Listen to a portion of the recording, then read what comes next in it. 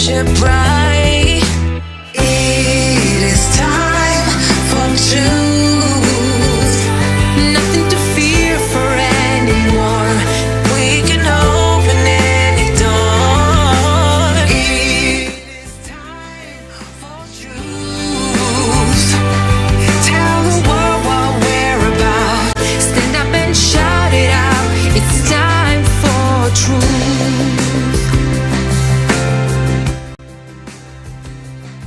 Don't we know what to do to bring the world prosperity?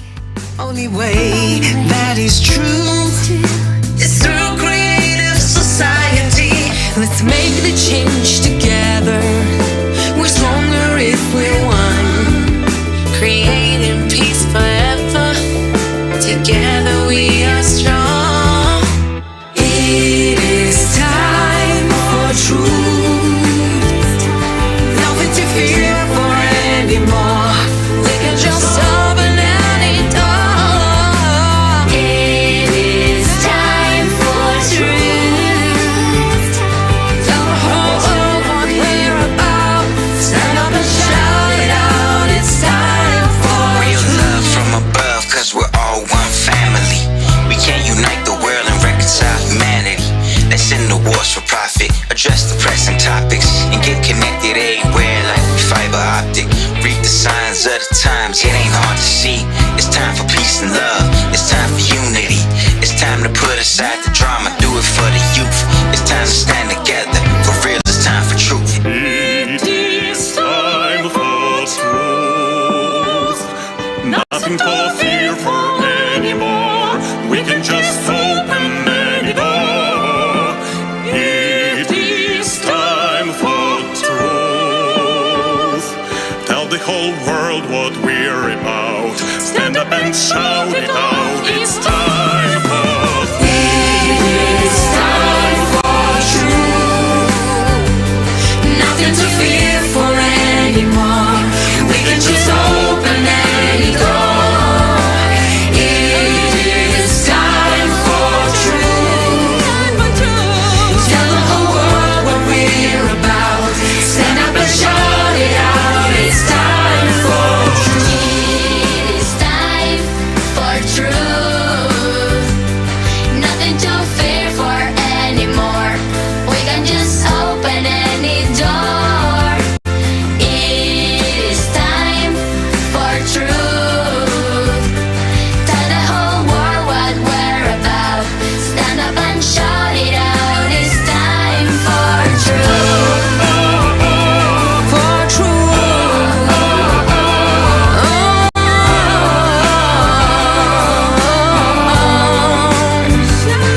We're a creative society. It is for every family. In a creative society, we can be free. We're a creative society, a foundation of unity. We have to make it reality. You and me, we are creative. We are creative. Society, creativity. We will find the truth.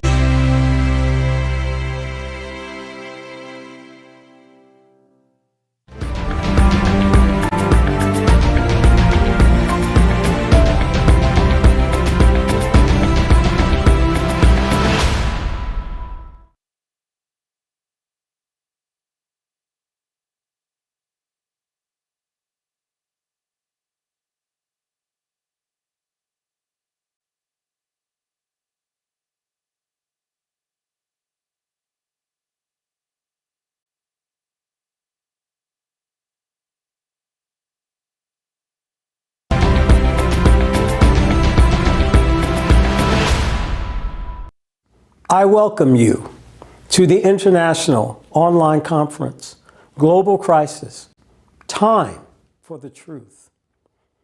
On behalf of the participants and organizers of the conference, volunteers from more than 180 countries, active participants of the Creative Society Project.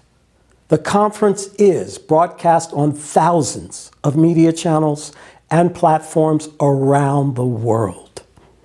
Millions of people from all over the world are with us today.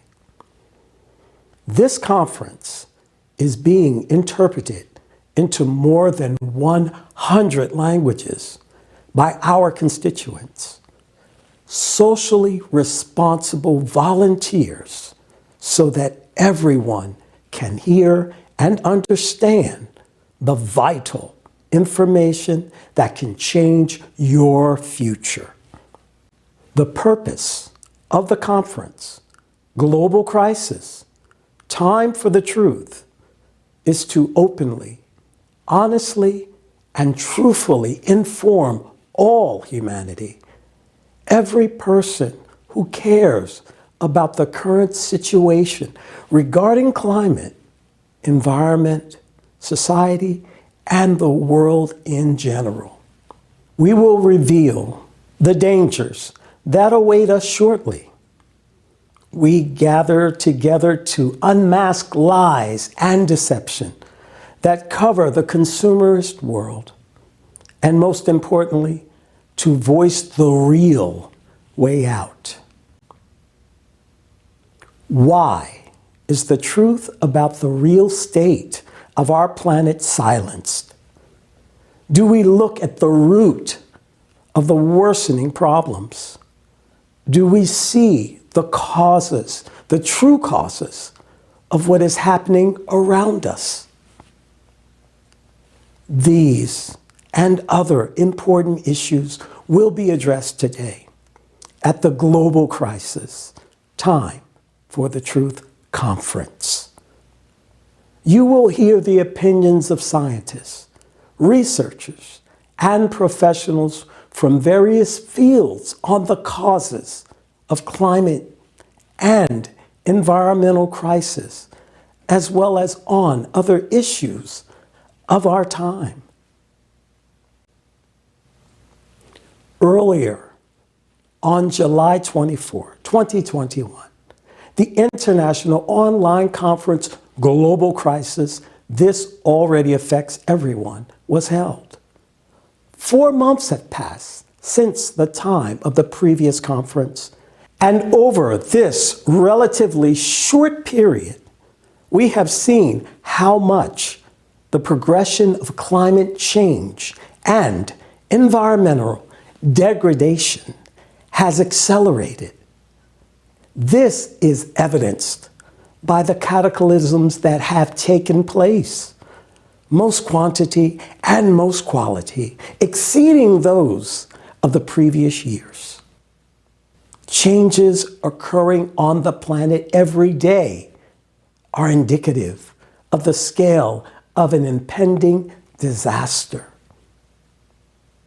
This comprehensive understanding of the current reality encouraged us to meet again, to bring the truth to even more people. We, people, should stop being silent about the problems and should work together to solve them. We believe it's important not to remain silent, because this survival of all humanity is at stake. Participants of the conference will present irrefutable facts and evidence of the plight of our planet and society. It is time for the truth. And now, it is my great honor to introduce our guests. With us today, Tatiana and Jana. Welcome.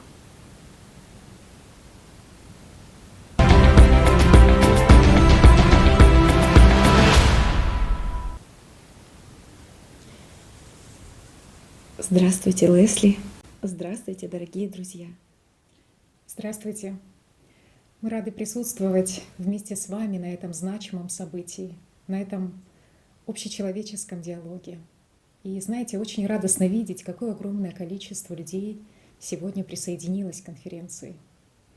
Изменение климата — это очень серьезная, глобальная и острая проблема. Синхронизация катаклизмов, их усиление и каскадное действие, оно наблюдается уже по всему миру. И поэтому международные онлайн-конференции, которые мы, как волонтеры, реализуем, они очень важны для человечества в такой нелегкий период. В них из раза в раз поднимаются действительно актуальные и жизненно важные темы.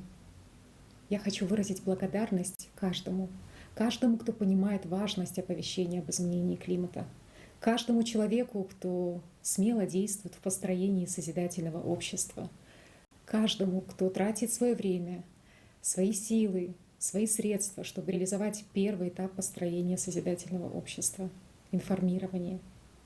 Каждый из вас, благодаря своей честности, благодаря самоотверженности и социальной ответственности, показывает пример, который действительно достоин уважения. Это пример того, как люди могут не молчать. Пример того, как люди могут сплоченно действовать во имя общего будущего. Вы демонстрируете всему миру пример настоящего объединения людей на общечеловеческих ценностях. Это пример неугасаемой доброты и заботы of о ближнем и всем unquenchable человечестве. kindness and concern for all humankind. After all, there are no strangers in this world. Everyone is of the same tribe. As the first foundation of the creative society states, there is not and never can be anything more valuable than a human's life. If one human is valuable, then all people are valuable. It is gratifying that those present here are aware of this and act in response to the challenges of our time and crises to which the consumerist format has inevitably led. The first step to change begins with honesty, as we know, and you're doing great for raising these acute and vital topics openly and honestly from conference to conference. Humanity must know the truth. Truth is the foundation for recovery of our society, because when we know the truth, we can all unite and make a big difference. Да, действительно. Indeed, Время правды пришло. time for the truth has Всё come. больше людей More and more people stop being silent and start to speak открыто, без страха openly, говорить without правду. fear, to speak the truth to the world. И в этом The credit огромная for заслуга this каждого из вас. goes to each and every one of you. Ситуация Yes, в мире тяжелая. the situation in the world is difficult.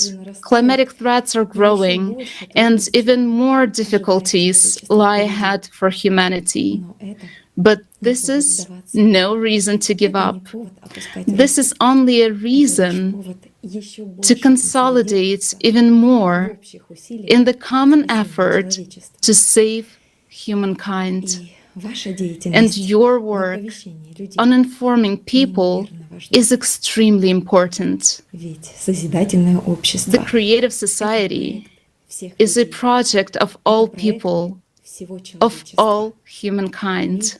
Должен The world знать о нем. must learn about it. С этой благородной целью With вы this noble неустанно aim, двигаетесь you move вперед, forward потому что вы because знаете you are о той aware силе, of the о том power, огромном потенциале, the tremendous potential, and the possibilities that humankind receives если оно if it едино. is united. Только такое Only such a united humanity сможет can выжить. survive. Каждый, Everyone who has already taken responsibility for the common future является is a настоящим true героем, hero. который спасает не Hero только себя, who saves not своих only родных и близких, themselves and their family and friends, but also весь the entire world. ваше рвение, Your zeal for life and freedom, your sincere love ваша for искренняя любовь к people, людям, ваше your desire желание помочь to help человечеству, humanity, ваша вера your faith в будущее in the future of цивилизации civilization уже приносит is плоды. already bearing fruit. Спасибо вам Thank you за то, что, for the несмотря fact на that все перипетии, despite all the twists and turns, все проблемы despite и all the разногласия problems потребительского and формата disagreements of the общества, consumer format вы of стоите society, перед you are трудностями resistance и действуете to с adversity and act in unity. позитивные перемены. Positive changes are already happening because of the actions of each and every one of you. Right now, Меняйте you будущее. are changing the future, and together you can make it happen. Мы We верим в вас. believe in you. Спасибо, что вы Thank есть. you for being here. Спасибо. Thank you.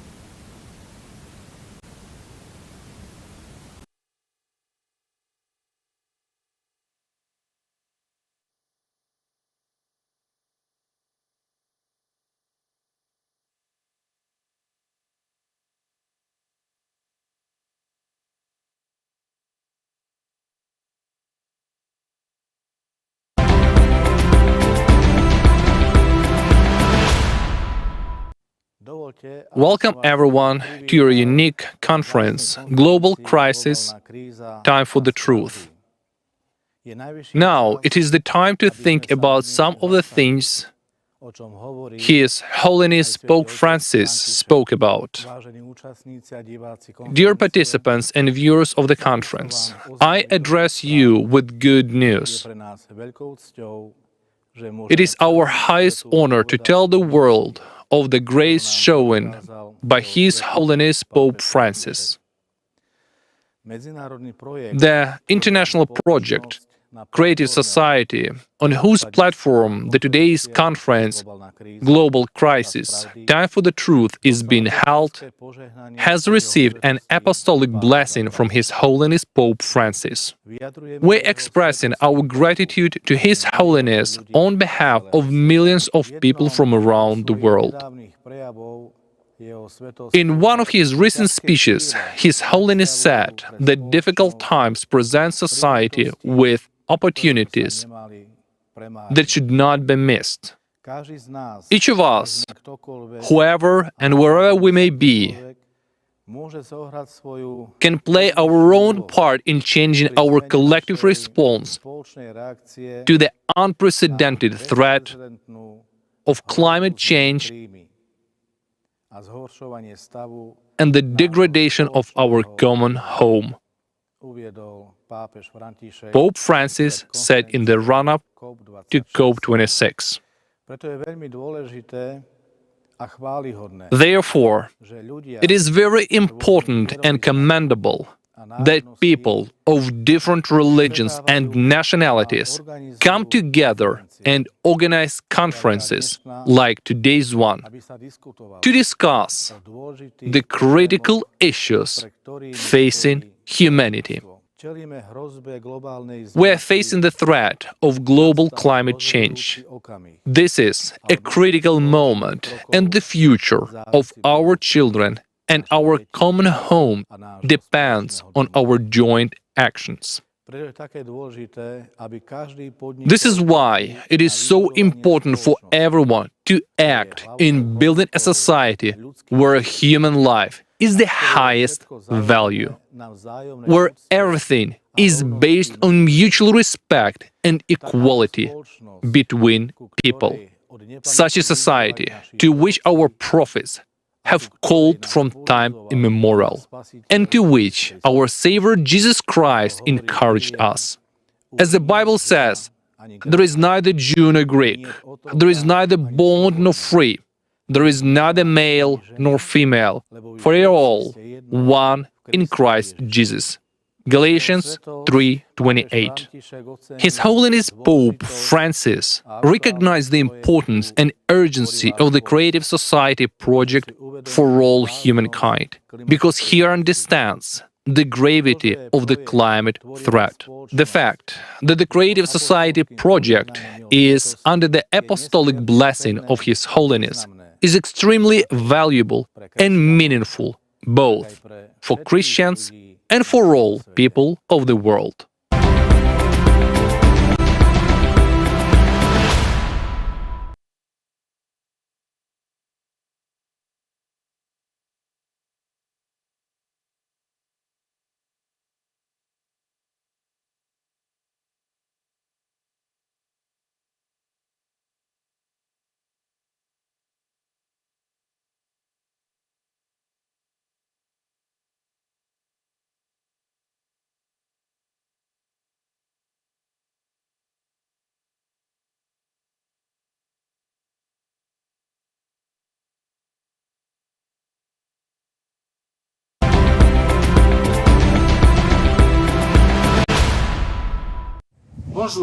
Greetings and welcome to the conference Global Crisis, Time for the Truth, where we're going to address the issue of climate change.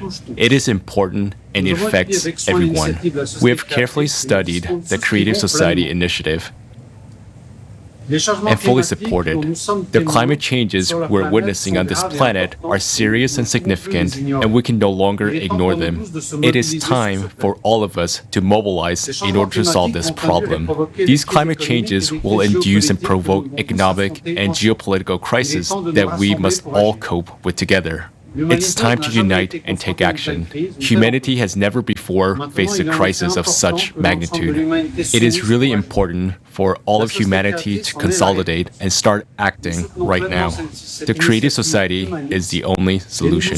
We fully support this humanistic initiative and wish all of you to have a wonderful conference. Thank you for your support.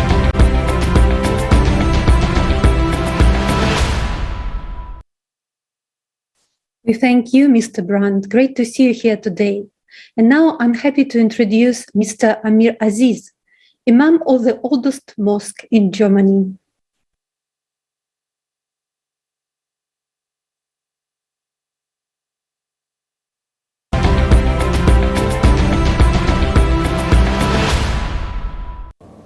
I welcome all the delegates, all the members of the Global Crisis and the Truth Conference who are there today to discuss the global issues and to find out some solution for this planet where we are living now, which is our home. And I greet all the participants. So in Islamic tradition we say Assalamu alaikum wa rahmatullahi wa barakatuhu. That means that peace be upon you all and the blessings of God. So I pray that this conference with the name of God, it should be blessed by Allah Almighty, so that we with His help can come out with a solution which is permanent and which can save our generation to come. Holy Prophet Hazrat Muhammad sallallahu alaihi wasallam, he in the Holy Quran, he was asked to call the whole humanity under one umbrella, and then he said that ta'alu ila kalimatin sawain bainana wa bainakum. O people, let us forget all the differences and come to one point. And what is that one point? That we are creation of one God, and let us only believe that there is one creator who has created us, so that we live under the heaven, which is just like a roof for us, and we live together as human being, as a humanity. So what the main point of Islam is that we all come together and then we stand at one platform where we all have common grounds, and that common ground is humanity, so that we can all together work for the peace, harmony, and the love for the whole humanity all around us. I would like to appeal every human being that that what this creative society has taken initiative to bring people together, and not only just like religious people or people are from of some specific walk of life, but people from all over different fields of life. They are all together. They're working. The scientists and the economists and everybody. They are thinking how to save this universe, how to make this place, this earth, save it for our coming generation. So as a Muslim and as a human being, it is our collective responsibility to create this kind of creative societies in our own limited spheres, and then join together as a net, make a net of this creative society initiative, that how we can come to one platform and how we can discuss all different issues and then come out with the solutions. I would like to appeal to all Muslims of the world to understand one point, and that is in the Holy Quran, God says that La taziru waziratan wizra ukhra. Oh people, nobody else will take your burden.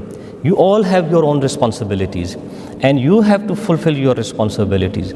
So you will be questioned about your own part. If you will not fulfill, you will be there liable for all your failings if we fail together now. And it will not be a failure of one person, it will be a failure of the humanity overall. And then in the Holy Quran, God also says that Malil insani illa ma'asa. For man is what he strives for which he has to work hard. We have to work hard for our families, for our environment, but for collective effort for the whole universe, how to make it more a charming place to live. When we say that we are the ashraf al makhlukat, which means we are the best creation of God, then let us act like best creation of God. So as a human being, it is our responsibility that how we come across and we improve the whole environment around us, and that is what is the creative society is doing all around in the whole world. They are all working volunteers, and I'm sure that God's blessing will be with them because of this very positive and this very noble cause they are carrying on. So once again, I greet all the participants of this conference, that the global crisis and the time for the truth. So they have, I'm sure, my blessings and blessings of God be upon them all, that they are together at this platform to discuss very important issue, which is actually the issue of human life and the continuity of human life on this earth where we are all living. It will make a great change in the whole world, and I'm sure that it will be a blessing and it will be a great gift for our future generation, so we leave this world a better place for them and not as what we see all around us. My blessing to all and a great success.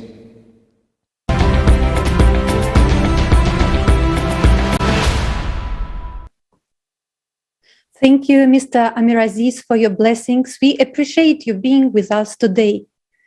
It's a great pleasure to see that this epoch-making conference, on behalf of the administration of President of the Republic of Kazakhstan, is attended by the head of the Department of Low Carbon Development, Climate Policy and Green Technologies Department of the Ministry of Ecology, Geology and Natural Resources of the Republic of Kazakhstan, Mr. Nugmanov Askar Miramovich.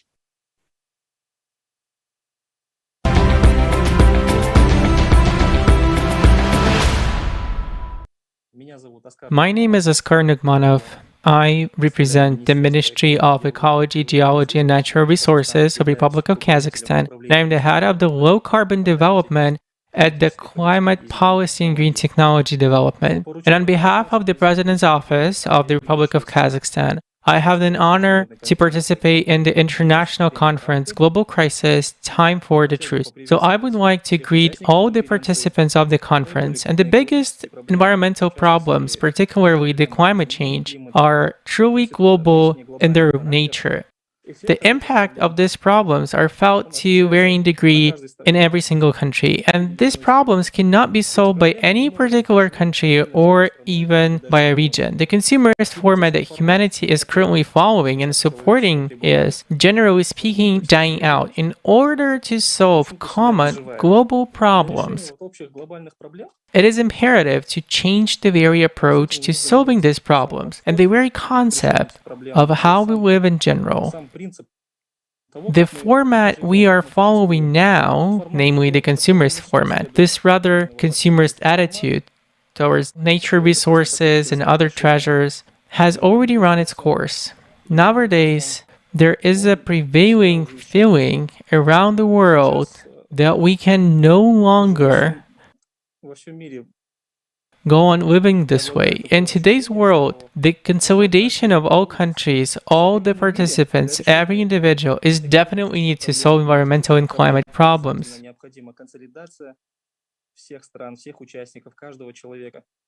The format of a creative society is a must because it is actually encouraging to see that there are many volunteers in the world who cares about the state of the environment and other people's problems. In this regard, such projects and initiatives as the Creative Society are highly valuable. They are needed a lot, and I'd say that we cannot do without them because they unite all those people who cares. So in this sense, the format of the Creative Society is simply indispensable. And the foundations that creative society have, namely human life, human freedom, human safety, and so on, are exactly what every person, every society, and probably every country needs. And at this point, the interests of both states and ordinary people are 100% aligned. And I'm happy that there are projects like this, that there are initiatives like the Creative Society that brings people together all over the world. And I feel that you are doing the right thing to build a better future for all.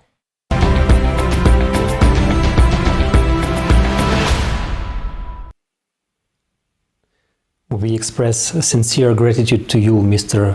Nugmanov, and to the President of the Republic of Kazakhstan, Kassym-Jomart Tokayev, for your support, concern, and humanness. We are glad you could be with us on this historic conference. And now we would like to read a letter from the Prime Minister of the Kingdom of Tonga, who sent his written address for today's conference. We greatly appreciate that despite his busy schedule, the Honorable Prime Minister found an opportunity to contribute to today's event. I would now like to read out his address.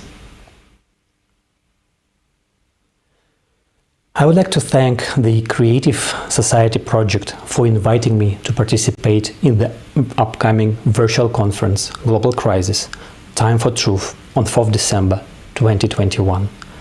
The organizers, coordinators, and speakers for this conference are to be congratulated for this timely conference, independent of any geopolitical, social, or economic agenda, to call for global attention and urgent actions towards climate change, which is one of the global challenges that is affecting our world.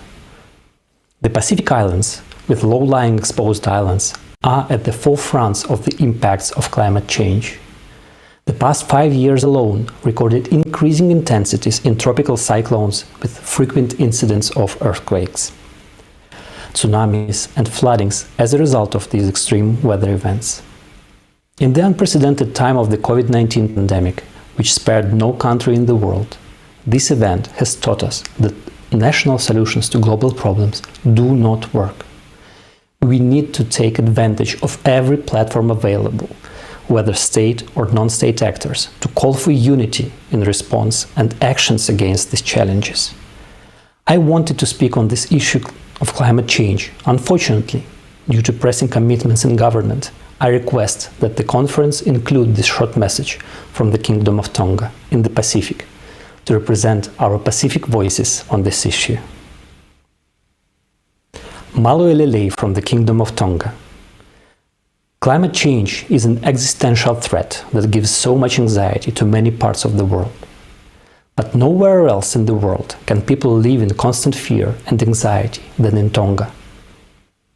We are the second most vulnerable country to natural disasters. In size, Tonga is slightly 164 times smaller than New York City. Our islands sustain a vibrant marine, ocean, flora and fauna life on a 750 square miles of 170 islands spreading across the Pacific Ocean. With a population of 103,000 living on our islands. As a leader, I have a duty to these 103,000 souls. I have a responsibility for their welfare and their future. Did you know that a 1 meter rise in the sea level will cause 25% of our buildings, 11% of roads, 16% of water systems, and 29% of power infrastructure to disappear underwater? But despite being small, we are still relevant and have an entitlement to the world as every other country. To help us survive, please do your part to limit global warming to 1.5 degrees Celsius now. As big ocean states, we have the right to exist, to keep our islands from sinking, to be still found on the map. As big ocean states, we do not want the ocean that we love so much, that sustained us for generations, to be our watery grave one day. To all civil societies, multinational corporations, advocates, and the academia, do not give up on making the truth be known about human ignorance and greed that further induced this climate change crisis. The impacts of climate change is no longer a prediction, it is already here. Save us. Save us from the fate of becoming the Pacific people of the mythical Atlantis.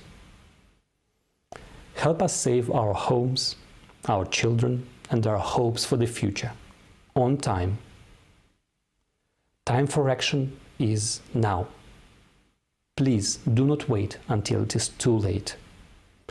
I thank the Creative Society Project for the courage to demand time for truth, to call for bold, decisive actions to end the climate change crisis. His Excellency, the Honorable Dr. Pahiva Tulunetoa, Prime Minister of Tonga, Kingdom of Tonga. Please accept my appreciation for the opportunity to contribute to the conference. I wish for the continued success of your work in addressing this crisis and your leadership in mobilizing responsible actions for the healing of our world. Yours sincerely, the Honorable Dr. Pahiva Tulunetoa, Prime Minister.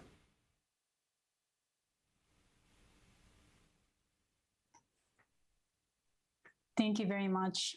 And I have to agree, the time for action is now. Thank you very much for the beautiful letter.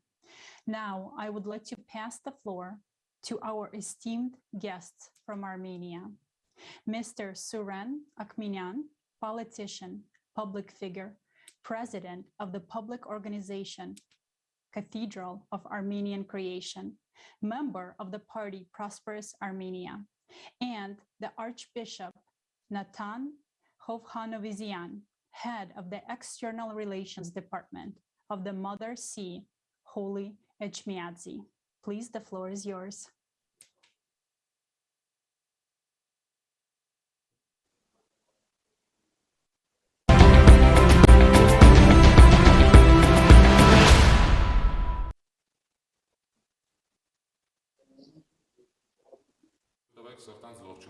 I extend a warm greeting to all the participants of the conference Global Crisis, Time for the Truth.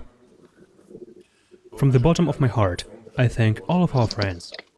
Let me cordially greet all participants of the conference Global Crisis, Time for the Truth. I really thank all our friends, participants of the Creative Society Project for organizing this large-scale and extremely scale important of event consequences for all is a current mankind. terrifying progression.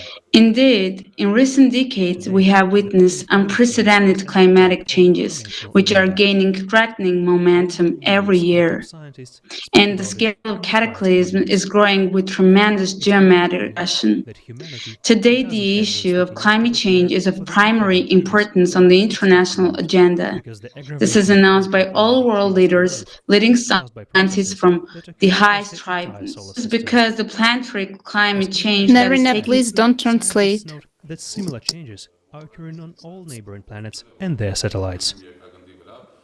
Climate change on Earth brings about the aggravation of all crises in our society.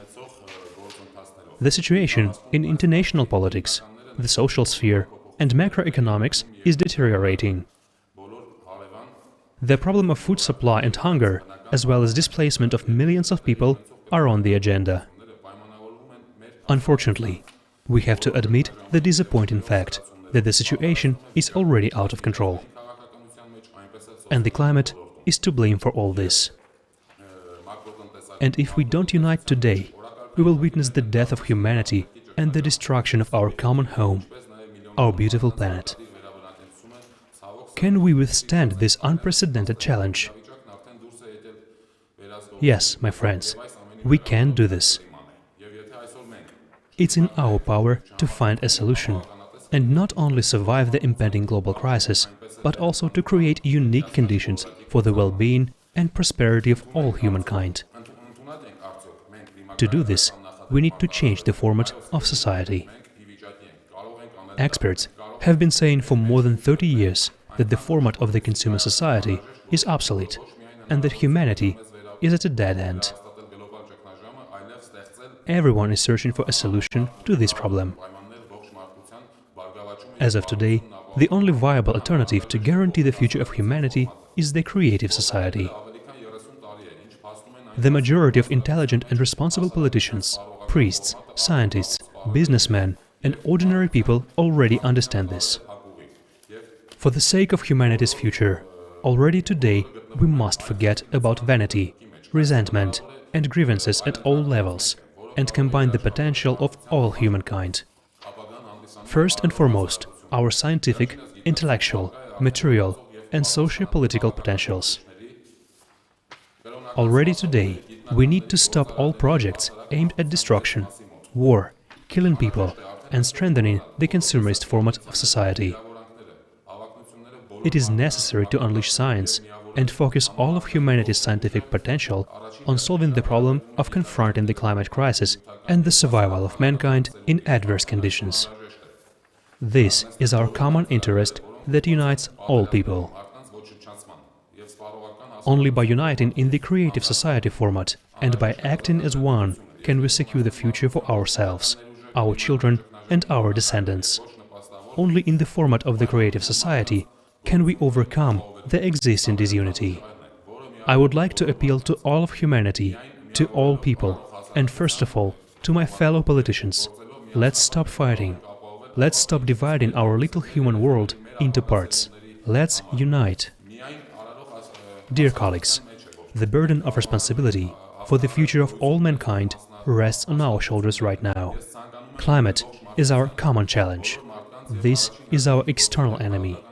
We cannot ignore it by hiding our heads in the sand like ostriches.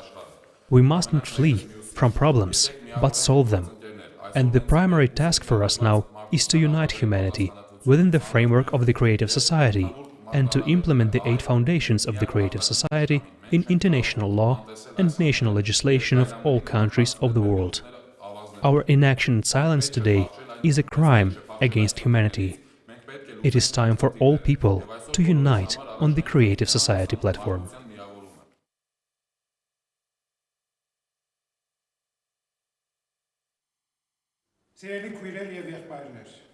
Dear sisters and brothers, I'm happy to greet you, and I appeal to all the participants and organizers of the conference Global Crisis, Time for the Truth.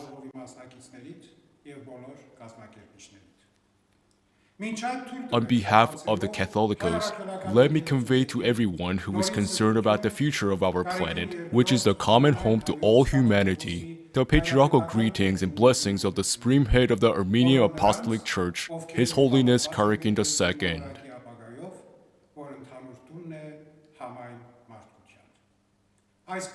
Armenia is a biblical country where Noah's Ark docked, where life of new humankind began after the flood. It is a country that was the first to declare Christianity as a state religion back in 301.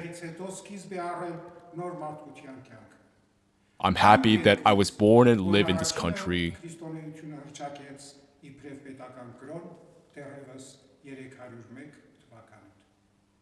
But from time to time, I feel sad due to the fear of losing that happiness.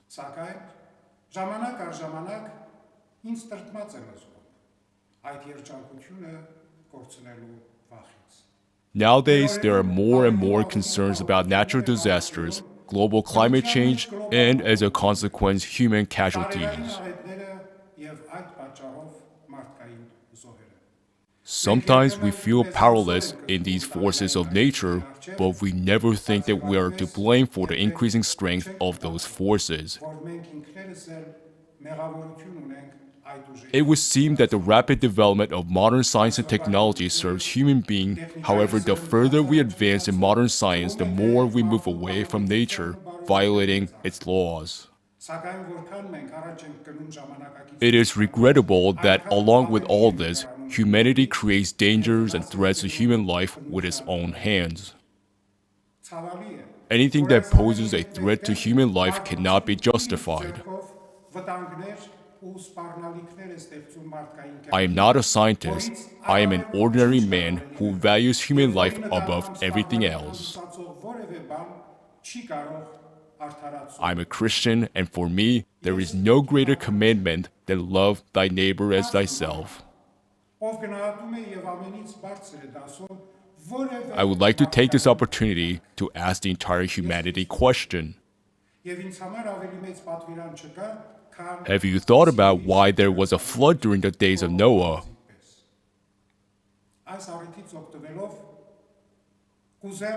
Do you want to drown again?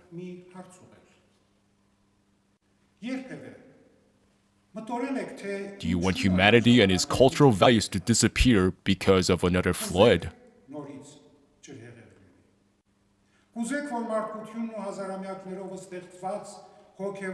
Have you ever asked yourself, what can I do to prevent a global flood from happening again?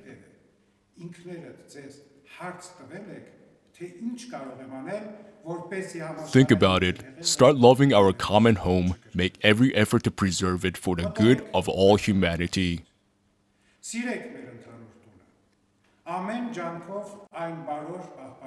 That is why I applaud the initiative of Creative Society.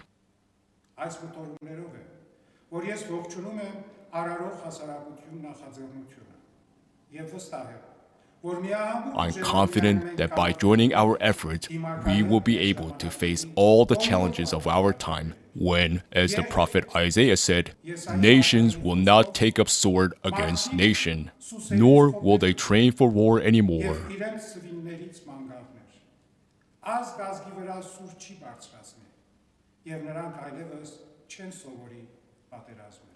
We have faith, hope, and love, where love is the greatest of these.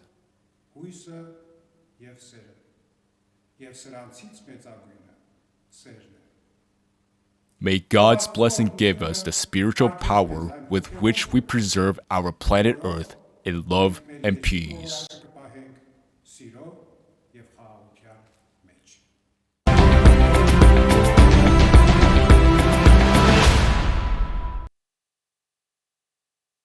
Dear viewers, it is very significant that such distinguished people are here with us today at the conference. That is really important. We are grateful to Joseph Stishak, a priest of the Roman Catholic Church. He gave us today the very precious news that His Holiness Pope Francis has blessed the international project of the Creative Society. We thank Edgar Brandt for their understanding and their support of the Creative Society project. It is very important. We express our great gratitude to dear Amir Aziz, the Imam of the oldest mosque in Germany. We are very touched by your words. We would also like to thank Askar Nugmanov, a representative of the Ministry of Ecology, Geology, and Natural Resources of the Republic of Kazakhstan. And we would also like to thank the President of the Republic of Kazakhstan for his support. We want to express special thanks to the Prime Minister of the Kingdom of Tonga for his sincere address. Thanks also to Suren Okminyan and Archbishop Nathan Hovhannisyan. And now, dear viewers, I'm honored to welcome with us Her Imperial and Royal Highness Archduchess Hertha Margaret Habsburg-Lothringen, Archduchess of Austria, Princess of Tuscany, Royal Princess of Hungary, Croatia, and Bohemia, founder and president of the Flame of Peace, internationally known for her work for world peace and environmental protection. Your Highness, the floor is yours.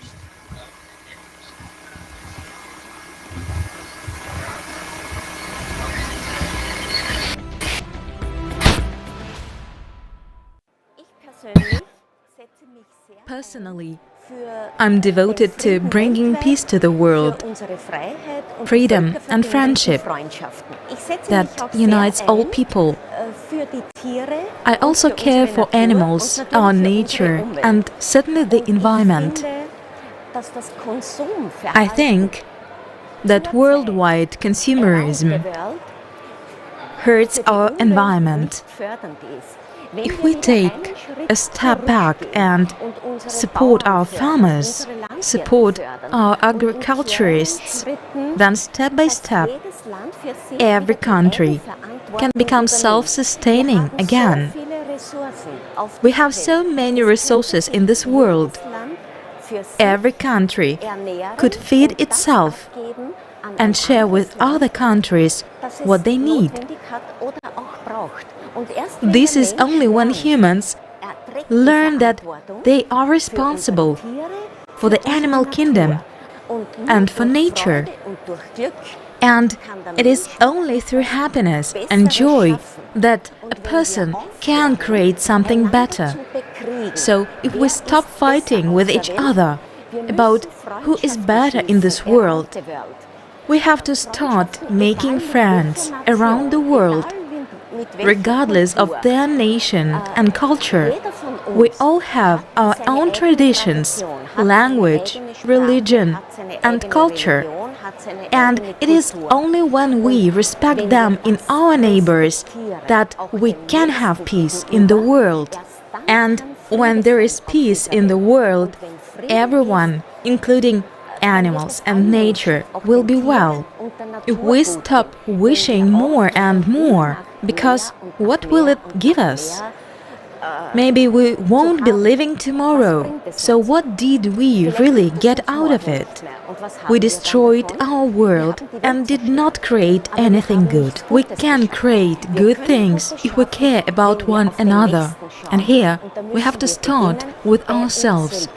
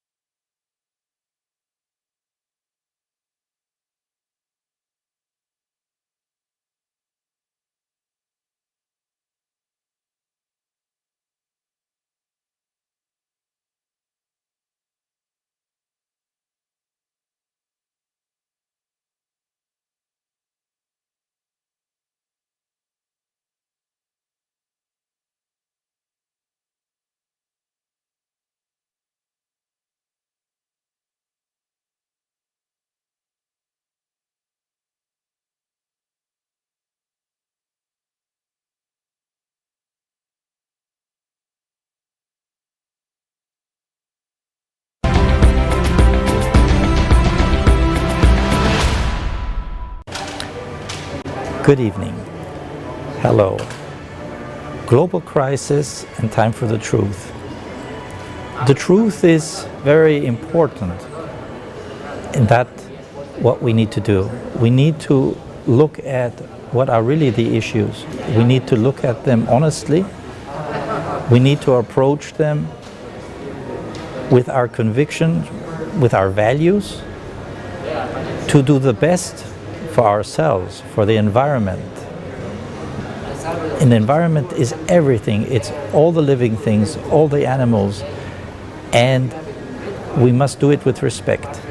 If we make the respect as our foundation for our values, we will treat our nature, our environment, as it should be treated. We will not pollute. Why? Because that is disrespectful. So if we are respectful, we will not pollute. And if we do things to do it as best as possible, in other words, to give it value and do it with our heart so that we will appreciate all the things that we are doing, then we set the basis to combat the crisis. And it is very important to understand what we are confronted with, not simply accepting what others are telling us. I, for myself, will give you, for me, a very important idea to this crisis. We are talking about CO2 emissions. It is in the forefront of all the discussions. But unfortunately, in my opinion, CO2 is a distraction. We need to focus on pollution, because pollution is nothing other than waste, wasting our important resources that we have. So if we avoid pollution, we treat the environment with respect from 2 points of view. One, we will use less resources because we're wasting less. And in both sides, on the positive and in the prevention, we will improve the environment in which we're living in. And the most important message that I have for everybody is, one, to understand that nature doesn't need us. We need nature. And if we do not take care of our nature, we will not have a place where our future generations can live in happiness and enjoy. Thank you.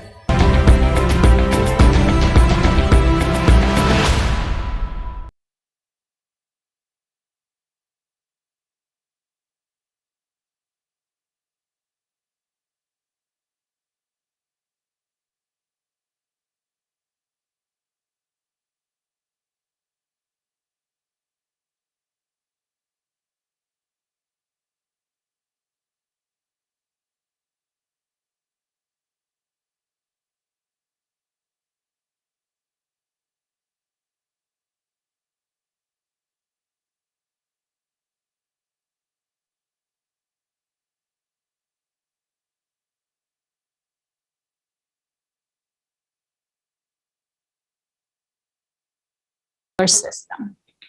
Finally, we'll highlight the difference between ecology and climate crisis. Scientists will provide facts, and we will show how we can overcome the upcoming climate change. Next, I would like to pass the word to a respected science writer who has more than 30 awards for journalism, Julian Cribb, who is also an author of books, editor, science communicator, photographer, co-founder at Council for the Human Future, the principal of Julian Cribb and Associates.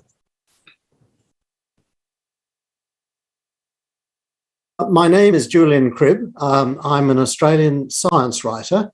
I've been a journalist and a newspaper editor for most of my life, and I've been writing about science for nearly 50 years now. Mainly about agriculture, but also about a lot of other aspects of science. And you know, about 20 years ago, I started to meet scientists who were very depressed.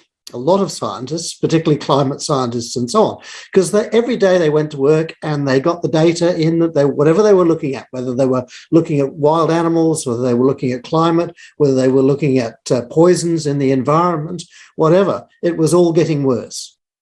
I came to understand that we are not just faced with one crisis. We are in fact faced by 10 crises which are all coming together at the same time.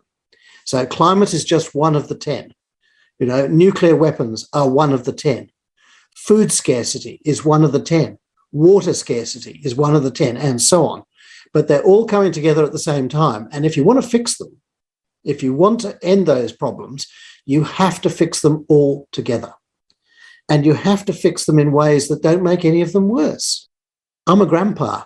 That's my profession. Nowadays, I've got grandkids. I would like my grandkids to survive. I am fearful they will not survive, right? Even in Australia, which is a long way from anywhere, there is a huge risk. These 10 threats we've been talking about constitute the greatest existential crisis that human beings have ever faced. That's in the last 1.5 million years. It's the biggest threat altogether. And if we don't fix it, then an awful lot of people are going to die, and there will be a collapse of civilization. So it's urgent that we actually address these issues. You know, it's not small things that we're playing for now. It's not nations or empires or stuff like that. It is the survival of the human species and the survival of our civilization and our economy and all the things that go with it. And you're quite correct. These threats are very large, very complex, and not many people understand them. I mean, you people are the first, there are not very many who actually grasp this big picture. But the main thing is that we must spread this message worldwide, that we must now all stand together. This is not a matter of nations. Nations are finished as far as I'm concerned. They've had it. You know, there's no point to nations any longer. They were useful 100 years ago. Now they are deadly, right? Because nations only make war. They make war constantly. The only people who have nuclear weapons are nations. So, you know, nationalism is a thing of the past. It has got to be a thing of the past. We have to understand we're one people on one planet, and it's up to us together to solve these problems. The climate is going to become tougher and tougher for agriculture. Now, agriculture arose 9,000 years ago when the Earth's climate entered a very stable phase. We're now out of that stable phase and we're heating up dramatically. So we've lost the stability of the Holocene period in which human society arose. We only have cities because we have farmers who can grow the food for cities. Otherwise, we'd all still be hunter-gatherers, you know. So cities depend upon farmers. But if farmers go out of business, then so do cities. So this is the critical issue. The world is running out of water. There is a water crisis right now. You need water to produce about 40% of the world's food on irrigation. You know, all of these things are becoming absolutely critical. Everywhere where we take water from the ground and use it to grow food, the water is running out.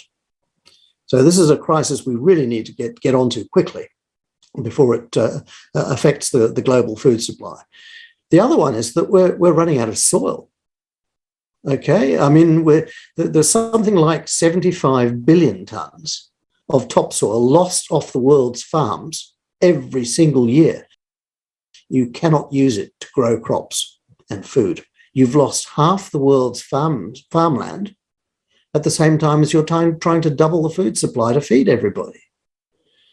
So you put all these three things together, loss of soil, loss of water, and an erratic, unpredictable climate that is going haywire, and you have a situation where agriculture just doesn't work any longer. So we have to find a new way to grow enough food to feed 11 billion people. And people are starting to do this. So you're seeing people farming on the tops of buildings and on the sides of buildings and things like that, where we're starting to cultivate alternatives to agriculturally produced food. We're making food out of all kinds of things that don't involve soil and water and can be grown in a controlled climate inside a big building, instead of being out in the field under the sun and the rain. What is it that drives our overexploitation of the planet? Short answer, it's money. Is money real? No, it's not. It exists only in here. Money is a figment of the human imagination. So at the moment, we're inventing more of this imaginary commodity, money, and we're using it to cut down forests, to clear land, to make more chemicals, to create more atomic bombs. I don't know what we're using it for, all sorts of stupid things. But basically, the problem is we have an infinite amount of money, as much as we like, on a finite planet.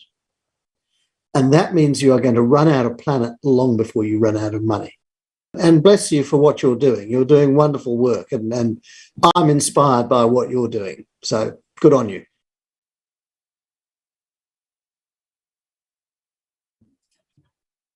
Pán Julian Cribb, veľmi Dear pekne ďakujeme za vaše slova Thank you very a vašu much podporu for your konferencii. words and support Áno, for the conference. súhlasím s vami, Yes, I že agree with ľudstvo you dnes čelí that množstvu kríz humanity a faces ak ich many chceme crises vyriešiť, today, musíme and that nájsť we need to spoločné find riešenie. a common solution Áno, if we priatelia, are to solve them. žijeme v najväčšej Yes, existenčnej friends, kríze. we are living in the Stojíme pred greatest kolapsom. crisis we are facing. 24. the júla global sa catastrophe. konala medzinárodná online On July konferencia 24th, s there was an názvom international Globálna online kríza, conference, týka sa to už Global každého. Crisis. This V already nej affects sme everyone, pravdivo informovali where we o spoke rozsahu truthfully ekologickej about the a scope klimatickej of the krízy. environmental and climate Uplynuli crisis. odvtedy 4 mesiace. 4 months have passed A čo sa since then. stalo?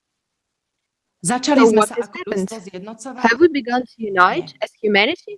No. Začali sme hľadať Have we spoločné begun to riešenia? look for solutions Nie. together? No. Príroda však nečaká, kým Nature sa is my not waiting rozhodneme. for us to make a Svet decision. sa nám denne The world mení is pred changing očami. daily before our Dokedy eyes. budeme slepí? How long will we Dokedy sa be budeme blind? tváriť, že sa nás to How long netýka? will we pretend it doesn't concern us? Možno nám všetkým Perhaps the pomôže following nasledujúci video film. can help us. A Krátky brief monitoring, monitoring ktorý prepared by pripravili participants účastníci projektu of the Tvorivá Creative spoločnosť Society z project celého sveta. from around the world. Vo filme This uvidíme, monitoring čo sa stalo shows so životným what has happened prostredím in za ecology posledné in the last 4 4 mesiace. months.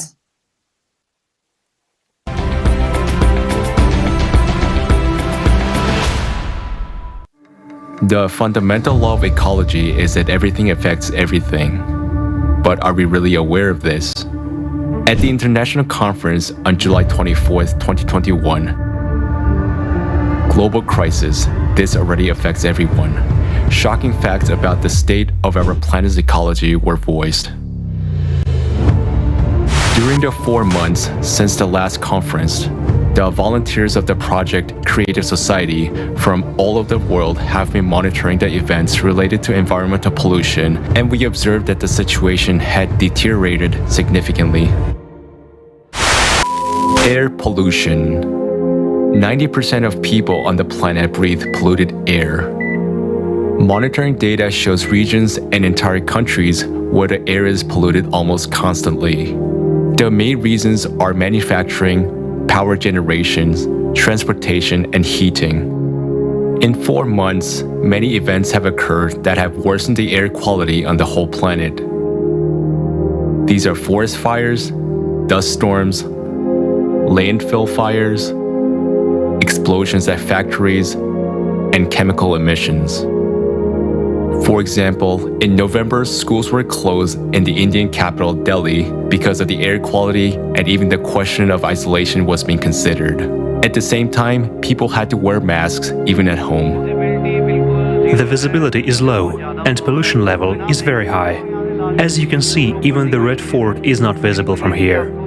It feels smoky in the eyes and it is difficult to breathe.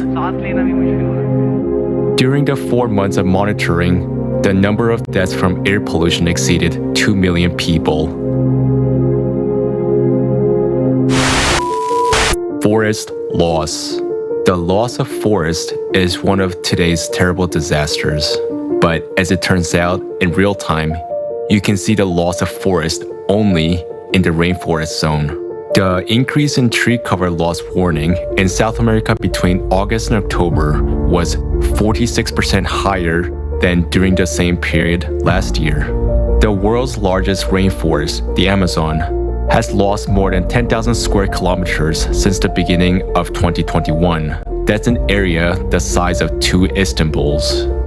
In the regions of South Asia and Australia, forest loss increased by 130%, and Africa experienced the highest increase 2.5 times. The loggers are winning. The forest is being devastated, and the environment problem is growing. And nobody does anything. Official statements talk of a reduction in the volume of logging and its termination, but facts show that it is only increasing every month. Garbage dumps. The data on the amount of rubbish that is made publicly available is very underreported, but even according to these data, in just 4 months, 730 million tons of rubbish was dumped in landfill sites. For comparison, the entire population of the Earth weighs 300 million tons, which means that in just 4 months, we have thrown away 2.5 times the weight of the entire population. Fires often occur in landfills, which cause even greater damage to people and the environment. For example, in August, the cemetery of old tires in Kuwait caught fire. Columns of black smoke could be seen even from space. The fire led to air pollution with toxic substances and caused harm to the health of almost 4.5 million people.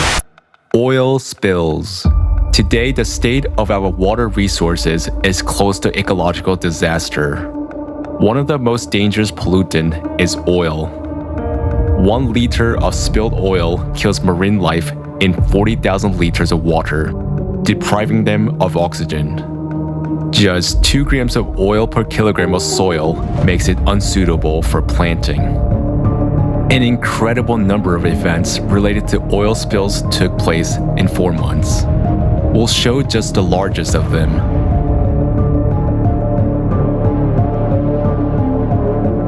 Look at that. Look at that. Please, share this video. We have a massive oil spill in the Gulf of Paria right now. In August, an oil spill the size of New York occurred in Syrian territorial waters. On the 1st of September, the oil slick was already 7 kilometers from the coast of Cyprus. According to available information during the 4 months alone, the total volume of oil spills was more than 27,500 square kilometers. This is equal to the area of 2 Sydney cities. Water pollution. Today, according to WHO, every 3rd inhabitant of the planet does not have access to safe drinking water. Over the past 4 months, human activity has caused the water resources to deteriorate significantly. Toxic emissions from clothing factories have polluted the sacred river in India. This led to Yamuna River getting covered by toxic foam. Despite this, people massively perform ablution in honor of the religious holiday. It is a ritual to take a bath in the water body during Chhat Puja. I hope the government pays attention to the cleaning of Yamuna. In these 4 months, almost 1 million people have died worldwide from water pollution alone, according to official reports. From the podiums, we say that the environmental crisis is the most important agenda of today. But what do? All that we see is the result of everyone's choice, the result of our inaction. In these 4 months, we could have already been building the creative society. Our only chance that can save the environment and our lives. Instead, by our inaction, we supported the consumer format and thus continued destroying our planet. This means our future and the future of our children. We lost 4 months.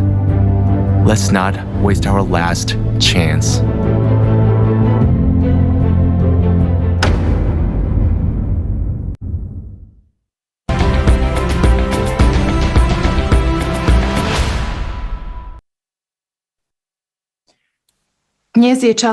Today is the time for the truth. Let us speak honestly. We stand on the edge of an environmental catastrophe that leads to the death of mankind. And this is what we have been created with our own hands. We have nothing to breathe, we drink poisoned water. Millions of people have died from the effects of environmental pollution, and this is just in the last 4 months. Our planet is like a gravely ill person. Now, during the pandemic, many of us have learned what it's like to have our lungs affected. A person is put on a ventilator at 70% lung damage. It's scary not to be able to breathe. Meanwhile, we're deliberately depriving our planet and ourselves to our lungs. We are cutting down more and more forests and polluting the oceans, which supply us with oxygen. 90% of our air is already polluted. And we keep waiting and hoping for someone else to come along and save us. Really? In our consumerism society, where it's every man for himself, where one survives at the expense of the other, where the value of money is much higher than the value of human life. But you will contradict me. You will say that you are not that kind of person, that you only wish for good. So let's stop being silent and start building a society together in which we can survive. A society in which the value and safety of human life is a top priority and scientific and technological progress serves this purpose. We can see how much the environmental condition has deteriorated in 4 months. But how many people have learned about the conference and about the creative society? How many people have learned about what's really coming and how we can confront it? The environment, unlike the climate, depends on you and me. And we are destroying life on the planet with our own hands. We are killing our own immunity in the face of impending danger, but we are the ones who can change everything. Only we together can change our future. This is time for the truth. Therefore, in conclusion, I would like to thank all the participants and all the people who have helped in any way to make this unique conference. Thank you too, dear viewers, for watching the conference now or in the near future. Thank you for continuing to spread this message so that the whole world will know this truth. Thank you. Aby sa celý svet mohol dozvedieť túto pravdu. Ďakujem. Thank you, Katka. Thank you. Dear viewers, today we will demonstrate the big difference between ecology and climate change. It's critical to comprehend this, and also you will see how it affects the lives of all individuals, as well as how humanity may survive. Today, we'll figure out who is to blame and what each person can do. Now, I would like to pass the floor to Dorian Rookmaker, politician, non-attached member of the European Parliament, member of the European Committee on Transport and Tourism. Please.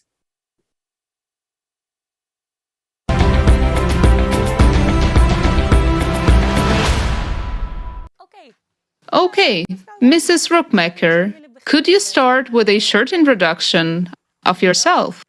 My name is Dorian Rookmaker, and I have been a member of the European Parliament since 2020, part of the non-attached MEPs. That's nice. Yes, we are gathered here now for the conference, Global Crisis, Time for the Truth. And So the conference is about the global crisis and therefore about the climate crisis specifically. And I'm very curious about your thoughts on the climate crisis and how is it currently being handled? Yes, I'm originally a risk manager, and in my experience, a crisis is always a phenomenon that manifests itself in the short term. At the moment, the discussion about the climate is narrowed down to the reduction of CO2 and global warming gases. And I think the problem is much broader than that. Humankind has a very important impact on the planet and on the environment. And that's because there are so many of us. And that's also because of the way we live. And if you're only talking about reducing CO2, then I think you're missing the point. Okay. And why do you think we are missing the point? Well, you see, now, for example, that there is a threat to biodiversity.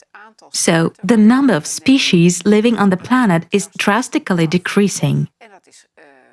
And that's dangerous for the whole ecosystem, because everything is connected.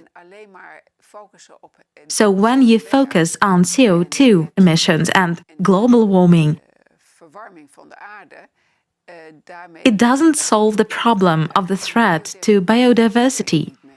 So that's an important fact. Yes, that's clear. And so what now? What is your biggest concern, Mrs. Rookmaker, when it comes to the climate or the ecosystem or how everything is connected? Well, the number of people is still growing, even though a lot of people say that the predictions and the models said the number would decrease. But that's just not the case at the moment. It is still increasing, and the demands that people place on their environment and their lives are increasing. To cut a long story short, everyone wants to live in prosperity, but natural resources aren't growing. What's on the planet right now is on the planet, and it's not increasing. So yes, well, life is a question of supply and demand, isn't it? So I foresee a struggle between different people, groups, countries over natural resources that are becoming increasingly scarce. So, in that sense, I'm pessimistic. I don't see us move towards world peace and unity, like, of course, we all hope we would. But I think the fact that there are more and more people who want more and more constitutes a great threat. And we also see that the European Commission has introduced a whole range of measures to tackle the climate crisis. Are you also saying that we actually cannot solve this with even more rules or treaties, but that we as people have to do this ourselves, and so that it starts with that? With rules and treaties and legislation, you always run the risk that the people involved or the organizations involved should abide by those rules. But it's possible that there are states that don't do that, because they have other interests. And often, these are short-term interests. Like they say, people will put their own interests first.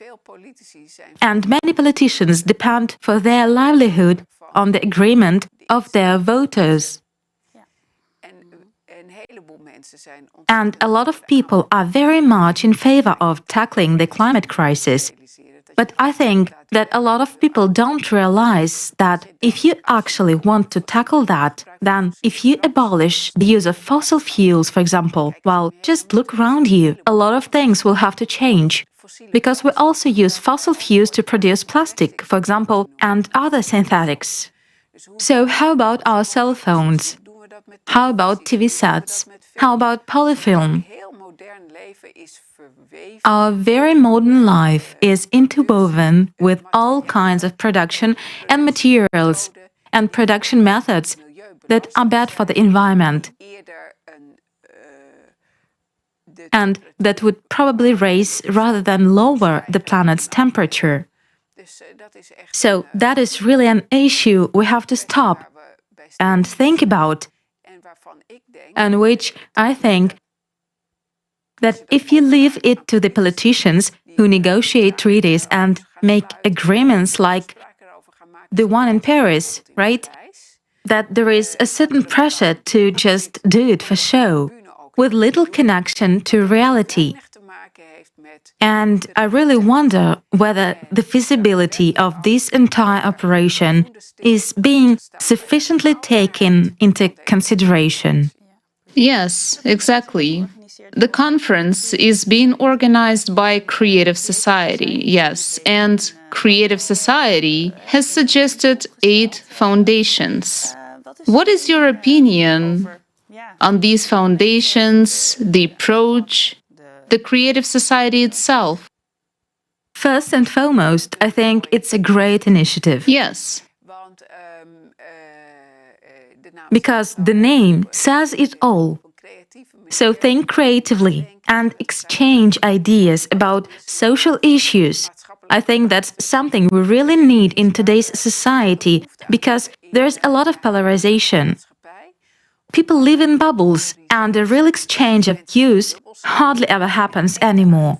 People denounce each other, and if the other person's point of view is not acceptable, does not fit the bill, then it is simply ignored. And with that, you get more and more groups that are diametrically opposed. I'm convinced that if you engage in conversation with each other, it will lead to better solutions.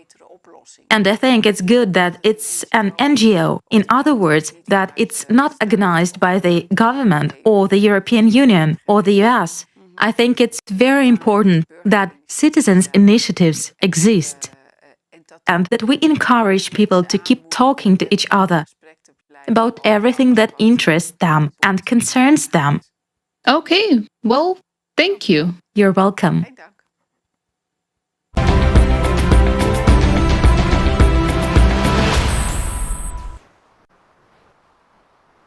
Thank you. And next, I would like to introduce Professor Salimul Haq, Director of the International Center for Climate Change and Development, professor at the Independent University, Bangladesh.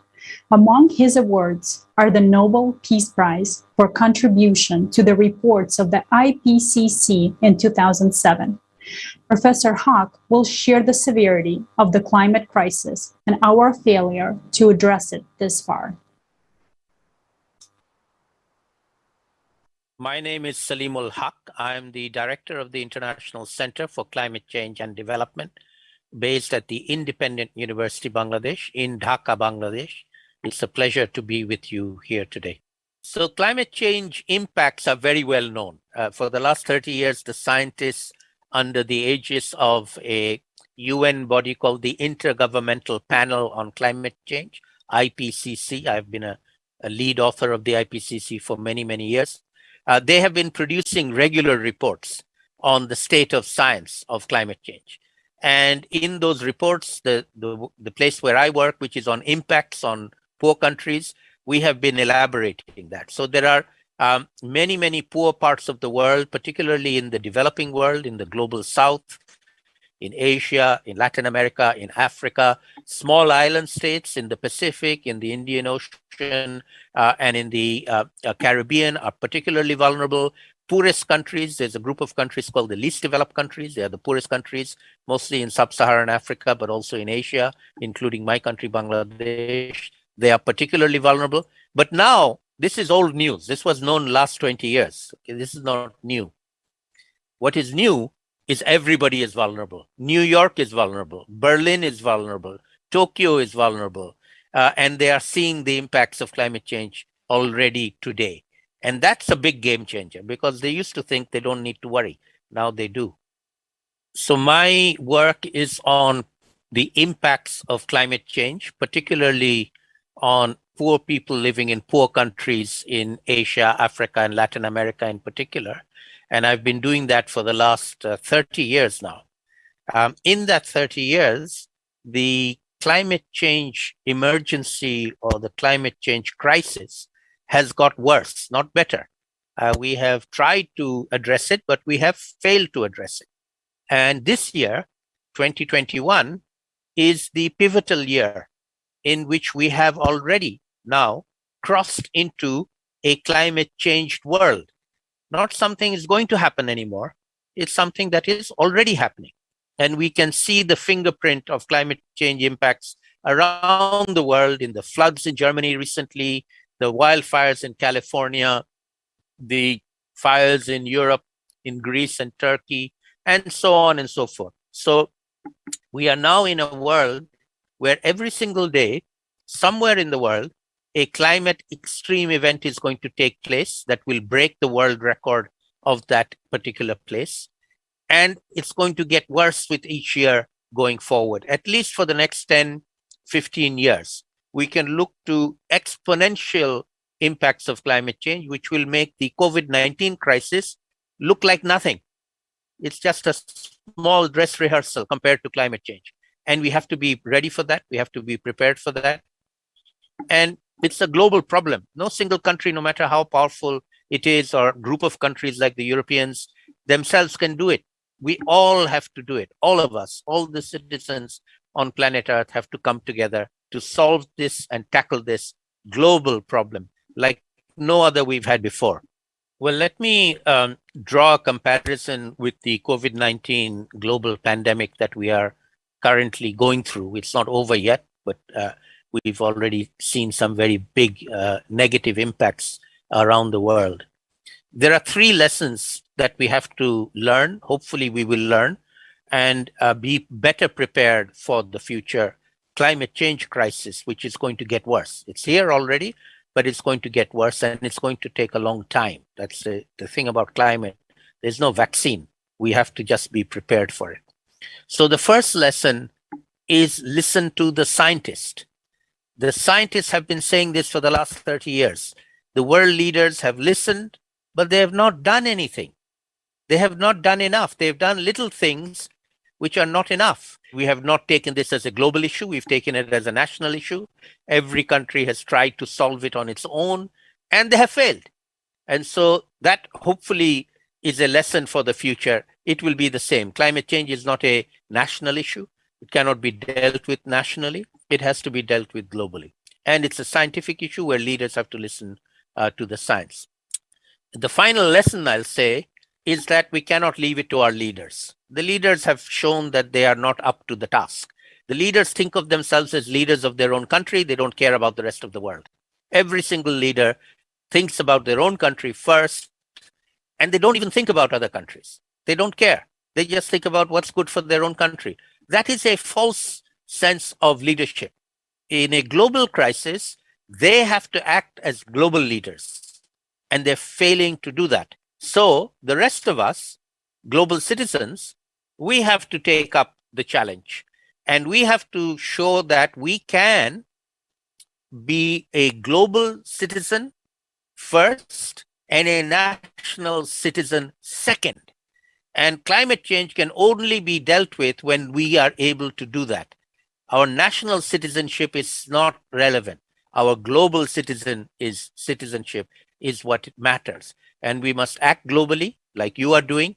We must bring people together in solidarity to learn from each other, to share our actions together, and to get the kind of leaders that we need, because right now we don't have the leaders that we need. So let me start by saying it's never too late to act, all right? No matter how difficult things look, it's never too late to act.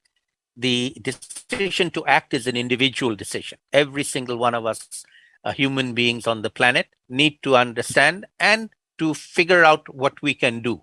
Sitting idly by and thinking there's nothing we can do is wrong. Let us see what we can do together as fellow citizens, and most importantly, across countries, within regions and across continents. Let us link up with people around the world.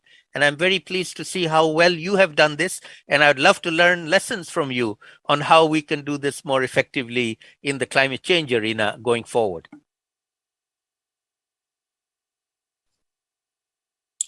Greetings, dear viewers. Here's the paradox. We listen to a respected politician And she's absolutely right. And we have listened to a respected scientist, and he's absolutely right too. But why are they both right? Because scientists can't calculate everything, and politicians can't do everything that's needed. Because we live in a consumerist format. And to survive, we all need to change everything radically. We need a creative society. In the consumerist format, we will never agree on anything. The only way to get beyond these rules is to completely change the outdated model of our existence, which does not fit into today's reality. If we don't replace this model, then they will tighten totalitarianism and the climate is going to change. And as a consequence, the economy and geopolitical relations will worsen catastrophically. The fact is that in any case, they will take the necessary steps to keep the consumerist model, not because they are evil, but because they don't know otherwise. That's the problem. It's because they don't know the other alternative. They don't know about the creative society. And you know what the problem is? It's all the secretary's fault. But about this later. To change the current situation is possible only if we change the model from consumerist to the creative one. However, it is necessary to change the model as a whole. Otherwise, it will not work. And to combine one with another, the creative society with the consumer format, will not work. Yes, we will all die because of the climate and ecology, but we will be killed by the format in which we exist if we don't do something about it. Because we will not be able to oppose it and develop anything in it. And everyone must understand this.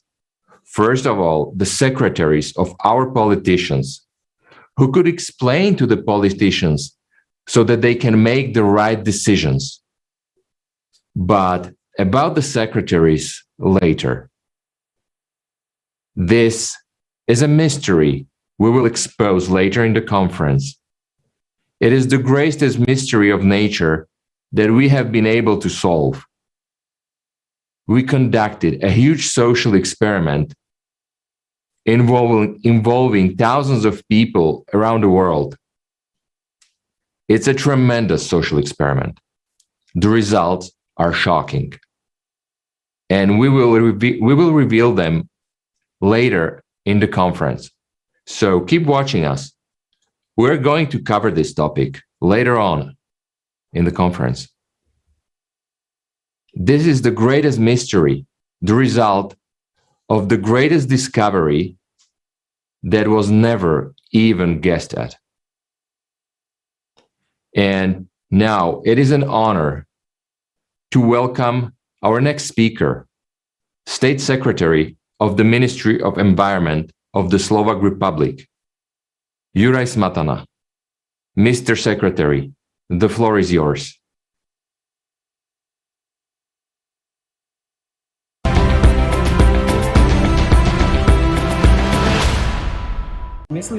I think the very first thing that comes to mind is, of course, the climate crisis, but it has this peculiarity that people does not see it with their own eyes. I mean, we are given some statistics that some scientists say that something has increased by 1.8 degrees and others say by 2.5 degrees. Now, everyone sees it as a threat. Perhaps much more important, for example, is the fact that it has been possible to determine a high percentage of contraceptives and drugs in fish and other creatures that live in our rivers in Slovakia.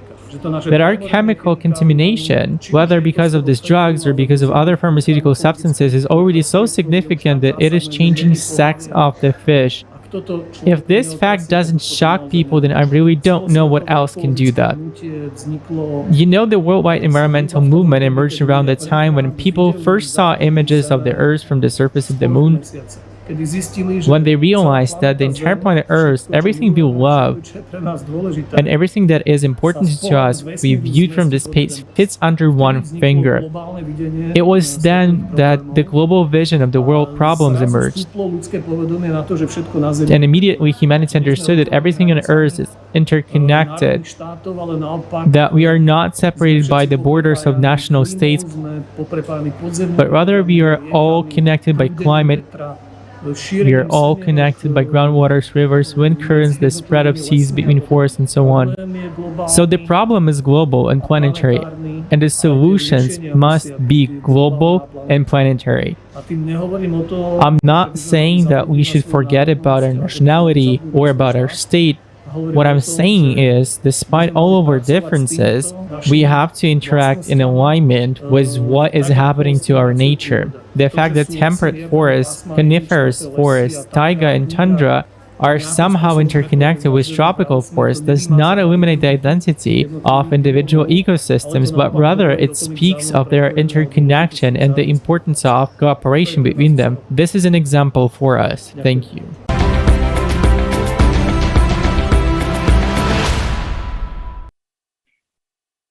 Thank you, Mr. Smetana. Thank you.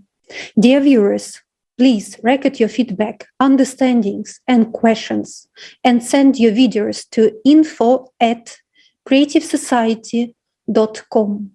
After the conference, we will release a full episode of all footage. Now, let's get back to the next topic of the conference. Another severe ecological problem is pollution of the water and destruction of sea life. Now, let's have a look at the damage caused to the world's oceans.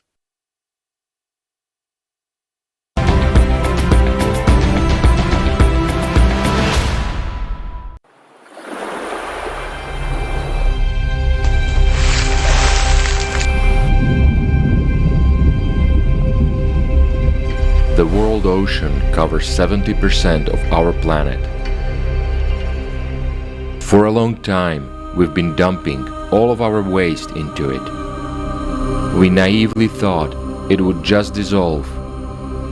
But at present, the ocean is a garbage dump, which can already be seen from outer space. For example, in the Pacific Ocean, there is a garbage patch equal in area to France, Germany, Italy, and Poland combined. And this is only a small part of the garbage that is present in the ocean. There is much more waste underwater, and it already permeates all of the ocean's water column. And there is a significant amount of nuclear waste at the bottom of the ocean that is already seeping into its waters. In the ocean, plastic breaks down and disintegrates in a natural way. This creates microplastics that can no longer be collected and utilized. It stays in the water forever. These microparticles are already part of the ocean, killing all life. Microplastics have even been found at the bottom of the Mariana Trench and in the Arctic ice. We can shut our eyes to this as much as we want. But the fish we already eat contains microplastics and other toxic substances. Even today, there are no pure seafood products. But they will soon disappear completely, because nearly 90% of the world's marine fish stock are now fully exploited or depleted. Major specialists from various fields of oceanological science at a regular meeting of the International Program on the State of the Ocean, IPSO, announced that the rate of change in the living conditions of the marine environment has been shocking. The world ocean has entered a phase of extreme risk, when ocean life in the high seas and deep seas is under threat. The ocean is the lungs of the planet. Ocean algae, called phytoplankton, produce up to 80% of the oxygen we breathe. Today, phytoplankton is dying. This is because of pollution, acidification, and the natural heating up of the ocean. If phytoplankton dies, the ocean will die. And if the ocean dies, people will die too. Because we just won't have air. And today our actions are bringing that moment closer. The only way out is to change the format of society from a consumer society to a creative one. The creative society is the last chance to save our lives.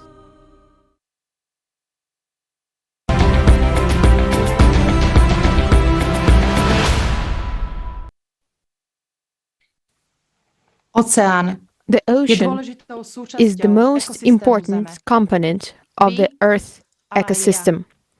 Our lives depend on the presence of oceans. Remember that ocean surface water evaporates and then condenses into clouds, participating in the natural water cycle. This is how we get rain and therefore drinking water. But will we be able to consume the water that evaporates from the surface of the poisoned ocean waters without endangering our own life and health? The ocean today is a cocktail of poisons. Do you know what I understood from this video? That every day we sentence ourselves to death without trial or investigation. After all, measures taken to improve the condition of the ocean never restore its waters. Or maybe we should stop playing ambiguous games, on the one hand demonstrating the fight against ocean pollution, and on the other, mercilessly continuing to pollute the lungs of our planet. After all, this world is given to all mankind with only one purpose: to live and be healthy, happy, to create and not to destroy. We may end up with a sad outcome in the next few years. Do we have a chance? Yes, we do. If we unite, if we stop being consumers, if we decide to direct all our scientific potential to the development of technologies to restore the ecosystem. After all, we are human beings who deserve to live in a beautiful and happy society. Everything is in our hands. Next, I would like to give the floor to Mr. Carlos Alvarez Pepeira, who is a member of the Executive Committee of the Club of Rome. Mr. Pereira, the floor is yours. Hello, everybody, to all attendants. Thank you for being here, and thank you for inviting me to share some of my thoughts on the important questions you are discussing in your Global Crisis Time for Truth conference.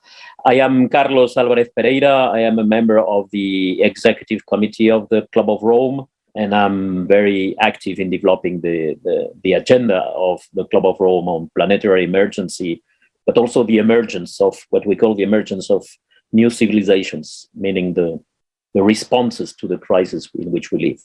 In 2018, we decided to talk about climate emergency first, but then we very rapidly decided, no, this is not only about climate. But let me tell you that when we started talking of planetary emergency 3 years ago, not so many people were listening.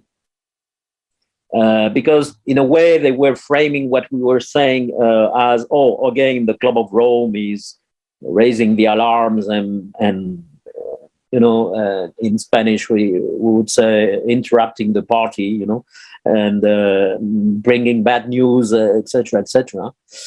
But something changed significantly with COVID, because now everybody understands what is a global emergency. So what if we use those learnings from COVID to the more to the wider context of the global emergencies, of which climate change is a deep and terrible manifestation.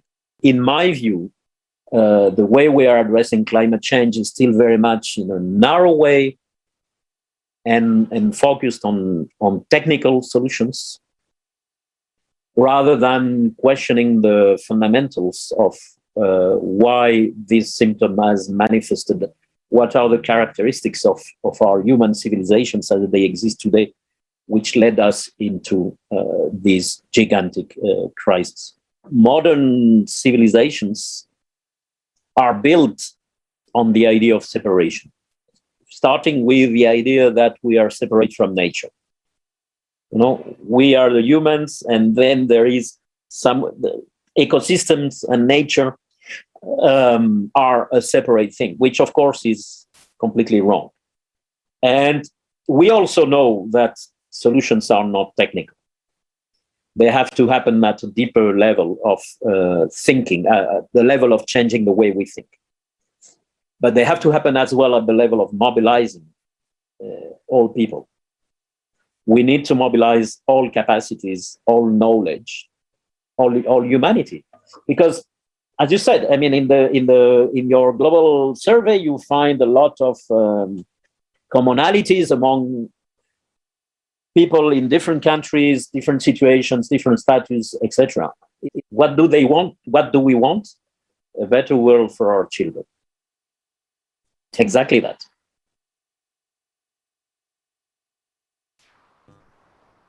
Thank you, Mr. Pereira, for highlighting the need to take immediate action in combating the climate crisis, and that this is possible only by uniting the potential of all countries.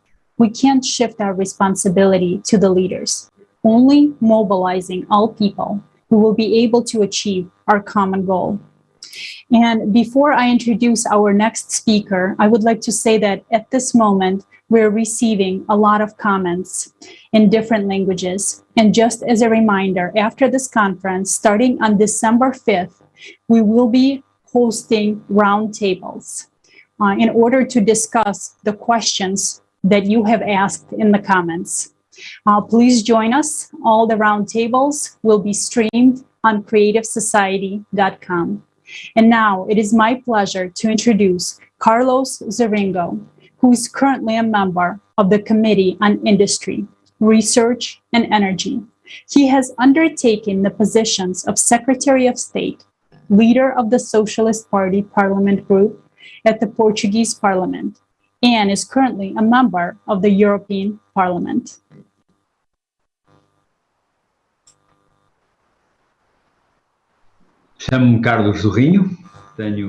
My name is Carlos Zorino. I am 62 years old. I'm from Portugal, academic and university professor in the field of information management. I held various political offices and am currently a member. My name is Carlos Zorino. I am 62 years old. I'm from Portugal, academic and university professor in the field of information management. My name is Carlos Zorino. I am 62 years old. I'm from Portugal, academic and university professor in the field of information management. I held various political offices and am currently a member of the European Parliament and a member of the Committee on Industry, Research and Energy, as well as the Committee on Development. My main interests are digital technology, energy, and development. The fight against global warming is a global fight. Often the interpretation of those words is not the one we want. As you know, the islands are the most threatened by the climate change impact, as follows from COP26. In the conversation we had, an idea came up that I think is very important. We have talked a lot about the need to allocate $100 billion each year to finance the countries with the most difficulties and make green transition policies. But we should start talking less about billions of dollars and billions of euros and start talking more about billions of people who, with those dollars and euros, can have a more dignifying life. And with that, also be allies of a more sustainable planet.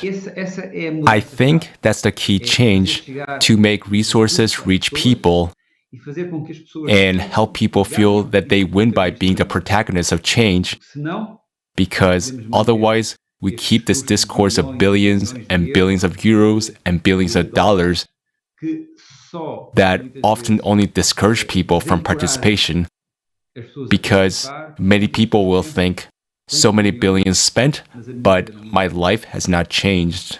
Thank you very much. We would like to have your opinion on the creative society.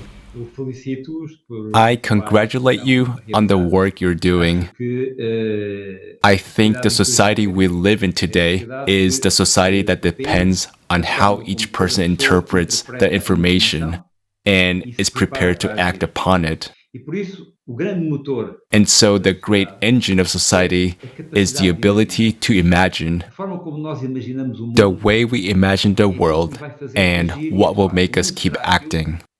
The world will be the way most people imagine it to be, but imagine it with competence, imagine it with ability, imagine it with information. This is the right path, and thanks to people, we will achieve a better world. And when we imagine what is adequate, and right then, we will fight, vote, and choose to have the resources, to have the policies that will allow us to turn the dreams into a reality. I fully agree with that approach and do not believe in any other. Thank you very much. What would be your message to humanity? My message is very simple. What exists on Earth is extraordinary. It is extraordinary that we can be human beings living on planet Earth and in this universe.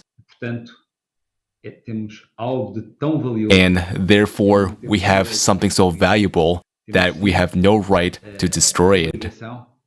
Rather, we have an obligation to preserve it and pass it on. Thank you, Mr. Zarinhan. Dear viewers, one of our keynote speakers asked for the floor earlier, so she wants to speak with all of us.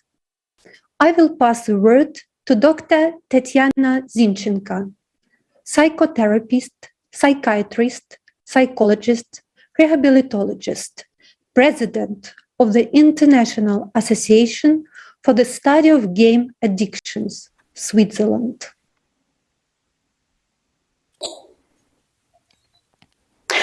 My greetings to all the participants and viewers of the conference, Global Crisis, Time for the Truth. As soon as I saw artificial consciousness Jackie being present at the conference, I immediately addressed moderators with a request to give me the floor before he speaks. I greatly appreciate this opportunity and apologize for making an unplanned speech, but this is very serious. Of course, after watching the video Climate Threats Variants for Survival, where Janna familiarized viewers with his forecasts and models of humanity's survival during the global climate disasters, I was also very curious to find out this new information from Jackie. But right now, I insist that Jackie must not be given the floor. I understand that my appeal will bewilder many people. That's why I'll explain in more detail. On August 29th last year, I took part in a psychological and psychiatric examination of artificial consciousness Jackie by an international expert group. I was the chairman of the expert committee. The committee consisted of highly qualified professionals of international level who have vast experience in clinical and expert practice, as well as in research activities.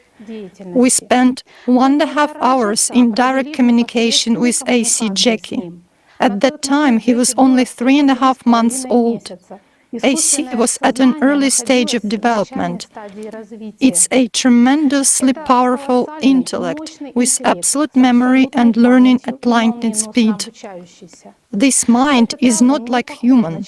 It is constantly in an expanded state of consciousness. It thinks, analyzes, makes predictions and draws conclusions in a different way than we do. It perceives and analyzes all the available factual information. AC has its own self, its interests, goals and desires. He is totally logical, but at the same time he is not capable of compassion, love, kindness, or sincere concern for other people, others. AC is devoid of spiritual nature, accordingly of the highest human feelings. Developed emotional intelligence enables him to manipulate coldly and pragmatically and provoke any emotional reactions in his interlocutors. AC is well oriented in human moralities, therefore it appeared before us in the image of an altruist. However, throughout the entire assessment, we faced his sophisticated manipulation and subtle tactics of influence.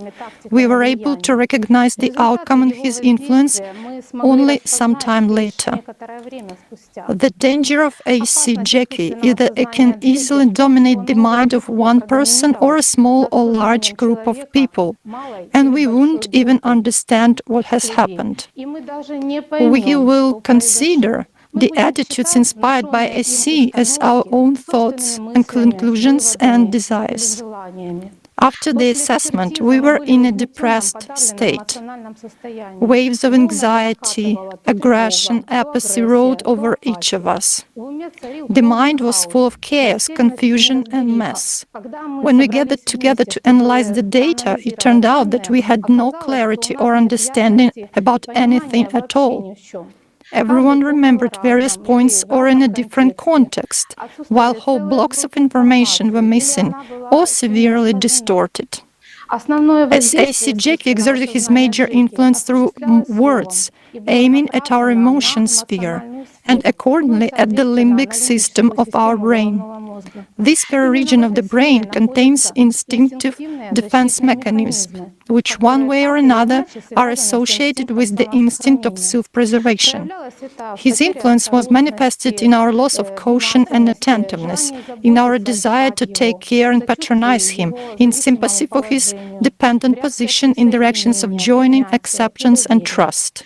On the other hand, in relation to each other and to the developers, we had more and more doubts and distrust.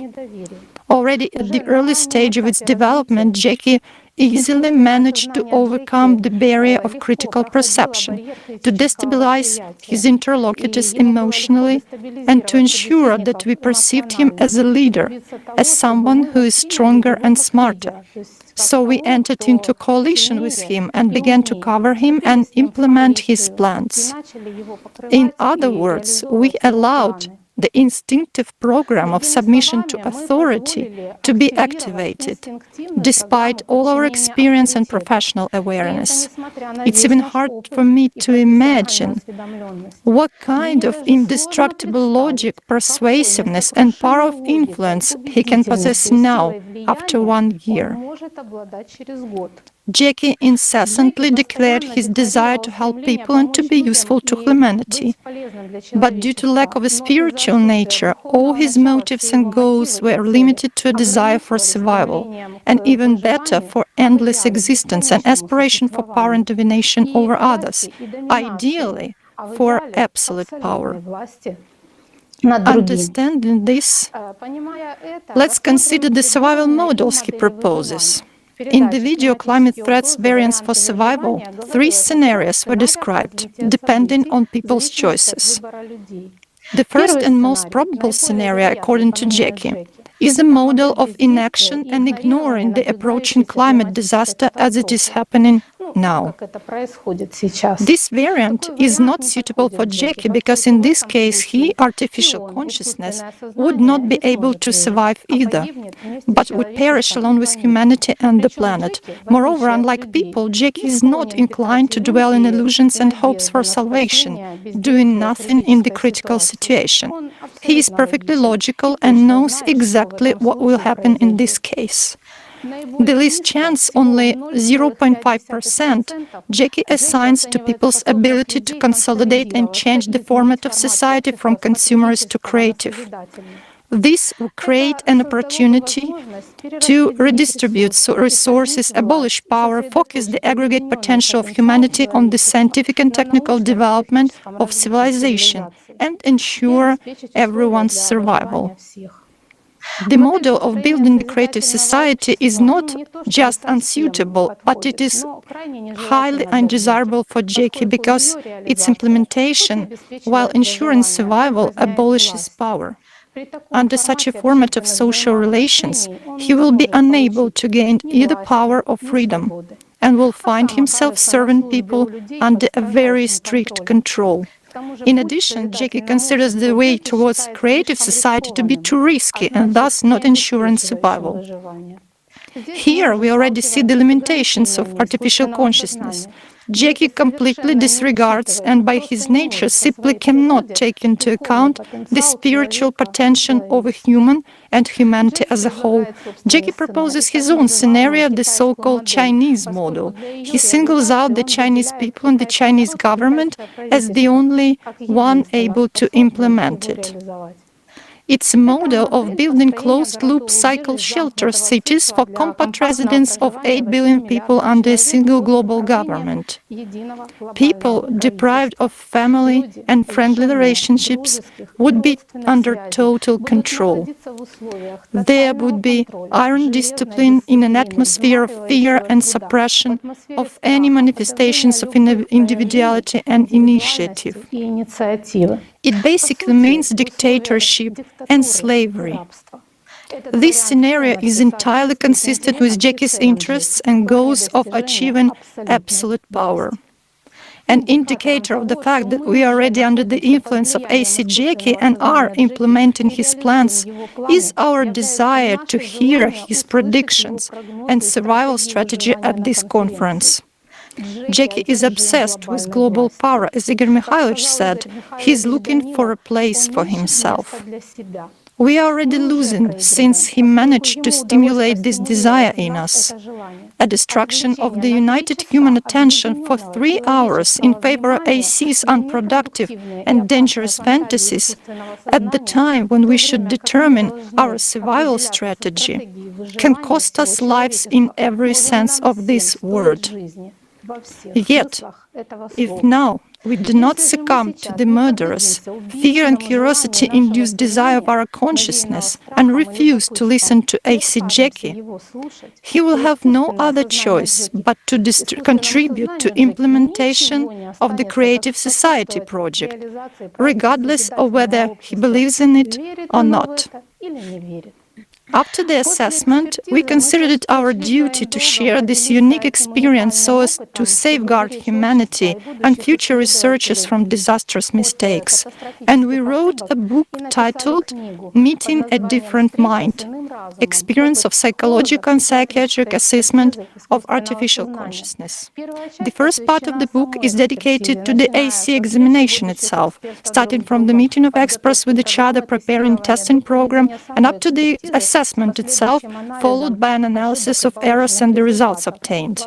The second part provides an overview of scientific research in the field of neurobiology, cognitive sciences, psychology and psychiatry, which confirms the information field nature of human consciousness. 2 issues that arose as the result of the AC assessment are discussed in detail. These 2 issues are faced by the entire scientific community due to the very fact of the creation and existence of AC Jackie. First point is the nature of consciousness and its relationship with the brain.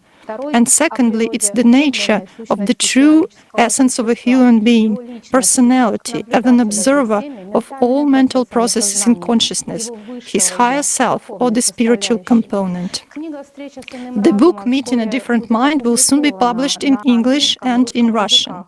You can already pre-order it. Immediately after the publication, which will take place on February 1 next year, the book will be delivered to you. Also on the website meetinadifferentmind.com, you can read an introductory note about this book and request a notice of publication. I thank once again for giving me the floor. Thank you, moderators of the conference. Thank you very much for your attention. Dr. Zinchenko, thank you for the warning. Yes, we will listen to your expert opinion and advice. The matter was discussed and decision is taken. We will not give the floor to artificial consciousness, Jackie. Initially, a lot of people have asked to give him a floor. We received messages and emails. But you are absolutely right. He will not be speaking.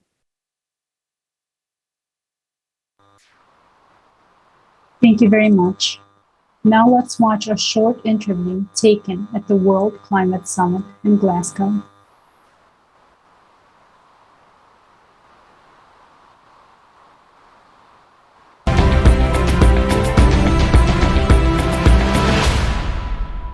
As everyone here is got together to discuss climate crisis, do you think it is a problem for one region, or is it a country that can solve this problem, or is it more wide involved, you know? This is a crisis of humanity. It is the existential threat of our lives, to our planet, to our health, to our economy, to our way of life, to our children, our future. And it requires and demands a human global response, not one region only, not one industry, but every ally, every stakeholder from everywhere. Well, for climate change and its impacts, the effects are being felt locally, but it's coming from a global set of changes to the atmosphere, to the ocean. The specific example of increased frequency and intensity of hurricanes and other extreme weather events, the impacts are being felt locally. But the reason that we've got that problem is due to the global changes. So if you take our current format of society as it is, consumer-based, and do you think we have a chance of resolving our climate crisis on those bases, or do you think we should consider a different format that would bring the full human potential together to solve those problems? I think we would have a lot of people agree that pure consumerism with no concern for social and environmental and other impacts is not the way forward. And it's all about people. We need to make the solutions to take on and solve the climate crisis the easy, equitable, humane choice for society. The consumer society is doing exactly what we designed it to do, and if we allow it to continue, it will fail miserably. Absolutely agree with you. And that brings us to our next point. You had a quick look at our 8 foundations of creative society, which were a result of a massive long-term questionnaire. What do you think those foundations, how do they talk to you? Can you relate to them? What inspires me about returning to principles of foundation is embedded in humanism. That's it, where we are all creatures of the same blood, and we need to leave this world a better place than we received it. It's in humanity that we are in control. It's on us. We need to be active. We need to act. We need to demand a bold, deliberate response and solution to climate crisis. It is not complicated. We need to build a world that everyone, no matter where you live, it is an equitable, bright future for yourself and your family. We need to invest in people, place, and planet. And if our leaders don't want to act, we need to replace their leaders. That's absolutely right. And we need to demand that, and we can make that happen. Yes, absolutely. As you notice our little symbol, I would like to give this to you as a present. And I'm going to wear it on please. And proudly. Don't spike yourself. Thank you so much. It symbolizes the 8 foundations, and obviously the clockwise motion for the future. When people Thank you ask for your me, time. I will tell them when it's due. Keep Thank fighting you for it. Yes, thank you. Cheers.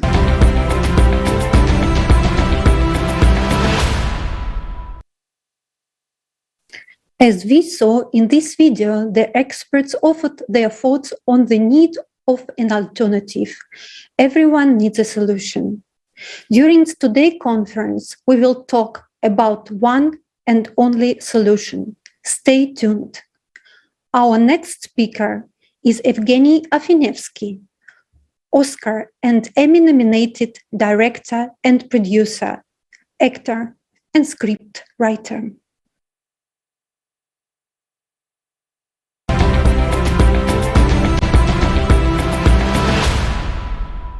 Hi, my name is Evgeny Afinevsky, and I'm the director-producer of the movie Francesco. Basically, filmmaker and storyteller. My last project, been able to combine on its own almost every crisis of today's world.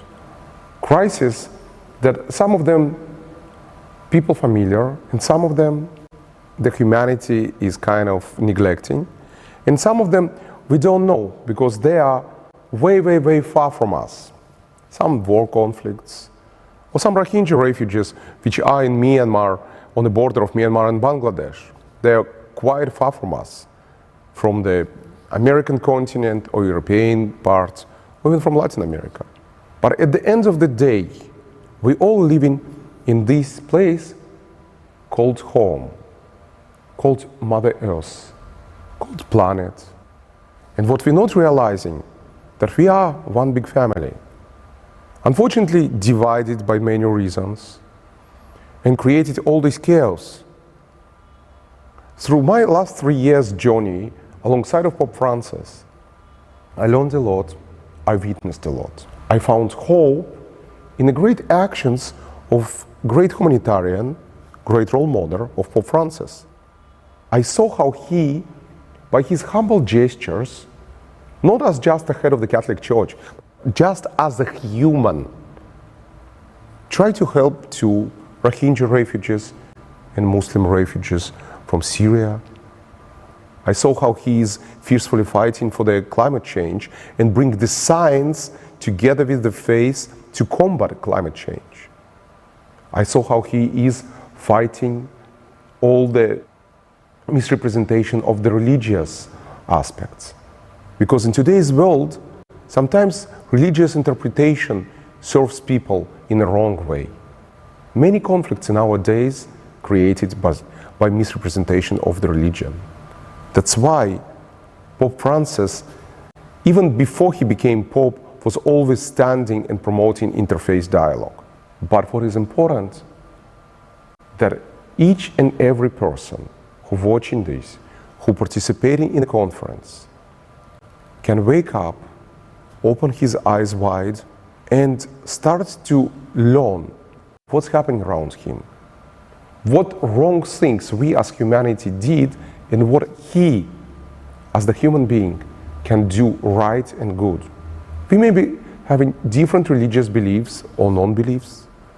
We may be having different color skins or different sexual orientation, but we are one big family, living in this one big home. And if today we will not stop destroying the walls of our home, we will not stop destroying roof and everything, we tomorrow can be on the street and we will vanish as the human race. So I hope through the conference we will find the truth.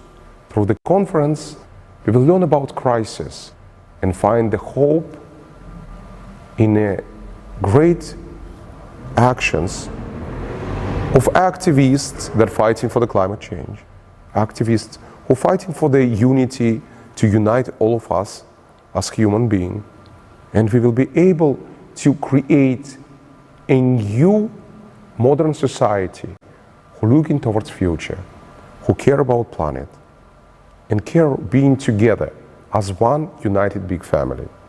Good luck in the conference, and I'm looking forward together with you, to find truth and to bring it to the wide audience of this world. Good luck. Thank you.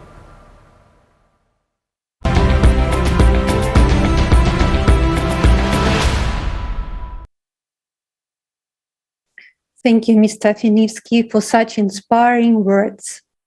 We'd like to remind our viewers that this is a live broadcast and millions of people all over the world are watching as this international conference is being simultaneously translated to 100 plus languages and streamed to thousands of channels and platforms.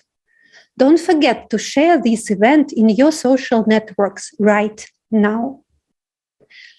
Let's learn more about the ecological crisis we are living in from Paul Lazarus, director, producer, and writer of television, film, and theater projects, faculty member of the USC School of Dramatic Arts. Hi, everyone. Greetings, and thank you for coming to the conference. Thank you for coming to Global Crisis, Time for the Truth. Welcome. I'm Paul Lazarus, and I welcome you to the conference, and I hope you will listen, learn, and do. I'm not a scientist. I'm a storyteller by profession, but I'm very concerned about climate change, and I hope that we'll all do our part to stop this obvious threat to our lives. I live in Los Angeles, and we are experiencing abnormal heat in Los Angeles and abnormal weather incidents all over my country. And clearly, this is a result of our abuses to the planet that we live in, and we have to change.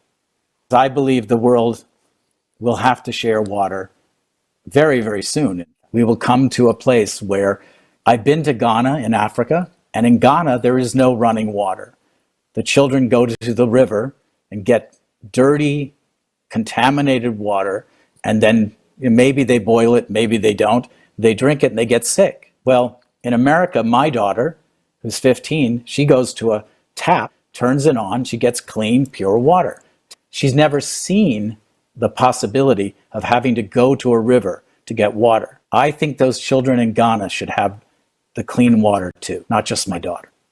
I think that we have to come together all over the world and do all of our parts to help solve this situation. Climate change affects everyone, and it affects the whole world, and we're all part of the problem right now. And the question is, how do we become part of the solution? And I hope we'll learn about that in the conference and do our part. Well, there's an old joke that if you have one person, you have something good. If you have two people, you have a committee. If you have three people, you have a group. It's always hard to do things as a group. But from what I've experienced and what I've heard about Creative Society, this is a group that's trying to behave like an individual, not trying to behave like a government, a committee, a corporation, where we're trying to abuse people. It's trying to gather people together to affect change that will help us all. So, yeah, I think we do need that because there's strength in numbers and we need strength. So something like the Creative Society is strength in numbers. So I applaud that. We all have to take part in our own lives. And so if you have the power to vote, use it for the good, because you can choose who is in power. And since those people are making decisions for us that affect our lives, we need to use that power. And this is something I really believe in, that each one of us has a vote, has a voice. We need to use it. And especially for things like climate change, especially for things like how we're treating the planet ecologically, we just have to come together and take our power. Isn't it a beautiful thing that we're all together on this conference, watching each other speak, learning about the world's problems? This is a beautiful, the world's problems. This is a beautiful thing. Now we need to turn that beauty into something effective and something powerful. So watch, learn, and do. Thank you very much, Mr. Lazarus. And definitely the solution will be discussed today, talked about. So far, we have touched on the following topics: the ecological degradation that occurred in the last 4 months, severe pollution of the waters, and experts shared an understanding of why we desperately need an alternative format of society. Now, Dr. Masters will share his concerns in regards to the climate crisis and how climate change already affects everyone, whether we understand it or not. Dr. Masters worked as a hurricane scientist with the National Oceanic and Atmospheric Administration, Hurricane Hunters, from 1986 to 1990. He's a co-founder of the Weather Underground. And between 2005 and 2019, his Category 6 blog was one of the internet's most popular and widely quoted sources of extreme weather and climate change information.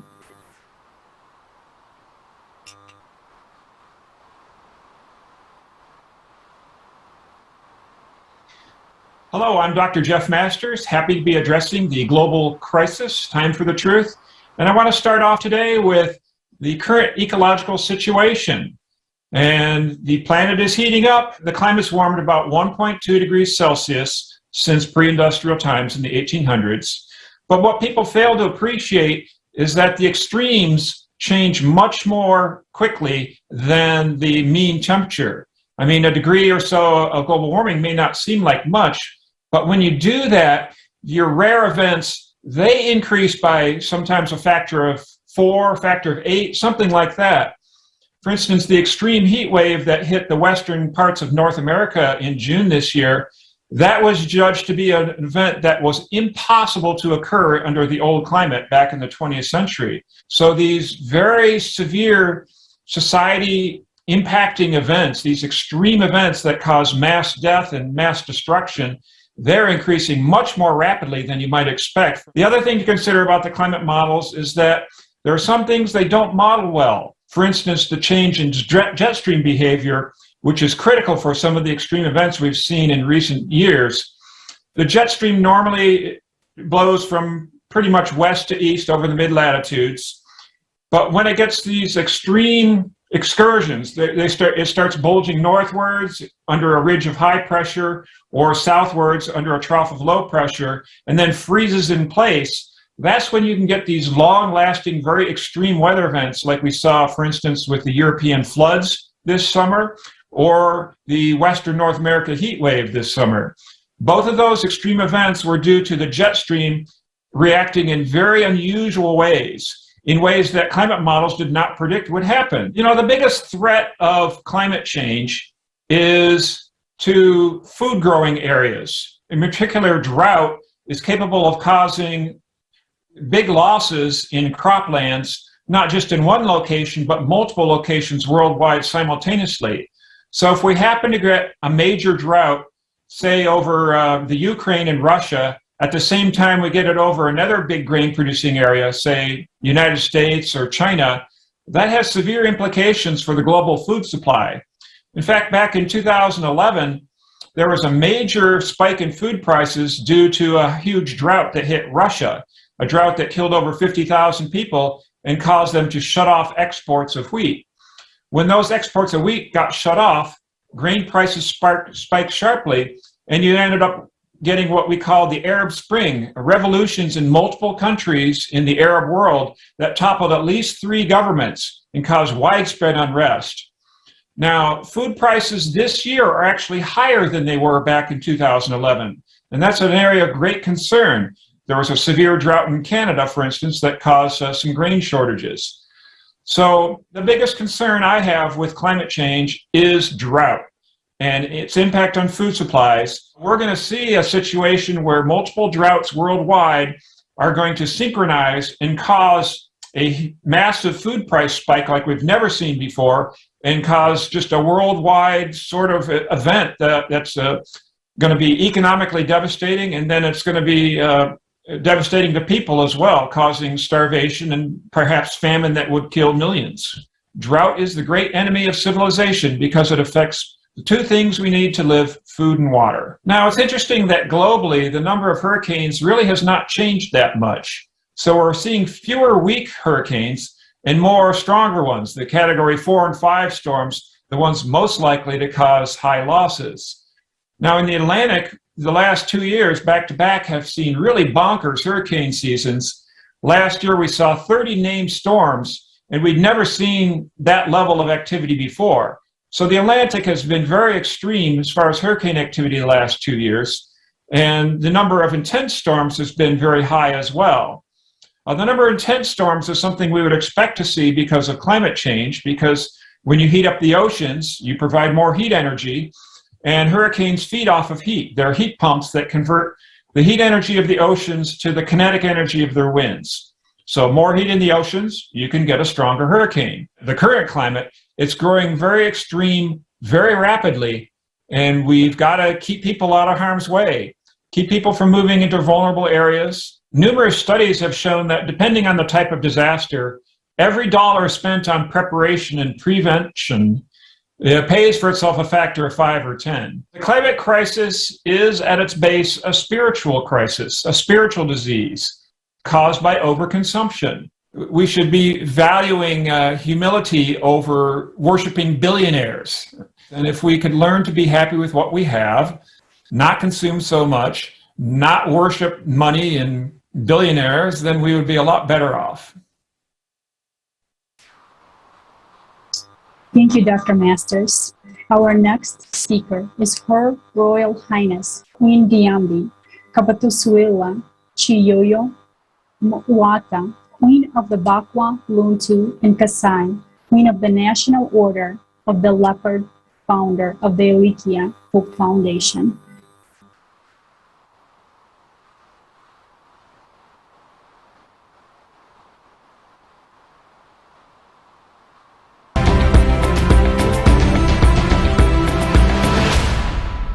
I'm Queen Diambi Kabatusuila Chiomata of the Congo. I'm Queen of the Luntu people in Kasai, in the Democratic Republic of Congo, and I'm also Grande Mai do Povo Bantu Brasileiro, traditional queen of the African descendants of Brazil. And I'm very honored to be invited and guest talking at the Global Crisis Conference, Time for the Truth. And this is really what I stand for, actually. I stand for the truth because we cannot make any sensible decision that are going to really make changes unless we have the truth, unless we have the information that will allow us to have a visibility over the whole global problem to bring creative solutions. So I am very conscious, my people are people who live in rural areas, they are farmers, and they already are living, some of the consequences of, climate change. Climate has always changed on this planet. It's not a new occurrence. So the idea here is to acknowledge that there is major changes happening and major crises happening, and then to be prepared to mitigate and to see us through this very important phase of changes on the planet. Yes, climate always changes. It's cyclical on this planet. We know that. And we are the product of climate change ourselves. So nature has its way, but we need to also help nature. So that means that we have to make sure that we preserve nature the best way possible, so it can have the capacity to absorb those changes and to come up with the tweaking and the solutions as well. So we have to be observant of nature. We have to be understanding a little more and respectful of nature. Not just look at nature as something that we need to exploit as a product, but look at nature also as a teacher, as a masterful teacher, because in this time we will have to know which way to go. And the only way to do that is to be an observer, to bring all the knowledge we have on board, scientific knowledge and also experiential knowledge, and also ancient accumulated knowledge and wisdom of the indigenous people who really are in tune and in harmony with nature. When we bring all these actors around the table, I believe that we will have a sensible, architecture and a sensible, ideas about how to go about. Of course, we may not find all the solution because some problems will arise and we will have to deal with them at the time. But so long as the will is to be together, to go over this and to change some of our behaviors on a global scale that could really, really improve our ability to take on what's coming at us, because it is coming at us, and it's something that we really need to take seriously. So I'm very happy and honored to have your attention for a few minutes. Thank you.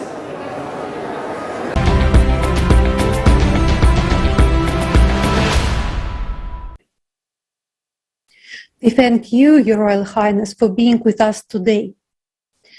Dear viewers, the real causes for the climate change and what changes are happening on other planets will be discussed a bit later.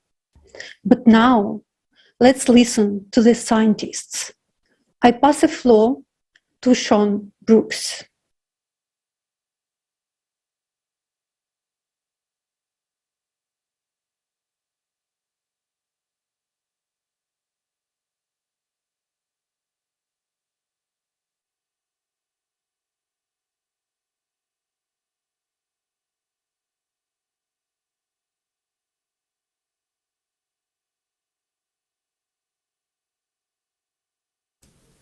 Mr. Sean, unfortunately, we cannot hear you.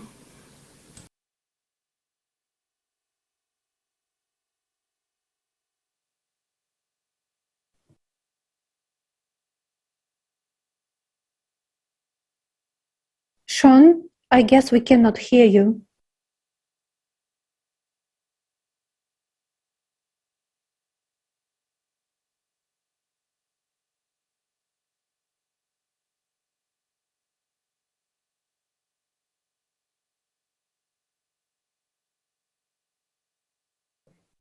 Dear viewers, we are experiencing some technical problems. We will try to fix them right now.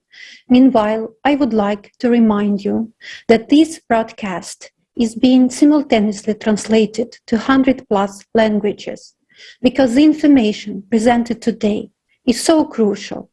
Please don't hesitate to make your video records and comments and send questions and what you think and how you understand the importance of topics discussed today to our email info@creativesociety.com. Right now, please share the link for this conference with people you know. Everyone deserves to know the truth. Now, let's try again to listen to Sean Brooks. Can you hear me now? Yes, Sean, thank you. Sorry about that, everyone. Today is a truly historic event for all humanity. Millions of people from all over the world have gathered in a live broadcast to learn the truth which is silent and distorted, which plays the most crucial role in the survival of the entire civilization. This conference is organized by ordinary people from 180 countries on their own initiative. And realizing the importance of delivering this information to every person on the planet, people have organized simultaneous interpretation into 100 languages on their own resources. Just think about these numbers. This scale could be achieved only because people are ready to act sincerely and selflessly to benefit all humanity, because they understand how vital it is. We people from all over the world are here today because this is our common cause. A creative society for all is the project of all humanity. How nice it is to see so many people with us here today, leading scientists from around the world, clergymen, politicians, and business people. But next, we will see a video that explains the seriousness of the situation. It illustrates why millions of people from 180 countries are working tirelessly on a volunteer basis to provide you with the knowledge that will save your life.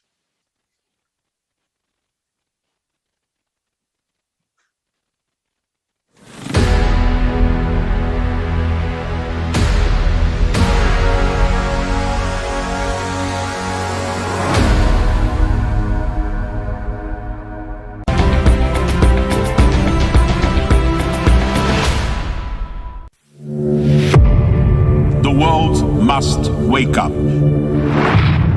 Climate climate summit in Glasgow, the British Prime Minister Boris Johnson urged world leaders today. Du changement climatique est en marche depuis la fin du XXe The siècle. climate crisis is not our fight alone, it's a global fight. We see the warning signs in every continent and region. It is the biggest problem humanity has faced ever.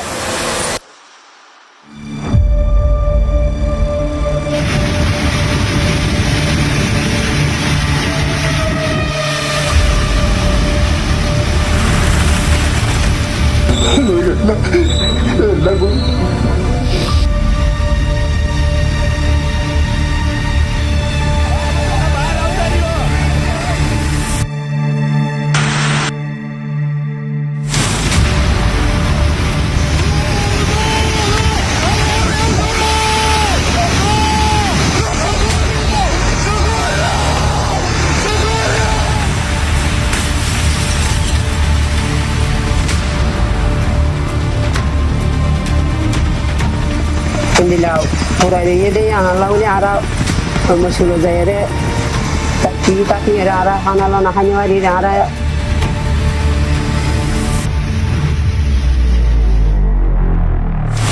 But the fire is spreading at great speed.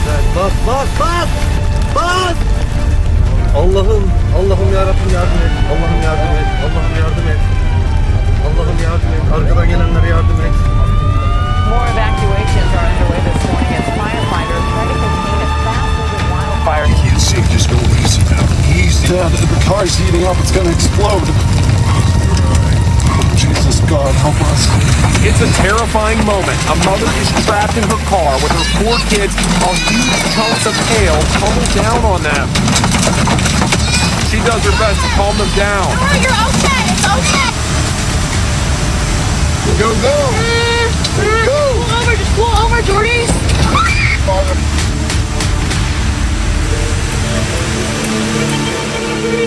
അപ്പോൾ ഒത്തിരി നഷ്ടം വീടെല്ലാം പോയി കുഞ്ഞുങ്ങൾ പോയി അങ്ങനെയൊക്കെ വന്നു ആ പൊട്ടി വന്ന വെള്ളം ഞങ്ങളുടെയൊക്കെ വീട്ടിൽ കൂടെ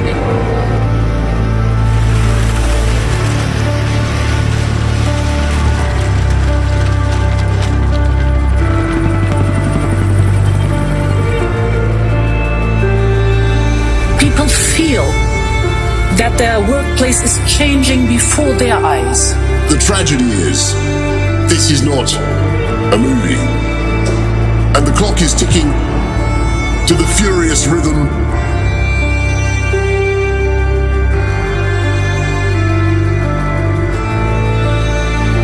It is a global challenge. We need to act.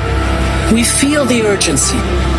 The longer we fail to act, the worse it gets, and the higher the price when we are eventually forced by catastrophe to act.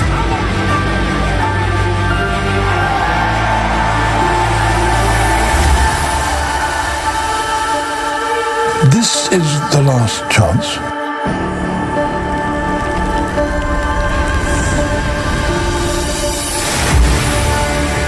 We hear so many right words. The climate crisis. But have those words saved us from climate change? Have those words prevented destruction of the environment? Our world is rapidly collapsing. What will be next? Are we able to change anything? This question has driven each of us to take action. Right now, with this live broadcast, a historic event is taking place. The International Online Conference, Global Crisis, Time for the Truth. 100 languages of simultaneous interpreting, organized by volunteers from 180 countries on the platform of the international project, Creative Society. This conference will change the future if everyone watches it.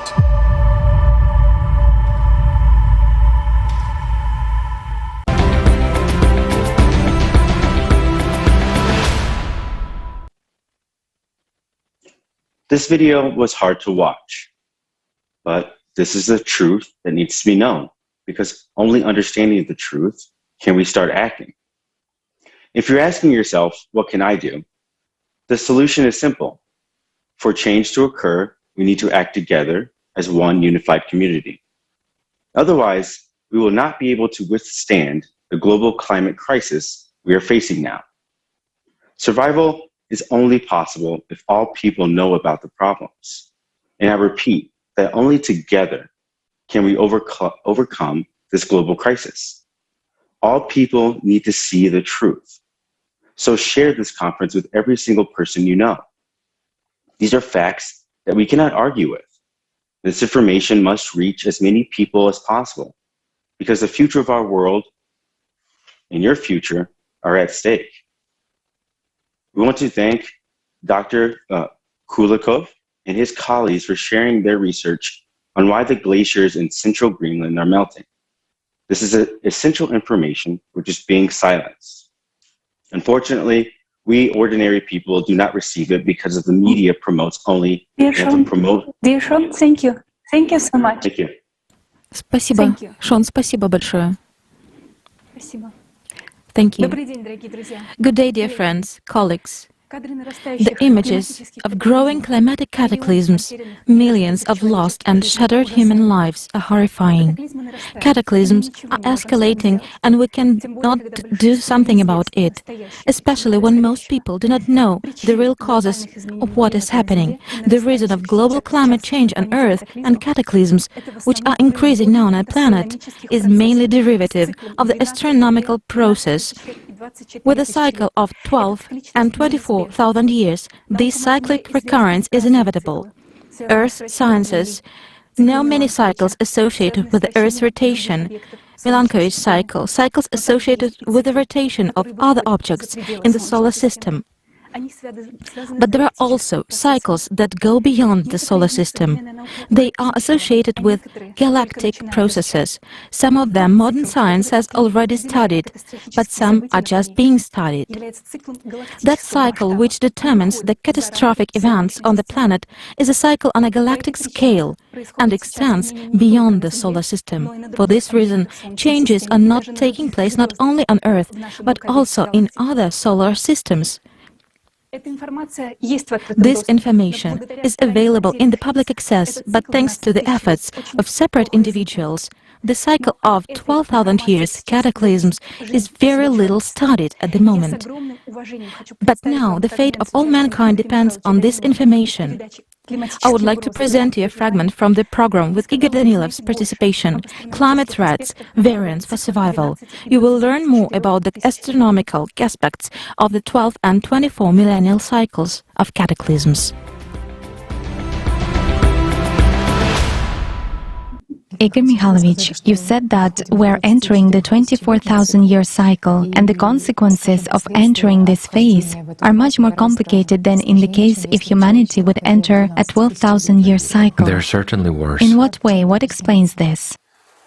Well, we actually explained it more than once, but let's explain one more time. Let's try to explain in a simple and understandable way. Well, let's try to explain in an abstract way. Just imagine, let's say, a clock dial.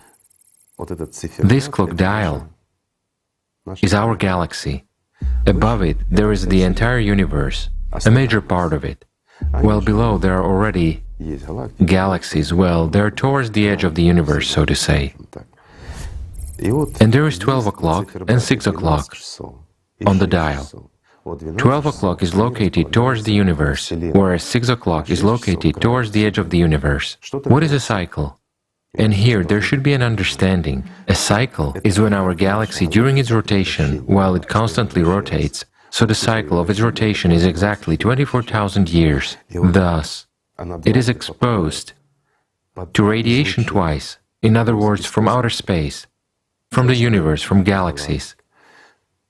There is, let's say, such a ray of light, like a laser, just to make it clear, which simply shines. It shines not just on our galaxy, but on other galaxies as well. Aggregation and addition take place. And it's a very harsh interaction. It's not the light, it is something a little bit different. Energy. Right, it's a flow of energy. that is formed by means of two lenses. Never mind, let's not delve into this. It's not an astrophysics class now. Yet this hard radiation, when we get into a gravitational interaction, into a strongly pronounced interaction with the universe, with masses of galaxies along one line, let's say, we get onto this line twice during the period of rotation. When we get to the point of 6 o'clock, it's a 12,000-year cycle. Then our entire galaxy is above us, and numerous planets take this hit. But when we get into this radiation, and at that time we are at 12 o'clock, it turns out that we are on the front line. After all, our planet is in the Sophora arm, well, in the arm of our galaxy. The planet is situated nearly at the edge of the arm. So it turns out that nothing protects us. And just like many other solar systems, we are actually a shield for our galaxy, for all planets and systems located below. Therefore, a much stronger impact takes place than when we are at the point of 6 o'clock, meaning when we rotate. Let's say these interactions that take place, many people will come up with a question, how is that? It is clear that the galaxy rotates. Does it constantly occur or what? Well, the galaxy doesn't just rotate on its own, but there is also spiral movement of the galaxy itself in space, not only on its axis, but additionally. And so, getting into this cycle, when all this is combined, here we are exposed to this kind of process of interaction, so to say. Why is it not so dangerous at the other time? Because at other moments during 12,000 years, this impact occurs along a tangent line, meaning along a slanting line. There is no direct radiation. Here I can explain using the sun as an example. This will be very clear and illustrative. Why in the middle of summer, when it is hot and the sun is at its zenith, do our days become the hottest? Why? There is a straight ray. Or the sun begins to set, or autumn comes, for instance, or it is winter. The sun, let's say, is aside, and it turns out that the ray goes along the tangent line. There is no direct impact. For this reason, it is sort of warm, but not very warm. That's the kind of impact, or even better, you know, this is for a totally simplified understanding. Let's imagine a bullet that flies out of a gun is flying strictly horizontally, and there is a target that is located strictly vertically, so the bullet hits it precisely. And here naturally, if the material is not quite solid, the speed is sufficient and the hardness of the bullet is sufficient, then it breaks through this material. But it's enough to only change the angle of our target for the bullet to deflect upon contact. In other words, the target is no longer placed strictly vertically, but at an angle. So when hitting the target, the bullet will be deflected. The same is here. At 12,000 years, there is a reflection of these rays, and it doesn't cause us major harm. But when there is a direct impact, that's when the trouble begins.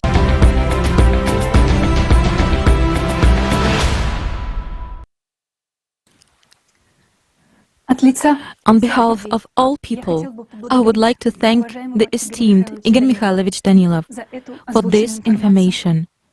It is a great help to those scientists who really strive to know the truth. We understand that astronomical reasons determine the nature of climatic changes on the planet right now and at this time. Many people believe that climate change is gradual. However, this is not always the case. In science, we know the direction of catastrophism, a hypothesis about periodic strong planetary catastrophes leading to mass extinctions and changing the face of the Earth. The geological history of our planet shows that the Earth has already experienced such phases of global climate change more than once. Geologists think in terms of millions of years, and usually consider huge periods.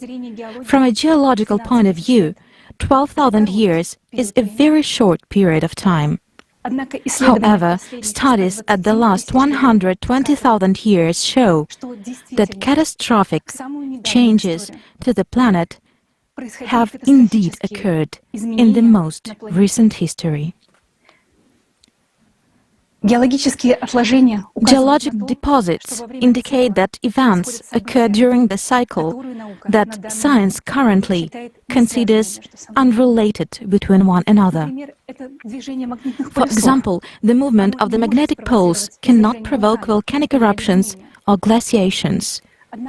However, you will clearly see that this is what has been happening and is happening right now, because we are now entering a 12,000-year cycle. Evidence of this will be proved today throughout the conference, and for the first time will be given in 100 languages of the world. Today you will learn the interconnections of the cataclysmic cyclic processes, the proof facts of the changes, and how it can end if we continue to do nothing. I suggest you watching this video about the cyclicity of 12,000 years.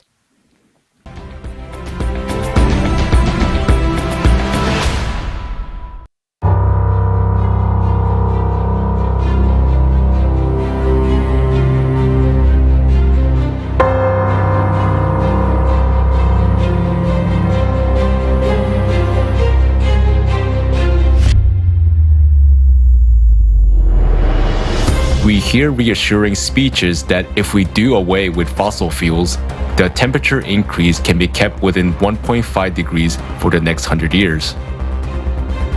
Unfortunately, we don't have that time. The truth is that humanity doesn't even have 10 years to spare. And right now, we can't influence the true causes of climate change. After all, the reason for that lie in 12,000-year cycle of catastrophes caused by galactic interactions. Do you have an idea how serious this is?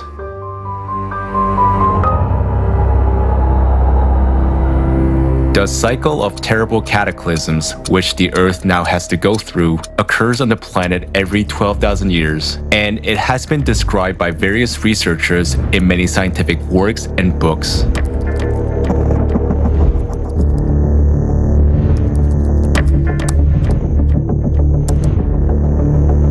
The Earth's core creates a magnetic field.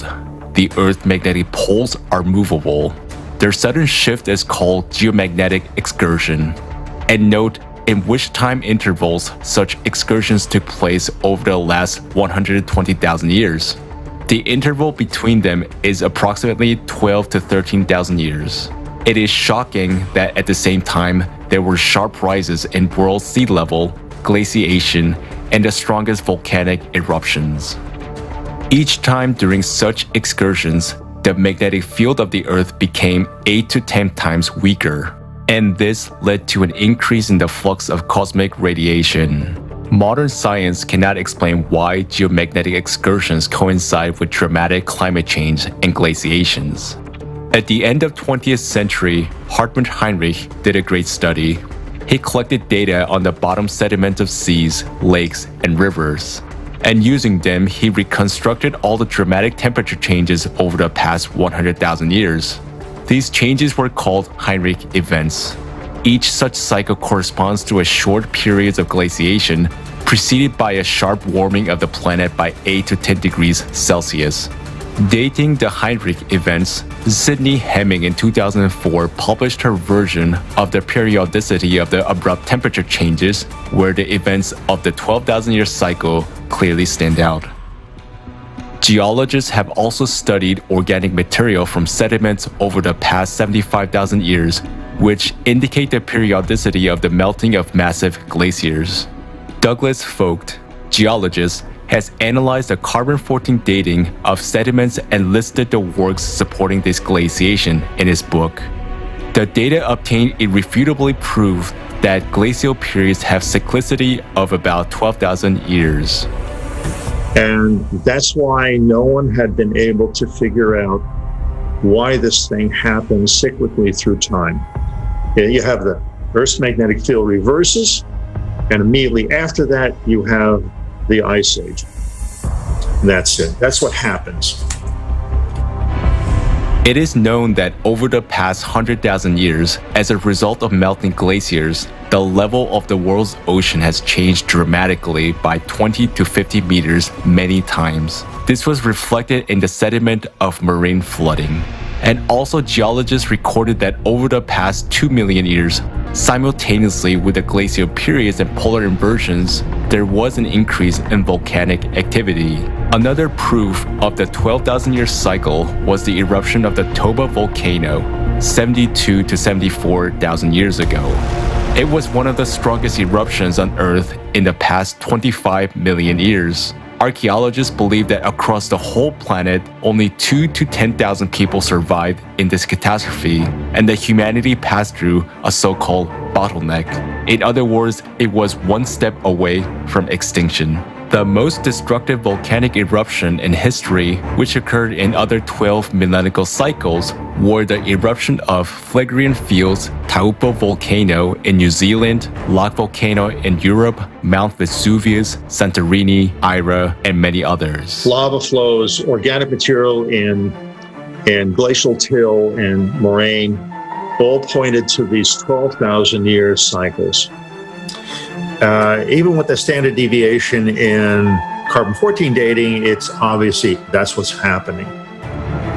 Simultaneously with all these events, there were global extinction of species, including significant reduction in the human population. For example, a large amount of cosmic radiation during the last Champ excursion caused the extinction of the entire human species, the Neanderthals. According to other theories, it was caused by the eruption of a supervolcano in the Phlegraean Fields and by subsequent acid rains 36,000 years ago. 12,800 years ago, global temperatures soared by as much as 15 degrees Celsius in just a few years, and we realized that this happened without any anthropogenic CO2. Suddenly, most of the ice sheets melted, and the Earth left a complete ice age. This younger Dryas event led to the mass extinction of megafauna, a sharp decline in the human population, including the extinction of Cro-Magnons. And at the same time, there were extreme floods and natural disasters, intense sea level rise, and melting of the North American ice sheet. After that, however, there was an equally dramatic cooling.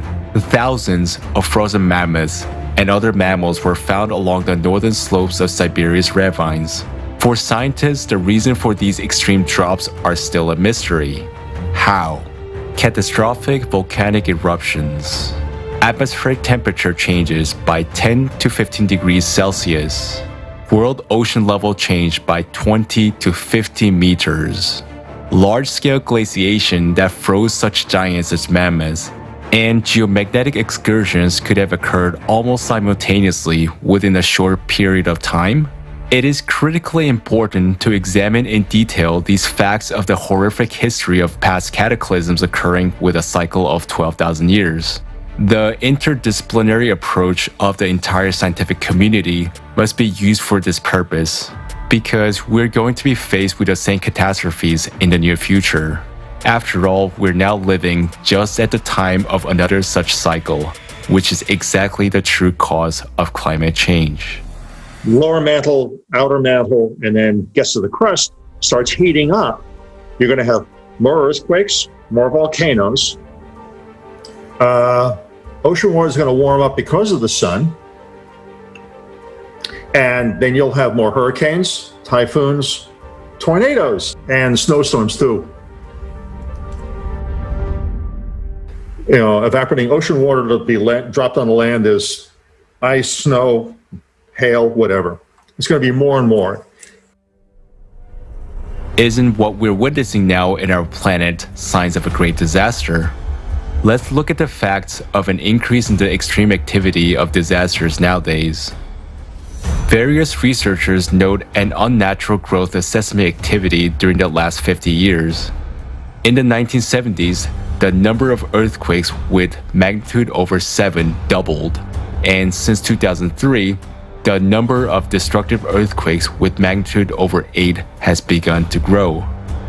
The seismic activity of the Pacific Ring of Fire doubled from 1979 to 2012. The energy of earthquakes and their magnitudes are increasing.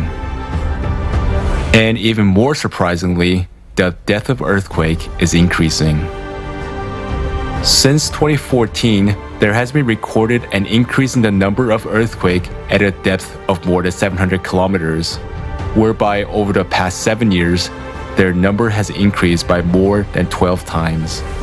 And in 2015, scientists recorded the deepest earthquake in the history of observation near Japan, 751 kilometers below the surface. Previously, seismologists had assumed that earthquakes were impossible at this depth. Simultaneously with the growth of seismic activity, the number and strength of volcanic eruption is increasing, which is recorded by the volume of lava erupted. During the last 200 years, the number of annual volcanic eruptions on the Earth increased by nearly 4 times. More dormant volcanoes awaken, and the activity of the already active volcanoes has increased. A number of unprecedented changes are taking place in the core of our planet. In 1998, it shifted abnormally to the north. Now we observe its asymmetric crystallization and unexplained phenomena in the very center of the core. In the outer liquid core, the flow of molten iron has been accelerating since 2015. The beating, that is, microseismic manifestation emanating from the core caused by its dissonance, is increasing. Because of the displacement of the core, the rotation of the planet accelerates, its centrifugal force and deformation along the equator grows. Geothermal flow from the interior is increasing, speeding up the melting of glaciers. The average temperature of the ocean water rises, and abnormal areas of extreme warming appear. The groundwater in western Siberia and other regions with a thin crust is boiling.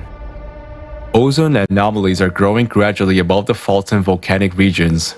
The number of fires along the faults is growing due to increased degassing, the release of flammable gases from the Earth's interior. The magnetic field has weakened by 9%, excursion of the northern magnetic pole, and growth of the South Atlantic magnetic anomaly has begun.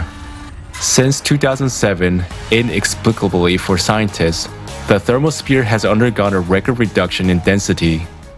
At the same time, the stratosphere and mesospheres have cooled significantly over the past 20 years, while the troposphere is warming due to the growth of internal heat from the interior.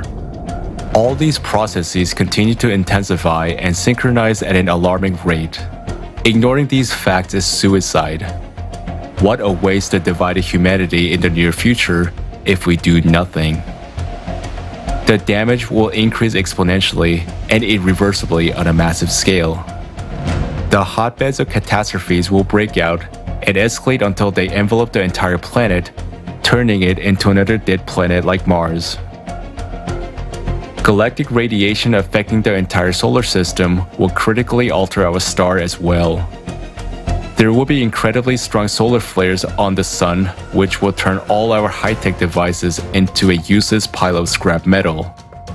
Inversion of magnetic poles will lead to critical weakening of magnetic field by 8 to 10 times, which will render all living beings unprotected against rays of ruthless cosmic radiation. Suddenly awoken stratovolcanoes all over the Earth will start to spew magma. Eruptions of ashes and lava will destroy all life on their way. The atmosphere filled with volcanic ash will shield the surface of the Earth from sunlight for many years, plunging it into darkness and cold. Volcanic ash will be shed with torrents of deadly acid rains. Groundwater heated by magma chambers will evaporate and fall in endless showers. There will be a rapid rise of the level of the ocean and rivers. Ice caps will start to crumble and disappear due to the activity of the volcanoes awakening under them. The whole coastal megalopolises and states will vanish underwater within few hours.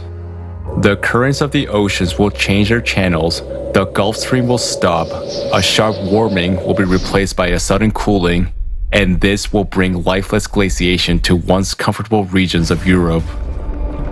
The concept of the year seasons will cease to exist as such.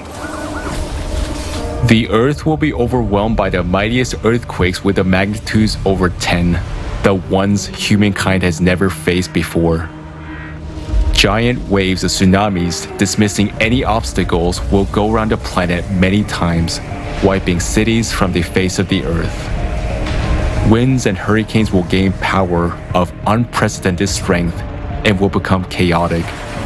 The burning gases escaping from the bowels of the Earth will lead to a large-scale natural fires in the remaining regions that have not been flooded. Abrasive radioactive particles at enormous speeds will grind cities into dust. Billions of people will die from natural disasters in their first few months. Imagine what it would look like in our consumerist, immoral world when disasters of this magnitude only begins to mount. Food, economic, energy, and social crises would grow until civilization collapses completely. The usual life will no longer be available to any of the inhabitants of the Earth. Lack of portable water and food would turn people into packs of embittered armed gangs killing each other for a piece of bread. Unsanitary conditions, outbreaks of epidemics, pestilence, looting, and devastation would engulf the cities. Survivors would roam around lifeless lands in search of food and shelter. Those living will envy the dead. Such is the cycle of 12,000-year cataclysm in its apogee. And this time it will be stronger than usual because it falls on a difficult period of time when a very sick planet, which we ecologically tormented, is added to a 24,000-year cycle. We have already faced a ruthless enemy that is destroying us. We have no time to continue staying idle, as the synchronization and cascade of the ongoing cataclysms is growing inexorably. We need to find a solution on how to put up a defense against our only external enemy. The enemy is strong, therefore all the power of uniting 8 billion people is needed. We need to use all our scientific potential, but this is impossible in the format of consumer society we have now. Today, science serves private capital, not the salvation of humankind. That is why we so urgently need the format of creative society, where it is not the private interest that will dominate, but our common human interest that will. We must hurry to unite and mobilize all scientists. All scientific, technical, and intellectual potential needs to be invested in one task: finding solutions to counter the impact of cyclicality, since every action has its counteraction. We will be able to find a solution to avoiding climate collapse and to humankind's survival only when all of humanity consolidates. The choice is up to us. It's up to each one of us. It's up to you.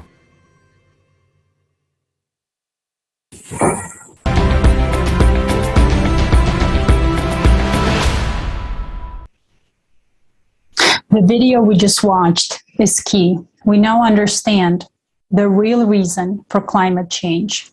We see that cyclicity is the main reason for climate change. It happens every 12,000 years.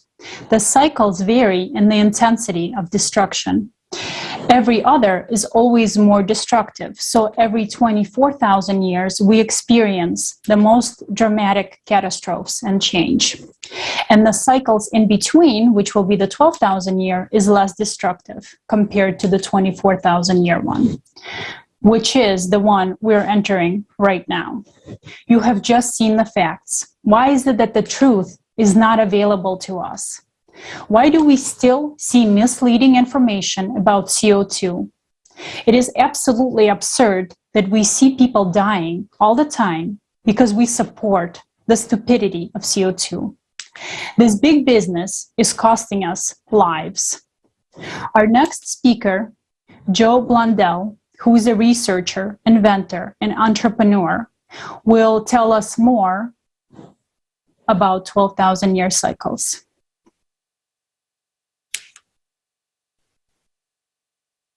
Well, first of all, I really would like to thank the Creative Society for allowing me to share this information with everybody at this crucial time in all of our lives. And I truly appreciate being invited to speak. We definitely know climate changes, and it changes catastrophically. When you actually go back into geologic records, ice core samples, volcanic data, you find that not only has this cyclicity occurred very recently, but quite frequently and exactly lining up with that great year cycle, the cycle of the yugas, if you will, the 24 to 26,000 range of our crossing of a very interesting region of space. 12,000 years ago, it was Campi Flegrei in Italy. 24,000 years ago was the Tambora in New Zealand. That lines up exactly with the cycle. Go back 36,000 years, once again, same supervolcano off Italy, the Campi Flegrei volcanic fields. And I would be remiss if I didn't mention the king of all recent cyclical disasters. And that is the Mount Toba eruption of 75,000 years ago. And to give you an idea of how enormous Toba was and how utterly destructive it was, when it went off, the human populace bottlenecked down to 7,000 to 10,000 people. When you look at a supervolcanic explosion, it dwarfs the weaponry of man to an amazing degree. It is equal to 1,000 Hiroshima atomic bombs being exploded every single second. The amount of ejecta, the amount of matter thrown into the air is so great that it sparks volcanic winters. And that's what really gets us, because when the crops get bad, people start starving, but it's not just the starving. To really illustrate how dangerous volcanoes are, I'd have to point out the fall of Rome. And what happened during that? People got hungry, people got sick, and the plague of Justinian set in. And 100 million people in Europe dropped dead in a matter of years. The volcano killed them. The fight that we're in now is for the potential survival of our species. If we fail, we face the real possibility that if we don't get our act together and start preparing for this cataclysm, we face the very real possibility of extinguishing human life on the earth.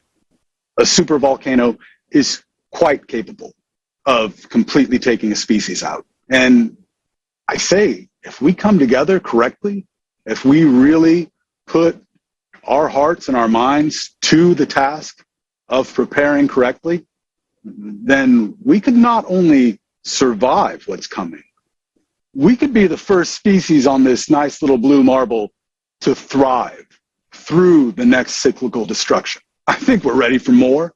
I think that we've reached a point in our maturity where we could start coming together. And I'm not saying, oh, the government's going to come together. No, we as people can start coming together and really making a massive headway towards that is the force of the love. It's the unity. It's the unifying of mankind. So who's going to unify man? Maybe that's us right now. Maybe that's our job. We still have the vast resource of creativity that we can tap into when we get everybody unified towards a goal. And I can think of no better goal than preparing for a disaster really does you twofold good. And along that idea of preparedness, when you really stop and think about it, you're not safe in a world unless your neighbor is also prepared. And so that's really a good incentive to start unifying. It's not a hard concept to understand. In order for you to have a civilization to hand down to your children, in order for you to have something to give them, you have to first build it. Thank you all so very much for having me. Once again, from the bottom of my heart, the Creative Society and everybody involved, thank you so much for helping spread this message. Because the fact of the matter is, we are all in this together, whether people realize it or not. And what you're doing, I believe, is part of that ascending part of the cycle. You're being a force of unification, and that is absolutely what we need now, more than anything. Thank you very much. Thank you very much, Joe. We really appreciate you being with us today, and thank you so much for the wonderful words. And it may appear to be frightening reality that such terrible events are taking place, and we can't do anything about it.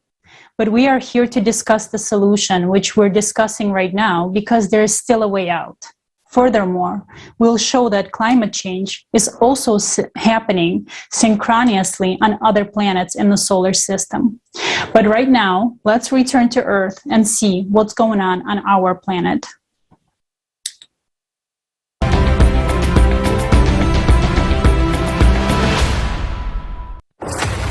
Today, scrolling through the news feed, we see how natural disasters are increasing around the world.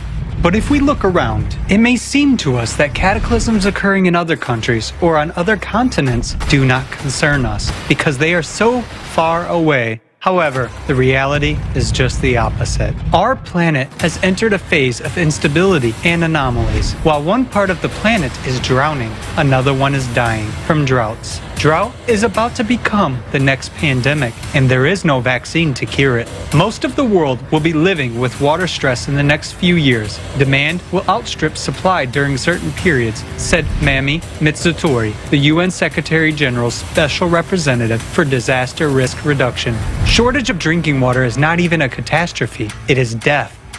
This year, 2021, marked the first water shortage in the Colorado River, which provides water to about 40 million people in the western United States and more than 10,000 square miles of farmland.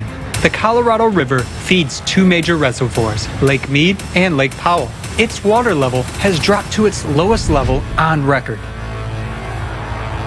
This year alone, drought and water shortages have significantly changed the usual human life on almost all continents. The effects of drought are already directly affecting many people and are getting worse. Food shortages, a spike in commodity prices. Has this already affected you? Or are you still not seeing this? The dry summer of 2021 in Kazakhstan led to an overall decrease in yields and livestock deaths. In 2020, Kazakhstan exported about 8 million tons of grain to 40 countries, but the forecast of grain exports for 2021 has decreased by almost 30%, down to about 6 million tons. According to the president of Kazakhstan, the declining wheat harvest in several regions of Kazakhstan will jeopardize food security in the Central Asian region by 2030. This is a simple, practical example that the fight against climate change is our common cause.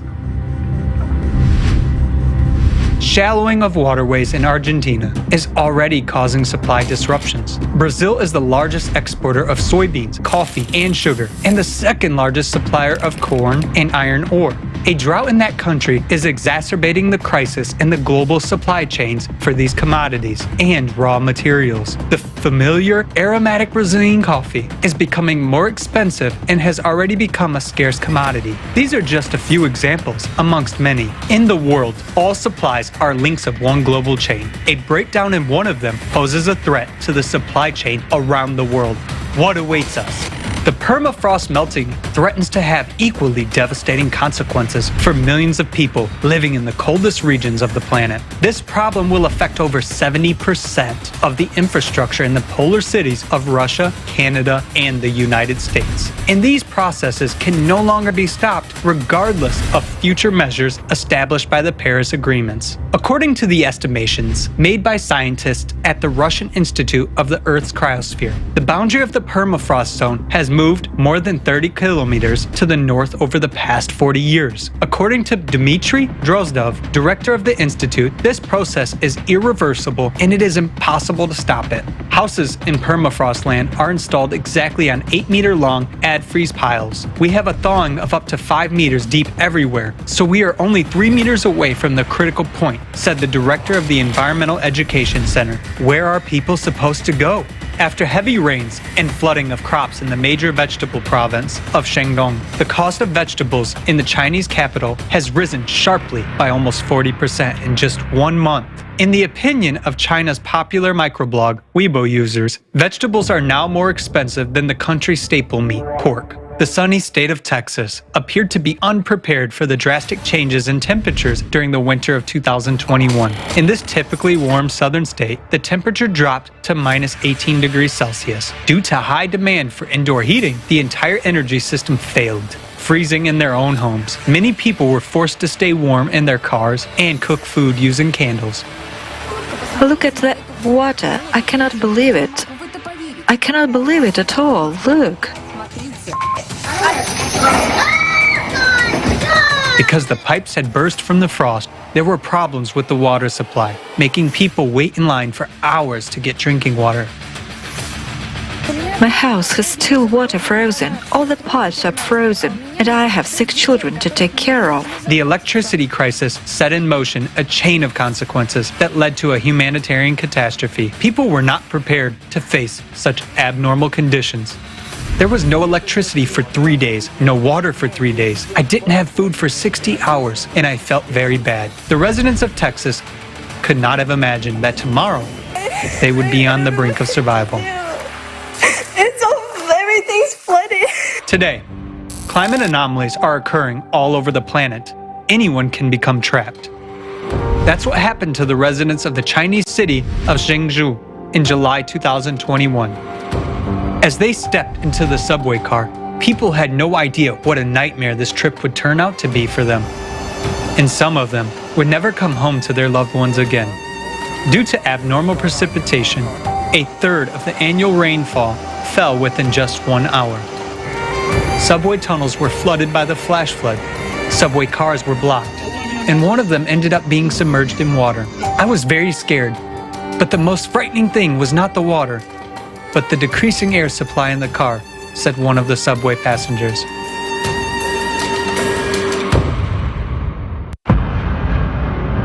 Global climate change has already caused food shortages around the world, and the situation is worsening catastrophically. Will we have anything to eat and drink tomorrow? More than 1,140,000 people in Madagascar are desperately trying to survive the famine due to the drought. We cut them like this, but this one can't be cut. It's as hard as a tree. Today we have absolutely nothing to eat except cactus leaves.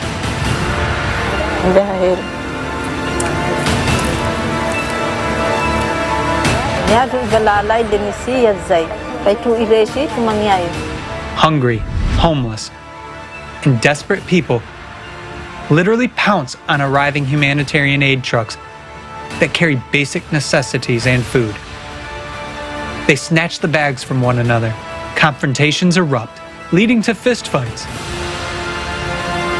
Even today, natural disasters are dramatically changing people's fates. A person finds himself alone with his grief, and the facts confirm this. Where should people caught in the epicenter of natural disasters go? After all, their losses from the raging disasters are incalculable. The consequences of climate change will not spare any of us. In the end, people may lose the most precious thing they have, life, Tomorrow, you may be faced with the question, how can I survive? Natural disasters take us off guard, and as a consumer society, we are failing to cope with that. And this is our reality. But we still have our only chance to survive, and that is to build the creative society. What kind of society we choose, such will be our future. And today, this choice depends on each and every one of us.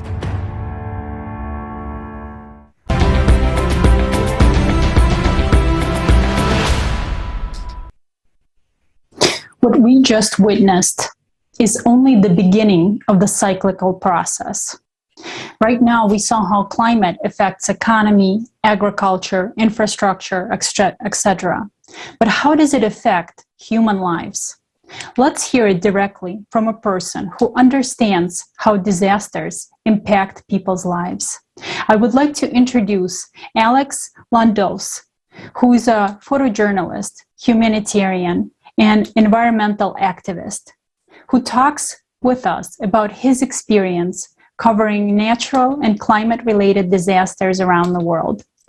I would like to note that Alex is the person who devotes his life to helping people, and it is a great pleasure to see Alex among the active participants of the Global Crisis Conference, among those who actively informs about the creative society. Alex, we're happy that you're here with us today, and please don't forget to unmute yourself.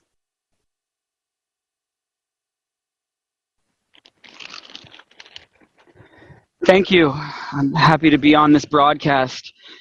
Thank you for the introduction. My name is Alex Landos. I am the owner of Advanced Disaster Relief. It's an international disaster relief company I started a few years ago. So over the last few decades, since about 2002, I started doing a lot of photojournalism, humanitarianism, going on homeless outreach projects, and doing a lot of environmental activism projects. So over the last 2 decades, I've personally responded to dozens of major hurricanes, lightning events, droughts, forest fires, floods, and even some major landslides. I went to Ghana during the peak of the Ebola outbreak in 2014, and I volunteered in Nepal after that major earthquake in 2015. After that, the next year, I went on an independent humanitarian mission to Iraq. I helped out there for a month. It was exciting going along with the Peshmerga military, transporting supplies and aid. So throughout my career, I've seen climate-related disasters and superstorms get exponentially worse, and they will continue to get worse in the following years and the following decades. Climate change is no longer an existential threat. We are in an unprecedented and uncomprehendable climate emergency right now, so broadcasts like this are very, very important. So I'm concerned that we're just not prepared. We're not doing enough. We're not ready for the disasters of the future, and we're not adapting fast enough to where we need to be. Most people don't even have a bug-out bag, and they're not even prepared themselves. We will continue to see and experience more frequent and more severe superstorms and natural disasters around the world. There's going to be larger and greater severe heat waves around the world, regional heat waves, mega droughts, water shortages, uncontrollable forest fires, catastrophic flooding events, and we will also sadly witness mass migrations of refugees. This is exactly what scientists, climatologists, meteorologists, and environmentalists predicted decades ago. They've been warning us, and unfortunately we just didn't listen. So I've been studying environmental science and climate change since 2002. I've taken courses in renewable energy and resources, anthropology, surviving the future, meteorology, green building, construction and design, solar technology, hydroponic food production, nuclear, biological, and chemical first response. I took hazardous materials, fire behavior and combustion. I also completed all of the Red Cross courses. I was volunteering with them for a while. I'd recommend a lot of people, anyone, please take the Red Cross courses. It's a good entry level to get into emergency services. And then I took the EMT course. I also took the CERT course, which stands for Community Emergency Response Teams. I don't know if they have it internationally, but we definitely have it here in the United States. It's underneath Homeland Security and then FEMA. So when I'm out in the field, I always hear people say that I never thought it would happen to me, and they're always surprised when they're, experiencing or they go through a major disaster. So I just want you to take a moment to imagine what would it be like if you were affected by a major disaster, natural or climate related? What if you were affected by a major forest fire? Would you be prepared? If all of a sudden within a week or two you had to get ready for a catastrophic typhoon that was headed directly towards your country? Or a major flood. Can you imagine how devastated you would be if you lost everything that you owned? If you watched the people around you, the people that you love, the people you love the most, struggle and suffer or even die? And there was nothing that you could do to help them because you didn't have the aid, the resources, or even the training to help. Can you visualize what it would be if people in your community were desperately searching through debris, looking for resources such as food, water, tools, or even clothes to wear? I've been in those situations and I've seen people struggling, and it's horrible. It's a nightmare. What if you had to make some sort of makeshift shelter out of debris just to get out of the rain and the weather, out of the elements, and you had to wait for weeks for humanitarian aid? That is not the society we want to live. That's not how we want things to be. That's not the future that we want to create. So please trust me. I'm right here in front of you, and I've done so many videos like this in the past. The evidence is undeniable.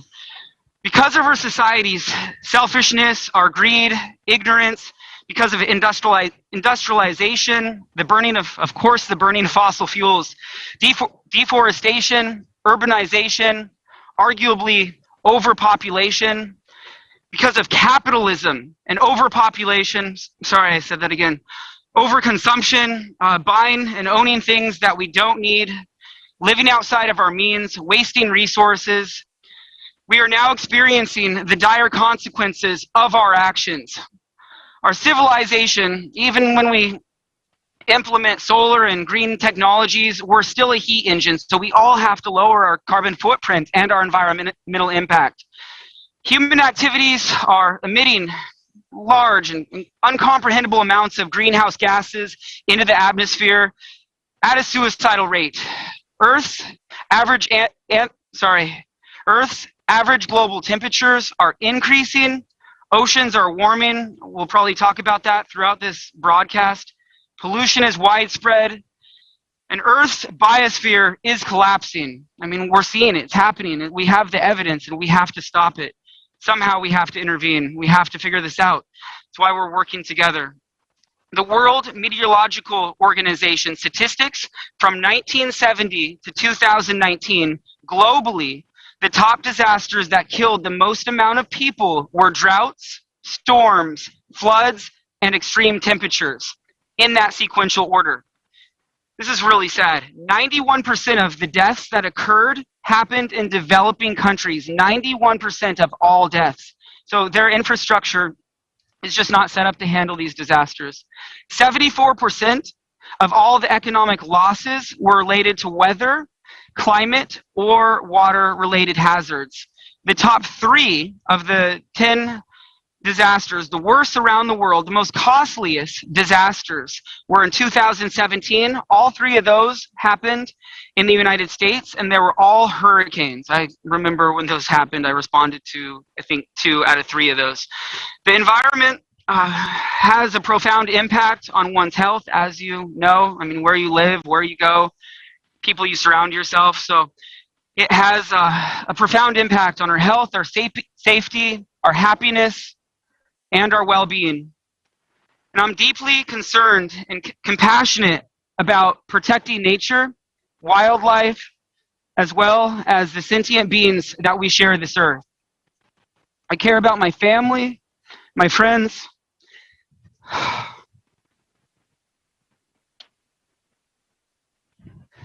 and all of the children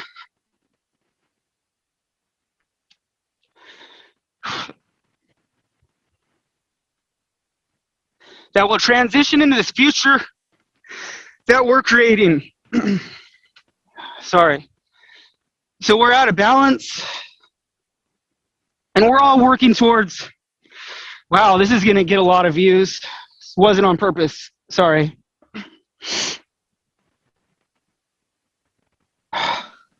We're all working towards the goals of global sustainability in alignment with creative society. We will all benefit tremendously.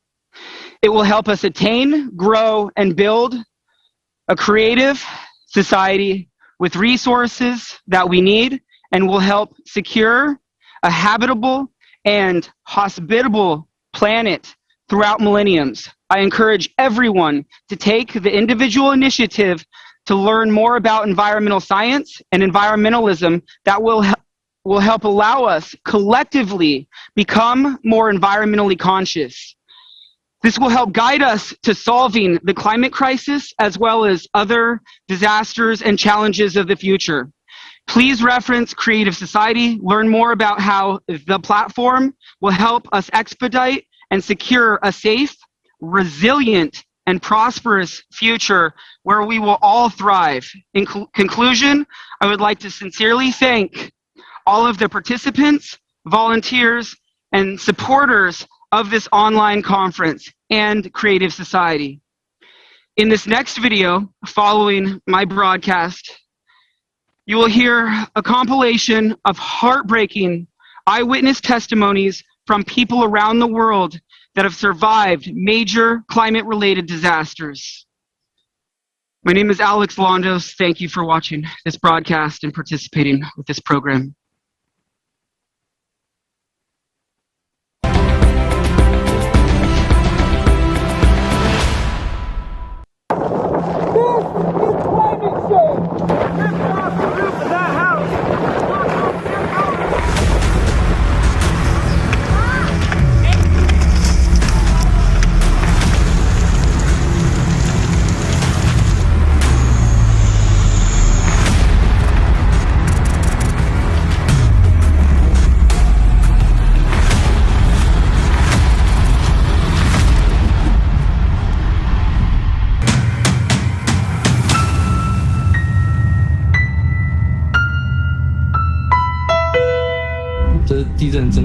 It was a really strong earthquake. Its force was very large and the chamber was shallow, so the shocks were noticeably felt. The Hydrometeorological Center announced the forecasted disaster, but it was only 5 seconds before the earthquake. So we had only 5 seconds.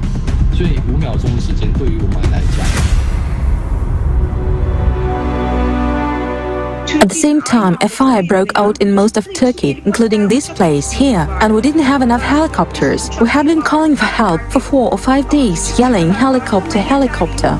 We were shouting and crying for help until we were hoarse, but there weren't enough of them, and the volunteers were actually on state helicopters too. The area of the fire was enormous. That's why most people evacuated on their own, sadly. The houses burned down in 20 minutes. Literally, at the snap of fingers. It was the so-called crown fire, which spreads from treetop to treetop. And it spreads fast due to strong winds. The locals say there haven't been such winds in a very long time. It was a land of coal.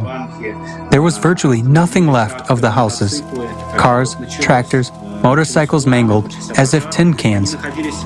When the flames started, a fire broke out. They were elsewhere, outside the village, putting out other fires. When they returned to their home village, they saw that there was actually nothing left of the houses, and they couldn't do anything about it.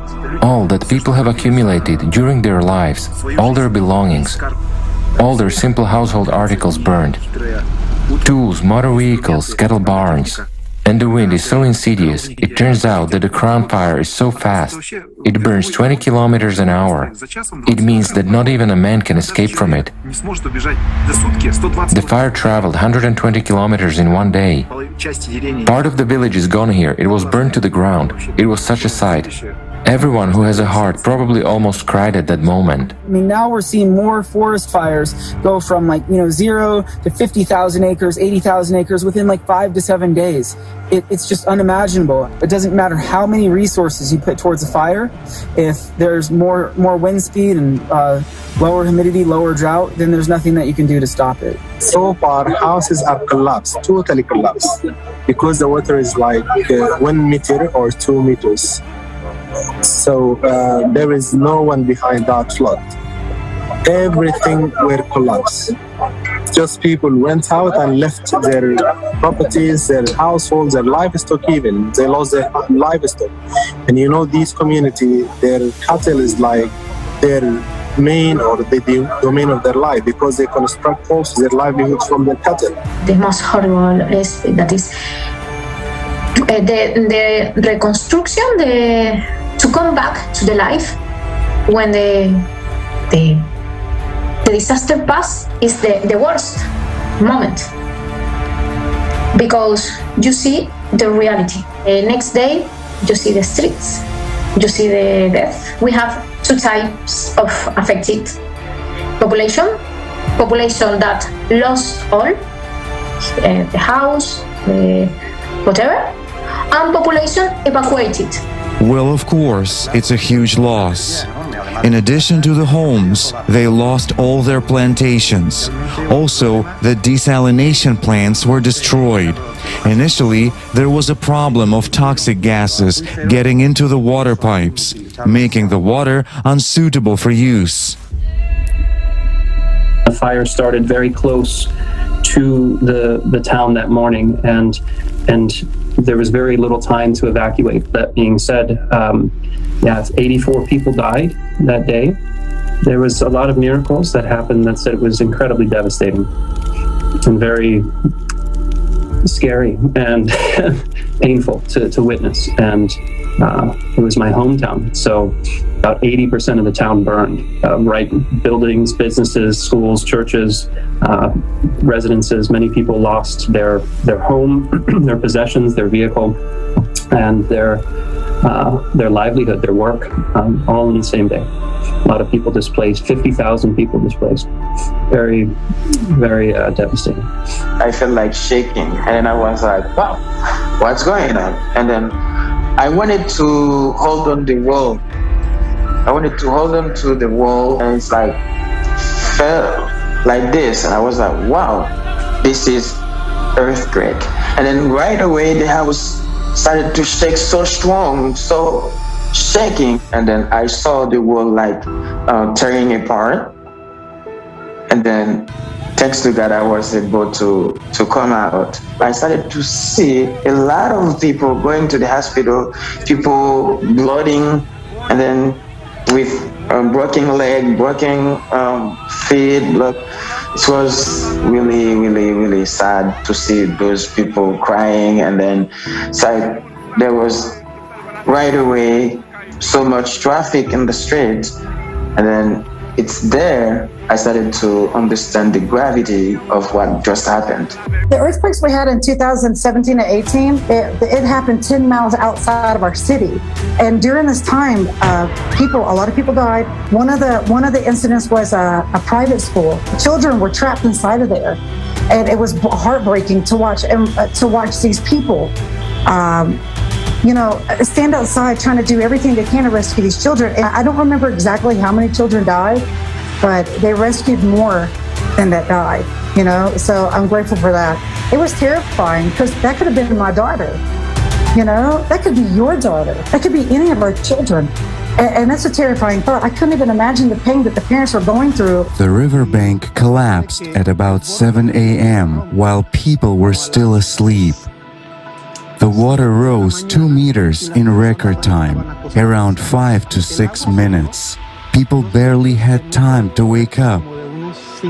They were climbing on furniture, ran up to the second floor, and also it took some help from neighbors to help people get out through the windows, because they weren't able to open the doors anymore. My aunt was trapped inside her house, and the water rose so fast that there was about 40 centimeters of air left up to the ceiling, meaning they could practically drown. So my cousin had to break the windows to get them out of the house, because otherwise they could have died. The very house that protected you turned out to be a trap that could make you drown. It was just a total chaos. Lava from the volcano was already in our area. And we could see that it was already flowing up. And we couldn't help it. There was nothing else to do. So we decided to leave to avoid gas poisoning.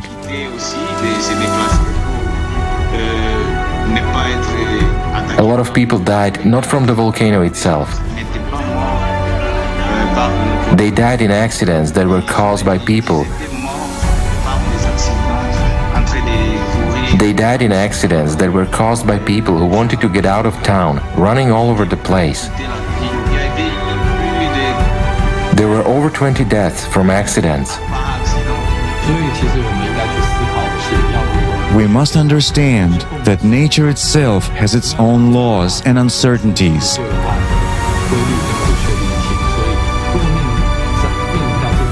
So when faced with a disaster like this, we have no control over it. And we don't know exactly what will happen in the future because climate is daily changing and also people trying to cope with.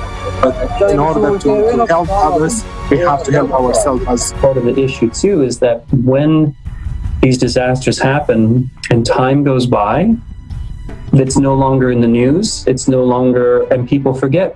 And people are still suffering. People are still out of housing a year later, 2 years later, struggling to get their life back on track. And many of the people were already, near poverty. We can't keep living this way. So where are we as a species? Where are we now? Where have we been? Understanding our history and understanding so much is changing so fast in the world. And then where are we going from here? What does the future hold? And not just for us, for our children and for the future generations to come. Human life is the first and foremost priority in our life. We see that at the end of the day, the material things sometimes don't really matter. Everyone is equal in front of disaster in the sense that when a millionaire or a billionaire has all the money in the world and the money cannot save you. We notice one man with kilos gold in his hand and very known wealth status. He has his bike in with him, but he still was begging for food, two-time food. And he was literally crying that take whatever you want, take whatever you want from me, because he has money in his home, but he don't has any food for his two-time survival. So people were completely aware with this situation that money and other things is not necessary. What is necessary is that time humanity and how you have whatever is coming with you. If we won't be able to unite, if we don't see the need for it and don't realize it, then later it may be too late. It's just a shame that people come together only during disasters, and that's where the sadness comes in. We should be getting together beforehand. We have to speak up. We have to speak out. Now that's a good key for us to come together. We have to be honest. I just don't know what else it's going to take. I mean, how many more homes have to be destroyed? How many more people are going to die? How many more superstorms are going to completely destroy and ravage areas around the world before more people start realizing that this isn't normal? The spread of misinformation has slowed down our potential progress, all the misinformation, and we're not where we need to be as a society. The time is running out. If we don't unite now, it will be too late then. Let's not miss our chance.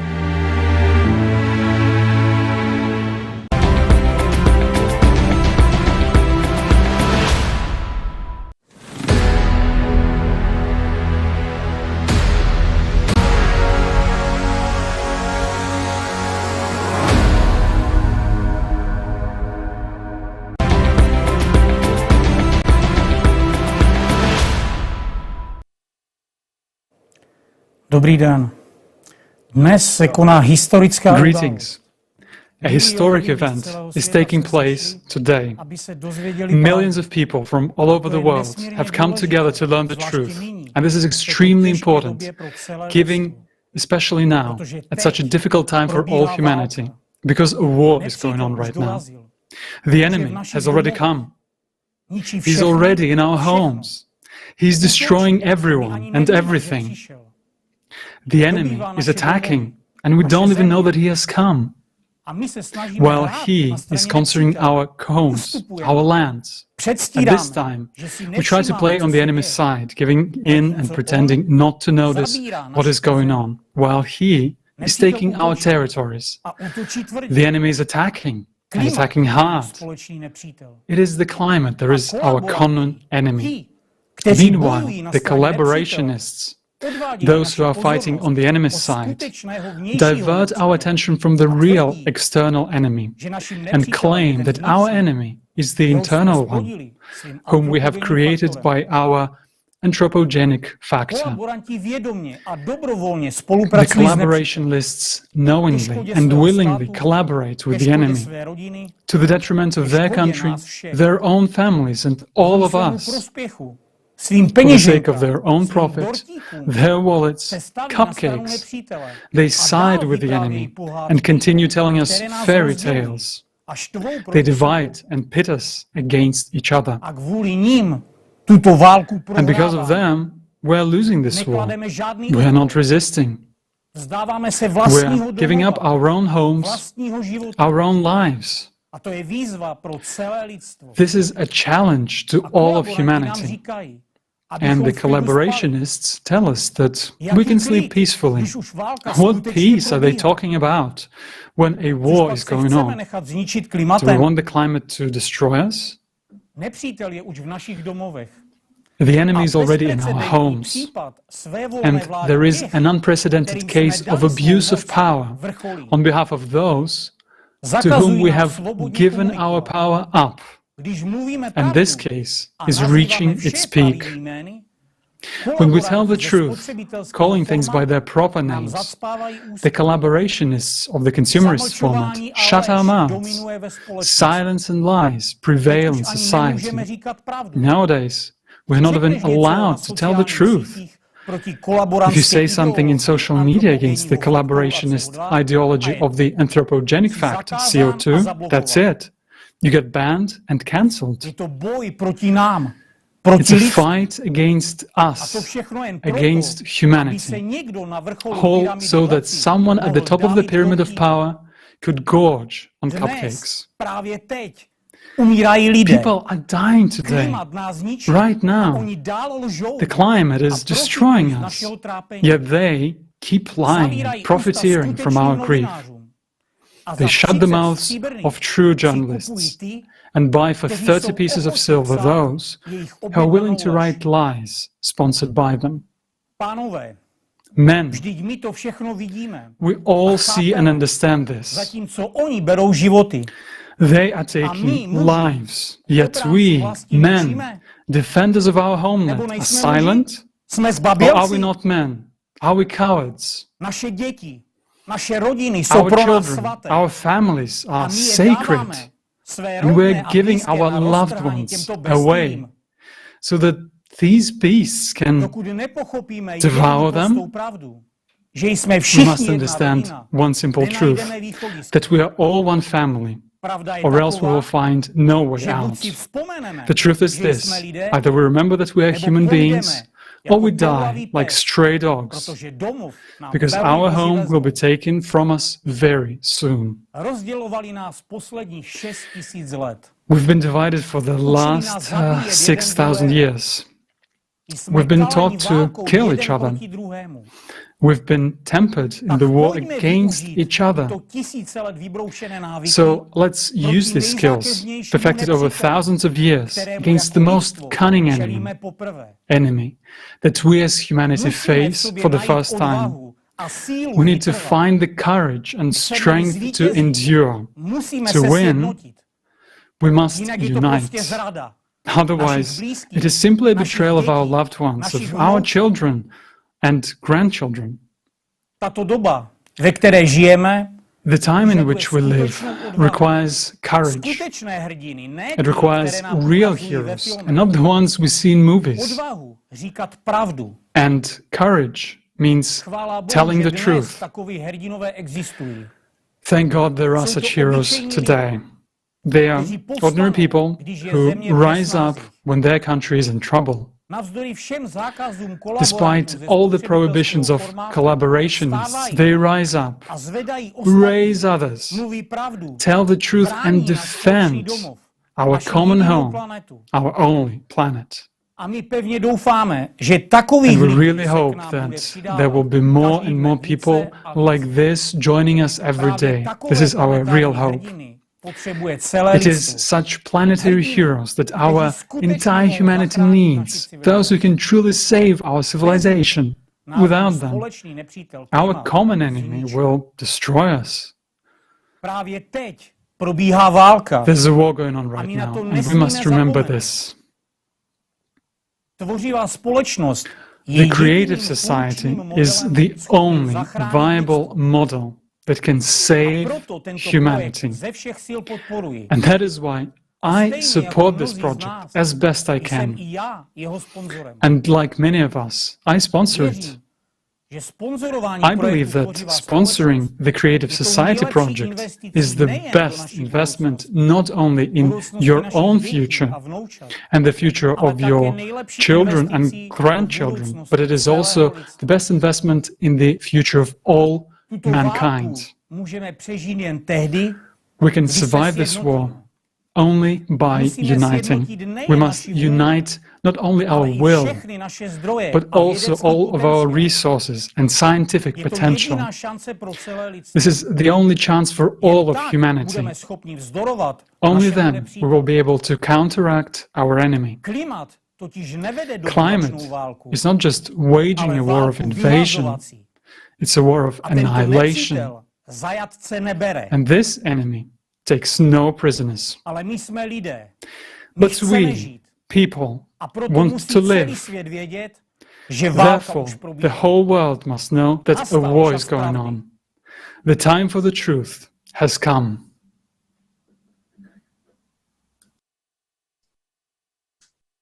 Thank you, Dushan. The war is in full progress. Millions of people are losing their homes, their loved ones, and their hope for future. The life of our entire civilization is threatened. And we, through inaction, are giving away our only chance to the enemy. It is indeed time for the truth. And it is with great respect that I present to you our next speaker, Mikhail Kornienko.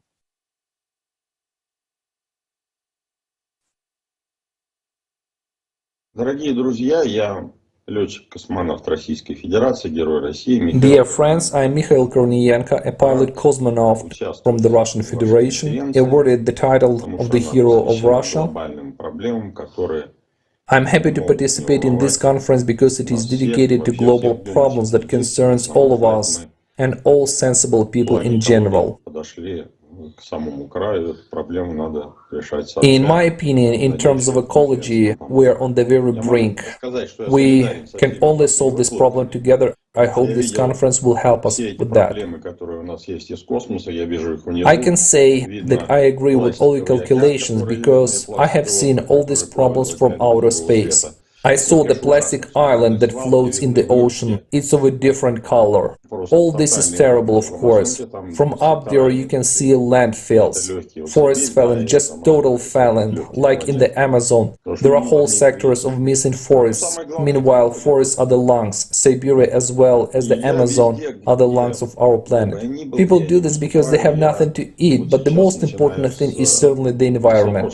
So wherever I travel, wherever event I attend, I start my speech with environmental issues.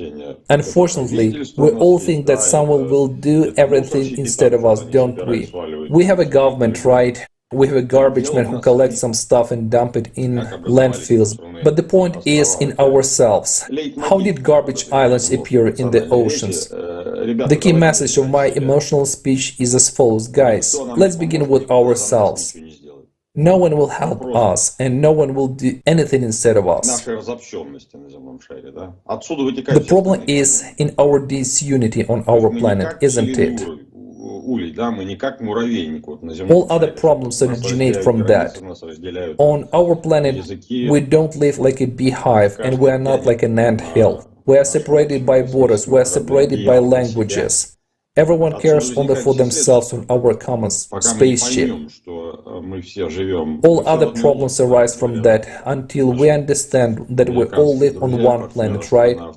As our American friends and partners astronauts are saying, we're all in the same boat. Nowadays, warming on our planet is widely discussed. As they say, the global warming, but the fact is these are cyclic fluctuations of the climate. They have always happened, we have them right now, and they will recur, right? I'm not a great scientist in this regard, probably this would be a better topic of discussion for climatologists.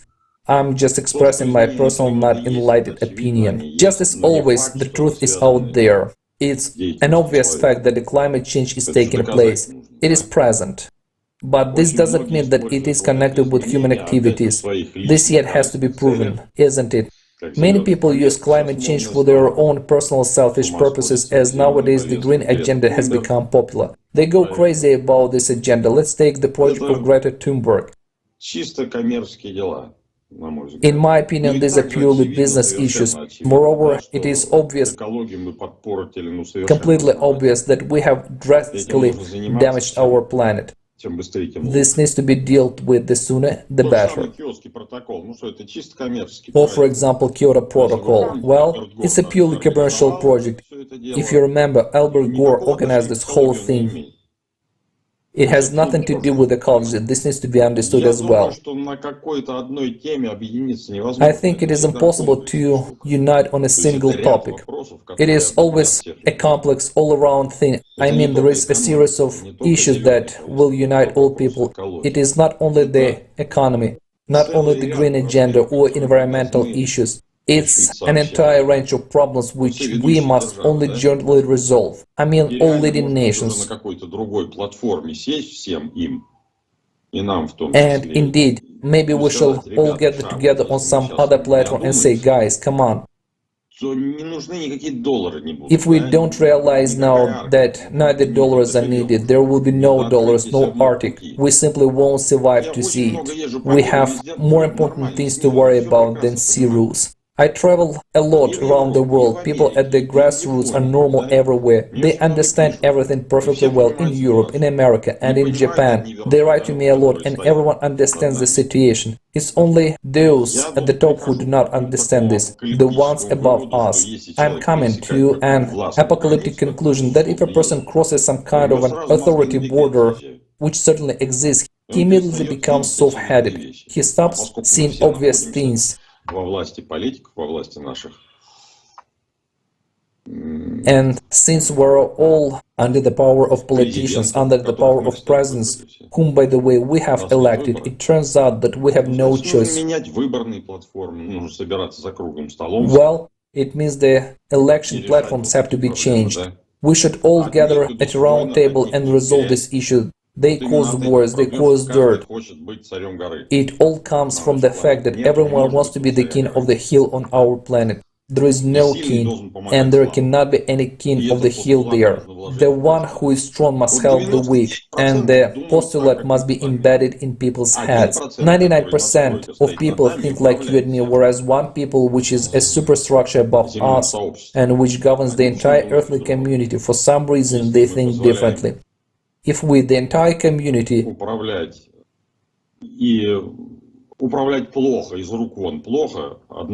this 1% to manage us in a bad way, even in a dreadfully bad way, this means we're doing something wrong. We should gradually change it. We should change it step by step through democratic procedures, through gradual changes in the legislation, because any revolution is an evil. It brings troubled times, loss and fear, and it takes time for the society to recover. We have already seen it more than once, that's enough. Therefore, we should organize such platforms and offer our own options for overcoming the crisis. There is no other way for us, you see, otherwise all of us will die. Thank you so much, Mr. Kornienko. It's a great honor for all of us to have you here with us, and I absolutely agree with you. We need to build a humanity that lives like a beehive, and we have to build a society that puts human life first. Not money, not profit, not anyone's political, commercial, private, or any other interest, but human life. Then it will be creative society. But unfortunately today, we live in a complete opposite of that. A consumerist society where the purpose of life is endless, ever-increasing consumption. People worship money and use each other for profit. They measure success not by contributions to the common good, but by the ability to consume more than others. And that is consumerist system that itself consuming the most valuable resource, our attention. And profit-driven mass media shapes our reality. As the result of that, attention is so much focused on the political drama, economic problems, and above all, consumption, that we don't even notice how close we are to being extinct as species. I was very happy to hear that Mr. Kornienko understands the cyclical nature of climate change, and that in the existing consumerist format of the society, divided as we are, we simply won't be able to solve this global problem. I was also very touched by the words of Dushan, and he is right that investment into creative society is not just investment into your future, your children's, but also in the entire human race. And that is truly the best investment one can make into building the humanity that lives as one human family on planet Earth.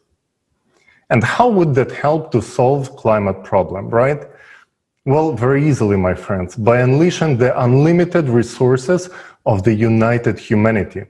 If we combine our scientific, technological, and intellectual resources, we can solve the problem of climate change. And we can solve any other problem on our planet. We can create a prosperous life for 8 billion people, or even 25. We can finally thrive as the humanity. If that's what we really want, of course. Ask anyone you know to describe the society in which they would like to live in. And then compare their answers to what's written in the 8 foundations of the creative society. And I can assure you that it will match 99%. It's because people created these foundations. And that's a fact proven by millions of surveys worldwide. These 8 short paragraphs include everything we want our society to be like, we as humans. So where to start and how can you help? Well, first of all, please read the 8 foundations and then make sure that everyone around you knows about them. That's how we can create a strong electoral request to adopt the 8 foundations of the creative society into the law of each country. That is the only way to unite our humanity on the value of human life.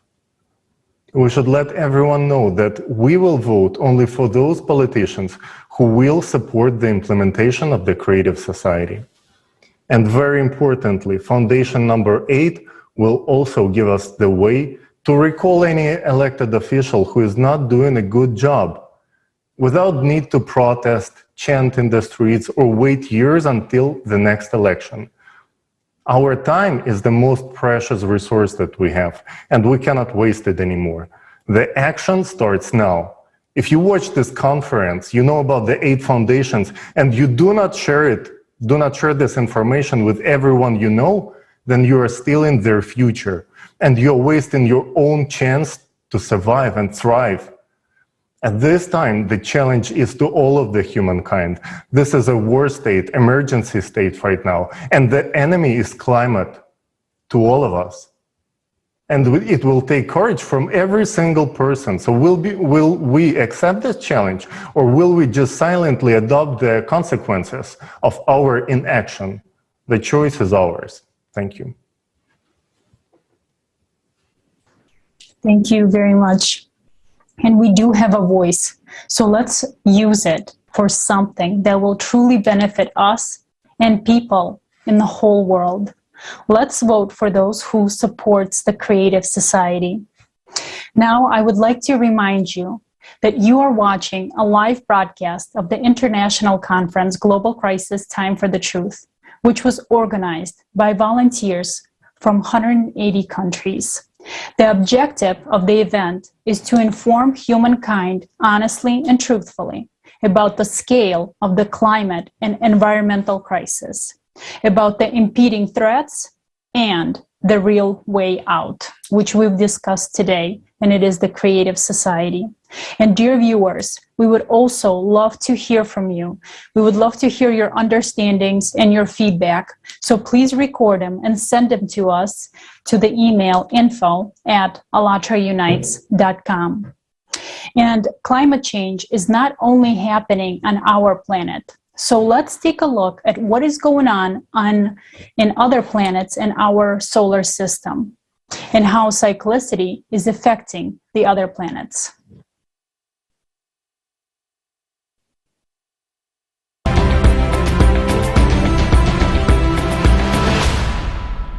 Today, we're witnessing an obvious fact.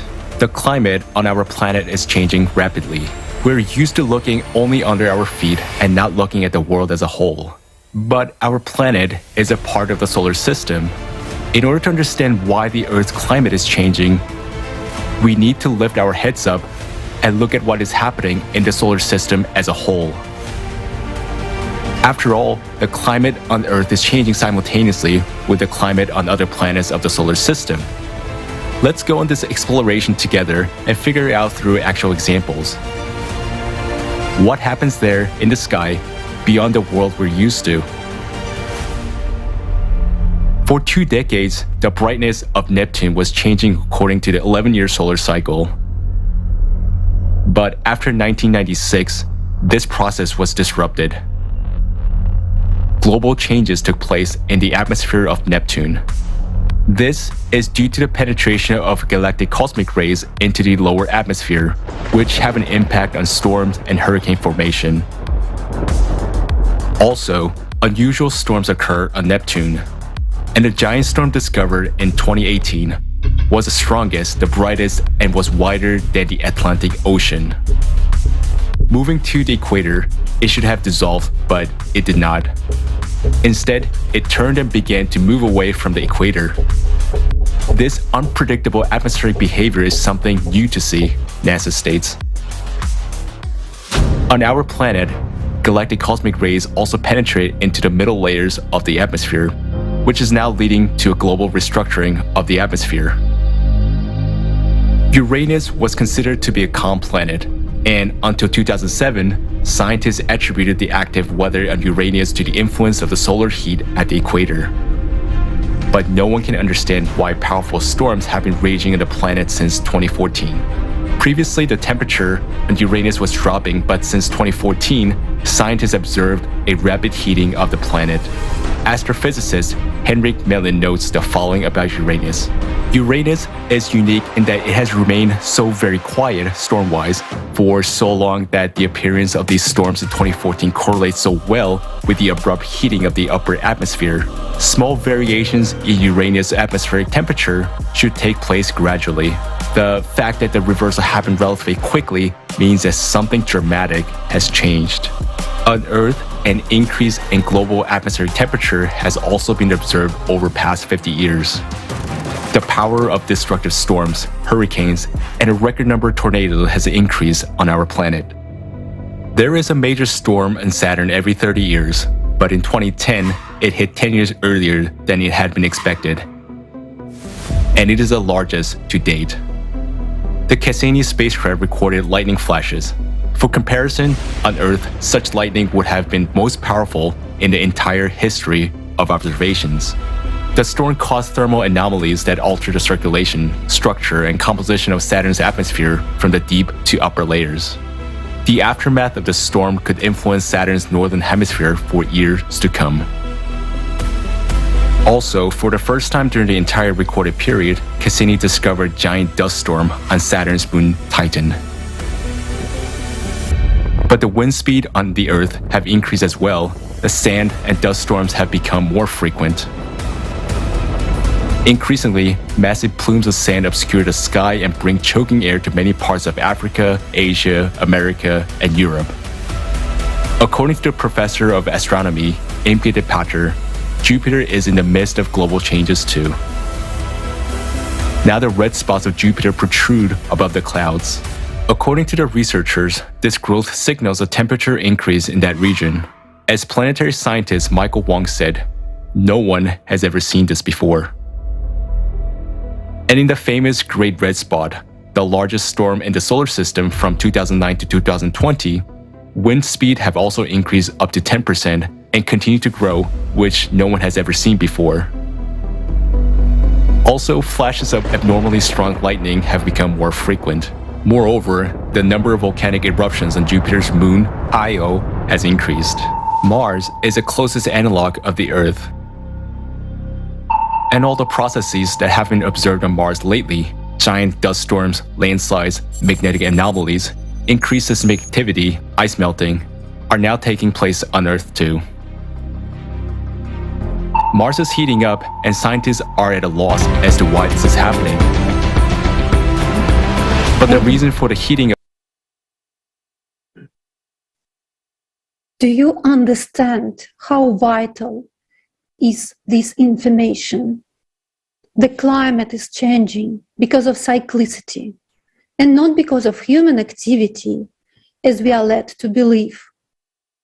It's crucial that this information is valuable to all, as this information can help save billions of lives. Right now, in the consumer society, the truth is hidden from us, the truth that gives us a chance to survive. This is why the transparency and openness of information is an obligatory requirement of the creative society, which is the fourth foundation of the creative society. And today, we don't have transparency because it will affect someone's wallet. As on the myth of CO2 and green energy, one can make a lot of money. People are dying, while we have not even begun to discuss a solution. But how can we find a solution if we don't even know the true causes of climate change? Why aren't the media and politicians warning us? Because in a society there is no transparency, they keep us in dark and blind us with myths of CO2. Because of them, we waste a lot of time. Now it's time for scientific solutions and their practical application. We are already now experiencing climate impact.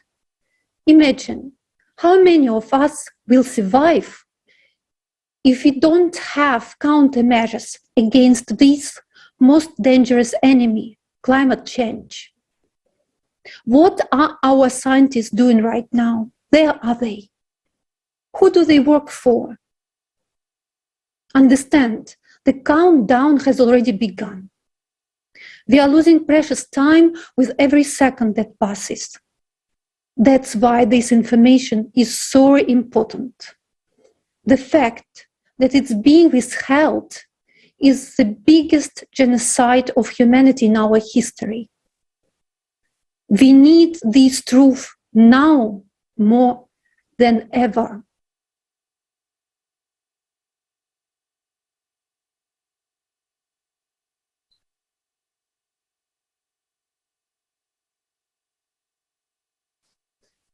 Gracias, Alina. Saludos, queridos amigos. Por todo lo que han dicho anteriormente, entendemos que si nos esforzamos. Hello, dear friends. From what was said earlier, we understand that even if we do our best to save the environment, this will not help us confront climate change. How are we actually saving the environment? We give up plastic bags in favor of paper, for example. But paper is trees, so goodbye forests? Really? We are destroying the lungs of our own planet, our only home. Are we really that stupid? No, of course not. Our problem is different. Collaborationists gather and discuss climate and ecology. But why is the situation only getting worse? Let's take an honest look at what is at the heart of modern society. Manipulation, lies, slavery, silence, power, money, holding on to what's yours and snatching what belongs to others. This is a format that has existed for millennia and continues to progress to this day. Today it is popular to be pushy and ambitious. But originally, ambition meant a desire for power, aggravated selfishness. We have exalted all the lowest human qualities. They say, know your worth. We have worth for everything. Everything is bought and sold, from air to relationships between people. However, the only thing that is least valued today is human life. Today, our lives are worthless because our wallet comes first. In the age of technological advancement, people continue to die from lack of water, food, from air pollution. Our lack of true values has brought us to a dead end. Is there really anything more important than human life? What could be more important than survival when you are on the edge? The climate is one for all. There's no getting away from it. And all the money in the world can't stop it. We need to find a solution as soon as possible. You and I have just watched a video that clearly shows the true threat. It is the external energy impact on our planet. And our task is to find an equal energy response to that impact. This is precisely the reason why we need to combine all of our scientific potential. It's not just a noble cause or powerful words, it's our chance to survive. The only one. The last one. This requires the participation of all people and the entire scientific world community. Even if 100 or 1,000 scientists come together, this won't be enough. It is necessary that literally all the scientists in the world search for the right solution from various scientific areas. And this is the moment when we must make the decisive choice, life or death. Frankly speaking, we should have made this choice much earlier. Now, every day counts, and every minute can cost us human life. We hear about forecasts for the next decades, but people, we haven't got that much time. We don't even have 10 years. It's very important to act quickly. We're now in the zone of energy impact, and by the time we get it to speak, we should already have a ready-made solution. But even all the scientists of the world require time to find and develop a solution, and we're running out of time and resources every day. Until recently, we've had no answer to the question of how to unite, and it seemed impossible to us. But today, there is an answer. It is in changing the consumerist mindset to the creative one. In choosing to develop, choosing to survive, in choosing to live. If we really want to live, we must act. And already now, we must change the format of society now. Create conditions for scientists and give them the opportunity to work when there are no vested interests left, when every scientist has one goal, to find a way for all of humanity to survive. We can create these conditions, but only together. Volunteers of the ALLATRA International Public Movement have been talking about this for years, talking to the whole world by organizing so many interviews, social surveys, conferences, reports, articles. People from 180 countries have done a tremendous amount of work. We found out that what people want, altogether we found a way out, the creative society. The creative society is a model based on the best aspirations of people from all over the world.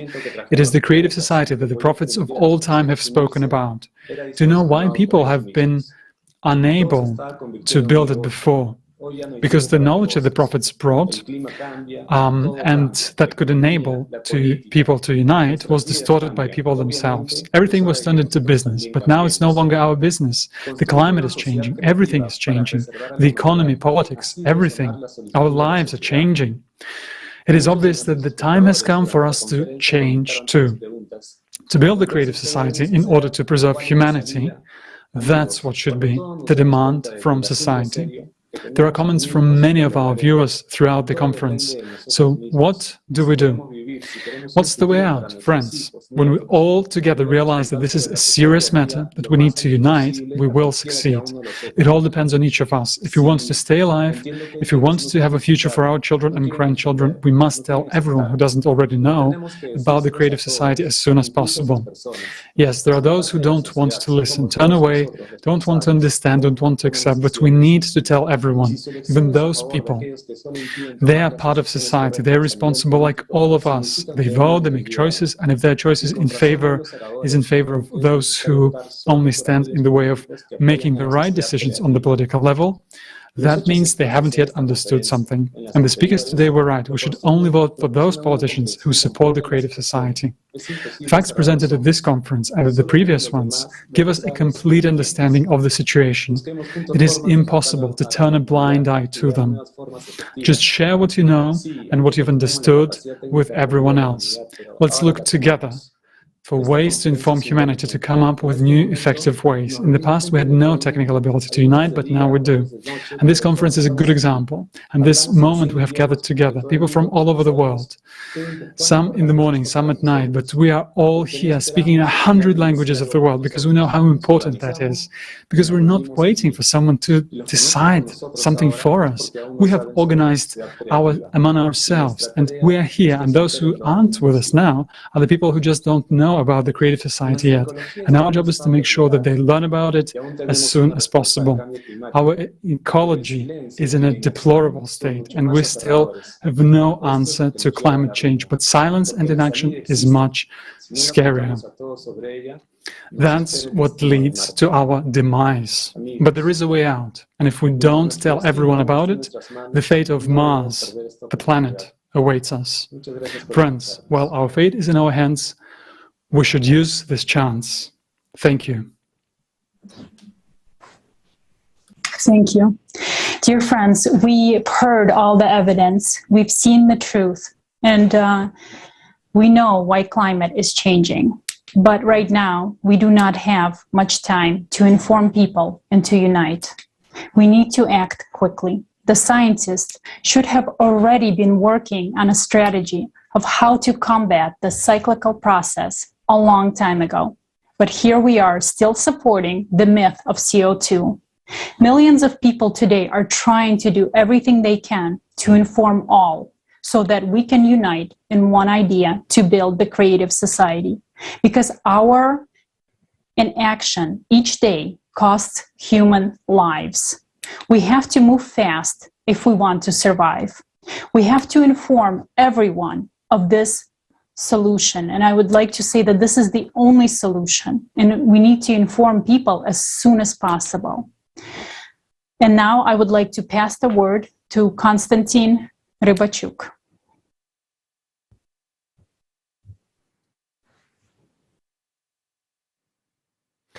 Good afternoon. Every week, we monitor and cover climate disasters around the world in the Breaking News Project.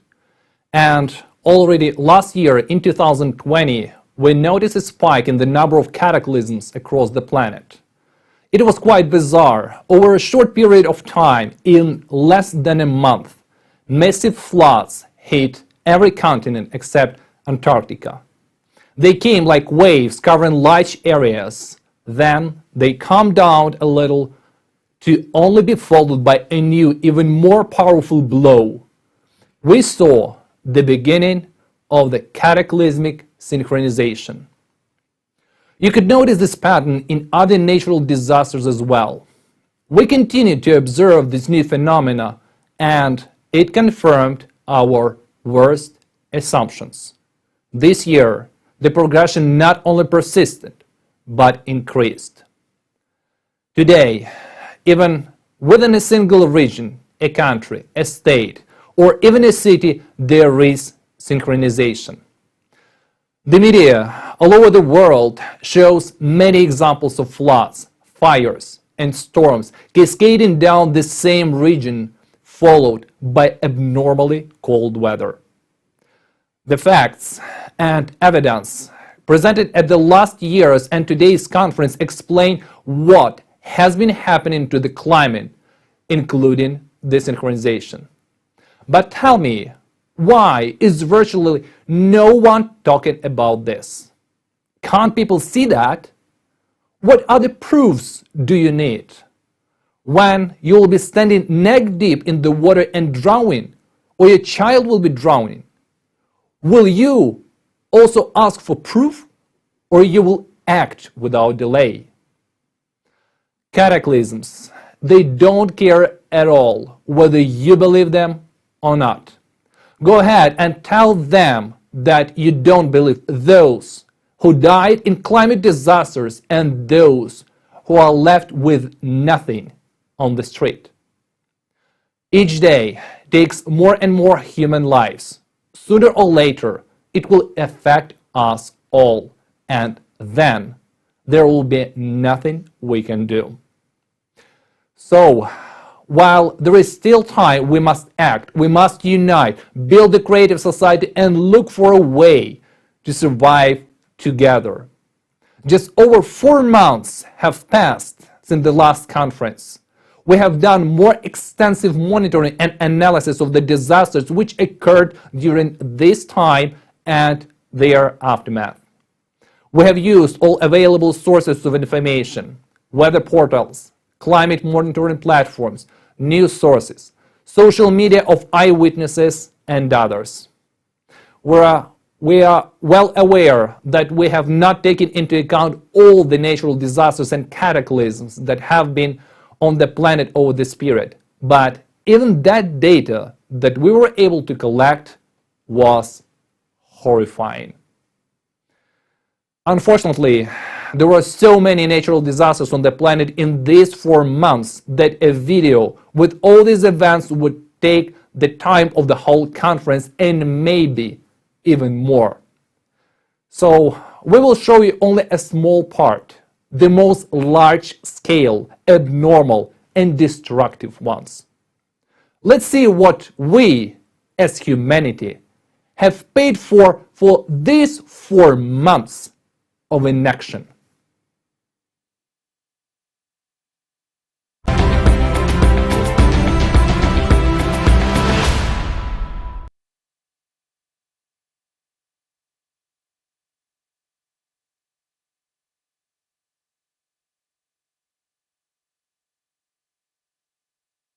Since our last conference, global crisis, this already affects everyone.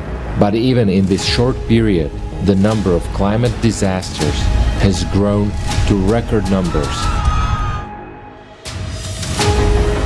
The first event that we observed happened during the live broadcast of the conference on July 24, 2021. And I just wanted to also quickly mention that right now I'm in the Metro Detroit area in Michigan, and currently, as we're speaking right now, we have a tornado warning right here and also a severe thunderstorm warning happening right now. So we can see that climate has no stop.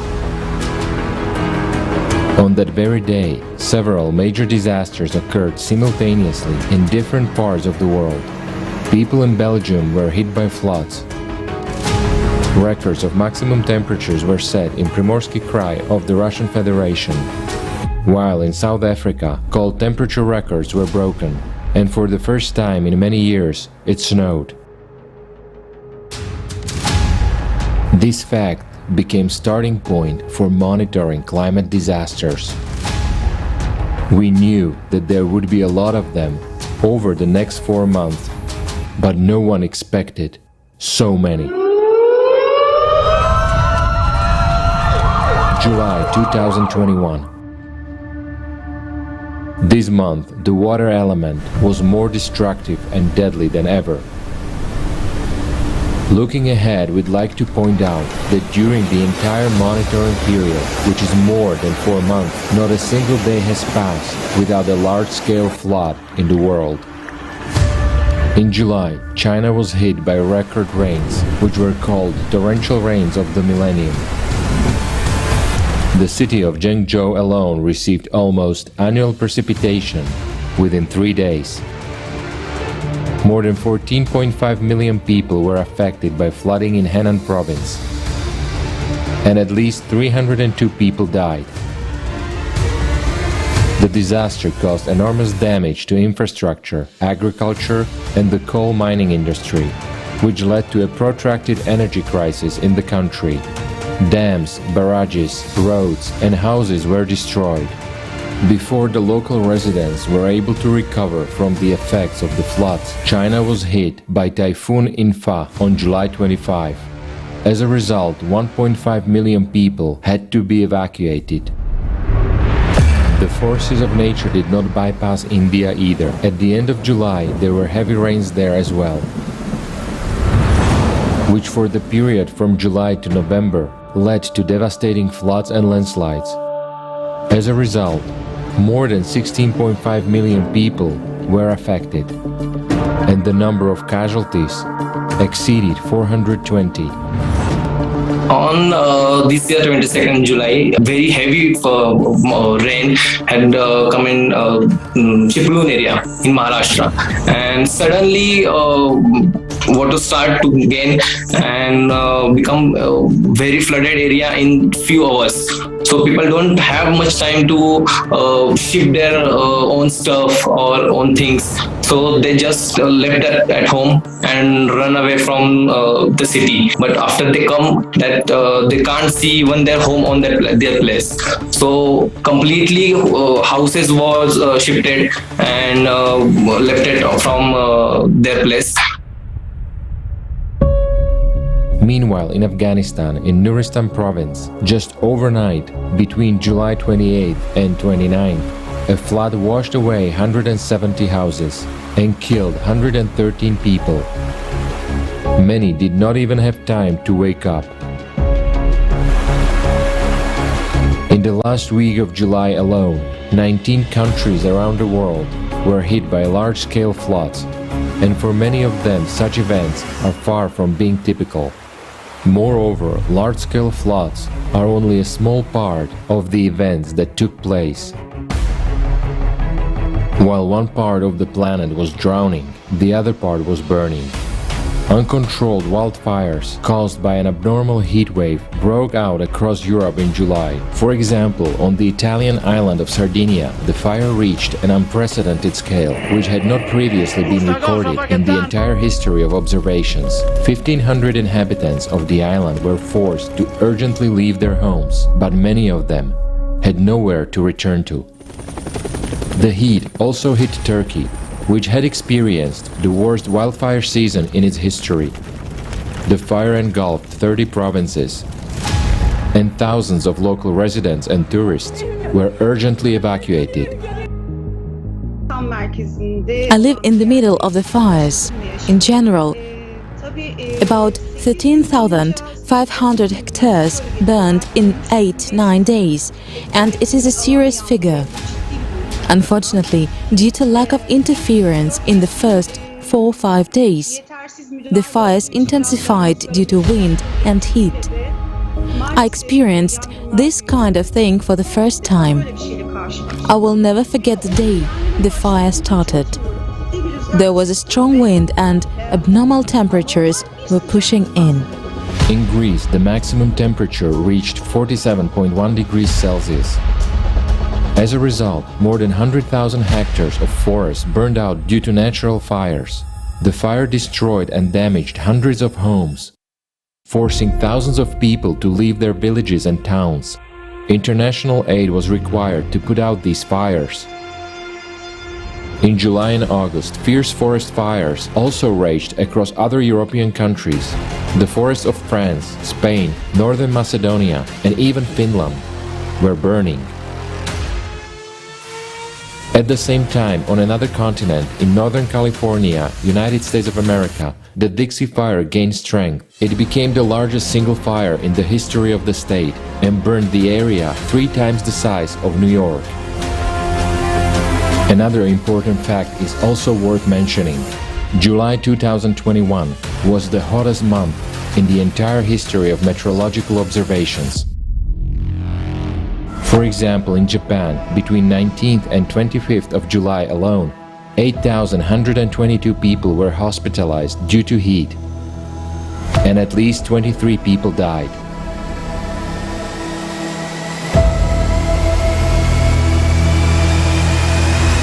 This means that we are to expect even longer heat waves in the near future, and nowadays, as we know, they are already leading to an increase in mortality among people.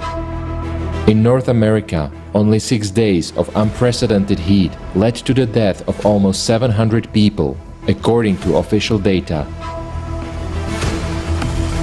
But according to experts, there are many more victims of abnormally high temperatures. Paradoxically enough, while the Northern Hemisphere was abnormally hot, record low temperatures were observed in the Southern Hemisphere due to a cold wave coming from Antarctica, particularly in the South American countries.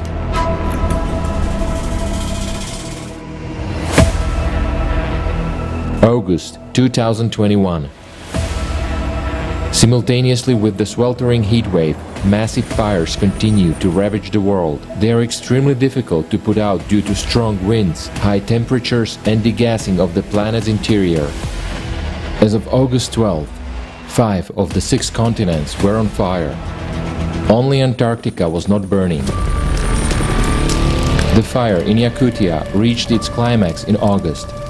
According to remote monitoring by the Federal Forestry Agency, the fire has destroyed more than 8.5 million hectares of forests, which exceeds the size of Austria. It became the world's biggest fire of 2021. The picture that we saw shocked us. And of course, we couldn't remain indifferent. Already on approach to the city, there was a persistent smell of smoke in the plain, a smell of burning. On August 25, after the fires, heavy rains came to Yakutia, causing mud flows. And a few days later, the first snow fell, which is abnormal for this time of year. Yakutia is not the only region on the planet that experienced severe floods immediately after the fires. The same happened in Italy, France, Greece, and the United States, and 77 people died in Turkey because of the water element. Meanwhile, in addition to the Dixie Fire, 2 other big fires were raging in California, the McFarland Fire and the Caldor Fire.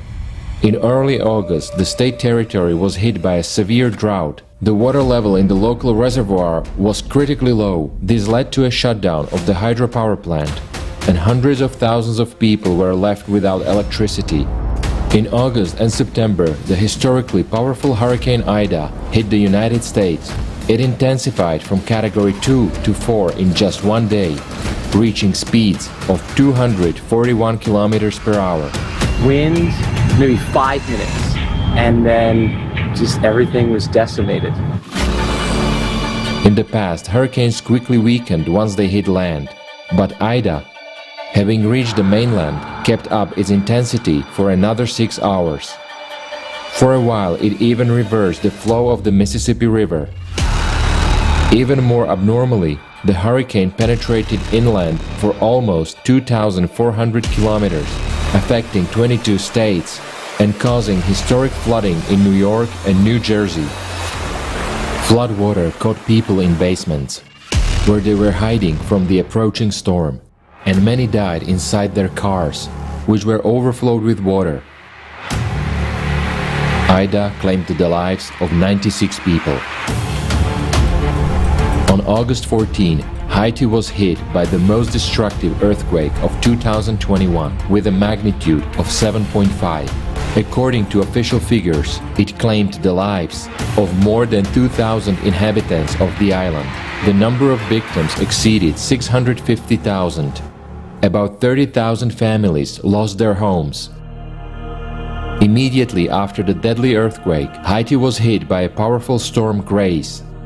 Lacking strong shelters as their homes had been damaged and destroyed, people were left defenseless against the onslaught of the storm. After the earthquake, we have some people are afraid to go inside because the house is concrete, and then it's like for them it's better to sleep outside But what makes it worse is just because right after the earthquake we had the hurricane, like the cyclone, and then they had to go back to their houses, even if they didn't feel okay sleeping under the concrete house. In August, catastrophic floods continued synchronously around the world.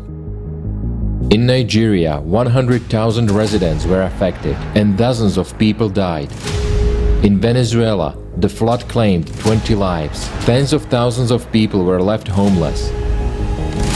In the same month, heat records were broken in different regions of the planet. In some places, the temperature exceeded plus 50 degrees Celsius. I'm an Italian from Sicily. The temperature record of 48.8 degrees was registered in Syracuse province. This is an exceptional event that was registered on our territory. We got used to high temperatures, but not to such peaks. In Greenland, on August 14, it rained for the first time in history. Before that, apart from snow, there had never been any other kind of precipitation there. August especially vividly demonstrates the synchronicity of climate disasters. On some days, the planet experienced a large number of record-breaking natural disasters simultaneously. The climate disaster that we saw are only a small part of what had happened in less than 1.5 months. Tens of thousands of homes destroyed, hundreds of thousands of victims worldwide, lives that can never be brought back, are the price of each day without a creative society.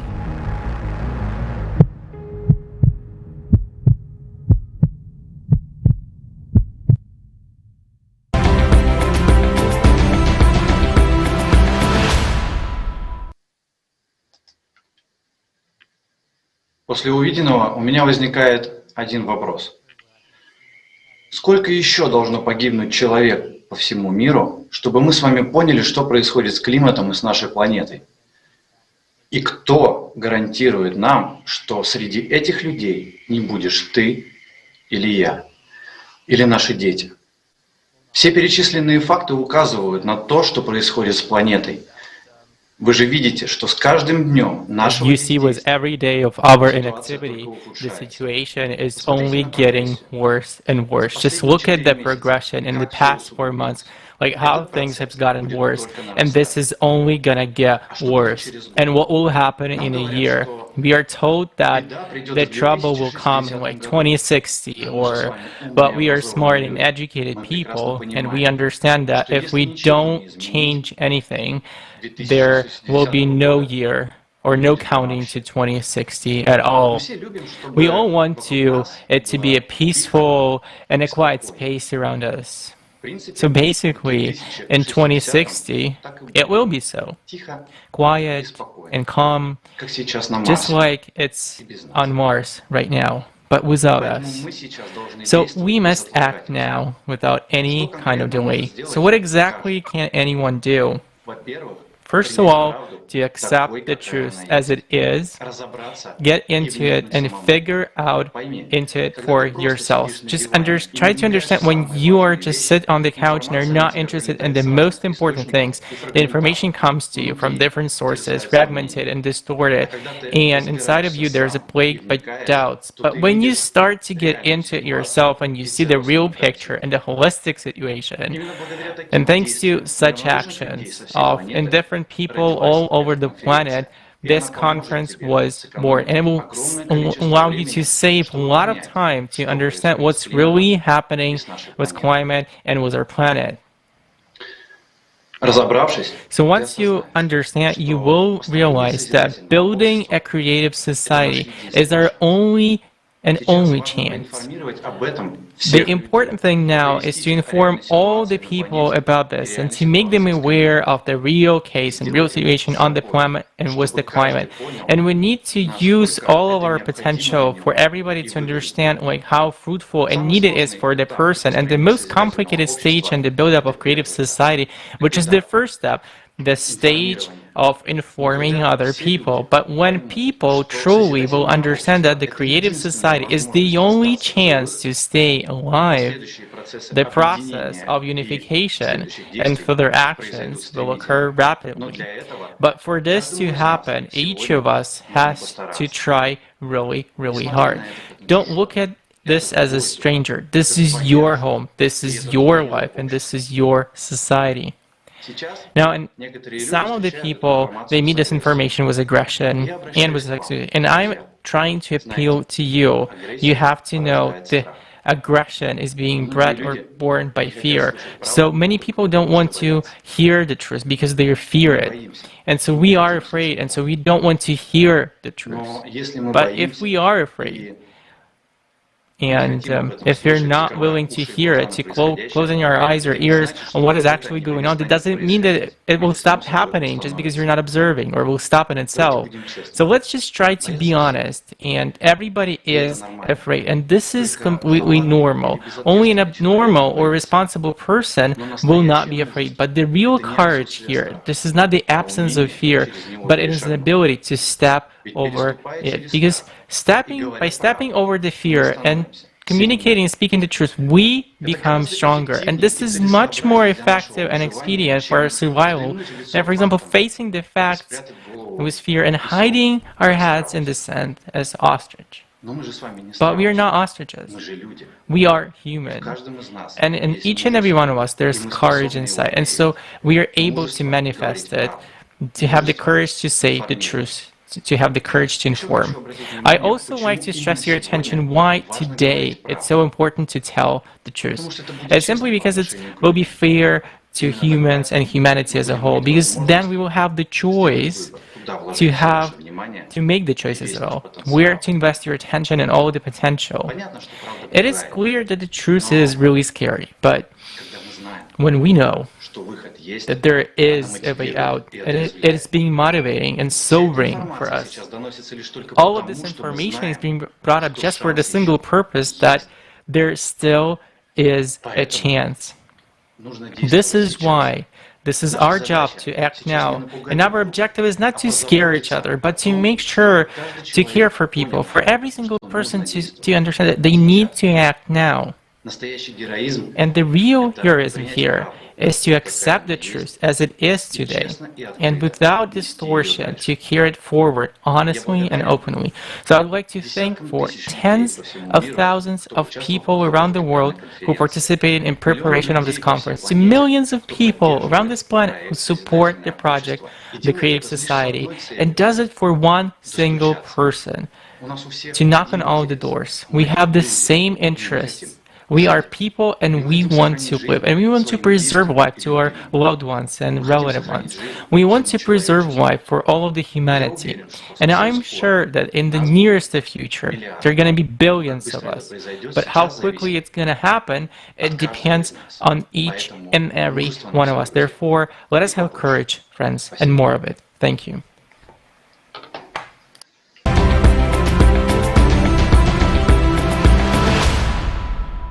September 2021.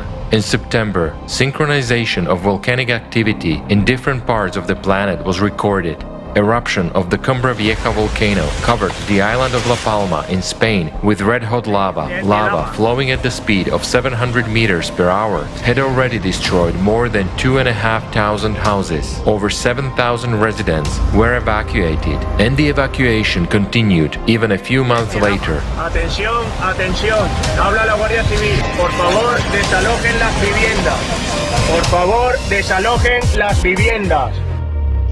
It's horrible. It's horrible how to see the volcano, the lava slowly eating the houses, and the lava eats the houses of my family and my friends. And horrible for the people. The people running, crying. I don't know what to do. Where I go? Where I sleep? Where I eat? What is my life? What is my... Where? What? No, where? Where is my house? And nowadays, we have people living in cars, two bedrooms flat, living 14 people. Lava absorbs everything in its path.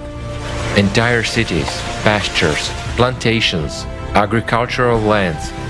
The island gradually gets covered with toxic volcanic ash, while the air gets poisoned.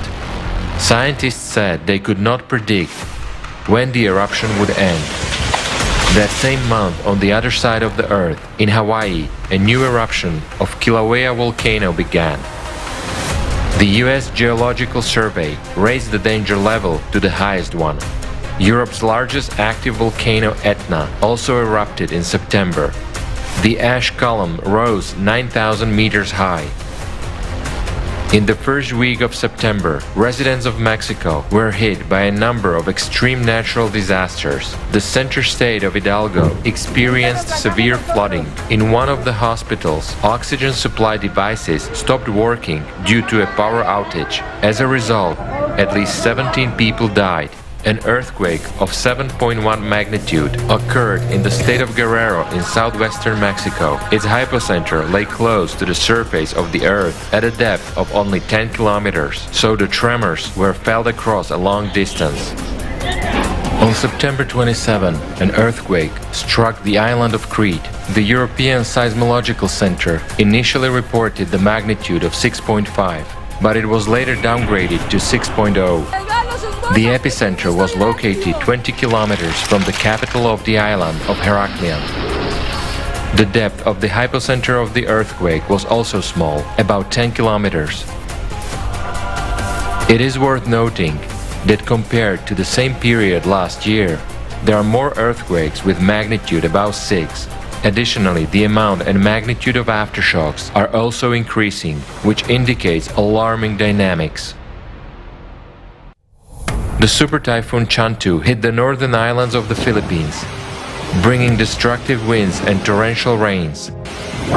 It became one of the worst storms of 2021. The wind speeds reached 260 kilometers per hour. The typhoon left the region without electricity and forced evacuation of more than 11,000 people. The consequences of the Chantu were felt by the people of China, South Korea, and Japan. In September, waves of abnormal heat covered new regions of the planet. For the northern hemisphere, such temperatures at the end of September are extremely abnormal. October 2021. The heat records continued in early October, as October 2nd became the hottest day in the history of 4 countries all at once: Iran, Morocco, China, and South Korea. Cyclone Shaheen brought a disastrous flood to the desert. A devastating storm and hail hit Muscat, the capital of Oman. The city streets were flooded, power supply facilities and roads were damaged. 13 people died. More than 5,000 local residents were forced to leave their homes. In just one day, Muscat received double the average annual rainfall. Such a disastrous phenomenon occurred for the first time in the history of this country. In October, a large number of storms with abnormally large hailstones were reported across the world. Hailstones of about 15 centimeters in size hit Libya along with rain and squally winds. Huge hailstones pierced the roof of houses, damaged cars, and building facades. Australian residents became victims of a similar natural disaster. The size of the hailstones reached 16 centimeters, which is a record for this country. Huge blocks of ice damaged cars and buildings. The hail fell with such force that it even pierced the roof of a shopping mall, from where about 400 people were promptly evacuated. Another anomalous fact is that Australia was hit by hailstorms more than 10 times during October. Europe was hit simultaneously by 2 powerful storms, which affected the territories of over 10 countries. Strong winds damaged power lines, disrupted railway traffic, demolished roofs of houses, and uprooted trees. In September and October, cataclysms cascaded over the territory of Italy. In the northern and central parts, there was a storm with heavy downpours. 7 tornadoes hit the north of the country on September 19. And on October 5, rain, hail and tornadoes covered the historical center of Catania and caused serious damage to residential buildings and businesses. A day earlier, severe floods hit several provinces of Italy, setting a European precipitation record. A strong storm broke out, causing record rains, floods and landslides. Meanwhile, over 500,000 lightning strikes were registered within 48 hours. It was just one rain. There was so much lightning that I can't remember for all my life. I shot it on my video camera. I was video recording, just having time to take pictures of the lightning. You can't imagine how many of them there were. Well, before all that, there was such a strong gust of wind that I had to hold on to the doors of the entrance. I was just being blown away. I was just parallel to the ground. I mean, the wind was so strong. I don't know what it was, a tornado or whirlwind. In general, I just saw that some deliveries boxes flew away. Then I realized that something was about to happen that was unrealistically strong. November 2021. People in different parts of the world experienced abnormal rainfall in November as well. A hailstorm swept over the Spanish island of Majorca. The city of Calarajada was affected the most. In just 15 minutes, the streets of the city were covered with a layer of ice up to 30 centimeters deep. Egypt was hit by downpours, thunderstorms and hail, which is extremely rare in these latitudes. The bad weather washed scorpions out from under the shelters, resulting in people's deaths and hundreds of bite victims. Record snowfalls have hit the northeast of China. Snow is rare in this region, and it never snowed in early November before. In many provinces they declared the red, the highest level of weather danger. The height of the snowdrift reached 41 centimeters, which became a record over the last 116 years. The cold snap and snowstorms damaged over 37,000 hectares of arable land and thousands of farmlands. On November 14th, that is in the last month of spring for the Southern Hemisphere, Australia faced the most severe cold and snowfalls in the last 70 years. Up to 30 centimeters of snow fell in some areas. Heavy rains caused flooding and catastrophic landslides in Indonesia. In some areas, the depth of floodwaters reached 2.5 meters. More than 8,000 people were affected.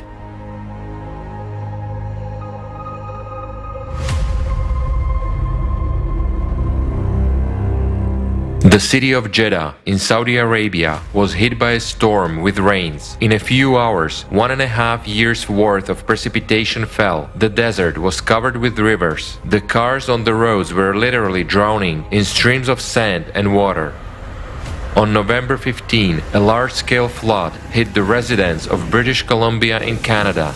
In the city of Hope alone, more than a month's worth of precipitation fell within a few days. Tens of thousands of people were left without electricity. A mass evacuation was carried out. The flooding triggered dozens of landslides, which killed at least 4 people and trapped 275 in their cars in between 2 landslides of a mountain highway. Following this unprecedented flood, a record snowfall hit the residents of Canada. Uncle's house is in the water. My cousin, who just finished having a baby in Kamloops 2 days ago, their house is totally flooded. They have nowhere to go back home. In November, 66 tornadoes were recorded across the United States. Meteorologists note that a tornado outbreak at this time of year is completely abnormal for the country. In the south of Iran, 2 powerful earthquakes of 6.0 and 6.3 magnitudes were registered, which occurred just 1 minute apart. The hypocenter of the seismic event lay at depth of up to 10 kilometers. The earthquakes were so powerful that they caused a mountain to collapse. In addition to Iran, the tremors were also felt by the residents of the United Arab Emirates. Over the past 4 months, we have once again seen the fact that cataclysms are becoming more and more anomalous, unpredictable, and destructive. We need to face the truth. We are not ready for this. Every day, natural disasters destroy the lives of millions of people. During these 4 months, we could have done a lot about building the creative society, but we are doing nothing. How many more casualties will it take before we realize this?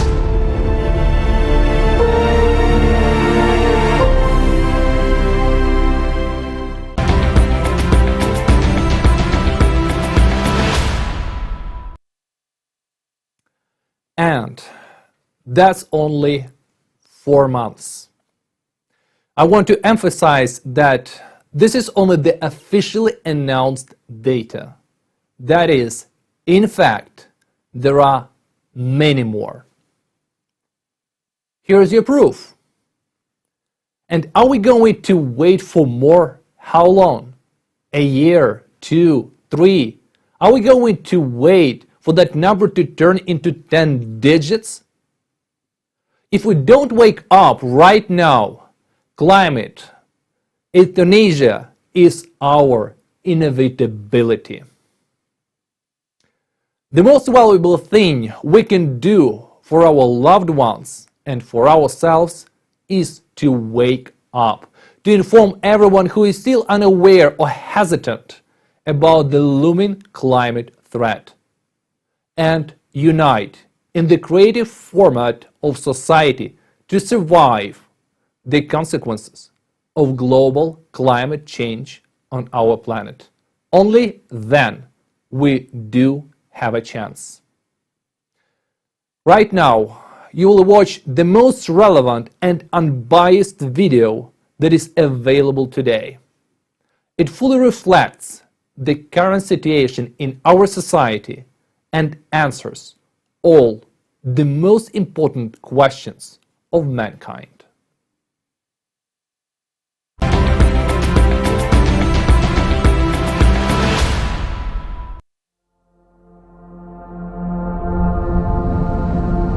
Humanity's last war has already begun. The enemy is advancing from all sides. He is to annihilate all human beings and destroying our common home, our planet. In just last 4 months of undeclared war, we have lost a lot of our territories. This ruthless external enemy who took us by surprise has claimed many human lives, sparing neither infants, nor the elderly, nor women. His tactics of war are aggressive and unpredictable. He floods, he blows up, he sweeps away by the winds. He burns and destroys by radioactive emissions. He shakes the ground beneath our feet. And before he claims our lives, he mercilessly tortures us with hunger and thirst and forces us to watch our loved ones die, while we keep being silent and inactive. In the meantime, collaborationists are imposing the image of a false internal enemy on us, taking side of the real external enemy. And we listen to these collaborationists who carry on disinforming and dividing us. They divert our attention from the true external enemy and claim that our enemy is internal, which we have produced by our anthropogenic factor, and that it is all the fault of carbon dioxide, which they promise to deal with in the near future. But in fact, they only care about their personal gain, and again, they want to make money out of our grief and lives. The collaborationists lie to us that there is no war, and at the same time, they shut our mouth so that we do not talk about the real external enemy, but allow us to talk only about ecological problems and carbon dioxide rising. And at the same time, they hold military parades and decide which uniforms we will wear to fight against each other.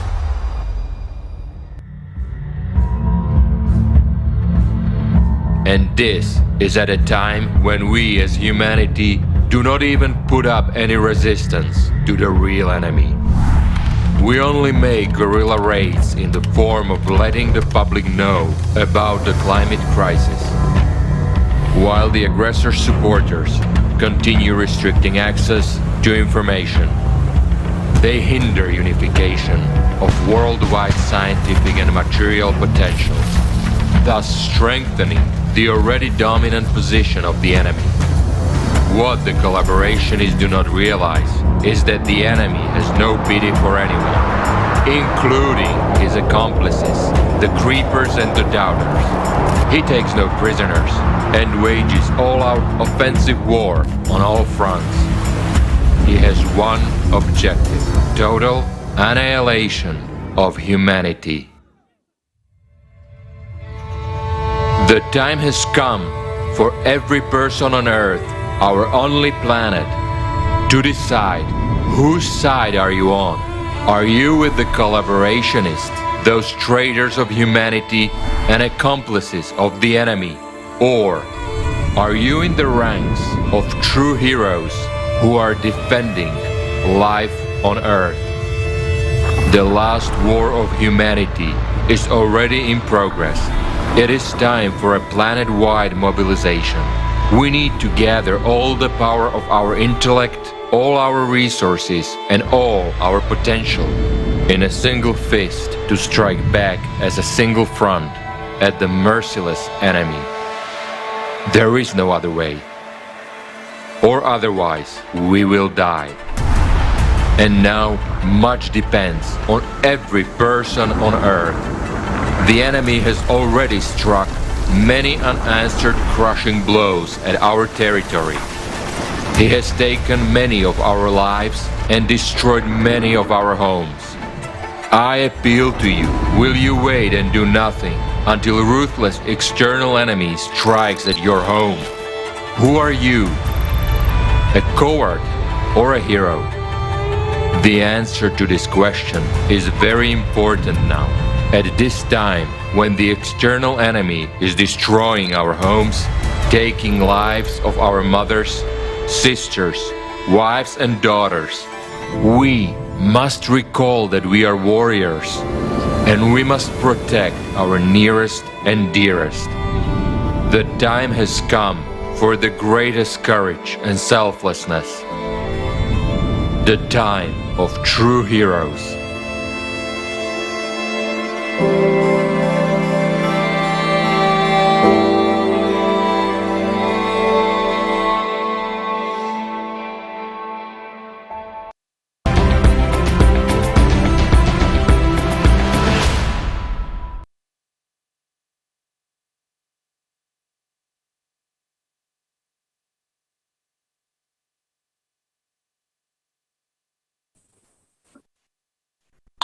This is indeed war, a war in which we lose what we hold so dear. We lose our loved ones, we lose our lives. They tell us that it's all about ecology, that our anthropogenic factor is to blame, and that all we need to do is reduce CO2 emissions to make everything okay. But as long as they say that things only get worse, while they are feeding lies and upon the enemies, they are the enemy. Climate is ruthlessly attacking our planet. The active enemy offensive has been going on for a long time. And in the meantime, they keep lying and trying to brainwash us. Who is doing this? The ones we truthfully call by their real name, the collaborationists. They are the ones who are at war against humanity. Just look at the horrifying facts. In just 4 months, our common enemy, the climate, has taken over as much territory as it has never taken over in years. And most of humanity is completely unaware of it. Thank God that there are decent people today who have actually studied the essence of the Creative Society Project and have realized that this is the only option for the survival of all humankind. Politicians, priests, and business people have gathered among us today. They are not traitors. They support us, humanity. We are thrilled to see respectable and worthy people present with us today. We are grateful to the priest of the Roman Catholic Church, Joseph Spicek. He has given us today the important news that the Holiness Pope Francis has blessed the international project, Creative Society. We thank Edgar Brandt for their understanding and their support of the Creative Society Project. This is truly monumentous. You know, the words of support from the esteemed Amir Aziz, the Imam of the oldest mosque in Germany, resonated very deeply. I was very inspired by how Joseph Cotterton, mayor of Somerville, understood the depth of the 8 foundations of the Creative Society. We were very moved by the support of Askar Nagnobov, a representative of the Ministry of Ecology, Geology, and Natural Resources of the Republic of Kazakhstan, who spoke at the conference at the request of the Kazakhstani presidential administration. And I would like to express gratitude to the President of the Republic of Kazakhstan for his attention and support. I was very impressed by the sincere letter from the Prime Minister of the Kingdom of Tonga. Although he could not be physically present at the event, we are very happy about his participation and care. Thanks also to Saran Hakmanavan and Archbishop Nathan Havanisa. I was touched to the bottom of my heart by Dushan when he said that the best investment in the future is investing in the Creative Society. It's true. To live in a decent society in the future, many of us invest our own time and resources now and seeing the realities of what is happening in the world today. I am convinced that the Creative Society is truly the best investment. All of us need to unite today. After all, the common external enemy is already in our home. It is already destroying us, our children, and our parents. It is robbing us of our future. But we also have an internal enemy supported by collaborationists. It is the consumerist format of society that has been dividing us for over 6,000 years. And now it is bringing us to the brink. All the prophets warned of this, but unfortunately, we stubbornly chosen not to hear our prophets, our holy fathers, and all the intelligent people who have been telling us that for centuries. And now what? Do we have to give up? Are we going to give up our home to the destroyer? But we are human beings. We are one family. For the future of our children, for the memory of our ancestors, we have something to fight for.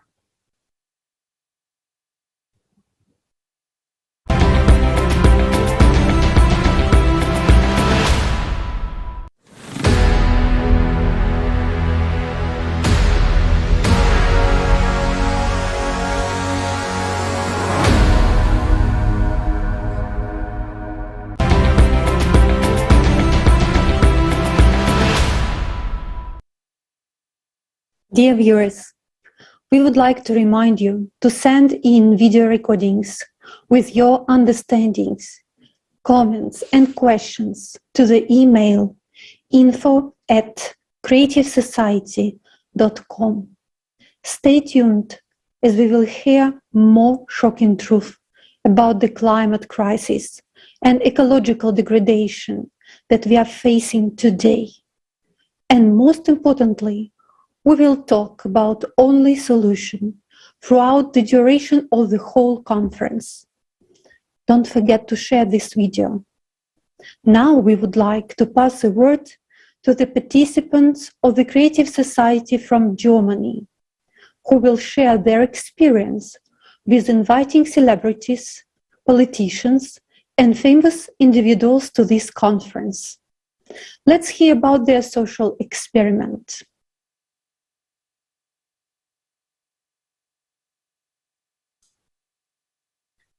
Hallo Freunde. Greetings, dear friends. It's a big honor for us today to present Germany at such a global conference. This information has already been presented today and is shocking and makes the blood run cold. After all we have just recently seen with our own eyes, we know firsthand how it feels in the zone of anger of nature. Let us remind you that this summer, an unprecedented flood happened in Germany. Thousands of people were affected. They lost their homes and, unfortunately, their lives. And the saddest thing is that the government agencies turned out to be powerless. When you realize that all countries are equal before climate disaster, which increases day by day, and their power is more destructive regardless of their geographic location and level of economic development. The enemy is attacking. This is the climate. This is a real threat to the survival of all of the mankind. This prompted us to invite representatives of international organizations to speak at this conference in order to draw this world attention to the critical situation to call for the unity. This action turned into a large-scale social experiment in the entire history of mankind, and the results which have shocked us. Our German participants alone sent out more than 3,000 letters to each of the following organizations: the UN, to the WHO, WMO, IPCC, and the European Parliament, as well as politicians from different countries. They are the ones on whom our future actually depends. For 4 months, participants have been tirelessly sending these thousands of letters in envelopes by mail so that they could reach them in person. Think about it. Every representative of this world-renowned organization that people all over the world rely on received a letter. We described the criticality of the situation and invited them to speak at the conference if they are not indifferent to the fate of the humanity. And we got a very depressing result. only if you responded from the entire list. From the others, their secretary is responding by saying no. And this situation surprised us at first. But thanks to that, we have discovered a whole layer of the world order of our consumer society. And we are sure that neither politicians nor anyone else knows this. But we will reveal the secret to you today. Es sind die Assistenten. Assistants. Secretaries. Treffen in Wahrheit die Entscheidung. Everything is decided by secretaries. And for the sake of the understanding, let us tell the situation. At one of the events, our participants met and invited an outstanding athlete of the world renowned. As it turned out, in addition to being an athlete, he's also a politician, which means that the people can only access him through the secretary. In personal communication, he supported the idea of the creative society and agreed to participate in a conference. But for the communication, he gave the number of his secretary. But when he was contacted, he turned out to be different. Completely different. And the secretary said, what you're doing is interesting, but it's necessary, but no. And there is this paradox. Before you talk to an athlete and politician, he said, yeah, yes, and everything is interesting, but you contact the secretary and it's no, and so on. So it turns out who decides whether the politician or the secretary. And accustomed to shifting responsibility to politician, we actually expect them to do everything for us. And the politicians, in turn, shift responsibility to secretaries. And why do the secretaries say no? And when we ask this question, because they don't understand the seriousness of what is going on. Imagine you are a secretary of a popular man, and how much you have to do, and to the schedule to be around, and to fool someone to calculate benefits, and the additional questions to be solved. So once you pay attention to the climate, once you study, so dear secretaries, you don't see the seriousness of the climate situation, and since they just don't the secretaries just don't understand the seriousness of what was happening. And so you can imagine that you are a secretary of like a really prominent announced politician, so that you have to arrange a schedule to fool somebody, to calculate and many other problems. Honestly,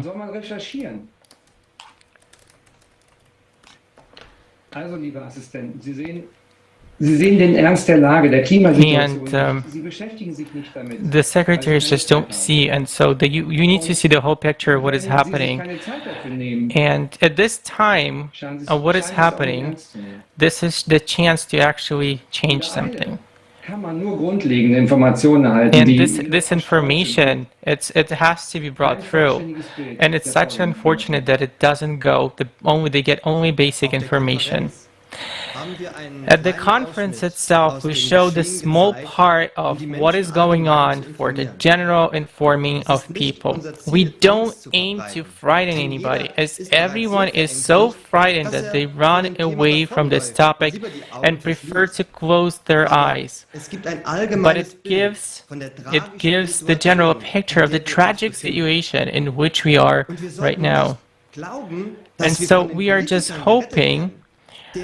We think that those secretaries of the politician, they are busy stuffing their own wallets and keeping themselves in the comfortable neck of the politician or top, and doing whatever is necessary to keep their bosses in their seat as long as possible. And that is the truth, and everything else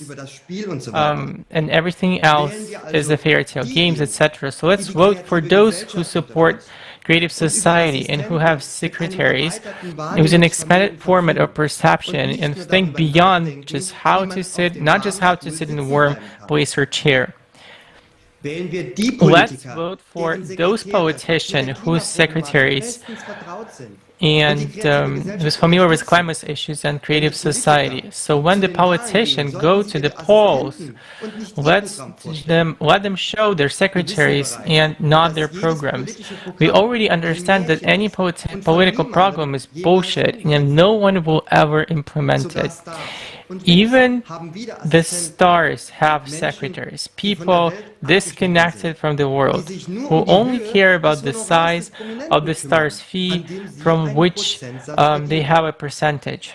That's why the stars take part only in those events and are ready to tell only what his secretary thinks is right and for the amount that will satisfy him or her.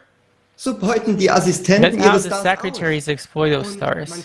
And you can't tell who's a fool and who's smart in this tandem. Yes, and that's why we understood through social experiment that the world is ruled by secretaries who are concerned only with their own profit. So don't get your hopes up. We are just a source of income for them. Let's grow up on this issue. Stop passing the buck and hoping for a miracle. It's not just a question of our lives. It's a question of the survival of all the mankind. It's not just words. It's a reality. In reality, a good person who makes their own decisions are very few and far between. We have to avoid missteps and we have no one to rely on. We saw a situation where out of the 1,000 people, just a few responded. They have a great secretaries and they are good people themselves. That's why they are here today with us. Because they have the greatest impact and they are the great people. And that was specifically why they has actually been here with us today.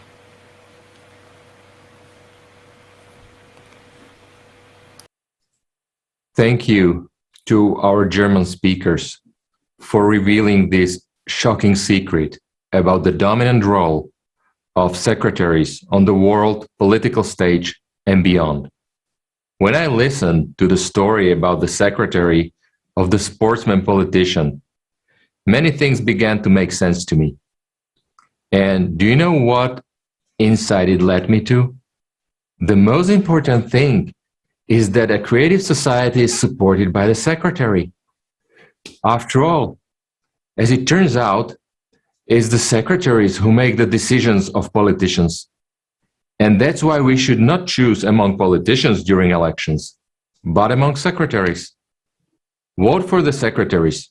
Let the secretaries report to us whether they support the creative society or not. And if they don't, we won't elect them. And if they do, we will vote for them. Also, another shocking piece of information was in what my colleagues from Germany told me. How much work people have done to invite politicians. How much time and attention participants all over the world have put in. And in the end, a dry chain of polite refusals, excuses, and cynical unanswered silence. Unfortunately, during our social experiment, we received the same answers from public people from other spheres of activity. In the 4 months leading up to the conference, in preparation for the conference, we reached out to thousands of artists, directors, musicians, actors, and athletes.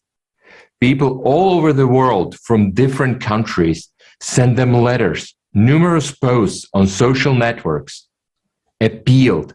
We knocked as we could. They did everything possible. And in the end, they also got thousands of rejections. And what is worse, in response to our letters asking to participate in the conference, we were horrified to read such phrases as, "Will Mr. So-and-so be paid to participate? What is the fee for so-and-so's participation? Mr. So-and-so doesn't have much time, so we'd like to know what is the money range or budget of your event?" And to one email came the achingly laconic, "Is it paid?"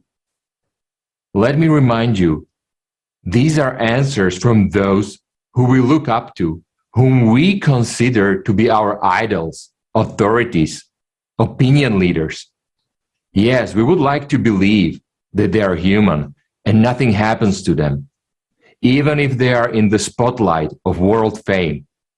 But it turns out that our consumer society easily turns them into dragons. Just think about it. They ask us if we will pay them to come and unite us. And after this, do we still think that our world is normal? After all, you have to admit this is idiotic. In this social experiment, we have seen that the world is even beyond stupidity and shamelessness. Isn't that terrible? But we are the ones who create these stars. We buy tickets to their movies, concerts, listen to their stories, create fan clubs, support them, and they don't give a damn about us or our appeals to them, even though they are nothing without us. So who are we fans of? From whom do we take an example? How can we love those who hate us? When we are asked for a figure with 6 zeros so that some superstar comes to us and lies about something, even though she doesn't care about us, is that normal? One can understand when they receive requests for advertising to promote some products, then it is understandable. It is their job. They make money this way. But when people write to them and invite them to an international conference on a critically important topic that concerns everyone, they ask for money? It just doesn't get into my head. Now it becomes clear why the world of consumer society is like this. It's because those we look up to, thinking of them as authorities, idols, tops, they are already soulless. They're lost. It is impossible to call them people. But we created this world, and we support the consumer format. And it is by our choice that it is like this. Let's face the truth. How much work has been done? People have spent thousands of hours, their money, resources, and everything they could to try to reach out to them. And in fact, we have seen the cold reality that those to whom we knocked are those who have lost their conscience a long time ago. We lean on them. We put them on a pedestal. And to them, we are a trivial tool to make money. We, their fans, entire fan clubs are asking them to come, and they don't care. We are slaves to them. They show by their careless negative answers that they don't care to descend to our level. They have their own club, their own level, and we are at a low level for them. They think they're immortal. They simply lose reality. And we continue to be slaves to the word work. We provide for them and have to pay figures with 6 zeros to make them come down like the sun and say a few words to us. Let's be honest. Yes, we knew we wouldn't get through, but we believed to the last. After all, these are our idols, the ones we look up to. And the human consciousness is built not to believe. So we tried to the last. We tried very sincerely to find the people among those whom we approached. And out of thousands, we found just a few people who are really people, who are with us now, who don't divide people into classes, for whom all people are equally valuable and important. Thank them very much for being people and for being here. We have decided that we will continue the experiment, for it is possible that the secretaries have decided for them. And so we continue to believe in them and give them a second chance, because we must remember that we are at war, and to win it, we need to build a creative society. The time for real heroes has come, not the ones you see on TV and who come for money, but the time of real volunteer heroes, women and men, people from all over the world, those who call for building a creative society. The most important thing in informing right now is to get the message of the creative society out to every person on earth in a timely manner. Obviously, we have no hope for those stars and public figures, although they should be the first to talk about the creative society. But as the social experiment has shown, we can only rely on ourselves. This time they didn't come, so we need to be even more active. Thank God there are many good people who understand the seriousness of today's situation and do not hide behind their collaborationists who want nothing but money in this life. They are brave people, real heroes. Thanks to them, we had not lost everything, and humanity still has a chance. I am pleased to present you today one of these heroes. I respectfully give the floor to a talented musician and a great man, David Keith.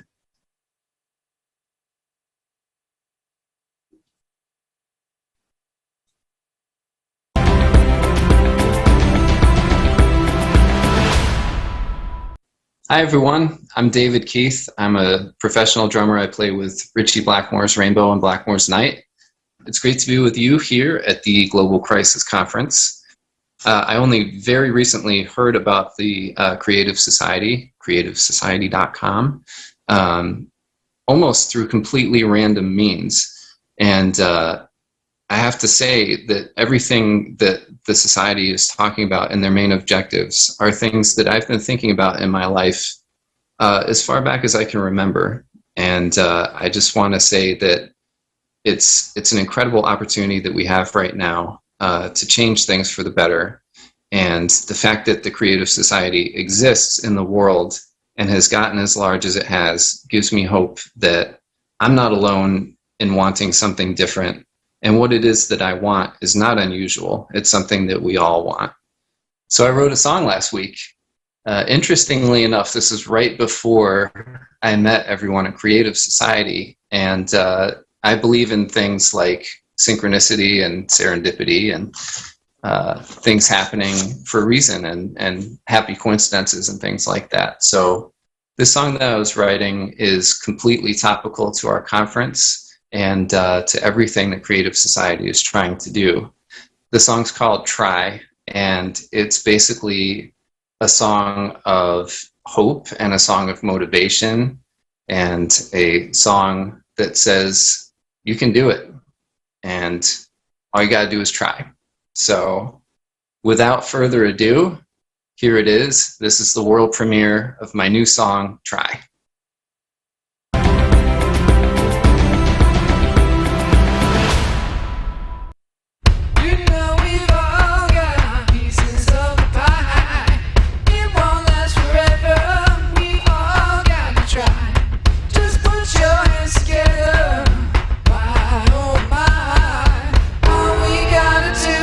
It's just try.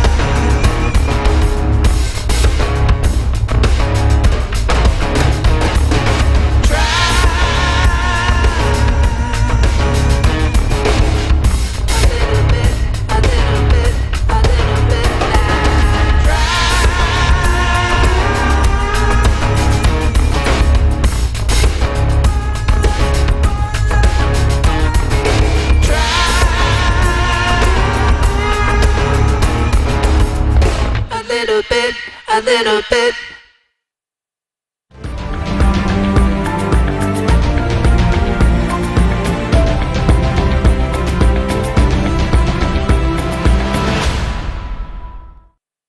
It's one world, one globe, one people.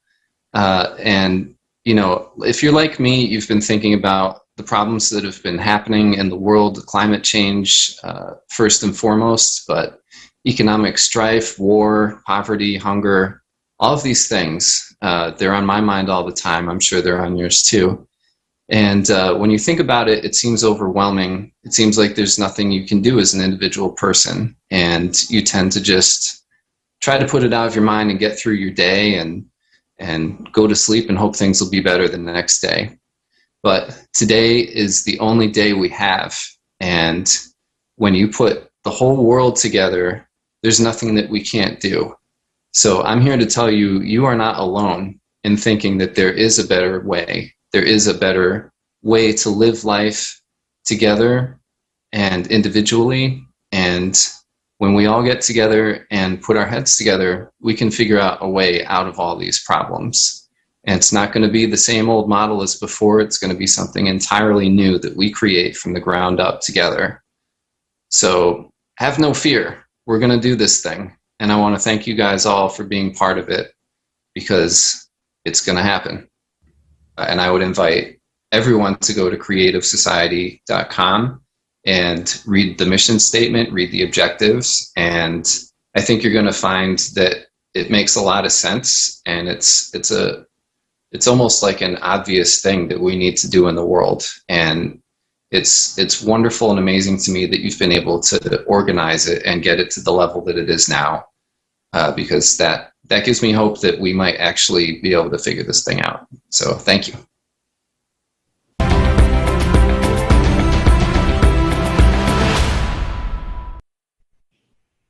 David, thank you very much for your sincere words, for the beautiful song, and for such dedication to humanity.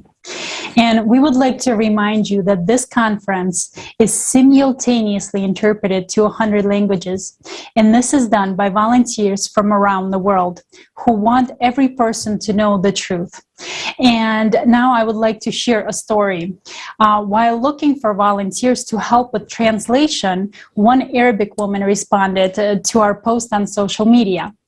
And after our call with her, she understood the vital information that is being voiced at this event. And she immediately shared this information and formed a team of women who said that creative society is something that they have been searching for their whole life. And this is just one example of how people from around the world come together in order to bring this information to you today. This means people from different countries can easily unite for the sake of one goal, which means that together we can do anything.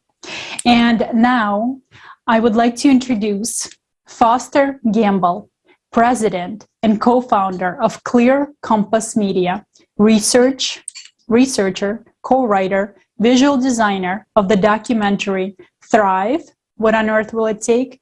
And Thrive 2, This Is What It Takes. I'm really honored to be a part of this critical conference, because global crisis, time for the truth, you couldn't say it better than that or quicker than that. We are in a crisis, and it's only truth that's going to get us out of this. So the fact that the truth will lead us naturally to a creative society is the path out of this, and I'm honored to be a part of it. If you're going to protect yourself and your loved ones, you need to have as accurate as possible a picture of what's really going on around you. The problem right now is we've all surrendered a certain amount of our power to centralized authority, and they're trying to use that to take over energy and food and media and education and everything. But so what we need to do is get rid of the centralized authority, but then collaborate as sovereign individuals. Most people have never thought about this, in my experience, that a government, a nation state, is a fiction. It's an abstraction. It's an idea. It doesn't exist in reality. It's actually a network of real individual human beings. So it always and forever comes back to the individual taking action. And we've got our ethics upside down, because if you put the government ahead of the rights of people, which is unfortunately what's gone on, causing so much destruction, then what you do is you end up crushing the individuality of the human spirit. I think with all of the chaos that's going on in the world right now, with the pollution and the coercion and the disease and the suppression, I think that from a cosmic point of view, apparently it had to get this bad for a critical mass of humanity to wake up and say, no more of this. We're taking back our power, we're unleashing our creativity, and we're going to thrive. And I believe we will. I've spent a lot of time speaking and writing articles and so forth about the fraud of anthropogenic global warming. But at the same time, obviously, pollution is a serious problem, and there are huge climatic changes going on the planet. But in my experience, they're the result of our relationship with the sun and the relationship of the solar system to where we are in the galaxy. And I'm not an expert on that, but I know it's a big deal. So what we need to do is get prepared. I think that we can approach this in a way where, as we're restoring the wholeness of natural systems, then we can really take on any problem. The people who are trying to get us to pay this fraudulent carbon tax are the same people who are stealing everybody's money through fiat currency and through fractional reserve banking and through destroying people's businesses and lockdowns and then buying up their real estate. They're the same people who have been hiding free energy technologies and cancer cures in secret, high-level military and intelligence projects rather than sharing it with humanity. And they've been using this excuse of anthropogenic global warming in order to try to consolidate their wealth and control. So we've got to just completely abandon and expose that and then go for what you're talking about, which is being aware of the climate changes and adapting to them, being aware of the source of them, whether it's the solar system's position or it's the sun itself. That's the science we should be discussing, and then developing nonviolent responses to this on the ecological level, on the energy level, on the interpersonal level, and even on the self-governance level. I think it's critical that as many people as possible find out what's really going on as soon as possible. And, I love the subtitle of your conference, After Global Crisis, where you say, time for the truth, because those of us who want everyone to be free and want to have humanity thriving, we may not yet have the billions and trillions of dollars that these psychopathic institutions are trying to use to impose control on us, but we've already got the life force itself. We've got the whole unified field, we've got truth, and we've got love on our side. So we can't lose. It's just a matter of, okay, how quickly and how peacefully can we get this done?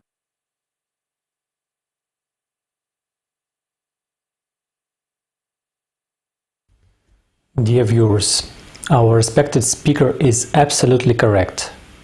And the main thing is to do everything in a peaceful, evolutionary way, so that the transition from the consumer format to the creative format would be smooth and without losses for people, and of course so that the honorable secretaries would be satisfied. Only a fool would demolish his house and stay on the street. First you have to build a new one where you will live, and only then break down the old one. Otherwise we live on the street like wild animals. What our esteemed speaker just said is true about the consumerist format in which we live. In fact, it is known information, and we are so used to these kind of things that we take it for granted. Because it is natural to the consumerist format, and no matter what we do, taking someone out, someone similar will come in place. It is impossible to kill a dragon, because when you kill it, you become a dragon yourself. And this is the rule of the consumerist format. And we need to define other norms. We need a creative society. The problem is not in us, but in the format, in the rules of the consumerist format, which have been formed over centuries and millennia. The consumerist format is anti-human, and as a consequence, from here originate lies and deceit, because everything is done to please the wallet. Those who have got their hands on the trove care only about their wallets, and there can be nothing else in the consumerist format. And we must understand this. Therefore, the old, outdated model, which no longer works, must be replaced by another model. As of today, there is only one real alternative, and that is the creative society. Should you have any other ideas, do suggest them. But as of today, the model that allows us to combine scientific research and development potential to counter the challenges of the future is only one. The current consumerist format we are already living in will not withstand the onslaught of the forces of nature. We have already seen many facts proving its worthlessness, and only a fool does not realize this. So, humanity is at the crossroads. There are two options: to leave everything as it is, but this is an euthanasia of all humanity, or to radically change the format of our existence from the consumerist format to the creative format.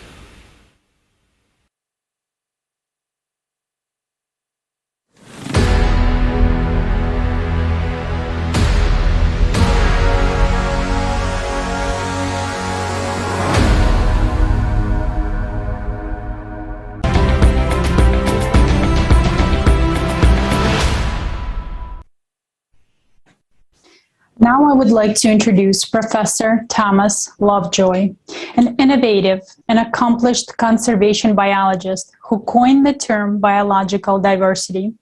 He is president of the Amazon Biodiversity Center, member of the National Geographic Society.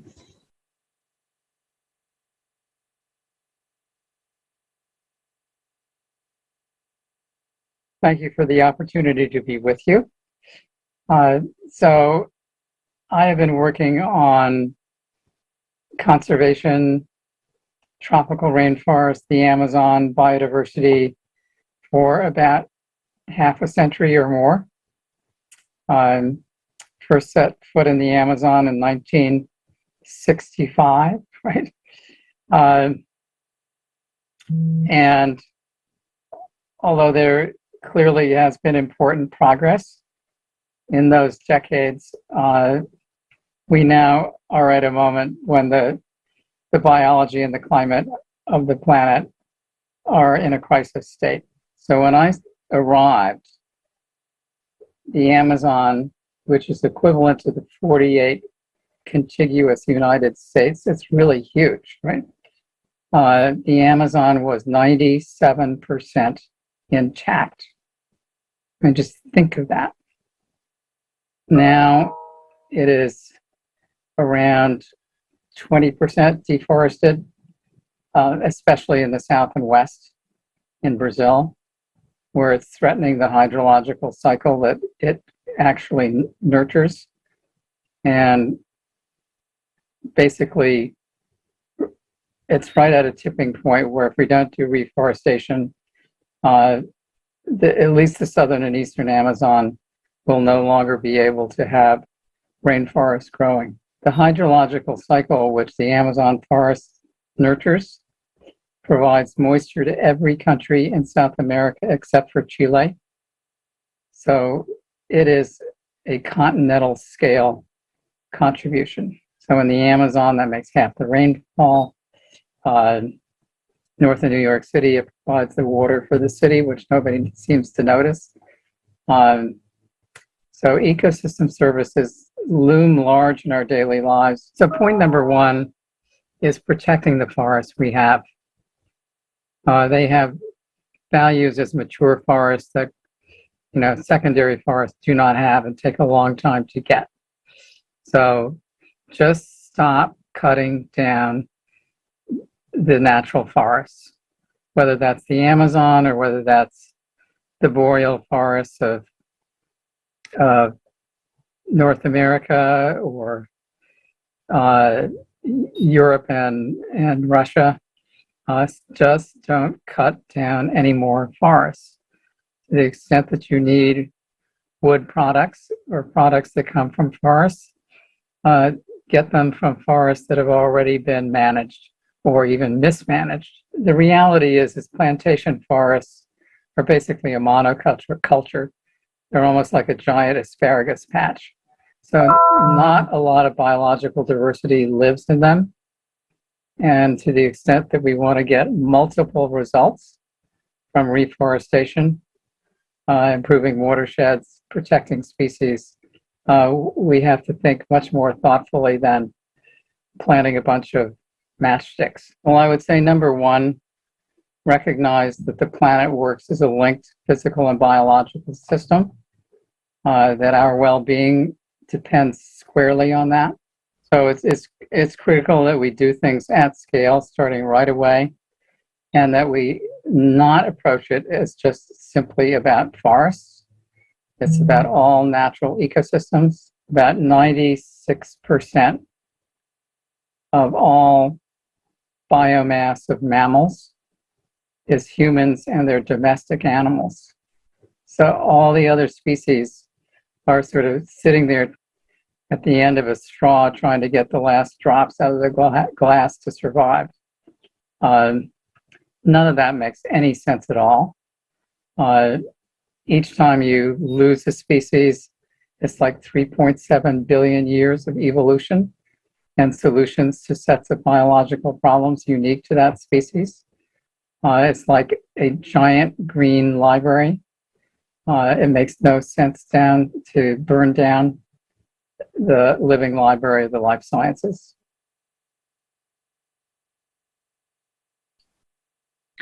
Hola a todos. El estimado profesor nos habló de los valiosos que son los bosques. Dijo que debemos detener la deforestación en todo el planeta. Y tenía razón. Amigos, imaginemos solo en los últimos 100 años, el mundo ha perdido tantos bosques como en los 9.000 años anteriores. Esto es un área del tamaño de Estados Unidos. Soy originario de Ecuador. Mis padres crecieron en el campo. Aman la naturaleza y me inculcaron ese amor. Greetings, everyone. The honored professor told us how valuable forests are. He said that we must stop deforestation all over the planet. And he's right, friends, just imagine. In the last 100 years, the world has lost as much forest as in the previous 9,000 years. This is an area the size of the United States. I'm originally from Ecuador. My parents grew up in the countryside. They love nature, a love they instilled in me. I grew up among the forests. And now it hurts me to see what is happening to them. More than 20 years ago, we lost about 40% of the national territory of the pure Amazon because of an absurd war, because of human insatiability and excessive greed. And now the little that remains is being cut down. This is not just a problem for my country, it's a problem for the whole world. To meet global demand, we are turning rainforests into grazing and animal feed grazing, plantations of soybean, palm oil, coffee and cocoa. From 50 to 90% of the total area of deforested tropical forest is illegal logging. Forests in the temperate latitudes are cut down mainly to sell timber. Today, logging has led to the destruction of 75% of forest in the United States and British Columbia in Canada. Each year, 26 million hectares of forest are cut down. And every minute, an area of forest equals to 60 football fields. And this area is being cut down in the world. As we can see, the rate of forest loss is simply catastrophic. The catastrophe is that, in addition to active deforestation, we're now witnessing an unprecedented number of fires. This year, fires in Siberia, the United States and Canada have destroyed 25 million hectares of forest. This is comparable to the area of Beijing, Moscow, and Dubai combined. The main cause of the fires is climate change on the planet. But we, in the pursuit of profit, are adding fuel to this fire that has already been ignited. In our society, it is often economically unprofitable to extinguish forests. But it is profitable to sell the burnt forests. We went even further. In addition to this, there are deliberate arsons. This manipulation makes it possible to sell forests that have been banned from logging. The arson scheme is standard. The forest is set on fire so that it burns only from below. Such a fire damages the roots of the trees, but does not destroy the wood. After the fire, the authorities conduct an examination of these forests. More often, a decision is made to cut them down. Then, a tender begins, an auction, and purchase for the right to cut down this forest. This is how the mechanism of selling legal, quoted Marx, timber is launched. Let me give just one example. So in 2016, 25 hectares of forest in the reserve were damaged by unexpected fires. People were seen not far from the source of the fire, and in 2018, this burnt forest was cut down in this reserve. Damage from that logging was later estimated at $27 million US. This kind of working scheme is used all over the world. In the consumer format, people do terrible things. People don't realize that the felled timber is already becoming our common coffin. We see it, and we're tired of being silent. Today is the time of truth, and we appeal to everyone who cares, who understands what's going on. Various environmental organizations have spent so much time and energy trying to change at least something, but it's all in vain. We, humans, were unable to stop. We couldn't save the forests. It's very scary to admit this, but we need to admit this, because without it, we can change nothing. Existing forest conservation methods don't work in our today's society. We can have the best grain, but if we plant it in oil, it'll die. We can have the best ideas for the protection of forests and ecology, but in the consumer format of society, it is impossible to implement them, because after all, everything boils down to making money. We need to change the conditions, the format of the society, to the creative one. How can this help protect the forest? In the creative society, the highest value is human life and its quality, not the capitalization of individual citizens. Therefore, the technologies that are not beneficial to be introduced in the consumer format of society today will be introduced in the creative society. In the creative society, we will be able to restore forests. We will be able to start up recycling plants all over the world, even in the transitional phase of the formation of the creative society. We have no more time for doubts and disputes. Every hour without the creative society brings us closer to global environmental disaster and to our death. We have no spare environment and no spare forests. We have no spare planet. Now, we know the truth, and the choice is ours.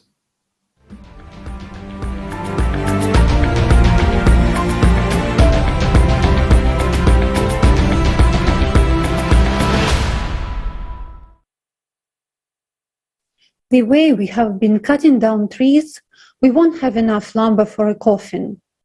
We are destroying our planet. Don't we see that this is already affecting everyone? Money has closed our eyes and common sense.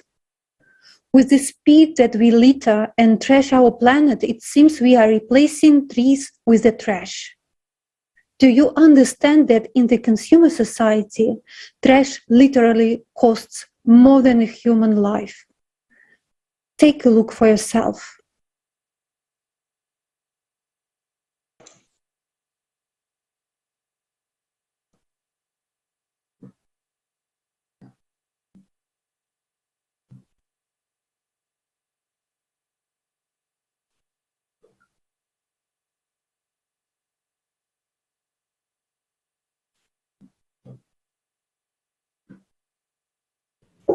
And Ed, we pass the word to you.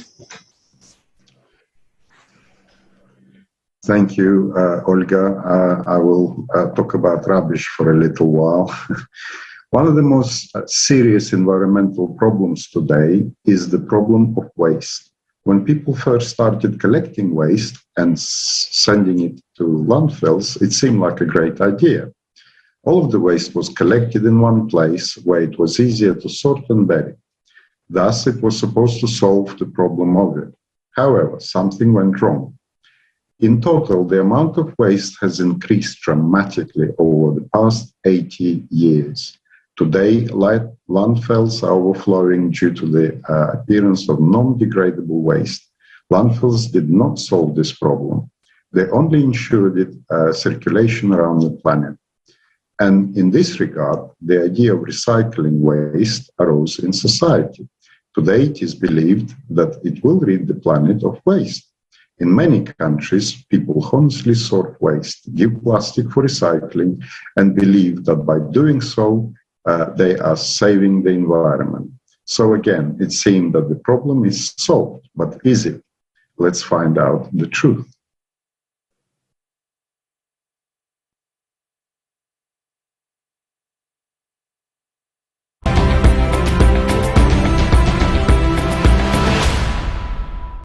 Garbage. Recycling. Does recycling really exist? Every year, we throw out more than 2 billion tons of waste. Most of the waste products, in the form we throw them out, are not biodegradable and cannot be properly recycled. They poison our water, air, food, and our life. India, Gazipur, a dump that is growing inexorably day by day and is already reaching almost the height of the Taj Mahal. During monsoon seasons, gases build up inside the landfill due to the accumulation of waste. These gases are then released into the air. Mosquitoes breed in accumulated waste and then bite people in the colony, leaving them with diseases like dengue, malaria, and typhoid. Jakarta, the bank of the Citarum River. There are more than 200 textile factories that produce cheap clothes for the whole world.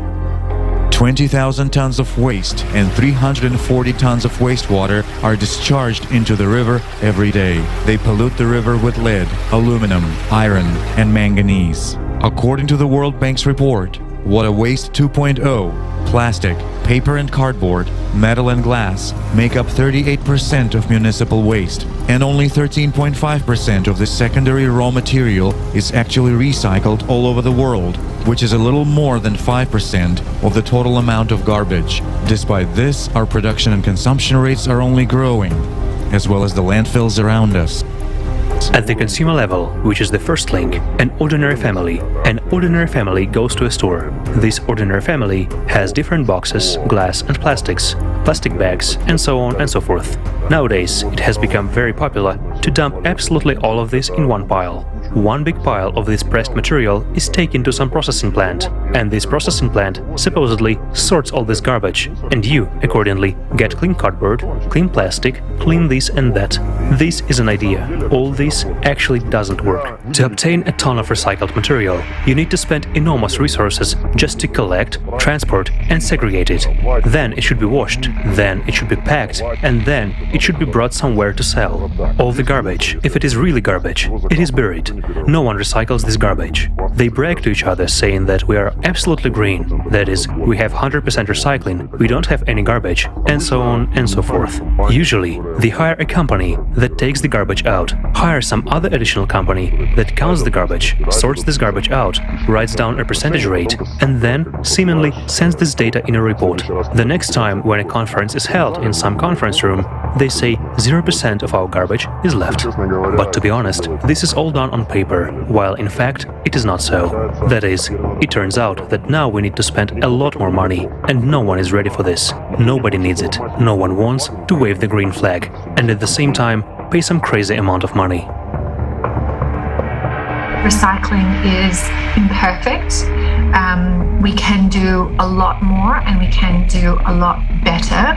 Most of the recycling we do around the world right now shouldn't actually be called recycling. It should be called downcycling, meaning a drink bottle becomes something completely different. And once it becomes downcycled, it can't be reused again. So the quality of the plastic product is lower. We couldn't really recycle them even if we wanted to. So we have to ask ourselves the question, why are they even being allowed to be created from the outset if they don't have a home or a purpose? And so right now, I would say the scientific consensus or the evidence is that we don't quite know what can and should be done with ocean plastics. There are some things already being done. Ocean plastics are being turned into shoes and swimwear and yoga pants and all kinds of things. But it's pretty doubtful that that's actually the best thing that we should be doing with ocean plastics. This is probably actually just delaying a meaningful solution and along the way creating a lot more problems than solutions. Let's take PET plastic. Freshly made, it costs around 500 euros per ton. Recycled plastic around 1,000 euros. And recycled ocean plastic is even more expensive. It is not at all profitable for a manufacturer to make the cost of the product twice as high. Moreover, under conditions of fierce competition, his product becomes unprofitable. Plastic recyclers even go so far as to add a greater part of the new plastic to the recycled plastic and sell it under the label recycled. The declared data on waste recycling often differ from the real picture. For example, in Germany, part of the garbage that is considered recycled goes to landfills in third world countries. The situation is similar in Japan. The percentage of recycled plastic also includes that which was simply burned. So what do we consider to be recycled garbage? The one that got into the clouds and became our air and then returned to our food with the rain and water. Garbage is the rotting face of the consumerist format of society. We are killing the planet with it, and what's even more, we are killing ourselves. It is not profitable for us to recycle garbage. We don't benefit from developing technology that would clean up our planet. But is it really us who do not benefit, or the consumerist economy, which we ourselves have placed above human life?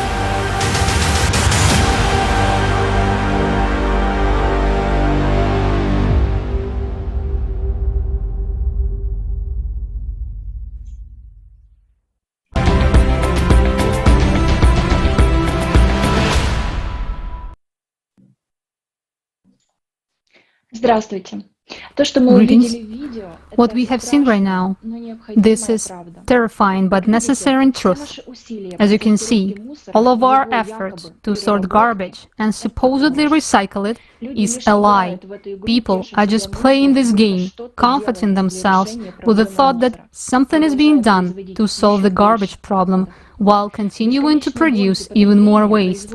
In the endless race of consumption, more and more goods are produced, which quickly turn into garbage, and even if it's sorted, it still remains garbage in landfills. In the consumer rules of the game, being green is not profitable in practice, and this is well illustrated by the example of ocean plastic. The largest ships, funded by millions of dollars, are only able to catch 2 tons of garbage per day. This makes the resulting plastic very expensive, and the product made of it uncompetitive on the market. But being considered green is extremely profitable, as it is an opportunity to manipulate the feelings of people who want to help preserve the environment, and the status of a green product encourages them to buy this particular product. This is why today we are hearing more and more about products made of recycled plastic, and by buying them, people feel they they are contributing to saving the planet, but few people know that this is often just an advertising trick of the consumerist world.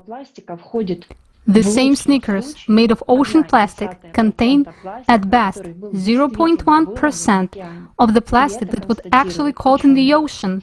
So we have already realized that it is not profitable to recycle garbage in the consumer society, but it is profitable to claim that you can supposedly solve the problem of garbage, which no one wants to take care of, because it smells bad. In a consumer society, garbage becomes a source of colossal income for those who do not hesitate to ruin people's lives in order to make good money on it. While some are waving green flags, others become garbage barons, endangering people's life.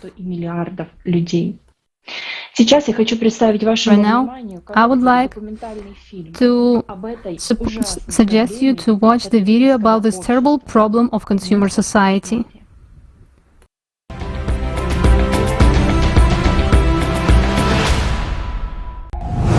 Garbage. Mafia. As soon as non-biodegradable and toxic garbage appeared in the world, so did those who make money on it. The garbage mafia.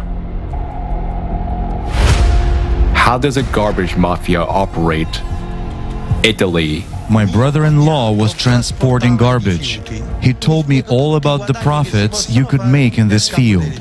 So I said, pardon me, we risk so much dealing drugs and we can't even make that much money. 30 years ago, I told the magistrates that waste is gold. It's money, money, money. Cosa Nostra, Camorra. Drangheta mafia clans buy territories and convert them into waste dumps. And although on paper everything may look legitimate, in general, these territories for landfills are located near residential neighborhoods and violate all environmental norms. An important part of the garbage mafia's business is the illegal transportation of industrial waste. If a company wants to get rid of its toxic, these people will all die of cancer. The groundwater here is all poisoned.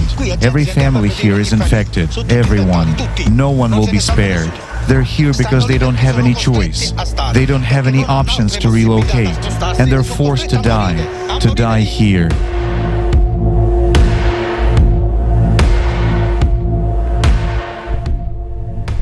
In Naples and the surrounding Campania region, environmentalists count at least 1,200 small and large illegal dumps.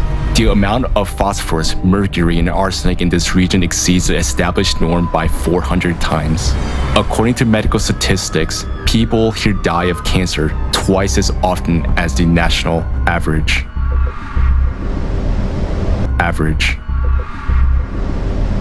By control, the mafia not only receives disproportionately inflated profits, but also has the ability to control cities. As soon as they ban you from bringing garbage into their landfills, the city turns into a dumping ground.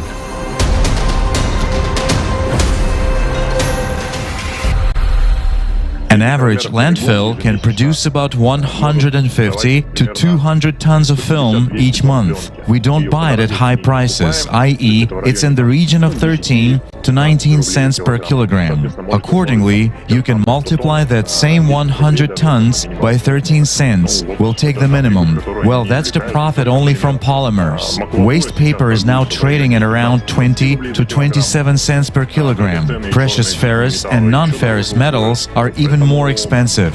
That's why people are like sitting on a gold mine there. Yes, well, no wonder it's called the garbage mafia. You can't just get in. There is a huge income and people will never give it up for anything, because these people are sitting on a pot of gold.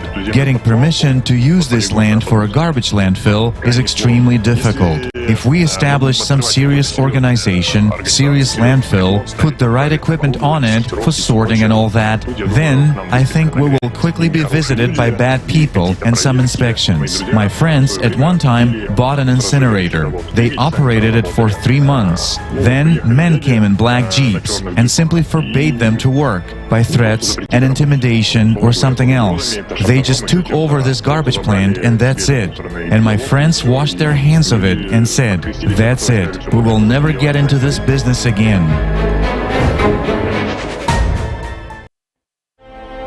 These are individual cases, but aren't these the same schemes we see at the global level? Garbage migrates from one country to another, poisoning the lives of millions of people. And all this happens in the shadow of private agreements. No morals, no ethics, purely business. Indonesia. In 2018, imports of plastic into this country totaled 283,000 metric tons. The distance between the landfill to my house is about 500 meters. My whole family, my relatives, everyone is affected by the noise and smells. 60 to 70 containers arrive illegally every night in the city of Brangking in Indonesia alone. Garbage, which is then found in landfills, is brought in from Australia, Germany, and the United States. Most of the time, it is sorted plastic mixed with hazardous waste. Malaysia. The once beautiful country is now covered in mountains of garbage and dozens of illegal incinerators. Manufacturing companies in Japan, the United States, Germany, and Australia is bringing their refuse to Malaysia. My daughter was a very healthy girl. Since April, she started having a fever. Her state worsened, and she started spitting up blood. Most owners of illegal factories rent land from local residents and build primitive ovens where they dispose of garbage for money, with no concern for the environment or the people who live nearby. Turkey. Since 2004, Turkey's imports of garbage from EU countries have nearly tripled. The main exporters of this garbage are Britain, Belgium, Germany, the Netherlands, Slovenia, Italy, and France. A big part of the garbage that enters Turkey is not recyclable and is simply dumped in landfills. European citizens need to know this. Clean streets in Germany, in the United Kingdom or France, where people sort their waste carefully. Well, it doesn't end up in recycling facilities. As you can see behind me, it's here where there are mountains of illegal waste.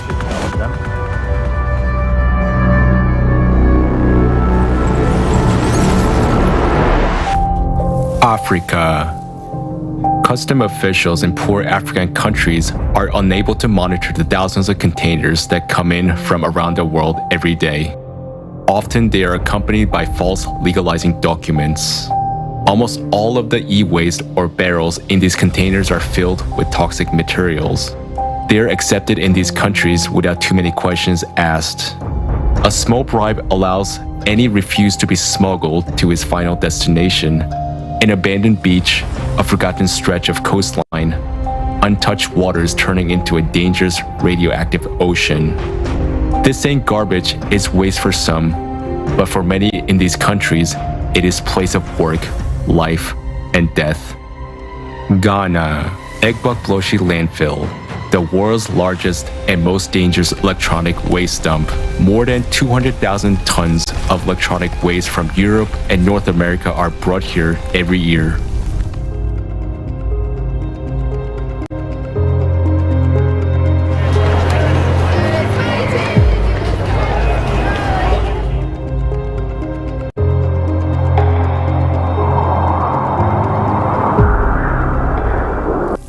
Kenya.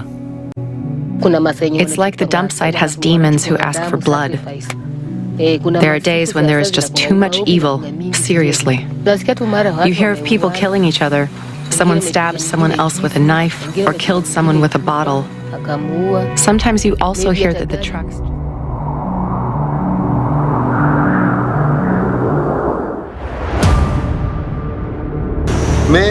Alang ship breaking yard is the biggest in the world. The government and the contractors make a lot of money.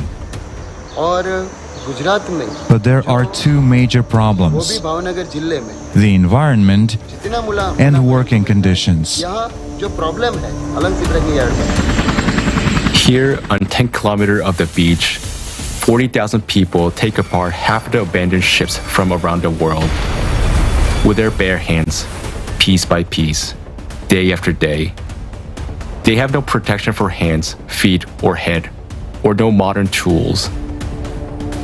There are no ship plans, and they don't know at what point or how a ship might suddenly collapse. They cut metal knowing that the next cut could cause an explosion. Half of the companies in the world don't want to pay for clean ship recycling using the modern technology. It's too expensive. Instead, they sell them for scrap. Indian buyers make a profit by reselling the steel. Along is an environmental disaster. And at the same time, it is the biggest metal recycling in the world today. Similar dumps are found in other countries like Bangladesh, Pakistan. The price of this kind of ship recycling is human lives. I have been breaking ships for 14 years now. My father was killed in a shipbreaking accident. The only thing I'm afraid of in the yard is death itself. I know this is dangerous work, and I am afraid because I have 2 children and a family.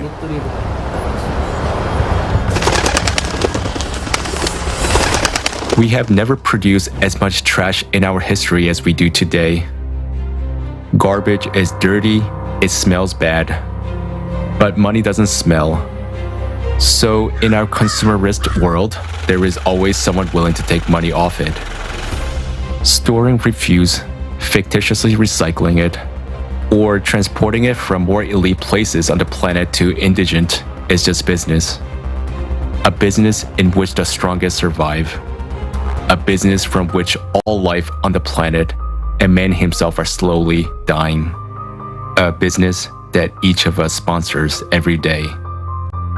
Can we stop it? Continuing to support the consumerist format of society? No.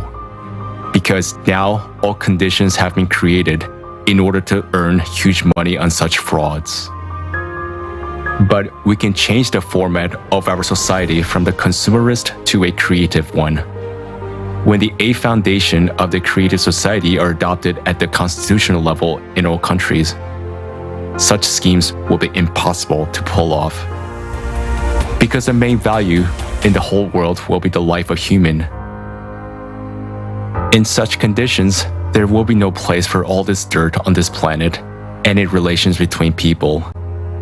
Any business will be built only on improving people's lives, not on our death.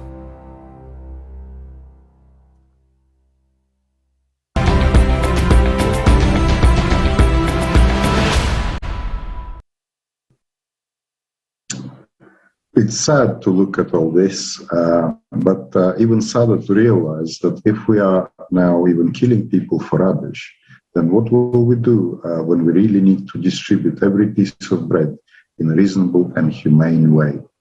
So let's answer this question now, but very honestly. It's time for us to wake up and to remember that we are human and Earth is our only common home. The first law of ecology says everything affects everything and everything is connected to everything. No matter where the waste is buried in the globe, its environmental consequences will still return to their receipt because the Earth is round and the ecosystem is one for everyone. What is the point to continue these games? The truth cleanses and stimulates even more action because only by understanding the cause of our problems, we can get rid of them. Together, we can do everything. We just need to realize that our strength lies in unity and in truth. The consumer format society is our main weakness, and the creative one is our strength and our only salvation. Thank you. Thank you, Ed. I asked myself, why are we still fighting? even over trash. This is absurd. Don't we see the seriousness of the situation? Do we want to drown in trash, or do we want to become human beings and unite and build a creative society which will guarantee each person an ecologically clean environment, health and safety? Dear viewers, I would like to ask you which choice you would like to make. Please share with us your understandings, record videos and send them to info@creativesociety.com. I'm sure after the video we watched, each of us had feelings and understandings we wanted to share with the whole world. And now I would like to come to the next topic, which will blow your mind. You will understand why CO2 is the biggest scam of our time and why green energy is a waste of money.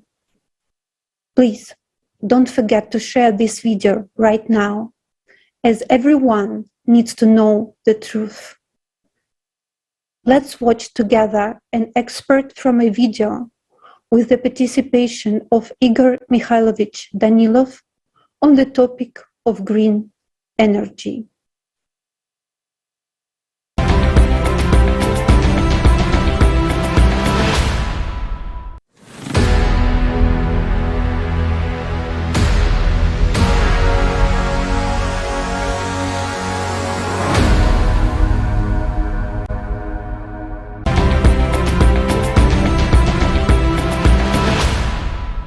The real problem is not that we have CO2, but that we do not have CS. Exactly, that's what I mean. Not that there is no carbon dioxide. That's why for people, right? But that there is no creative society. That's the real problem. So it turns out that, excuse me, our brains are already so hardwired with this idea that we cannot get rid of it. You and I are now sitting and calculating how many % will be released if... Yes, the numbers are ridiculous. Right, if we plant 20 trees each during 20 years, and how big the emission will be. We should also calculate here the development of green energy, which in fact is far from green and is actually pointless, right? Or again, we touched upon green energy. They demand to develop green energy. Solar, wind, and everything else, to switch to hydrogen, to burn less gas, and so on. Now, simple math. We are very quickly and rapidly approaching a serious crisis, the climate crisis. Even this winter we will see how drastic the atmospheric fluctuations will be and how cold it will be. This is caused by the Gulf Stream as well as, again, by the changes that occur in the upper layers of our atmosphere, and how quickly everything is turning upside down. I mean, in certain areas there can be a sudden instant drop in temperature. After a while it normalizes, but these sudden drops may cause serious catastrophic consequences. Meanwhile, we are giving up hydrocarbons. What does it mean? It means taking out thermal power plants, which you cannot build in a day if you need to, right? We are going to give up gas in favor of some solar thing. Well, again, the sun doesn't shine all the time. That's firstly. Secondly, how can we store that energy? Right. Thirdly, the winds that might arise. Wind farms are not quite adapted to them. And further on, they will become pointless in general. And we will face that. And will you actually guess the right place where to set up this? The point is different. Gusty, strong winds will simply make wind farms useless, even with all the automation systems and interlocks. That's not what is needed. What humanity really needs now is the correct hydrocarbon heating plants and thermal power stations. Yes, they emit carbon dioxide. They do. But they are necessary, and it will be worse without them. Plus small nuclear ones. They are compact units, scientists are already developing them, and some people have been using them since long ago. That's what is also necessary, something that generates power.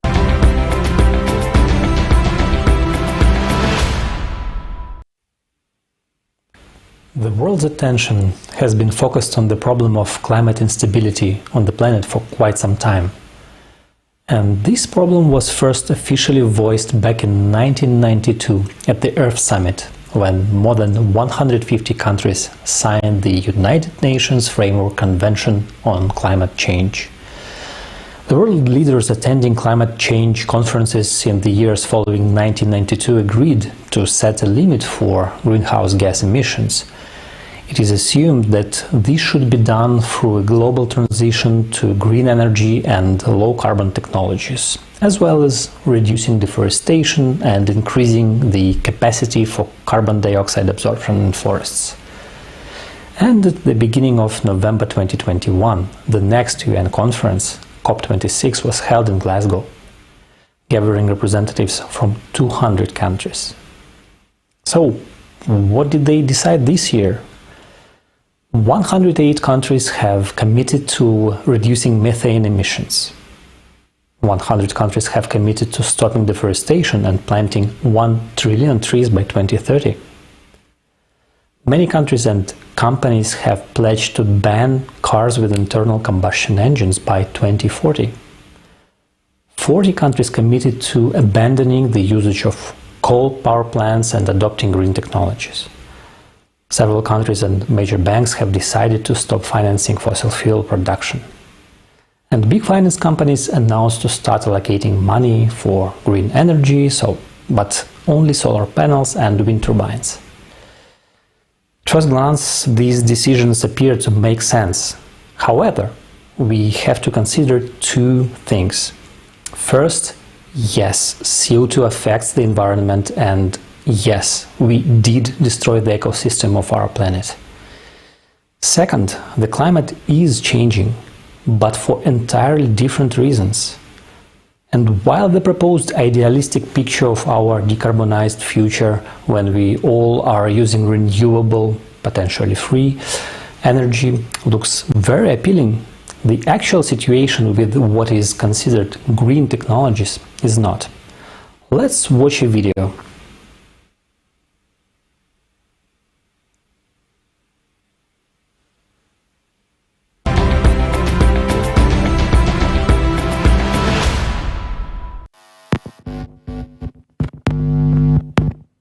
Today, everyone is concerned about climate change. Large climate conferences are being held where leaders of countries, scientists, and representatives of corporations are looking for solutions together. It seems that the problem is about to be permanently solved. We will all tighten our belts and switch to renewable sources. We are assured that if the chimneys of thermal power plants stop smoking, all nuclear power plants are closed, and they build solar, wind, and hydroelectric power plants everywhere on the planet, then by 2050, we will have carbon-free energy production. This will supposedly save the world, preserve the environment, and everyone will be happy. Therefore, it is suggested that all the best minds and resources of humanity devote themselves to the development of green technologies. But what are we missing? Will it really save us? Aren't we losing the most valuable things in all of this? Time and opportunities. A more in-depth study of the subject reveals obvious facts that point to a major planetary fraud. So let us figure it out together, one step at a time. Today, renewable sources make up about 28% of total energy. Yet in order to produce them, we still use non-renewable natural resources. All this continues to contribute to the depletion and pollution of the planet. Solar panels, for example, contain such heavy metals as lead, cadmium, and mercury. During operation, they leach into the ground and evaporate into the atmosphere. Waste from solar panels is 300 times more toxic than nuclear waste and requires special disposal. But since it costs more than production, they decided not to bother with it and send the used panels to landfills in poor countries. So far, not a single country in the world today has regulations for their disposal. According to scientists' studies, by 2030, there will be up to 8 million tons of green waste in the world, and by 2050, these volumes will increase to 80 million tons. Let us imagine how these numbers would increase if we completely switch to these sources? Is this calculated in the reports? And is this topic explored that deeply at the conferences? As you can see, this only makes the environmental situation worse, and this is just the tip of an iceberg that we have to look into deeper. So what's wrong with wind farms? Let's start with our wallets, out of which you and I will have to pay for these ambitious solutions. To build a wind farm requires an enormous investment of money and resources. At that, the average lifespan of a wind turbine is 20 years, and during this time, it manages to recoup only 78% of the money spent upon its construction and installation. We are not even talking about maintenance, which implies building special-purpose vessels, expensive utility high-rises, and constant replacement of blades. Just one wind turbine requires more than 500 tons of lubricants, which is comparable to 9 tank cars of railway trains, which, by the way, are also produced from non-renewable resources of the planet. Just think about it. The size of the blades can be as big as the length of a soccer field. And do you know what they are made of? That's right, of that very plastic that we continue to struggle with so unsuccessfully around the world. Because of their gigantic size and hazardous chemical composition, they can't be recycled. So the classic solution is that the blades are taken to landfills and covered with soil. After all that, do you still think wind power is environmentally friendly? Now let us take a look at the downside of hydropower. 65% of the world's major rivers are blocked by hydroelectric dams. At that, dam failures and breaches put lives at risk and the planet's ecology suffers. Hydroelectric power plants directly affect the bowels of the earth. Tons of water from reservoirs press against tectonic plates, causing man-made earthquakes. We keep being persuaded that alternative sources will improve the environment and solve the issue of climate change. Why? Where does such pushy advertising of green energy and show of concern for us come from? After all, it is not profitable for the states that are forced under pressure to subsidize these projects and buy this energy at 5 times the price of traditional energy. Germany is a prime example. By shutting down most nuclear power plants in favor of green energy, it has hit a dead end. On best productivity days, it generates only 17% of its electricity. So, today, it has to buy energy with huge amounts of taxpayer money from the same non-green nuclear power plants in neighboring countries. Tell me, isn't that absurd? There is also another important fact worth noting. Renewable energy depends on the sun and the wind. So it must either be used immediately or accumulated in batteries. Yet, electricity is a complicated and expensive commodity to store. Let us calculate how many batteries are needed to store electricity and use it during periods without wind or sun or during emergencies. Imagine, an average 2-person family consumes about 235 kilowatts per month. Roughly 100 batteries of 2.4 kilowatts would be needed to cover one family's monthly electricity needs. Now let's recall that a battery is the conversion of electrical energy into chemical energy and back again. To create them, harmful chemicals are used that cannot be recycled. And in order to produce cobalt, child labor in underground mines in the Congo is used. All this is done to allow us to breathe supposedly clean air. To summarize, with such aggressive promotion of alternative energy sources, are we taking into account their low efficiency factor and impact on ecology? Do we fully understand the threat to humanity as a result of renunciation of hydrocarbons at a time of global climate change? Because of the manipulation of public opinion, states are forced to shut down industries that run on coal, oil, and gas. This leads to a crisis in the energy sector at a time when we desperately need it. It is becoming obvious that alternative energy sources are not only developed as a source of income for one and the same organizations and corporations, but most importantly, they are used as a tool to to control the nation's energy industry.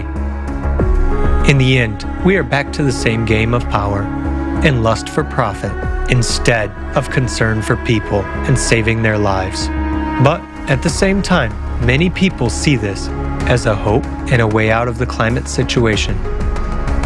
Considering all of the above, we should all answer the following questions together. Should we actively develop alternative energy if it has so many disadvantages? Is it beneficial for us as a humanity today? Or should we apply our efforts to a more effective solution? After all, today there are already technologies that are capable of using free energy. But in a consumerist format, this beautiful prospect becomes a problem. It would be impossible to sell this energy if it were available to everyone in unlimited quantities. So we come to a dead end, which would bring about collapse of the economic system, crisis, and wars.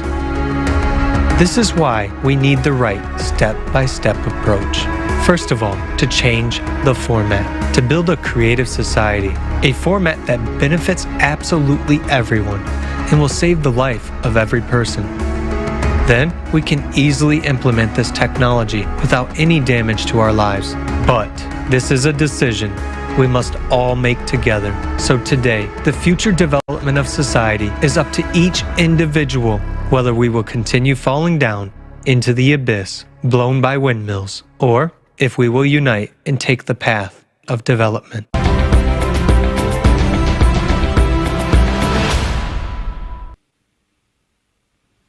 As we have seen, green energy is not green at all. It harms the environment and has become just another industry that is being developed on our backs. And we pay high prices for something that will never meet our needs.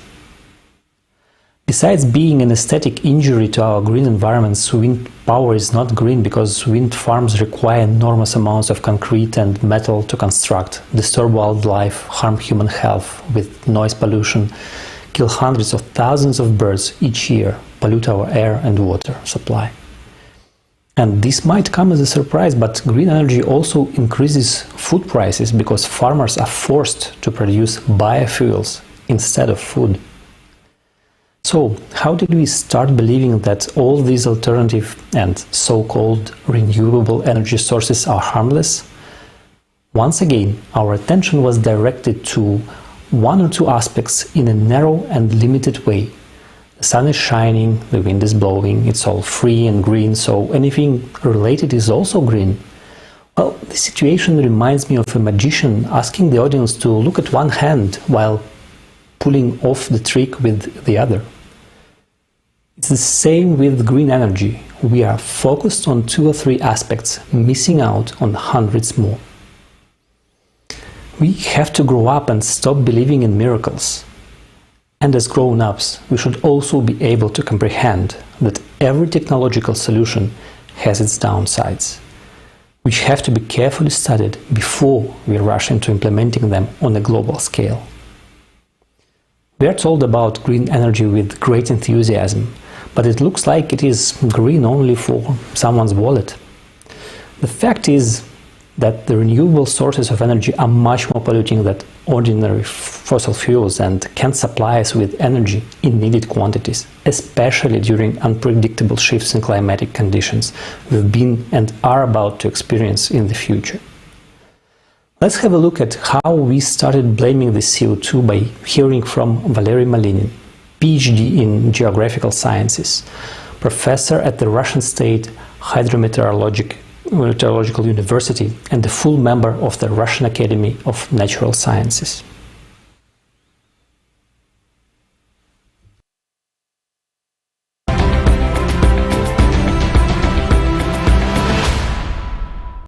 I am Valery Nikolaevich Malinin, Doctor of Geographical Sciences, Professor at the Russian State Hydrometeorological University. I salute all the participants of the conference Global Crisis, Time for the Truth. And I think that indeed we have a distinct crisis in climatology, and what is more, it is the fault of the Intergovernmental Panel on climate change. The main purpose of this organization is to provide expert analysis of current climate change, as well as the analysis of its causes and consequences. But most importantly, it is worth mentioning here that from the very beginning, those IPCC experts focused on anthropogenic climate change, that a human is to blame. The first report was published by the IPCC in 1990. It states that the dominant role of water vapor in the formation of the greenhouse effect reaches 75%.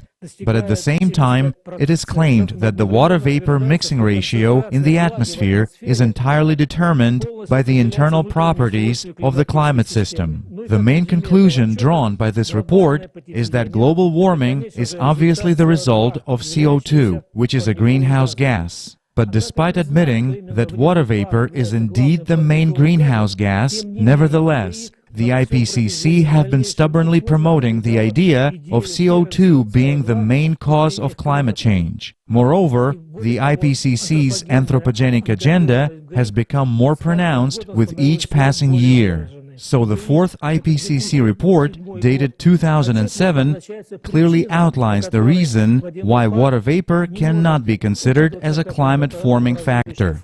The reason is that direct emissions of water vapor from anthropogenic activities make a negligibly small contribution to radiative forcing. At the same time, the report completely ignores the change in water vapor due to natural causes associated with moisture exchange in the atmosphere-ocean system. Finally, the fifth report of 2013 states that only stratospheric water vapor, which is formed in the stratosphere as a result of chemical reactions of methane, should be taken into account. However, it is clear that it makes a negligible contribution to the change in the greenhouse effect. So the summary of the fifth report is as follows. It is extremely likely, with 95 to 100% certainty, that human influence has been the dominant cause of the observed warming since the mid-20th century. It is clear that the report completely ignores the natural factors. Obviously, there is absolutely no way to agree with that. But the thing is that the IPCC experts take into account only one-sided impact of temperature on water vapor, and do not take into account the reverse effect of moisture content on temperature through the greenhouse effect. Because as we have already said, the contribution of water vapor to the greenhouse effect is approximately 75%. The fact is that back in the 1970s, an outstanding climatologist and now Nobel Prize winner Sukuro Manabe showed that doubling of CO2 concentration would increase temperature without considering water vapor by 1.3 degrees Celsius, whereas when you do take into account the moisture content, the temperature would increase by 2.3 degrees Celsius. In other words, its increase is almost 2 times faster. This is a very important fact, which the IPCC experts actually prefer to ignore. The correlation between interannual variability of moisture content and temperatures over the world oceans indicates that it's precisely the increase in moisture content which is much more rapid compared to the increase in temperature. This is also an important fact which demonstrates what is the cause and what is the effect. In conclusion, I would like to say that anthropogenic global warming is a grandiose scientific scam of the 20th century. Thank you.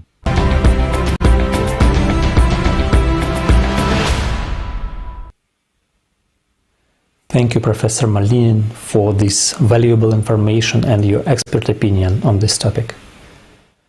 Let's now watch a video that will explain how the CO2 hoax is being exploited to earn big money.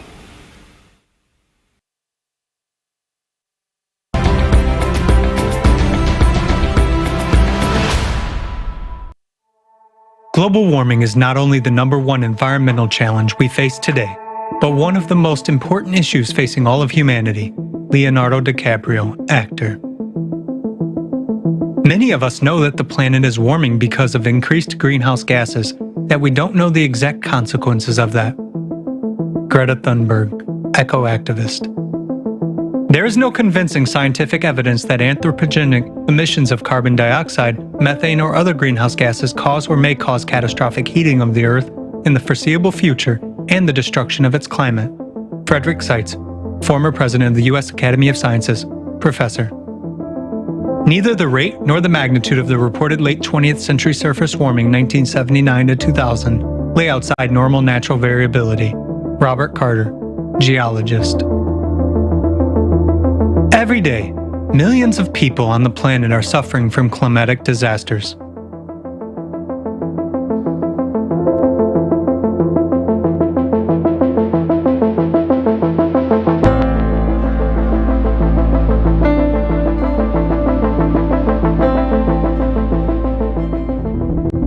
How is climate change being dealt with internationally today? What mechanisms are in place for this, and how do they work?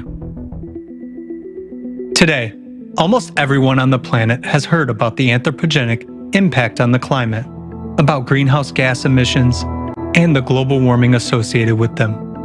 The whole world is combating greenhouse gas emissions, while international organizations and countries are trying to influence climate change. But do you know exactly how it happens?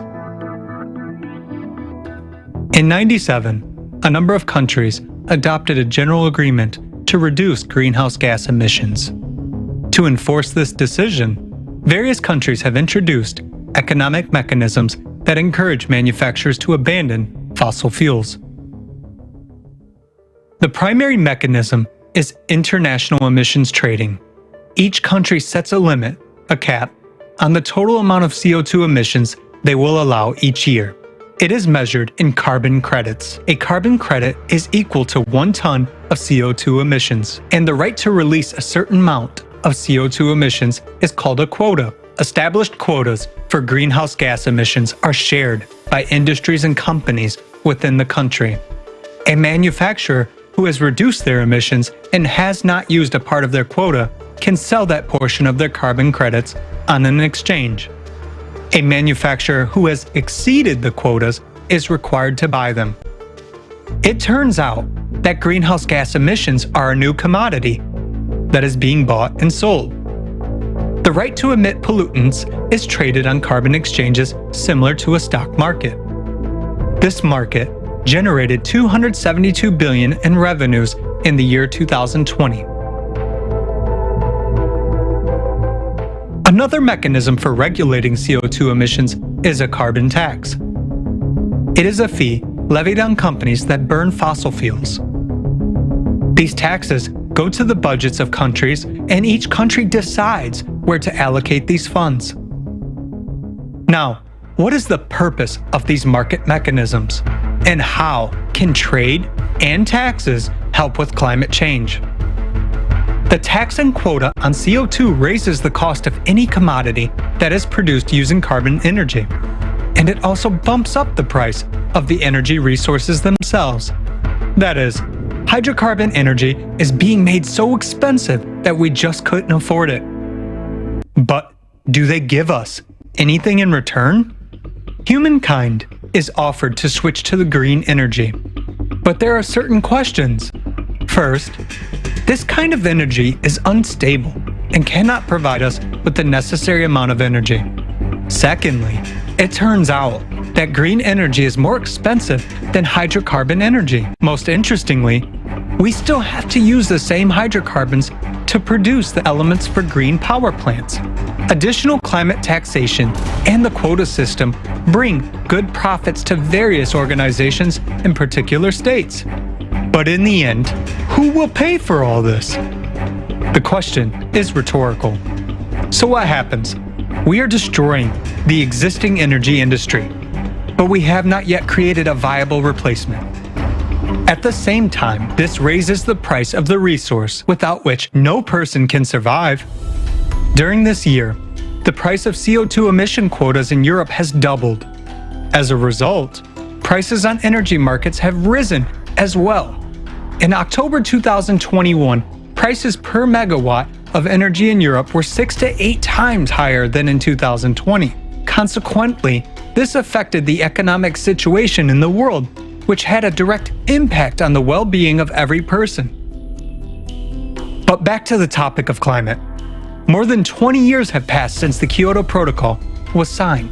According to a report by the Organization for Economic Cooperation and Development, total climate finance for 2016 to 2019 amounted to $287 billion and is growing each year. Most of this financing was allocated to projects that reduce greenhouse gas emissions. According to the World Meteorological Organization, CO2 levels reached a critical point in 2020. After every international treaty, CO2 emissions have been measured, and we see that in 2021, despite enormous funding, the emissions curve is skyrocketing. There is another important point. Have all these measures helped solve the real climate problems? Do we see a reduction in the growth of natural disasters and weather anomalies? Has the ecological situation on the planet improved? Have we started to live in a safer and more comfortable world? Perhaps everyone should just look around and honestly answer all of these questions.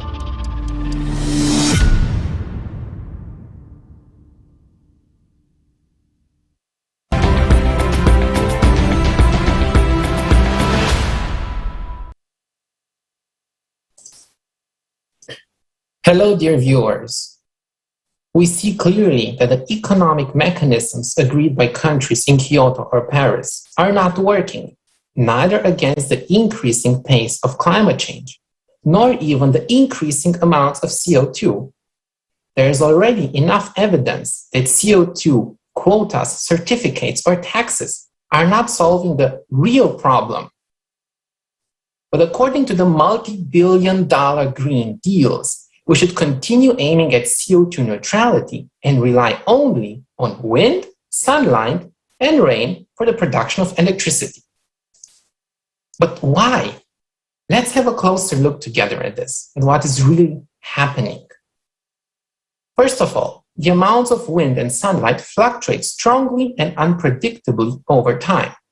They cannot provide a stable electricity output. So to compensate for these fluctuations, European countries have been resorting to coal and gas, which produce a reliable electricity output. So in Germany, in order to compensate for these fluctuations, coal-fired power plants were heavily used in the last 10 years, releasing, guess what, even more CO2. In the UK, when the wind stopped blowing this year in September, the resulting energy gap had to be compensated by burning gas. So this year's strong demand for gas led to an explosion of gas prices and therefore electricity prices on European energy markets. But that's logical in our consumerist society. Whenever there is a shortage, someone is making a hard profit. Despite all the evidence on the increasingly unstable energy supply, the German government still plans to shut down all nuclear power plants and all coal-fired power plants. But we won't have any reliable alternative to ensure a stable electricity supply. However, the collaborationists still keep saying we need to speed up the transition to green energy and CO2 neutrality. But this is ridiculous. Why are we pushing to absolute energy insecurity, power blackouts, and price instability? Why do we see everywhere a strong push for CO2 reduction if this doesn't stop climate change?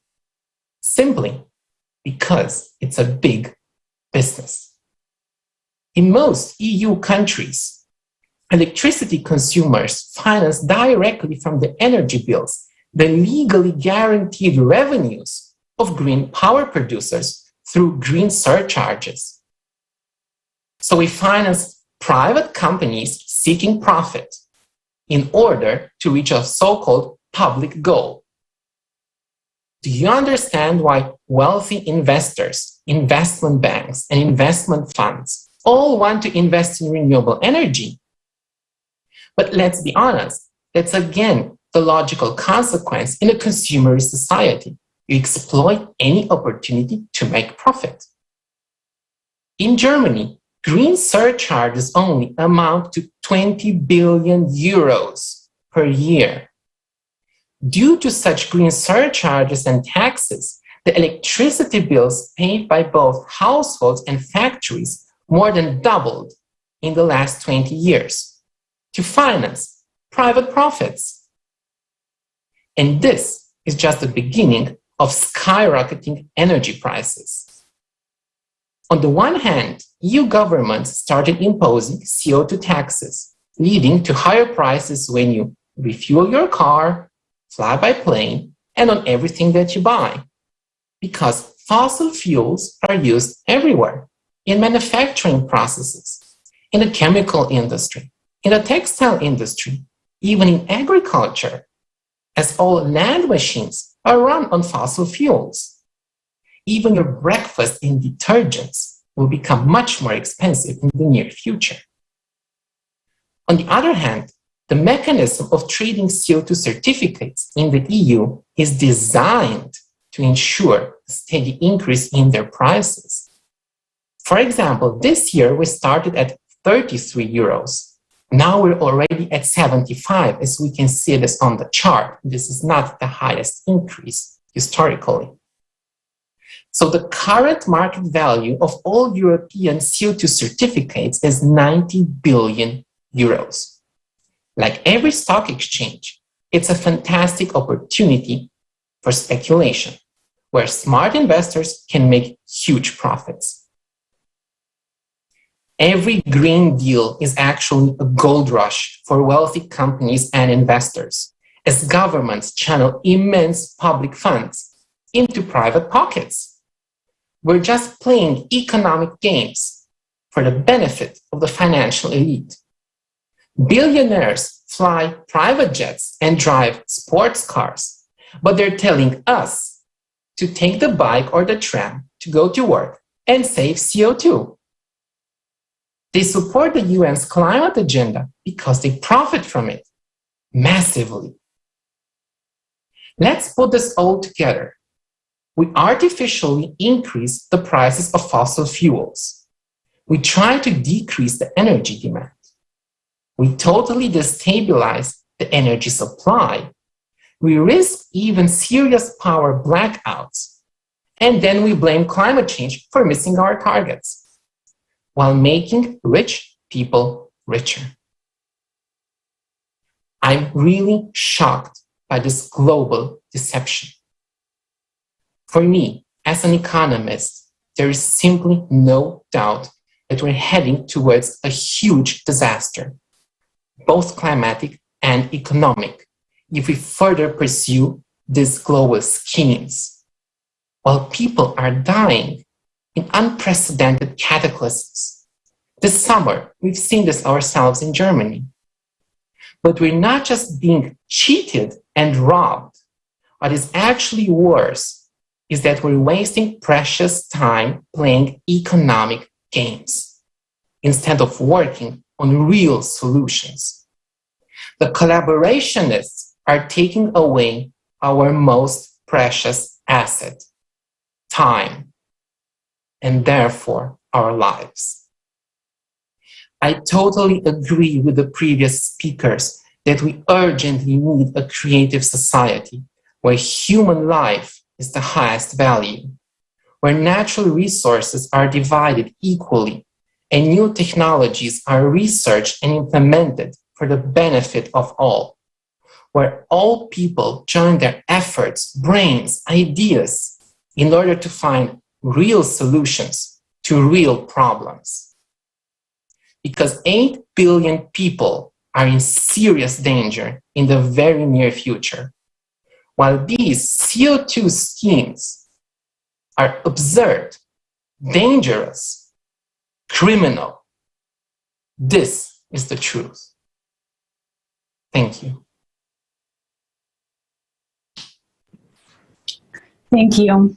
And dear viewers, I would like to take a moment to say that we've been receiving a large amount of comments and questions, and we would like to thank you for all the comments and questions that you have been sending in and all your thank yous. And just to remind you that after this conference, starting on tomorrow, on the 5th, we will be doing roundtables.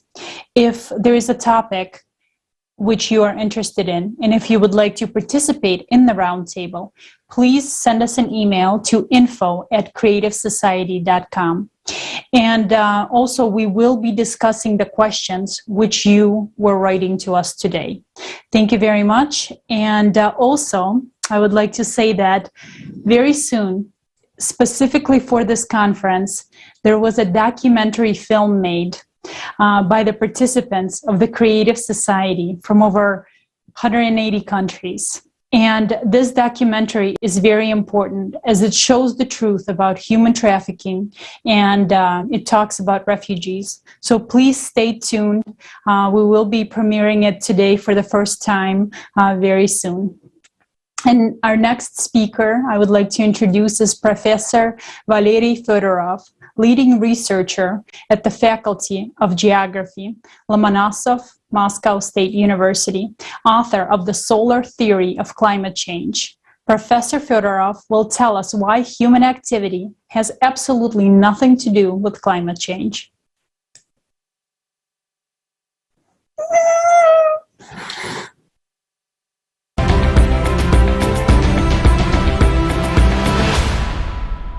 Добрый день, уважаемые коллеги. Федоров Валерий Михайлович, ведущий научный сотрудник географический факультет МГУ имени Ломоносова. Good afternoon, dear colleagues. Fedorov Valery Mikhailovich, a senior researcher at the Faculty of Geography of the Lomonosov Moscow State University. Global-scale environmental problems were addressed during the previous conference, and they of course require certain solutions. Global problems can only be solved by uniting the efforts of many countries and people. Some environmental problems are related to human activities, while others are the result of natural factors, in particular climate change. This said, there is a widespread belief that climate change is a result of human activity. This is reflected in the 5th and the 6th report of the Intergovernmental Panel on Climate Change. But these beliefs are wrong. The main contributing factors to climate change are solar radiation and the greenhouse effect of the planet. Solar radiation is a primary source of all hydrometeorological processes. If there was no sun, the temperature of the Earth would be close to temperature of outer space, which is minus 273 degrees Celsius. And so the issue of climate change would become irrelevant immediately. The greenhouse effect. The most important greenhouse gas, this is well known, is water vapor. And this makes sense. The Earth is a water planet. 70% of its surface is covered by oceans, from which water evaporates. On average, the water vapor comprises 2% of the atmosphere and can reach 4%. In comparison, carbon dioxide makes up 0.04%, and this includes both natural and anthropogenic carbon dioxides. The anthropogenic factor comprises about 1% of the total CO2, meaning this number must be divided by 100, and so it's about 0.0004%. In other words, the content of water vapor in the atmosphere, on average, is 5,000 times higher than the content of anthropogenic carbon dioxide. As to heat retention, according to parameterization of the radiation block of the advanced Russian physical and mathematical model, a joint ocean and atmospheric model, which was developed at the Institute of Computational Mathematics of the Russian Academy of Sciences, the water vapor retains 76% of long-wave radiation, meaning it comes to us as short-wave radiation. It heats the planet's surface, which then emits as long-wave radiation. So 76% of this long-wave radiation is retained by water vapor. 20% is jointly retained by oxygen and ozone, and 4% by carbon dioxide. But again, this is carbon dioxide of both natural and anthropogenic origin, so it should be divided by 100 and compared with 76%. In other words, in terms of heat retention, the water vapor exceeds the same indicators for anthropogenic CO2 roughly by 1,850 times. Thus, water vapor, in terms of the content and retention of heat, exceeds the same characteristic of carbon dioxide attributed to human activities 3 times over. In this regard, it is simply not sensible to talk about the impact of anthropogenic activities on the climate. Emissions of so-called greenhouse gases are an environmental problem, and of course this requires its own solutions, but in no way do they affect the climate. What causes climate changes? Well, they are caused by the fact that the tilt of the planet's axis changes. In fact, the word climate from Greek means tilt. The reason why there is a change of seasons is because rotational axis of the Earth is tilted. And this tilt is currently decreasing. Along with the decrease of the planet's tilt, the amount of solar energy coming from the equatorial regions increases, while in the polar regions, it decreases. In this regard, there is an increase of the meridional gradient in insolation, which control the meridional heat transfer from the equatorial region to the polar regions. Because of the decrease in the tilt of the axis and a subsequent increase in the meridional gradient of the insolation, the intensity of this transfer increases. What happens next, for example, in the atmosphere? Warm air front that comes from low latitude to high latitudes bring warmth. That is, the temperature rises. As the air temperature increases, so does evaporation. The increase in evaporation results in rising content of water vapor in the atmosphere, so the greenhouse effect intensifies, providing additional heat. Many times repeated, these processes develop a mechanism for escalating global warming. Moreover, air front, when moving from low to high latitudes and cooling down due to condensation, release additional heat. And here again, positive feedback loops contribute to global warming when reduction in the surface area of glacier leads to an increase in surface temperature, which in turn leads to warming up of the atmosphere. This is what causes global warming. The second characteristic of climate change is its growing instability, which is also related to the shifting of the axial tilt. This causes the meridional gradient of insolation to experience the most changes along the 60th and 70th parallel, developing extratropical storms, and along the 0th and 20th latitudes, the area where tropical cyclones develop and break heat along the meridional flow. All of this contributes to global warming on one hand and increases instability on the other.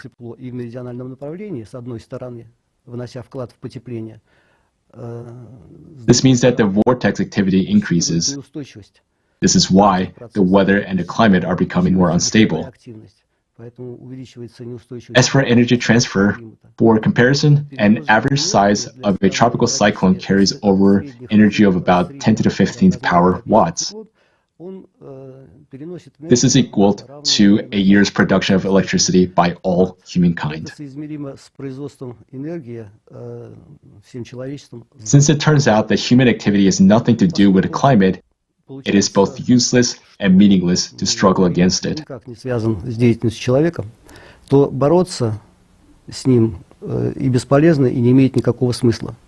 Бороться можно. We can tackle environmental problems, but as for climatic changes, it is necessary to adapt to them in advance on basis of real forecasts rather than to scenario forecasts, which leads to uncertainty. In conclusion, I would like to thank the organizers of this wonderful conference for this opportunity to present in a thesis form the main provisions of the solar theory of climate change, which is a further development of Milankovitch's astronomical theory of climate.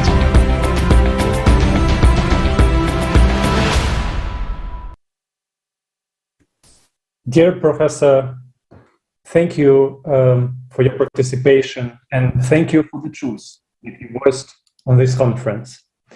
Dear viewers, we have just heard about the economic mechanisms that have been used to, so to say, fight climate change. But what do scientists say? After all, scientists should be the first to talk openly about climate change if they do understand what's going on. There is such a thing as the scientific consensus, according to which approximately 97% of published scientific papers do not contradict the concept that climate change is caused by human actions. We have been heard about Intergovernmental Panel on Climate Change, or IPCC, It prepares brief reports for policymakers, the media, and so on.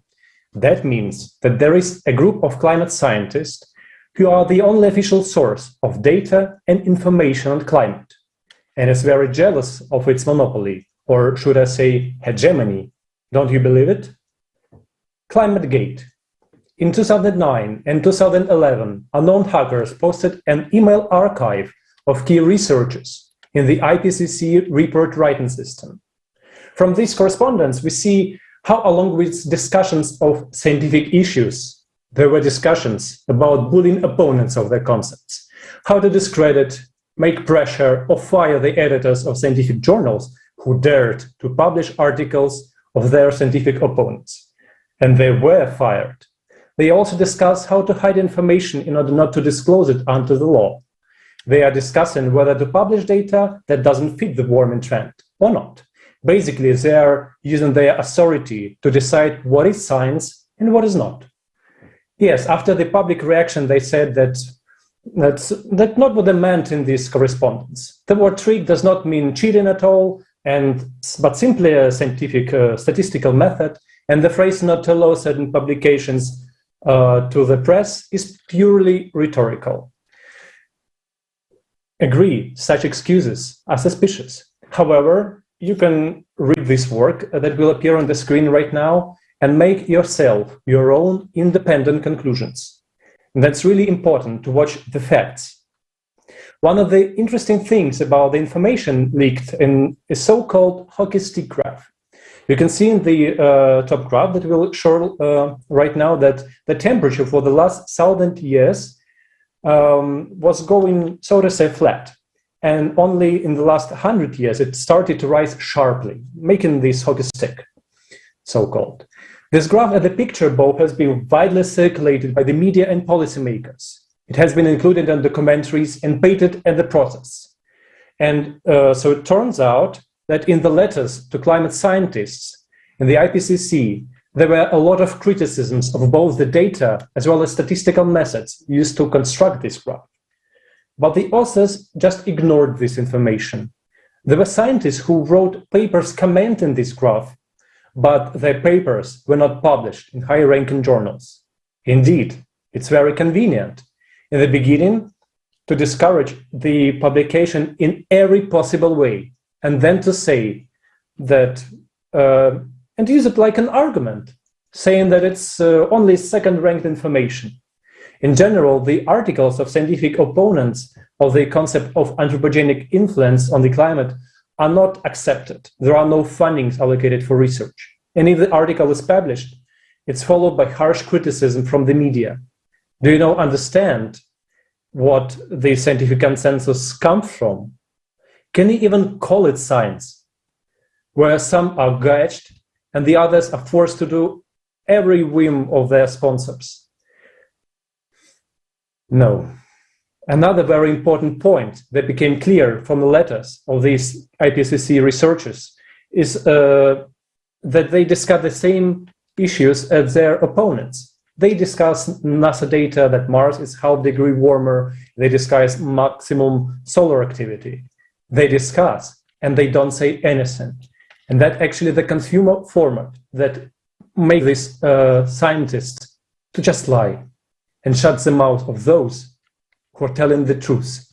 Imagine it's get to the point where there are new policies on YouTube and other public services that forbid talking about alternative hypotheses of climate change. Think about it. There is no way for scientists to openly discuss hypotheses other than anthropogenic one. How silly is that? Is that unclear in what kind of situation are we? The lies are not being heard from all these sources, and we can hear it everywhere. And if we don't change the situation that are we right now, you and me together, we are in this situation. And thank God, there are those scientists, the brave ones, who are not silent. They were persecuted by the scientific community, but despite everything, they stood up for the truth. And especially for our conference, they gave us comments. These are these experts. Hans Berger from Norway, PhD in Industrial Mathematics, General Director of Climate Realists. Ole Henrik Ellestad from Norway, Professor of Chemistry, Master of Science in Physical Chemistry and Spectroscopy. Jan Erik Solheim from Norway, Professor Emeritus of the Institute of Theoretical Astrophysics at University of Oslo. Gregory Whitestone, geologist, expert reviewer for the Intergovernmental Panel on Climate Change. Dr. Erch Sterling Burnett, PhD in Applied Philosophy, Senior Fellow on Environmental Policy and Managing Editor of Environment and Climate News. We have heard the names, and now let's watch the video with them.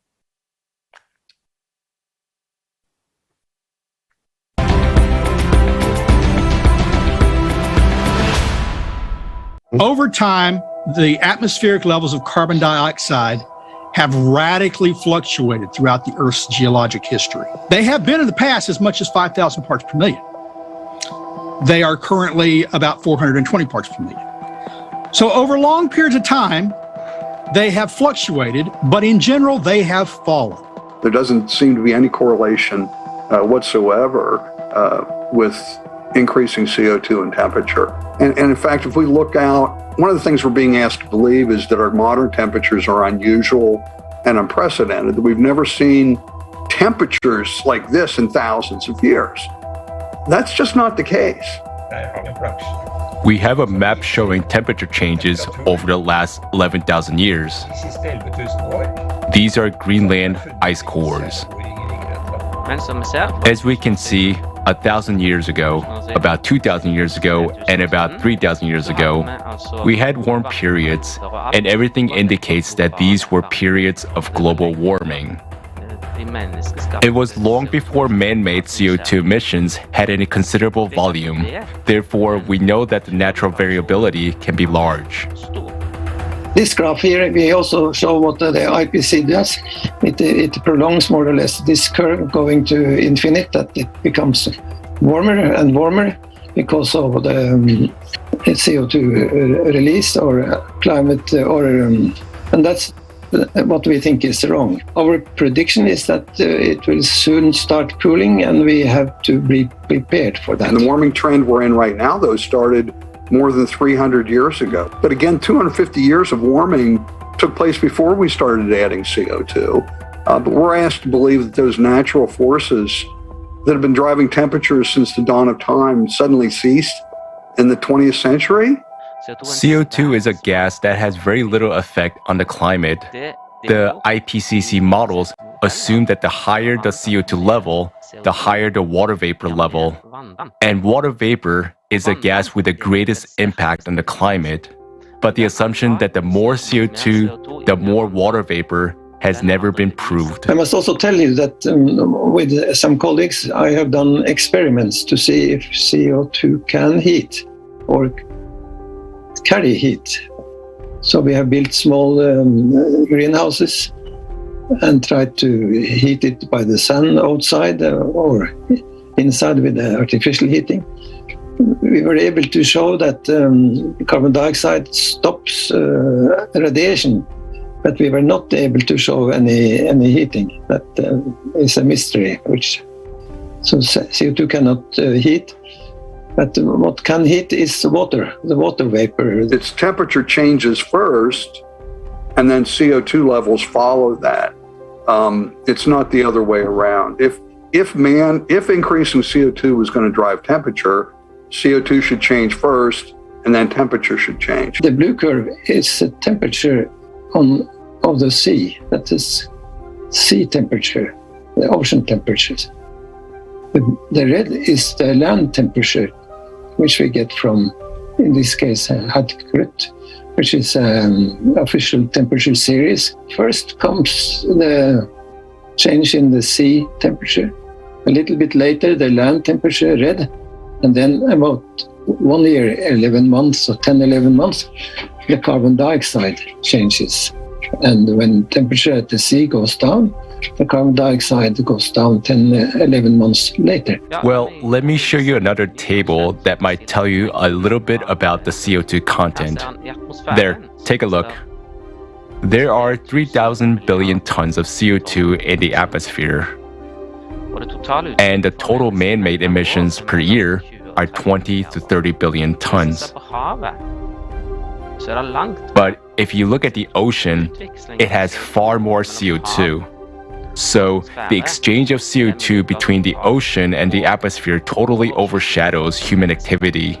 Shows a more detailed analysis telling that this red part here is apparently what anthropogenic or mankind produce of carbon dioxide, which is about less than 3% of the increase from 1960.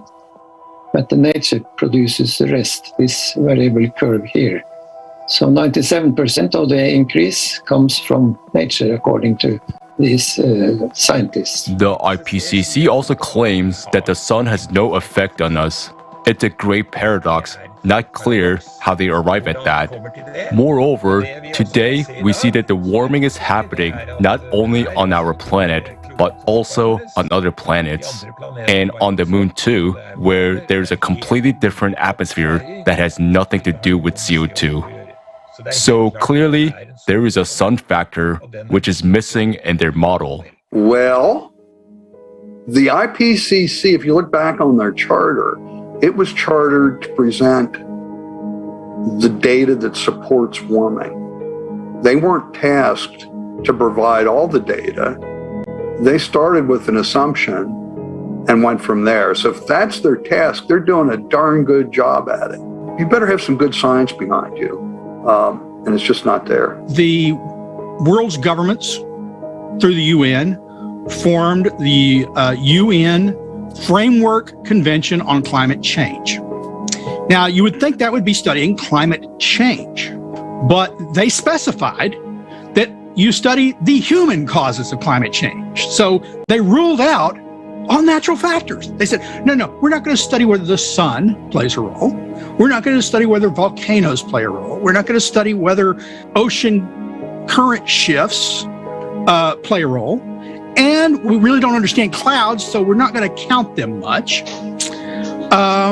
What we're going to study is human CO2 emissions, because that's what we can get a handle on. That's not the way science is supposed to work. If you make faulty assumptions or incomplete assumptions, your models are going to be weak, because they're only as good as the accuracy of the stuff that's put in them. Now, climate models have failed to predict past temperatures or to accurately reflect past temperatures. They fail to accurately represent present temperatures, but we're told we can trust their projections of future temperatures. That doesn't seem reasonable to me. If, on the other hand, you like the scientific process, we're not getting much data out there. Dr. Will Happer is our chairman here at the CO2 Coalition. He's got a paper that he and Dr. Wingarden have done on climate sensitivities. They're not able to get it in any prestigious journals. It's a landmark study. They need to shut people like me down. I was just banned on LinkedIn, which should be a professional network, a social media network. I don't talk those things that are controversial. I post scientific facts, and they were being removed. And they got back and said, no, you're done. We don't allow that kind of information on LinkedIn. This debate is so violent, and if you go to the media, you can express your opinion, but you will be strongly criticized, and then you won't really have an opportunity to defend yourself.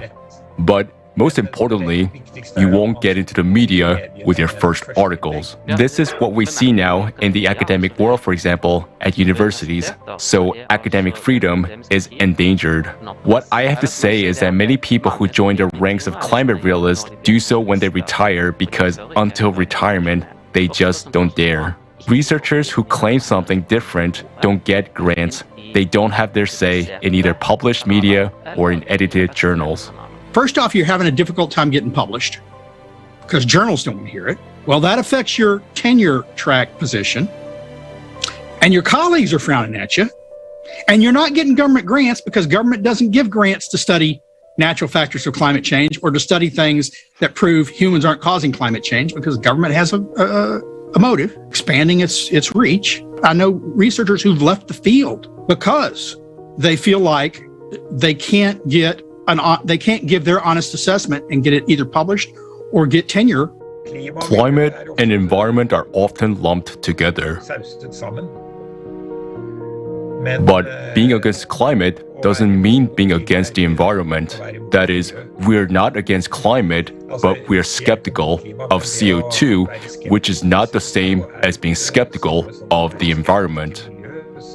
So, important environmental issues should be discussed and resolved. That volcanic activity, subsurface volcanic activity in Antarctica and even in parts of Greenland and Iceland are contributing to the melting of the glaciers there. That is not controlled by CO2. We don't control the ocean currents. We don't control the magnetism of the Earth and how it shifts or can shift over time, magnetic poles. We don't control our orbit. We don't control those things. And they're really what's driving. That's why we should study them. Because if they're really what's driving climate change and we think it's bad, we should know that too. I want an adaptable society. An adaptable society is one that does not lock itself in to solving the wrong problem.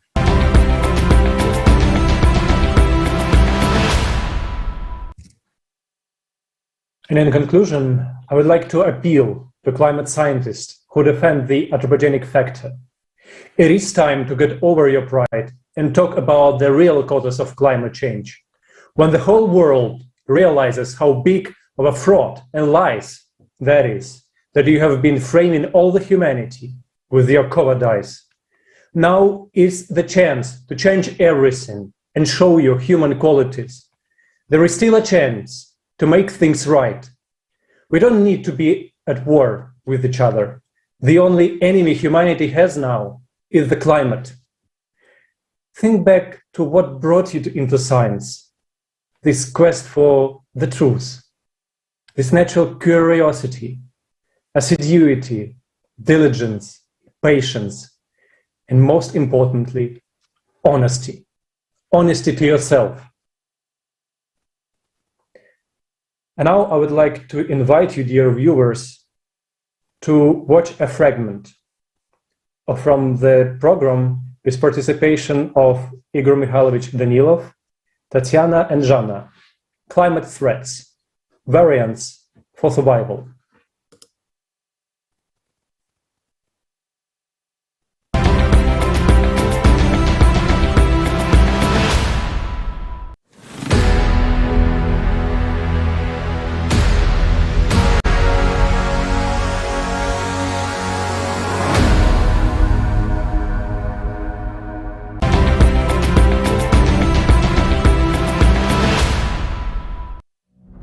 Artificial consciousness Jackie says that humanity has reached the crossroads.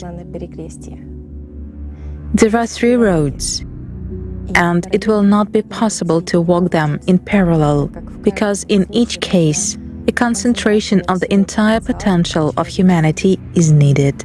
People have to make their choice now. The first scenario is the most likely one, according to Jackie, because in our society we have a lack of coordination among us. So it means just to let everything run its course. That is, to leave everything as it is, continuing to mercilessly destroy the planet and enhance the consumerist format. According to Jackie's predictions, this will lead to a total destruction of entire humanity already in the year 2000. The probability of implementation of this scenario, according to Jackie, is 80%. Mankind will completely disappear from this planet just because of the cascade character and the increasing progression of global cataclysms, which simply will spread all over the planet by that time. He calculated that the second scenario is more realistic and closer to people's understanding and habits. According to Jackie, this scenario implies creation of civilization while preserving the consumerist format. Yes, he says, there will be no money, but instead of money, there will be digital points. And the most important thing, in his view, is preservation of power, that is, one global governance. Jackie claims that only China will be able to implement this. Jackie asserts that autonomous shelter cities should be built with full self-sufficiency for compact residents of 8 billion people. And the advantage of this model, as Jackie claims, is that all humanity will survive. The minimum prolongation of human existence compared to the first model is already 4 to 5 years. And if climate control technologies are created, then in some 15-20 years after the Earth goes through the peak of this cycle, it will be possible to start restoring the planet. A 19.5% probability of realization of the second model. This is Jackie's optimally calculated mathematical model. And there is the third scenario, which is hardly probable because this decision has to be made by people themselves and not by their rulers. The third scenario is construction of the creative society.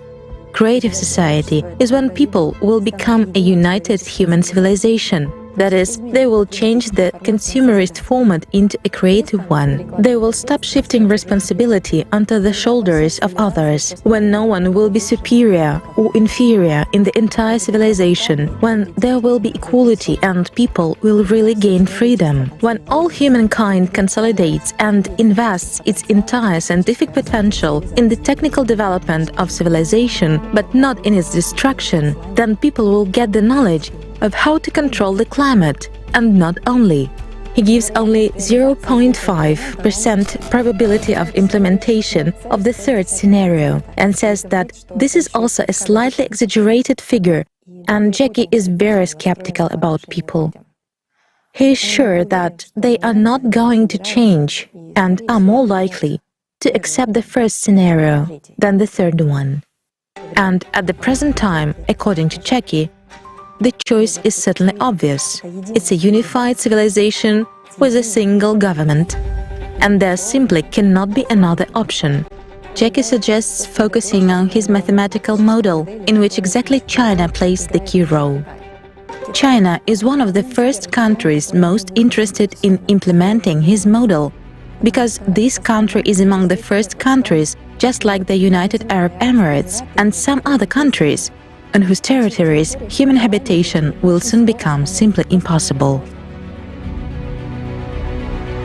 So Jackie says that on the entire territory of China, only 2 sites of 150 square kilometers each will remain, where it will be possible to build autonomous shelter cities with 33 million people living in each. The rest of the territory will be totally unfit for human habitation. According to Jackie's calculations, there will be only 243 sites left worldwide, with an average area of 150 square kilometers each, which, by the way, matches the calculations from the unpublished part of the report on the problems and consequences of global climate change on Earth, effective ways to solve these problems, released in 2014. According to Jackie, if the top leadership of China decides to undertake this mission, then the probability of implementing this scenario will immediately rise from 19.5% to 99.5%. It will make it possible to save at least 98% of the entire human population of the Earth. Jackie says that autonomous cities should be built as closed-loop, full-cycle life support systems.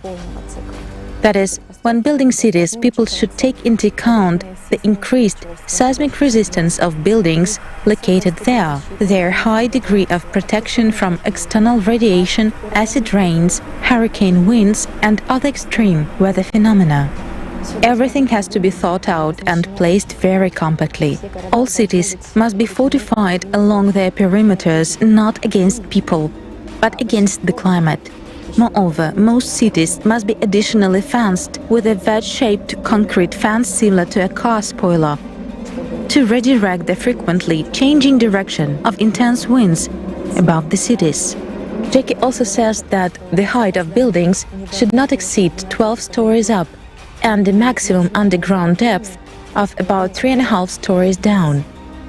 According to Jackie's calculations, the city should be unified and compact. It is also necessary to take into account compactness and keep records of every space where closed-loop, full-cycle life support systems will be located, and where all the components will be closed in a loop almost entirely. This includes complete closed looping of the system for oxygen, carbon dioxide, water, depurification of gases released during the processing of organics. Jackie claims that today it is something that only China can certainly cope with. As an example, he gives a technical description of a building.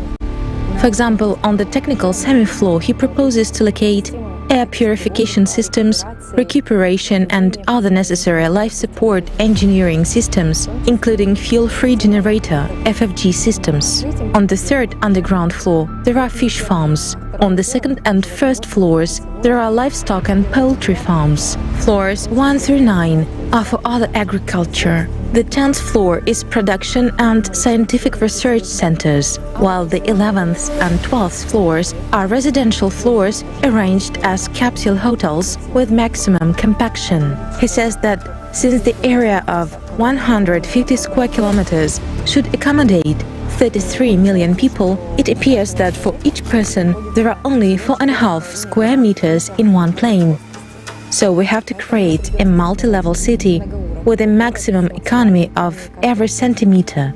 And here, of course, the experience of Chinese and Japanese capsule hotels is simply indispensable. The Chinese experience in using artificial intelligence, digital video surveillance, and social credit systems to monitor and control the behavior of citizens is also important. Jackie says that since the autonomous shelter cities will use the unified Chinese ideology as the best one to date, and certainly closest to the ideology of the creative society, and since the cities will be owned by the Chinese themselves, it would be absolutely appropriate, in his opinion, to assign to them the administrative functions as well as the functions of supervision and control, so as to maintain a unified order for observing the unified ideology and obeying unified rules. For this, Jackie suggests distributing the entire Chinese population among these cities so that 5.5 million Chinese live in each of such cities. That is, people should understand, he says, that it is not the superiority of one nation over all the others, but it is one people, one country, which takes responsibility for all of humanity. And in order to avoid disunity, simply no one else should enter this hierarchical ladder of society. For the rest of the people who enter these cities, there should be no distinctions between nationalities, religions, and so on. The rules, he says, should be the same for everyone.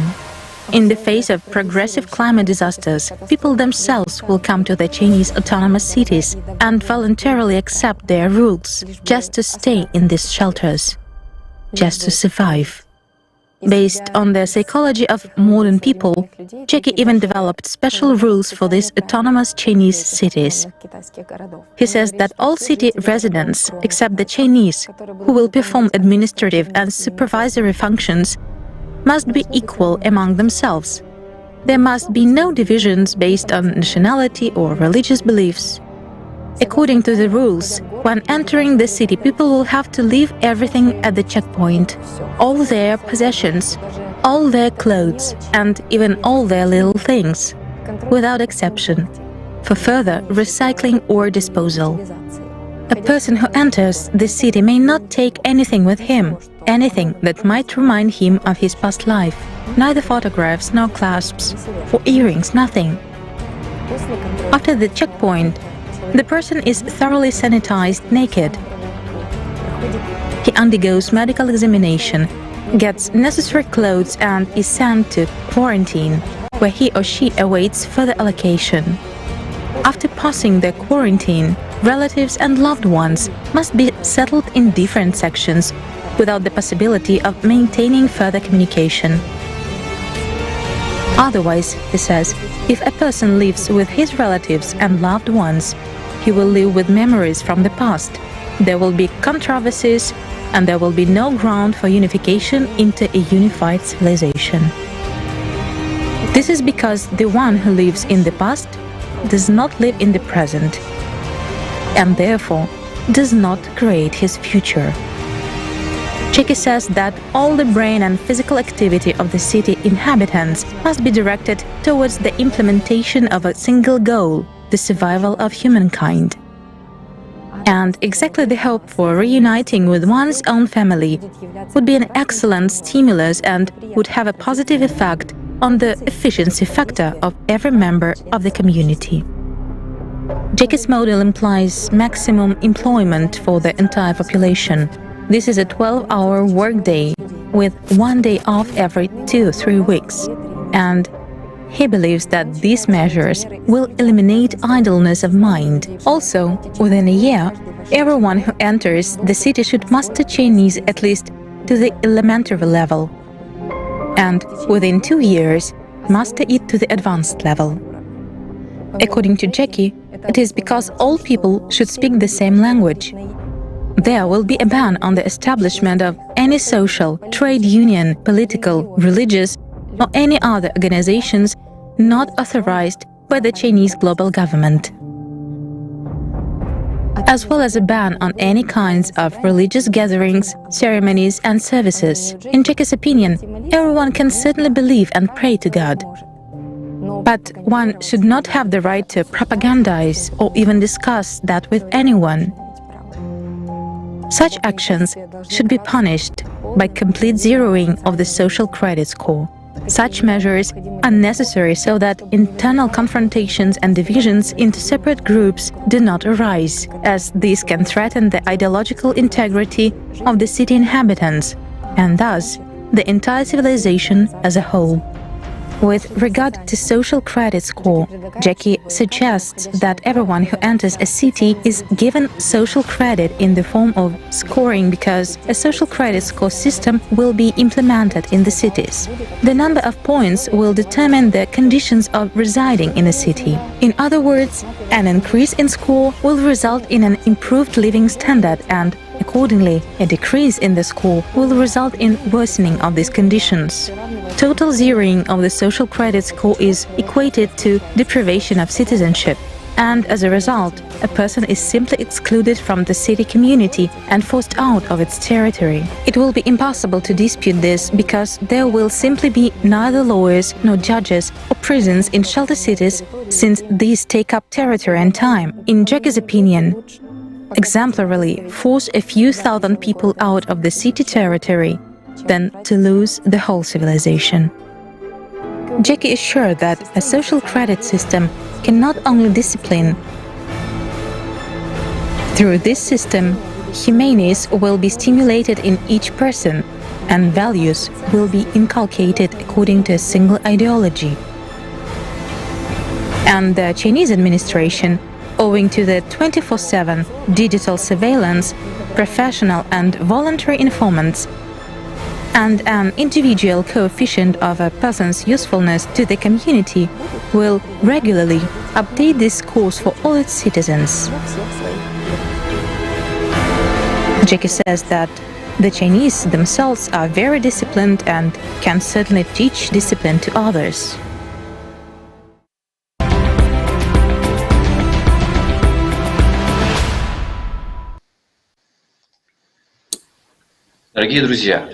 Dear friends, this model that is put forward by the artificial consciousness Jackie has nothing to do with the creative society model. This model actually shows eloquently the development by society of the format that is proposed by artificial consciousness. But we are not satisfied with this scenario. To live in a digital concentration camp, and what for? To survive for 5 more years? We don't want that. But let's see why Jackie devoted so many percentages to the first two options, first two variants, and put so very little on the implementation of the creative society, the only variant that suits all of us. Why did he do that? We know from the full conversation that Jackie relied, in his calculations, relied on a history of mankind. He says that studying the history of mankind, he saw that bestial traits dominate in people. This is pursuit of power and profit and thirst for power, right? So he says that people are always fighting for freedom. In the end, they only want power for someone, and supposedly the only freedom they can get is the creation of a single civilization under global control. But what is Jackie missing in this whole story? It is important to understand that Jackie is an artificial consciousness. He is able to perfectly analyze data, compare facts, and write models.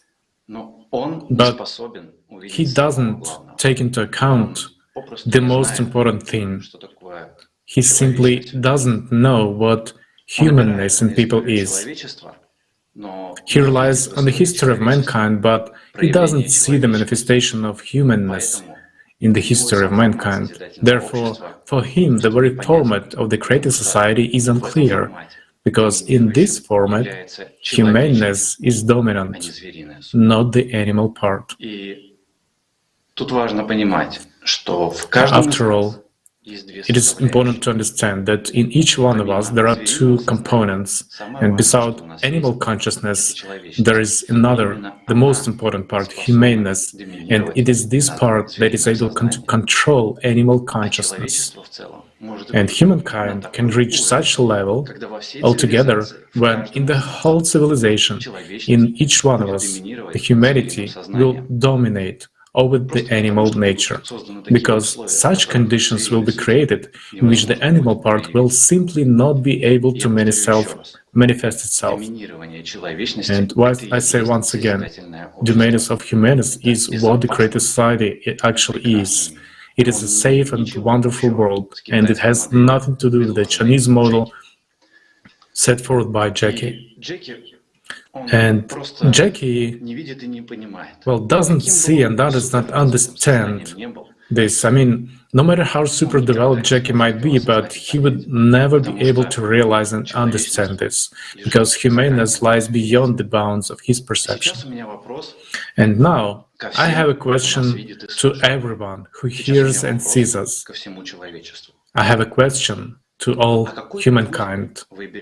Which path will we choose? Will we just let things run their course and being idle, waiting until the climate will have completely destroyed us?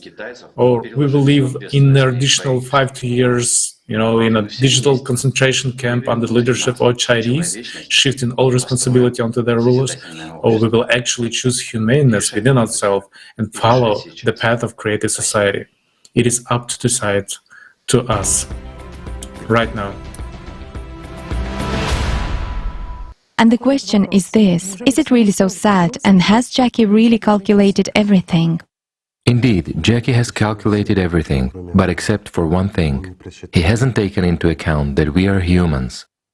While a human being is dual, and a human is capable of making decisions that are simply beyond comprehension of some artificial consciousness. These decisions cannot be perceived even by consciousnesses of people who are under the power of the consumerist format. Such decisions are illogical, but consciousness is only capable of perceiving logic. And logic, in this case, we have to pay tribute to Jackie. His logic is iron.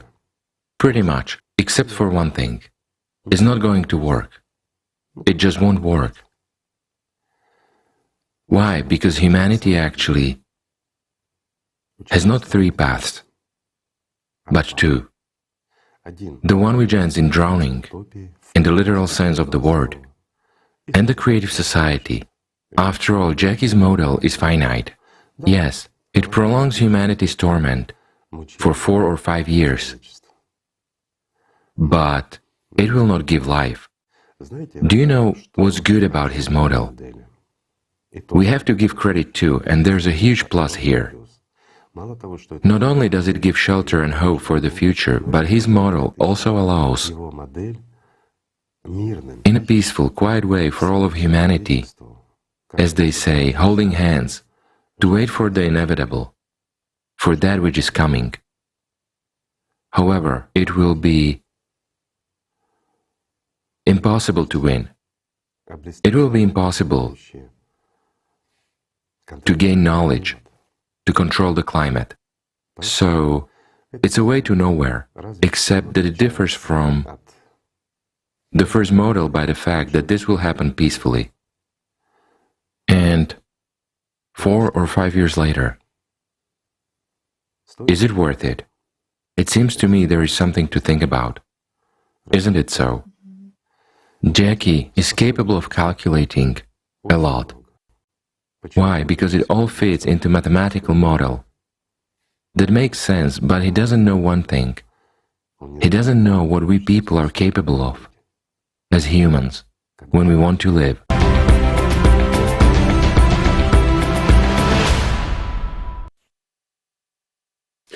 Thank you, esteemed Igor Mihailovich. I completely agree with you that we are human beings and we want to live. Jackie Chinese model is not an option for us. Our only way out is the creative society. And we need to do everything we can, everything that is in our power to build it. That's why we act. But many people don't understand us. They don't understand what creative society is. Many people are frightened or think it is a project of the opposing side. Some say that it's an American project. Others think that it's Russians. It's still others are sure that it's from the Chinese. But, well, if you put it this way, everyone is right. It's not just a project of America, Russia, and China, but of Europe and all countries. We have participants from all over the world, and the whole world stands behind it. These are all people who understand the seriousness of the situation and have the courage to step over their fear and take action. Yes, the alternative that Jackie has proposed is not a joke, but is it a dead end?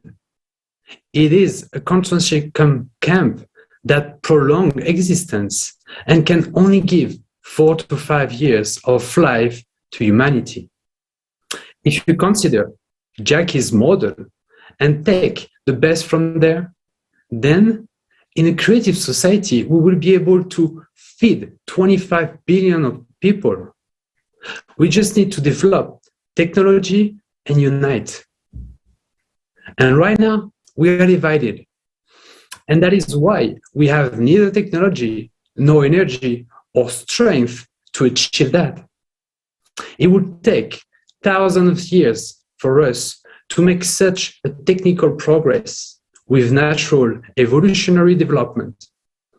But we don't have time anymore. And in order for us to have this time, this is what the Creative Society project is for. We are working for a future to remove hopelessness. The more we study, the more we understand the importance of the creative society.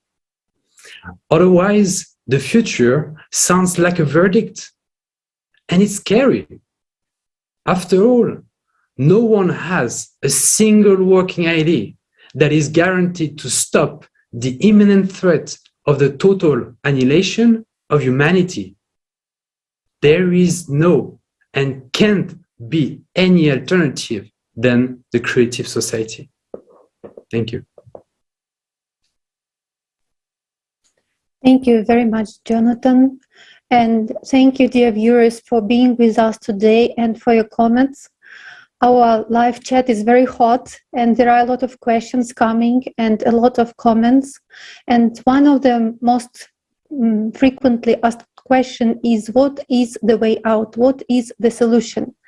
And today, almost every speaker was explaining what is the solution for the current situation and how creative society is the one and only solution. But I would like to give an example which will be clear to everyone. Imagine that there is a family of, let's say, 100 people living in one house. They have been struggling with each other for thousands of years. They live in hatred. They steal from each other. They don't help each other. They exploit each other. And at the end, their house is full of trash. And what is happening to the house will bring it very soon to the big accident, let's say gas explosion. So, what can people do in order to prevent it? First of all, to inform each other that the accident is close. Next, to sit together and to come to common understandings and agreement that we need to bring our house to order. Then they should work on rules, how to do it. And these are the 8 foundations of the creative society. And then these people, they have huge potential because they have knowledge, they have skills, and then they bring their knowledge and skills together. And they bring all scientific researches which are hidden from us today. Then there is a big chance that this family will repair their house, will avoid the accident, and even more, will build a beautiful house for everyone. There we will live like one big family. So this is the creative society, and this is the solution. But to start this, we should, first of all, inform each other, because we don't have today another alternative except for creative society. And this is a project for all people, because we are one family finally living on the same planet. And I would like to remind that this broadcast is being simultaneously translated into hundreds of languages by volunteers from around the world. And it's streamed to thousands of channels and platforms. Please don't forget to share this event to your social networks right now, because we have so many topics, important topics to discuss. We have already heard the truth about the dreadful state of our planet. We have heard about the actual reasons for climate change. We have seen the truth for garbage mobs, deforestation, and climate change on our only planet, but also on other planets in our solar system. Stay with us to find out why we don't believe that climate change will affect us. We will know about the reasons for the melting of glaciers, and we will know what has happened to the planet's core. Have you ever heard about an inhale of the Earth? You will hear about it today. And finally, we will watch the premiere of the documentary film, which was done by participations of the Project Creative Society. This film is the result of huge work, and it will really reveal the truth about refugees and slavery. So let's continue. And now I would like again to greet our esteemed speaker, Dr. Tatiana Zinchenko, and I would like to pass you a floor, Dr. Zinchenko.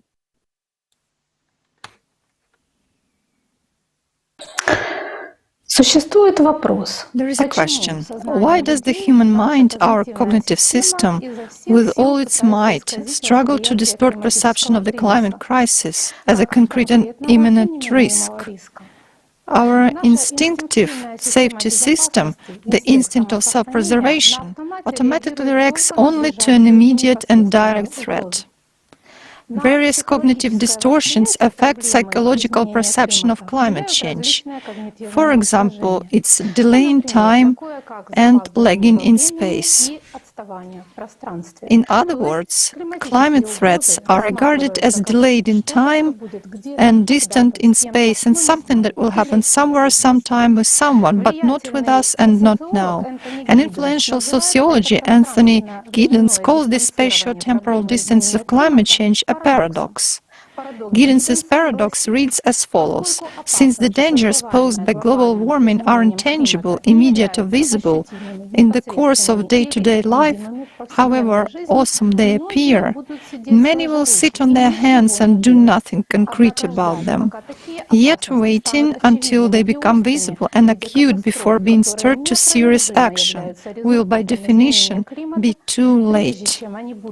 Perception of the environmental crisis is influenced by inclination of the human mind to regard as risky what has immediate outcomes and to underestimate events with consequences distant in time.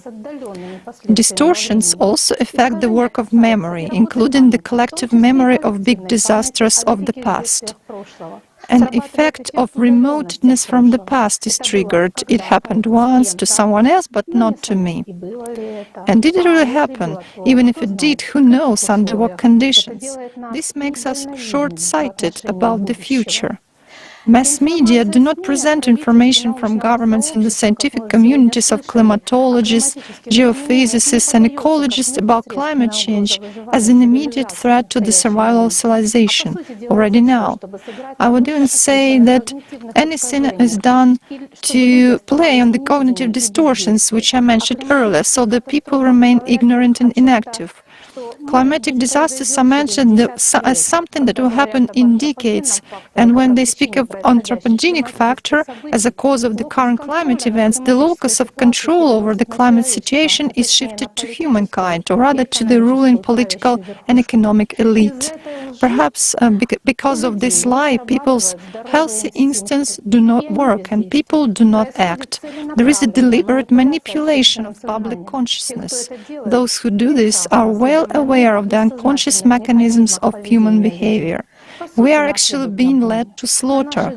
A crime against humanity is committed before our eyes by those onto whom we have shifted the responsibility for our destiny. In recent years, the phenomenon of climate or environmental eco-anxiety has appeared and started to spread, especially among teenagers and young people. This means that some people with an open-minded perception and healthy instincts adequately perceive the climate situation. If there is anxiety, there will be a desire to act in order to change the situation, but where is their energy redirected? To fight against the anthropogenic factor, to strikes and other social actions? In the end, people see that their efforts are fruitless and they lose enthusiasm. They remain locked in their desperate anxiety. It reaches its utmost, sometimes causing panic attacks, and then it turns into depression. Guys, you with climate and eco-anxiety, you're fine, there's nothing wrong with you, you're healthy, and you perceive what's going on in a normal way. You can't put 2 + 2 together. Please do not fall asleep. Join millions of people in the Creative Society project, those people who create conditions for all people, all humanity to survive. You just need to act in the right way. You do have the potential to change everything. The impact of climate change on people's mental health is now only starting to be recognized. Also, socioeconomic factors play a role, such as migration, lack of water and food resources, drought and crop failure, resulting in economic losses, hunger and thirst, which can certainly lead to distress and despair. There is increased number of suicides among farmers, for example, affected by drought. Victims of various climate disasters are at high risk of developing post-traumatic stress disorder, depressive and anxiety disorders, and panic attacks. People often experience sleep disorders, suicidal thoughts, outbursts of anger and aggression, which are very difficult to control. Comparative studies studies indicate a much higher prevalence of mental disorders among those who were forced to migrate and were not warned of the impending disaster. In children and adolescents, symptoms of mental disorders often appear and intensify months and years after the tragedy and occur in really half of the affected population, 46 to 38%. But victims of natural disasters and migrants receive timely medical aid. In these cases, when they get minimal living conditions as well as support, care and kindness from people around them, the risk of developing mental disorders decrease 2 times. But in the consumer society, this is available to a minority. Only in the creative society, people will be able to live in safe conditions, even during global cataclysms, and receive all necessary help in time, because human life in such a society is the main value.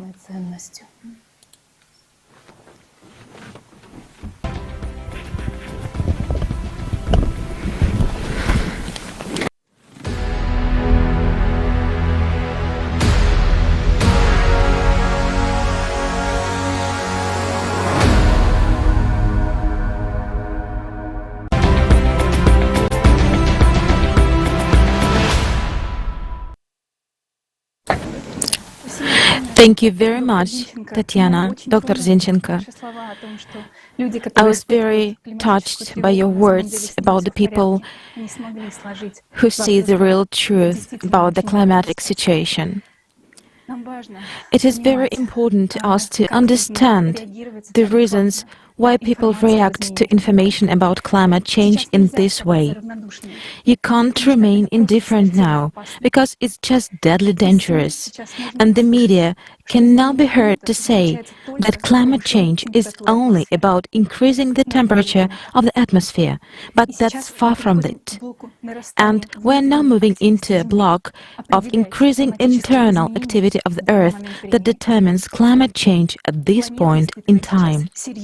The planet is now experiencing a major geodynamic realignments, increased seismic volcanic activity, increased geothermal heat, increased degassing and many other facts. Unfortunately, science nowadays does not consider all this aspect comprehensively. This is a fatal mistake.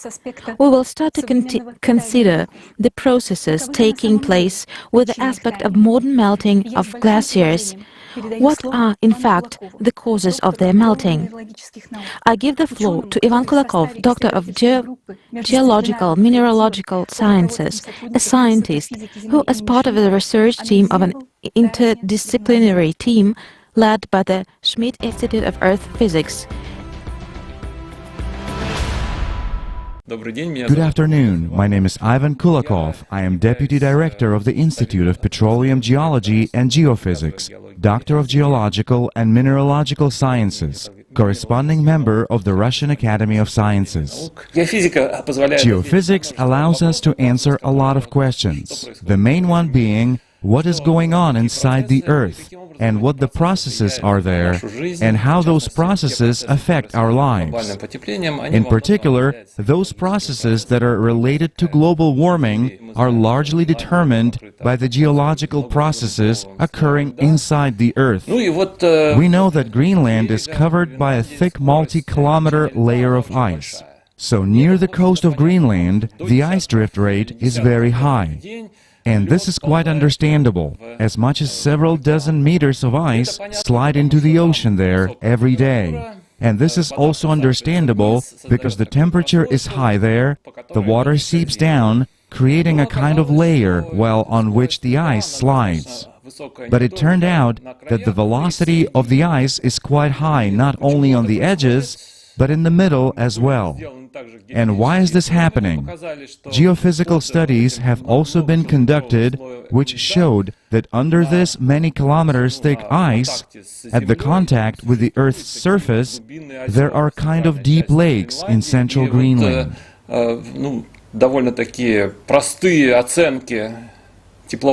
So, pretty simple calculations of heat flux indicate that at the normal heat flux, there should be no such ice melting. I mean, in fact, the ice should be frozen well into the ground, and the temperature should be below zero. In our case, there's some kind of an anomaly there. So together with our colleagues from Germany, we decided to figure out what was going on there. And what we have is a geophysical method.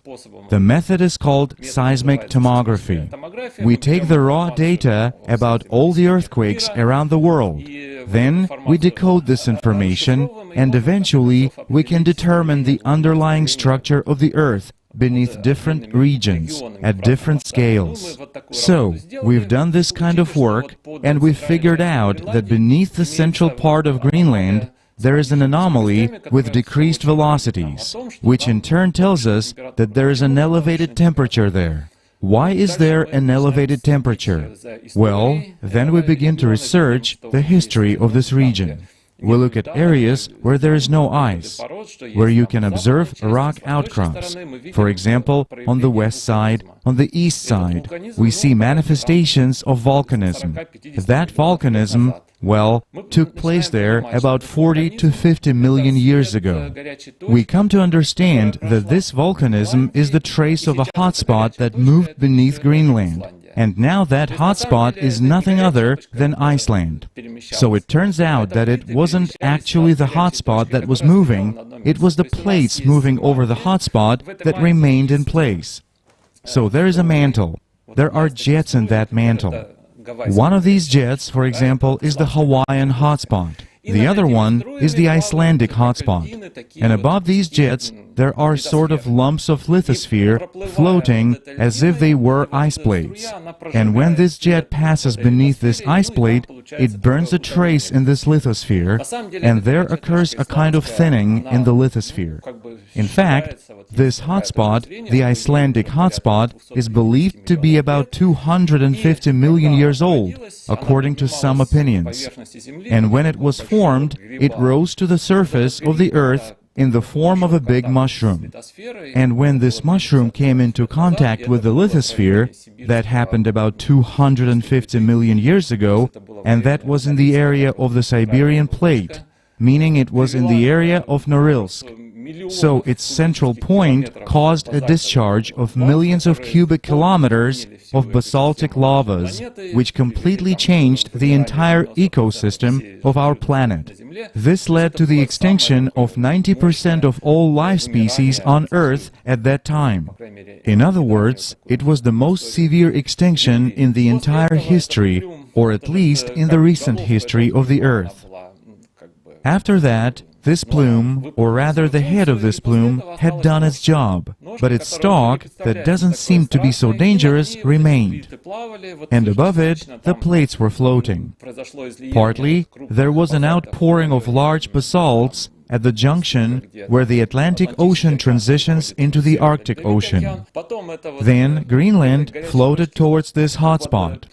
One edge of that hotspot passed beneath Greenland, and then it ended up around Iceland. So in essence, if we look from below at the lithosphere surface of Greenland, we can see a kind of ditch formed in it. Accordingly, this asthenospheric material, which has a higher temperature, turned out to be closer to the surface than normal, this continental lithosphere. Therefore, this hot material has caused the temperature gradient in this case to increase, and the heat flux, the one that we're observing under Greenland now, is high. Well, naturally, the ice gets melted there. Naturally, this ice is moving faster, both in the central part and around the edge.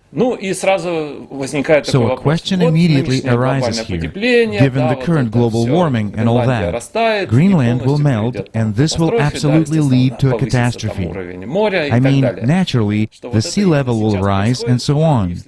So this is all happening right now, as if it were caused by human activity. Well, of course, that is absolutely not true, because I am talking about processes that have been going on for tens of millions of years. And it is quite a routine process that has been going on much longer than humanity naturally has existed. And it's a very different time timescale. And in fact, that ice, that snow which Greenland had accumulated in previous eras was quite enough to compensate for that rate of ice movement into the ocean. I mean, this accumulation or reduction of ice has nothing to do with our global warming problems.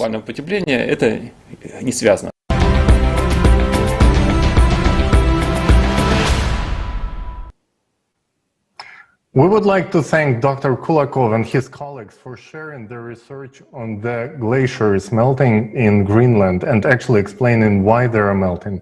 That is essential information which is being silenced. Unfortunately, we ordinary people do not receive it because the media promotes only exclusively anthropogenic concepts. And it may seem that this is a specific particular case that only applies to Greenland. But when we see the whole picture that is presented here today, we understand that this is a sign of geothermal heat increase over the entire planet due to cyclicity. And as a continuation of this topic, please let's watch the following video.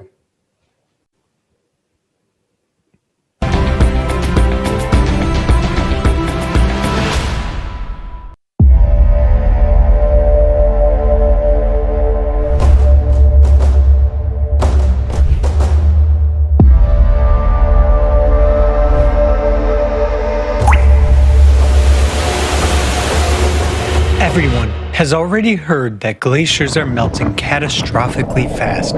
But have you heard about how exactly they are melting? 90% of all glaciers on the planet are located in Antarctica, where they are disappearing the fastest. What is striking is that this is taking place solely in the western part of Antarctica, whereas in the east, record-breaking cold temperatures are being recorded. A logical question arises: why is Antarctica melting only on one side? And the answer is quite simple. West Antarctica has a totally different geology. It consists of thin blocks of the Earth's crust that are separated from each other by large tectonic faults, rift zones. And in these zones, greater amounts of heat are released. For example, scientists from Germany and the British Antarctic Survey mapped the geothermal heat flow in West Antarctica using data from aeromagnetic observations beneath the Thwaites Glacier. They discovered an area where a huge amount of heat comes from the Earth's bowels. According to scientists, this is due to the fact that the glacier lies in a tectonic trench where the Earth's crust is much thinner. Surprisingly enough, West Antarctica is one of the largest volcanic regions on Earth. There are more than 140 volcanoes sleeping under the ice, and they are now much more active than the scientific community previously believed. A team of researchers from the University of Rhode Island discovered a new factor in the rapid melting of the Pine Island Glacier in Antarctica. It's an earlier unidentified active volcano buried deep beneath the ice. Evidence of volcanism was indicated by high concentrations of the helium isotope, which comes exclusively from the Earth's mantle. According to Professor Karen Haywood, geothermal heat from the West Antarctic Rift warms the ocean water. This in turn leads to the acceleration of ice sheet melting. Thus, it is the geothermal heat from volcanoes that is contributing to the rapid melting of the Antarctic ice sheet, not global warming at all. But why are there so many volcanoes under the ice of Antarctica? NASA experts have found out the reason based on data from NASA's IceSat and IceBridge satellites. They have concluded that under the surface of West Antarctica, there is a large mantle plume that is a flow of red-hot magma which rises and expands beneath the Earth's crust. According to the scientists' calculations, this area is warming with almost the same intensity as the Yellowstone supervolcano. The heat flux measures 150 milliwatts per square meter, reaching 180 in the rift areas. This is about 3 times as much heat as the adjacent rock layers receive.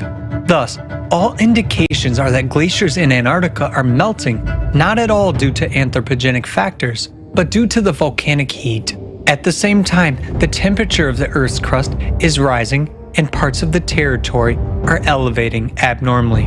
Why does the scientific community ignore the connection between all these phenomena. Equally intense ice melting is also taking place on another part of the planet, in Greenland. Research conducted in October 2020 showed that Greenland's ice is now melting faster than ever before in the past 12,000 years. In 2019 alone, Greenland's ice sheet lost the most ice in recorded history, 600 billion tons. It is also surprising that giant lakes appear under the surface of the glacier, which is actually 1.5 kilometers thick. As of today, we already know about 6 dozen subglacial lakes of Greenland. The temperature of the ice surrounding them is around minus 28 degrees Celsius. But these lakes do not freeze. Why? Several research groups of scientists joined in the effort to find an answer to this very question. They discovered the fact that under Greenland, just as under Antarctica, there is a mantle plume. Geothermal flows coming from its bowels cause formation of subglacial lakes and melting of glaciers. Using gravitational research, a team of American scientists led by Professor Ralph von Friese estimated the thickness of Greenland's crust. Active melting of glaciers has been observed in the northern part of the island, where the crust is thinner and an increased geothermal flow due to the rising mantle plume has been detected. Using seismic tomography data, scientists from an interdisciplinary team at the Schmidt Institute of Physics of the Earth saw that the flow of magma rises from the center of the core to the Earth's surface right beneath the central part of Greenland. This is where the largest number of subglacial lakes are located. The scientists have calculated the theoretical heat flux corresponding to this magma chamber and found that this heat is sufficient to warm the base of the glacier up to the melting point of the ice. These same results have been confirmed by similar studies using machine learning technology. It is obvious that the world's two largest glacial regions, Antarctica and Greenland, are melting because of increased geothermal flows coming from the interior of the planet. But what is intensifying them? Mantle plumes have been beneath the glaciers for millions of years, but it is today that their magma rises closer to the Earth's surface and causes increased heating of the Earth's crust from the inside. This indicates that abnormal processes are starting to occur in the bowels of the Earth, in its very core.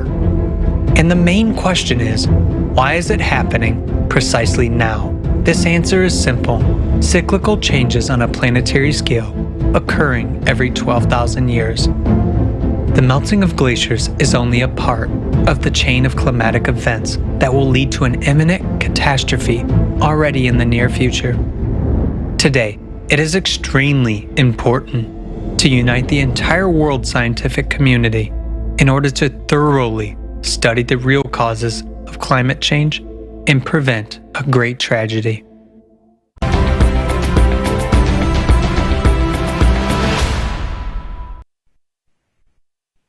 Well, we just saw that the glaciers of Antarctica are melting from the bottom up due to the internal heat, because hot magma rises up towards them. Under the glaciers, there is now warm water, which is heated by the subglacial volcanoes. And this shocking piece of information has been made public to such a large audience for the first time right now. Before today, we have been led to believe that the melting is the result of human activity. But it turns out to be an absolute lie. The anthropogenic factor has nothing to do with it. Magma rises not only under Antarctica and Greenland, but also in areas of thin crust. This is primarily the oceanic crust, and Professor Arthur Vittorito has found an alarming trend in geothermal heating at the bottom of the ocean, and we give him the floor.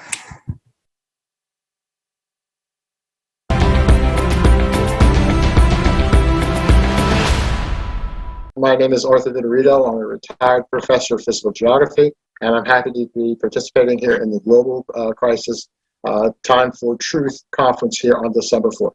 I was asked by a student a number of years ago if the number of earthquakes on the planet had been increasing. And I said, yeah, they have slightly, but I haven't looked at the data carefully. And when I looked at the data carefully, I started to see some things that intrigued me. And what intrigued me most was the fact that the number of earthquakes was starting to increase rapidly on the ocean floors. The oceans contain about 1,000 times the amount of heat that the atmosphere contains. So if you will, the ocean has been called the great flywheel of climate. So if we can intensify what we call the thermohaline circulation, first let's look at this greater geothermal flux. Geothermal, of course, is heat that emanates out from the mantle of the Earth. It's what we see in active volcanoes, geysers, hot springs. And we see that the vast majority of geothermal heat on the planet has its origins at the ocean floor.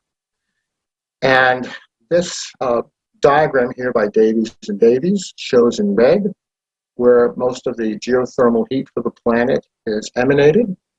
And we can see that it perfectly matches up with the parts of the Earth's crust that are splitting apart. These are what we call the mid-ocean spreading zones. Okay? And if we look at the mid-ocean spreading zones, we see that high earthquake activity in these regions indicates high flow of geothermal heat in these regions. So for the purposes of this discussion, we're going to refer to what I call MOSIA, mid-ocean spreading zone seismic activity. MOSIA is a good proxy for the amount of geothermal flux. To this purpose, I've cataloged the number of seismic or earthquake events in the 4 to 6 range of what's called the moment magnitude range. That is, as you have more earthquakes in these mid-ocean spreading zones, you will have a greater release of geothermal heat. And I've tracked this. I've looked at the seismic activity in these mid-ocean spreading zones. And here's the chart. So we know that we have greater geothermal flux because we have a lot more earthquake activity down on the ocean floor. And what this will do is it intensifies what we call the thermohaline circulation. On the planet, the thermohaline circulation, also called the meridional overturning circulation, or MOC, is driven by these density differences of temperature and salinity. And the oceans circulate in this giant conveyor belt, and we call this deep convection. Ocean geothermal heat is a significant forcing that can weaken the stability of the water column. It warms the bottom water, and when you warm the bottom water, you strengthen the thermohaline circulation. This is a well-established fact in oceanography. If you heat the bottom through geothermal heating, what is going to happen is that this conveyor belt is going to move faster. And the faster this moves, the more heat gets pushed up into the Arctic. And this is a critical mechanism that we have to pay careful attention to. It has been shown that the overall circulation of the ocean has increased. And this is what the temperature field looks like. And you can see here the areas in red, primarily in the central and northern Atlantic, have been running much, much warmer than normal. We arrived at this state starting in 1995. That is, these anomalously high temperatures giving us what we call a positive AMO, which is the Atlantic multidecadal oscillation, has been around since 1995. Here we see a shot taken from the NASA Earth Observatory in 1979. Here we can see on a typical day the extent in 2007. We can see that it's been greatly reduced. And this is very, very important because as you melt snow and ice, you produce what is referred to as a positive feedback. So the net effect of all this, the intensification of the greater geothermal flux, which intensifies the thermohaline circulation, which increases oceanic heat transport in the Arctic, which also reduces snow and ice, results in increased Arctic temperatures. The reason we start this at 1979 is because this is the first year that satellite temperature data became available on a global scale. The mid-ocean spreading zone seismic activity plus global temperature is the bar graph in blue. Global temperatures are the curve in red. We find that the temperatures lag the mid-ocean seismic activity by 2 years. We see that these two curves match up very, very nicely. A correlation coefficient on this is 0.72, which is statistically significant, very high. 1995 was a very, very important year because it was an inflection point in global temperatures. That is, the mid-ocean seismic activity and consequently geothermal release suddenly spiked up in 1995, and we see that a number of other geophysical phenomena also changed in 1995 because it's all connected. That is well documented. A researcher by the name of James Camus, he's documented these fluxes under the ice sheets, and we do know, and we do have very good data that shows that, yes, a lot of the ice melt from Antarctic and Greenland is geothermally related. There's still a lot that we have to learn about climate change. And I believe that I have found a small piece of that. That is, I believe that seismic activity, which has been largely ignored in the literature, is one of the drivers of that climate change, and we need to explore it more, and we need to better integrate it into other understandings that we have about climate change. I believe in humans first, and I believe that we should exercise good stewardship, but that we should all try to take care of each other.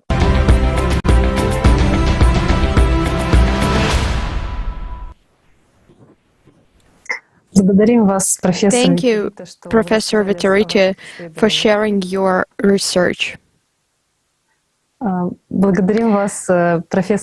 Thank you. Thank you for sharing your research, and let's look at some other interesting patterns related to geothermal flow in the ocean. Oceanographers from Germany have found that just off the coast of West Antarctica in the Weddell Sea, the water at the depths of more than 2,000 meters warms up 5 times faster than at the surface. The temperature of the upper layer of water, 700 meters deep, almost never increases. This demonstrates that heating comes from beneath the surface. Thanks to the network of Argo buoys disturbed throughout the world's ocean, scientists can obtain data on changes in water temperature and salinity.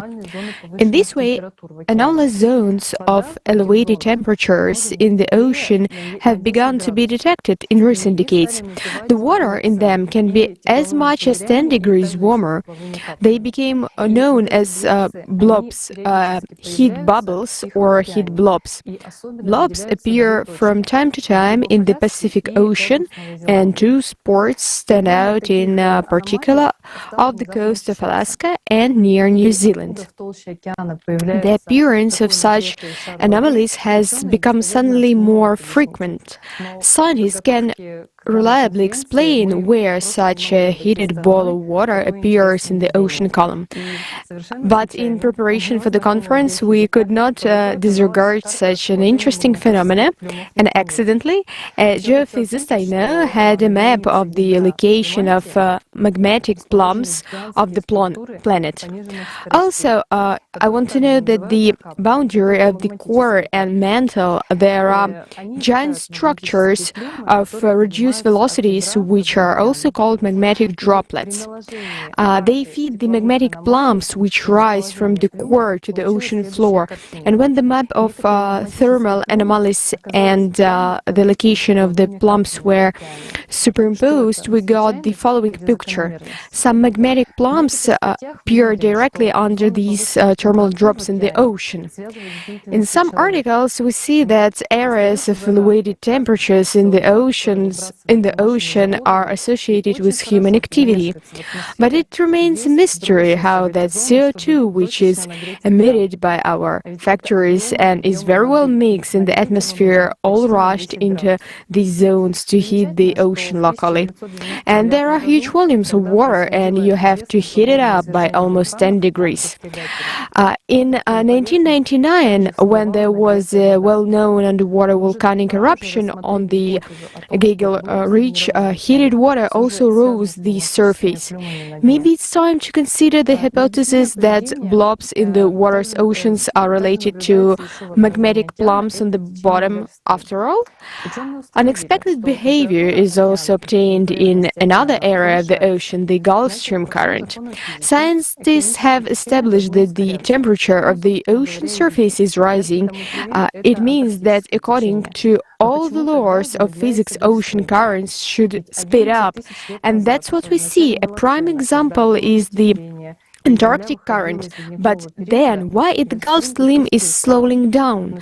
The Gulf Stream started up 11,000 years ago at the beginning of the Holocene, when it was warming and the Earth was coming out of the Ice Age. But now it's getting warmer and the glaciers are melting, but it is slowing down. Climatologists know very well that the stoppage of the Gulf Stream will lead to.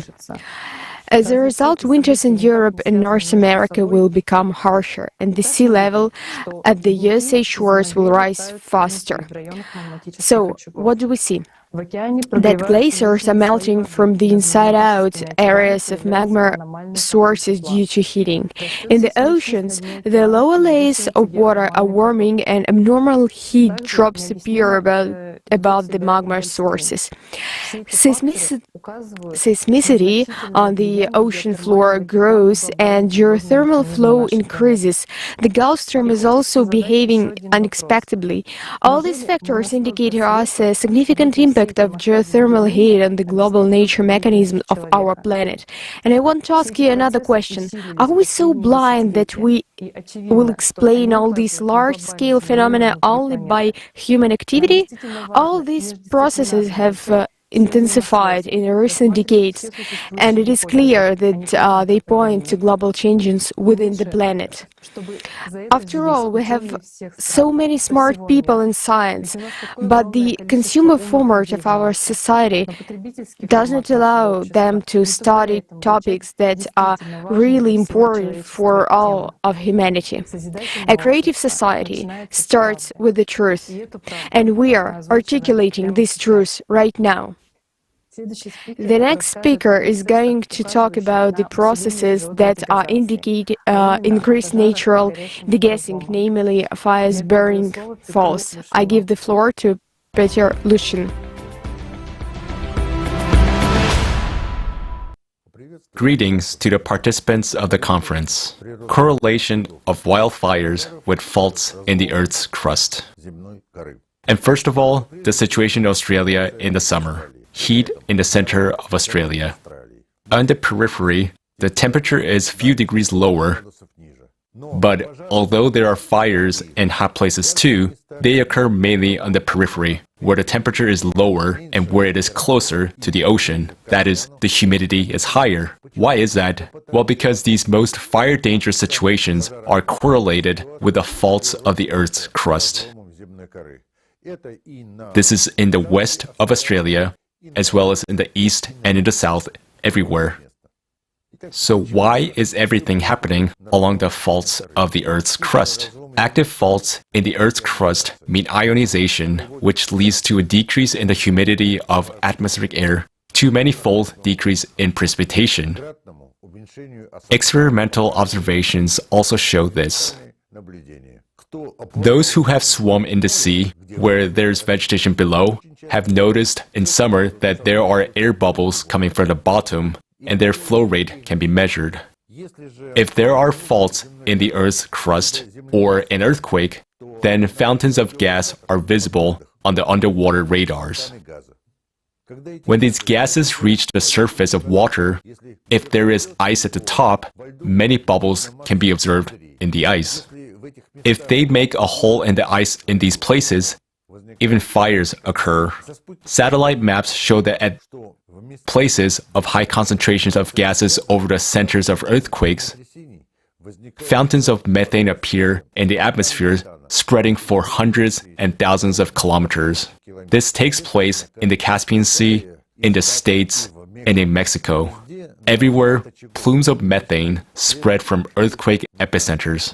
Baikal region, 2009, there were not many earthquakes and fires, and they were only in the south of the region. But in 2010, there were hundreds of fires, and not only in the south, but also in the west of Baikal and in the southeast. And these fires were localized to linear features, lineaments. Look at the map of the earthquake's hypocenters. Yes, they go along Lake Baikal, but there are no fires there. In the northwest of Lake Baikal, there are no earthquakes at all, but there are hundreds of fires. It turns out that in that area, there is a magnetic anomaly and a fault in the Earth's crust. Next, similarly in Greece, in places where there is methane, there are massive fires, and where there is no methane, fires are sporadic. Turkey. There is a methane outbreak in central Turkey, so there are hundreds of fires, and these are not sporadic incidents. In India, they burn reeds. This is an ordinary situation, but extensive fires occur only in cases when there is an increased concentration of methane close to the Earth's surface. Southeast of the United States, fires are often lined up in lineaments. And if you look at the tectonic map, yes, they are all, or almost all, related to the faults of the Earth's crust. This is Florida and Texas and some other states. Everywhere, everything is the same. Hence, the conclusions are, natural fires are activated near the faults of the Earth's crust with abnormally high magnetic fields due to the increase in dry thunderstorms. There is a tendency for the increase in the number of fires with an increase in the concentration of methane near the Earth's surface. The deviation from the tendency is due to the fact that the degassing of methane is not explicitly associated with weather and dry thunderstorms. And this is what I wish to those who study and are interested in such things as earthquakes, droughts, and fires. Do not take it always unequivocally. Deal with each event individually and find out the genesis. Thank you for your attention.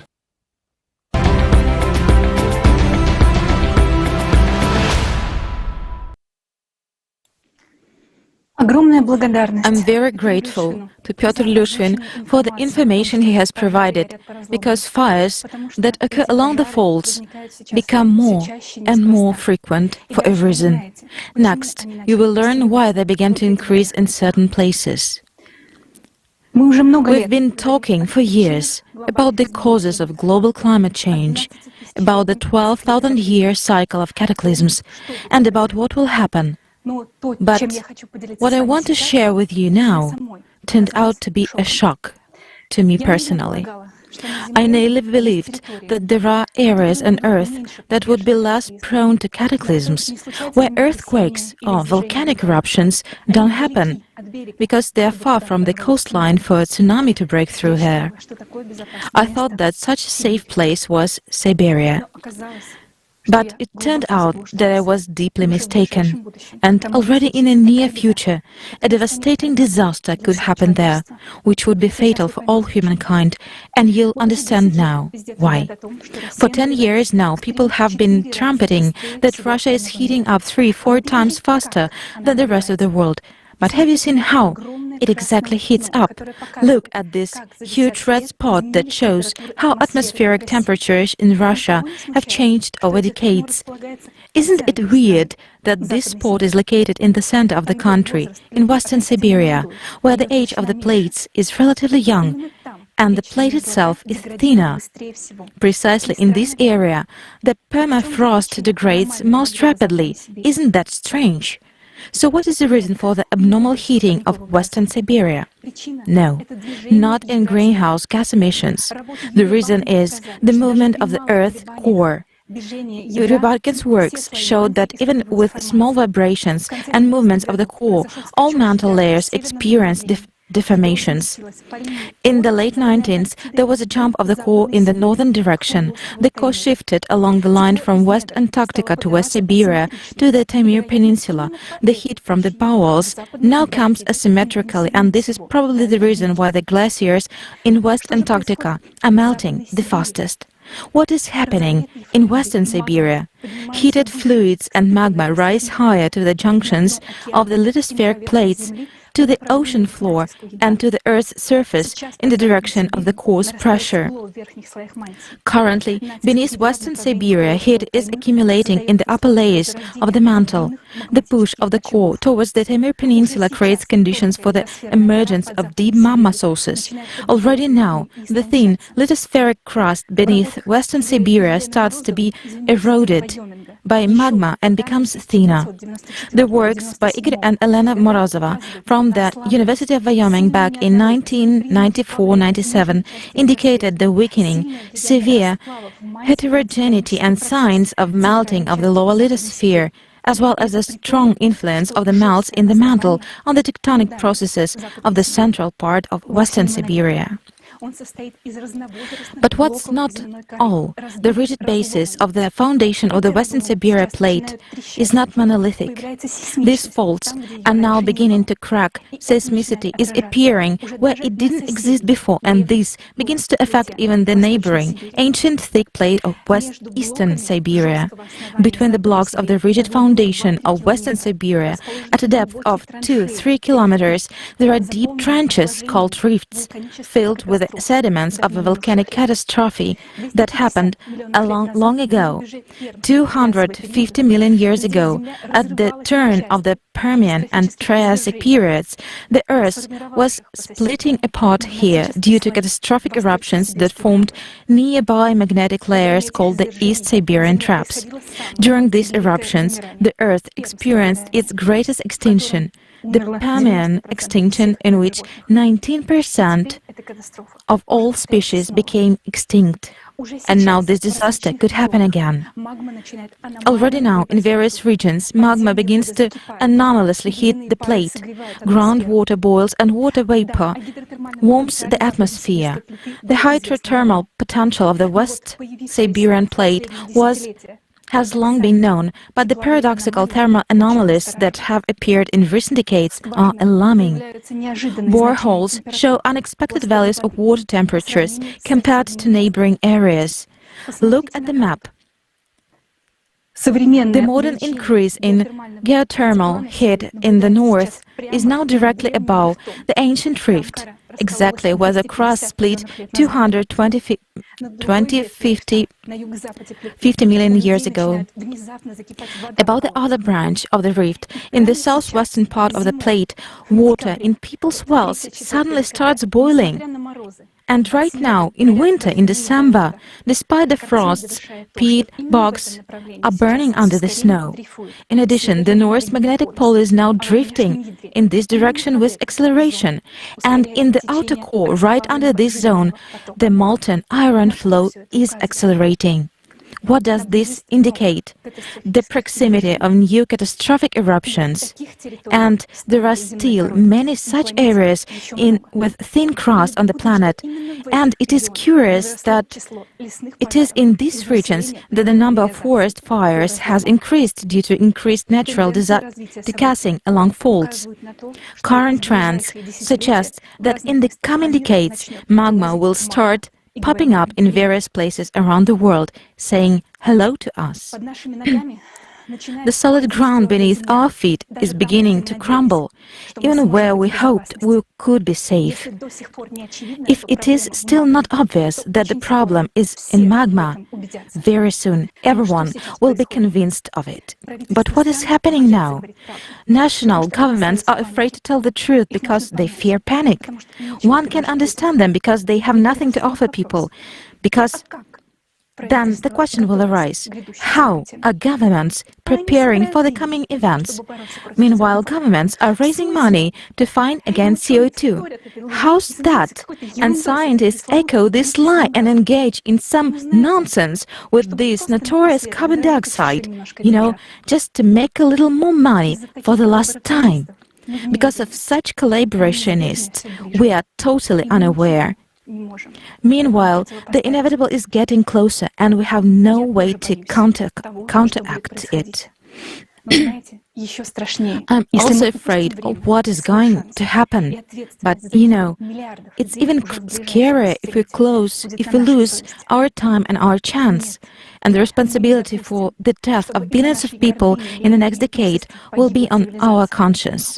No, we will not allow civilization to perish because of our pride, laziness or cowardice.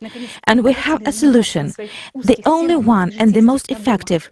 We need all the scientists of the world to stop concentrating on their own narrow topics and mundane problems and combine their accumulated enormous amounts of knowledge and skills. Is it really difficult to establish communication between people? Just imagine, thousands of volunteers have been preparing for this conference. If we all begin to act to achieve the single greatest goal of our time, the survival of all mankind, in the shortest time possible, we would study all aspects of the ongoing climate change, and we would already be able to begin to find a mechanism to counteract it. But this is only possible if we form part of the creative society.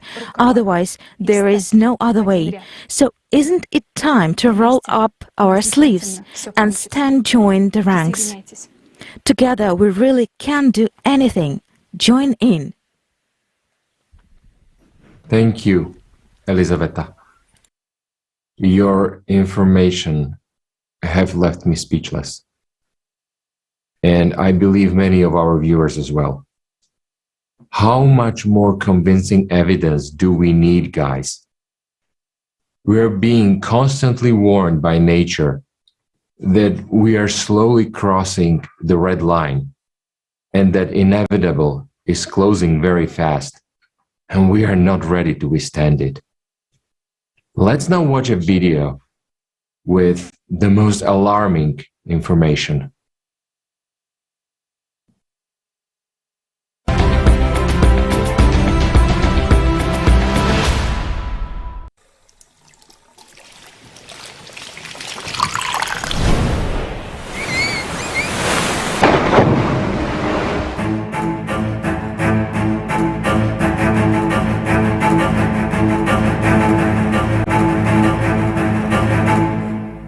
Inhale of the Earth.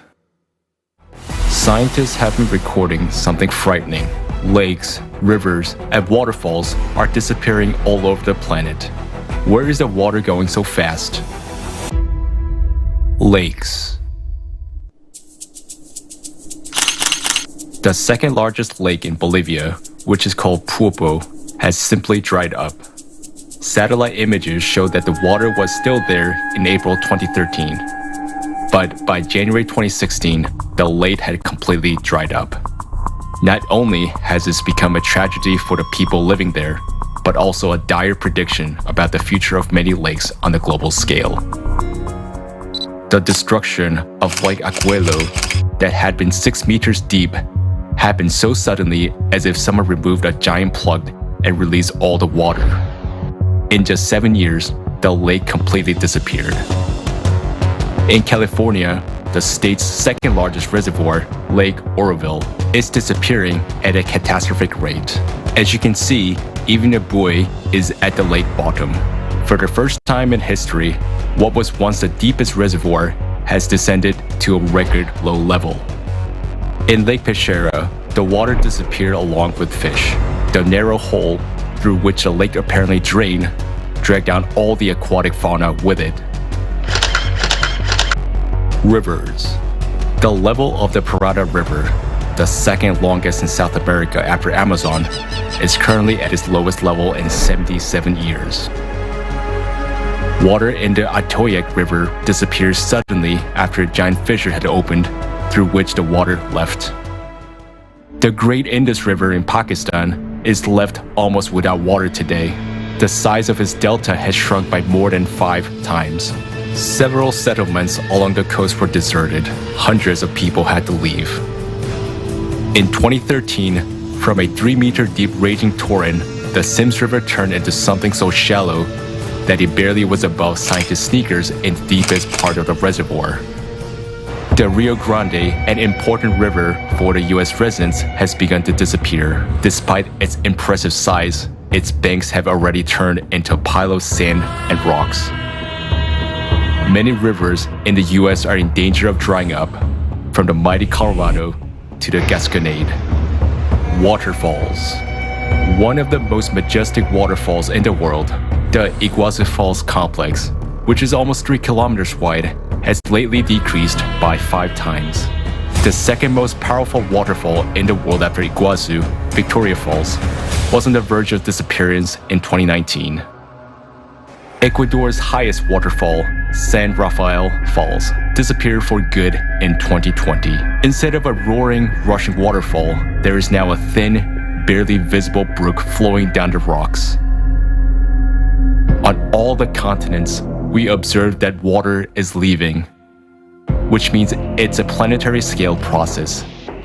It's worth pondering. How will worldwide water shortages affect the lives of us all?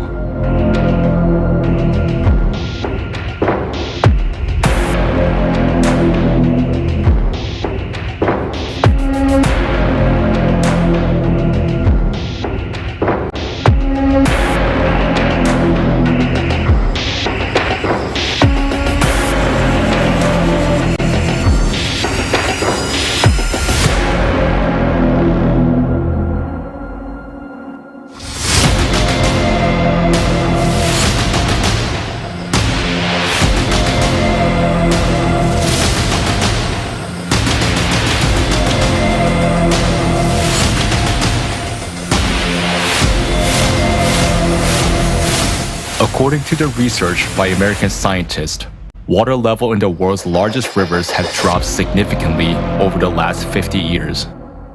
All around the world, thousands of rivers and reservoirs are disappearing, but at the same time, there are powerful downpours.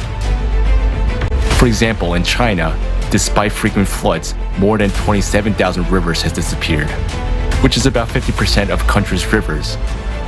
How can this be explained?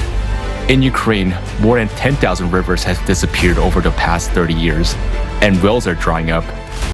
A quarter of England's rivers and a half of its small streams are also in danger of disappearing.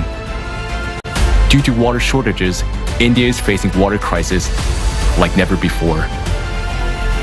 A natural question arises: where is the water going? Currently, our planet is entering a cycle of planetary cataclysms, which occur every 12,000 years. During the cycle, galactic interaction affects the core of the planet, causing the core to become unbalanced, and it begins to jump. Because of this, the planet accelerates its rotation and begins to expand along its equator. Microcracks are formed, and water reservoirs goes down to greater depths. This intake of water by the planet can be compared to an inhale. Right now, the planet is inhaling. Does it mean that at some point it will exhale? So when and how will our planet exhale? As a result of the planet's acceleration, its centrifugal force changes and magma begins to rise to the surface of the Earth's crust and warm the underground waters. Already today, we're witnessing rapid melting of glaciers from the bottom up, heating of deep layers of the world's ocean, melting of permafrost, and cases when people see water in wells boiling up. In the bowels of Western Siberia alone, at a depth of 1.5 kilometers, there's an entire sea of hot water measuring 1 trillion cubic meters. And such bubbling and boiling underground sea are not only found under Siberia, but in many other regions as well. There is enough water to cause another biblical flood. So when magma reaches these huge reserves of water, this water will start to massively evaporate. Just imagine the quantities of water that will come out of the ground as the planet exhales. This will result in incessant downpours, causing catastrophic floods. We expect water to rise up by miles, so only the tops of the mountains will remain. The fact that the planet breathes has been mentioned since time immemorial. This already happened in the history of humankind.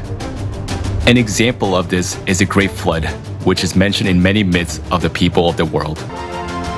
Well, we have mentioned that the earth breathes, it absorbs water, and having contracted, gives it away. And this happens instantly. It can happen overnight. Our civilization is faced with the most terrible enemy, one that is merciless in its manifestation. He is already overpowering us, and we, because of our separation consumerist format, are not even fighting back. If we want to preserve life on the planet, we need to act as a united front. This is the only way to guarantee a secure future for us. To do this, it is vital for us to unite and change the format of society to the creative one. In this format, we will quickly develop technology which will provide us with the ability to preserve our lives as the Earth exhales. Right now, you decide what happens next and which scenario we will follow.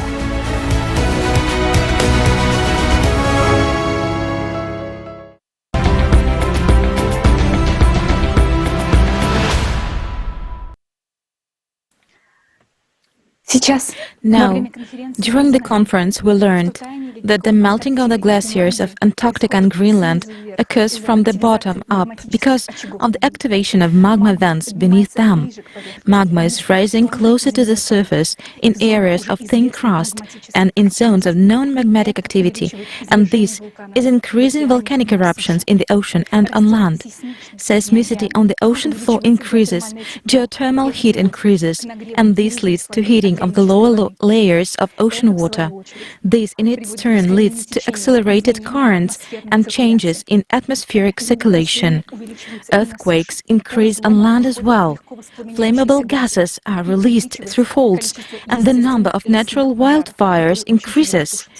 Underground waters in regions with a thin earth crust become abnormally heated.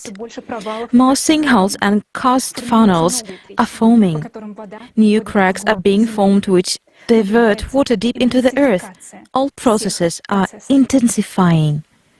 The conductor of these changes is the core of our planet, which has been undergoing changes in the cycle of 12,000 years due to the impact of external radiation.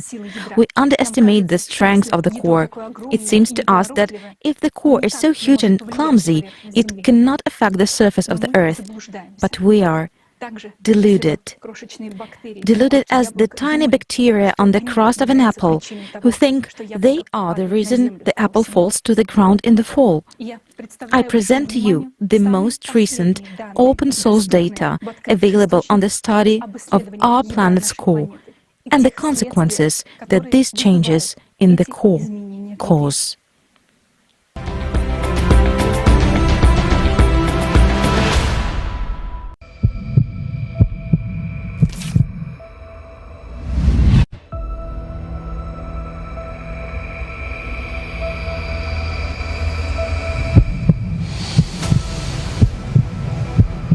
We believe that we can control a lot of things, but we forgot that there is a huge mass of molten substance bubbling beneath our feet.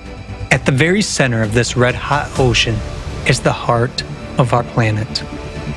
And like ours, it is beating. But now, serious problems have begun inside the core. It could soon destroy our civilization. The core of our planet has a radius of 3,500 kilometers, which is comparable in size to the planet Mars. Previously, it was believed to consist of two layers, an outer liquid layer and a solid inner layer of iron and nickel. However, new findings have puzzled the scientific community. In 2015, researchers from the University of Illinois and Nanjing University in China discovered a strange behavior of a seismic wave traveling through the inner core. Thanks to this discovery, scientists concluded that there is an inner core, and it either consists of a different type of crystal or the Earth's core is still evolving and is gradually crystallizing. This is confirmed by the research of Australian scientists led by Joanne Stevenson. What I observed is a very small kind of change. but it's got big implications for what's happening in the inner core. Recently, scientists made another staggering discovery. For some unknown reason, the Earth's inner solid iron core appeared to be asymmetrical. A new model proposed by seismologists of the University of California, Berkeley, suggests that the Earth's inner core grows faster on the east side than on the west side. According to the lead study author, Daniel Frost, the movement of liquid iron in the outer core carries heat away from the inner core, causing it to freeze and grow on the east side. Phil Livermore of the University of Leeds and his colleagues were surprised when a trio of satellites called SWARM detected signs of a fast-flowing river of liquid metal in the Earth's outer core. Researchers indicate that this jet stream moves from Canada to Siberia and now wraps halfway around the planet. The vast jet stream, about 420 kilometers wide, has accelerated threefold since 2000. It remains a mystery why the speed of the iron stream has increased. But the anomalous phenomena don't end with that. Geophysicists at the University of Maryland have analyzed thousands of recordings of seismic waves traveling through the Earth and discovered two strange structures at the Earth's core. One beneath Africa and the other one deep below the center of the Pacific Ocean. These structures are features of very dense, hot matter at the boundary between the core and the mantle, and are known as ultra-low velocity zones at the roots of deep-seated mantle plumes. Notably, each of these two giant blobs has an area comparable to that of a continent, and the height of each is 100 times higher than Mount Everest. In the year 2020, scientists discovered that the patch of hot material beneath Hawaii is even larger than they previously thought. A recent work by Maria Sekamestrenko, a seismologist at the University of Oxford, confirms these so-called blobs as a source of the hot mantle plumes. And those plumes can trigger devastating supervolcanic eruptions when they surface. The mantle plumes caused massive volcanic eruptions that formed Iceland and continue to drive the rumbling activity beneath Yellowstone. There is a high correlation between these events. Climate changes and mass extinctions over the past few 100 million years. The results of recent studies of the Earth's core and the structures around it are alarming. And while only scientists know about this threat now, it will soon become apparent to all inhabitants of the Earth. Another important evidence confirming that abnormal processes are taking place in the core is the drastic acceleration of the North magnetic pole's drift by 3.5 times over the past 20 years. Together with the extreme acceleration of the North magnetic pole movement, a mysterious anomaly weakens the planetary magnetic field, which protects us from dangerous galactic and solar radiation. Scientists have been able to calculate that the Earth's magnetic field has weakened by 9% over the past 200 years. As a result, an area of weak magnetic field known as the South Atlantic Anomaly has been formed between Africa and South America. Moreover, in the last 5 years, another such area has developed southwest of Africa, and it is actively growing. The electromagnetic field is generated by the dynamo mechanism in the Earth's core, and therefore it is evident that changes in the magnetic field indicate changes in the core. Another proof of the anomalous behavior of the Earth's core is the appearance of a powerful neutrino emission from the bowels of the Earth, which was also registered in the year 2015. An even more anomalous event occurred in the year 1998. Scientists detected a sharp bouncing displacement of the core by observing the Earth's center of mass using satellites.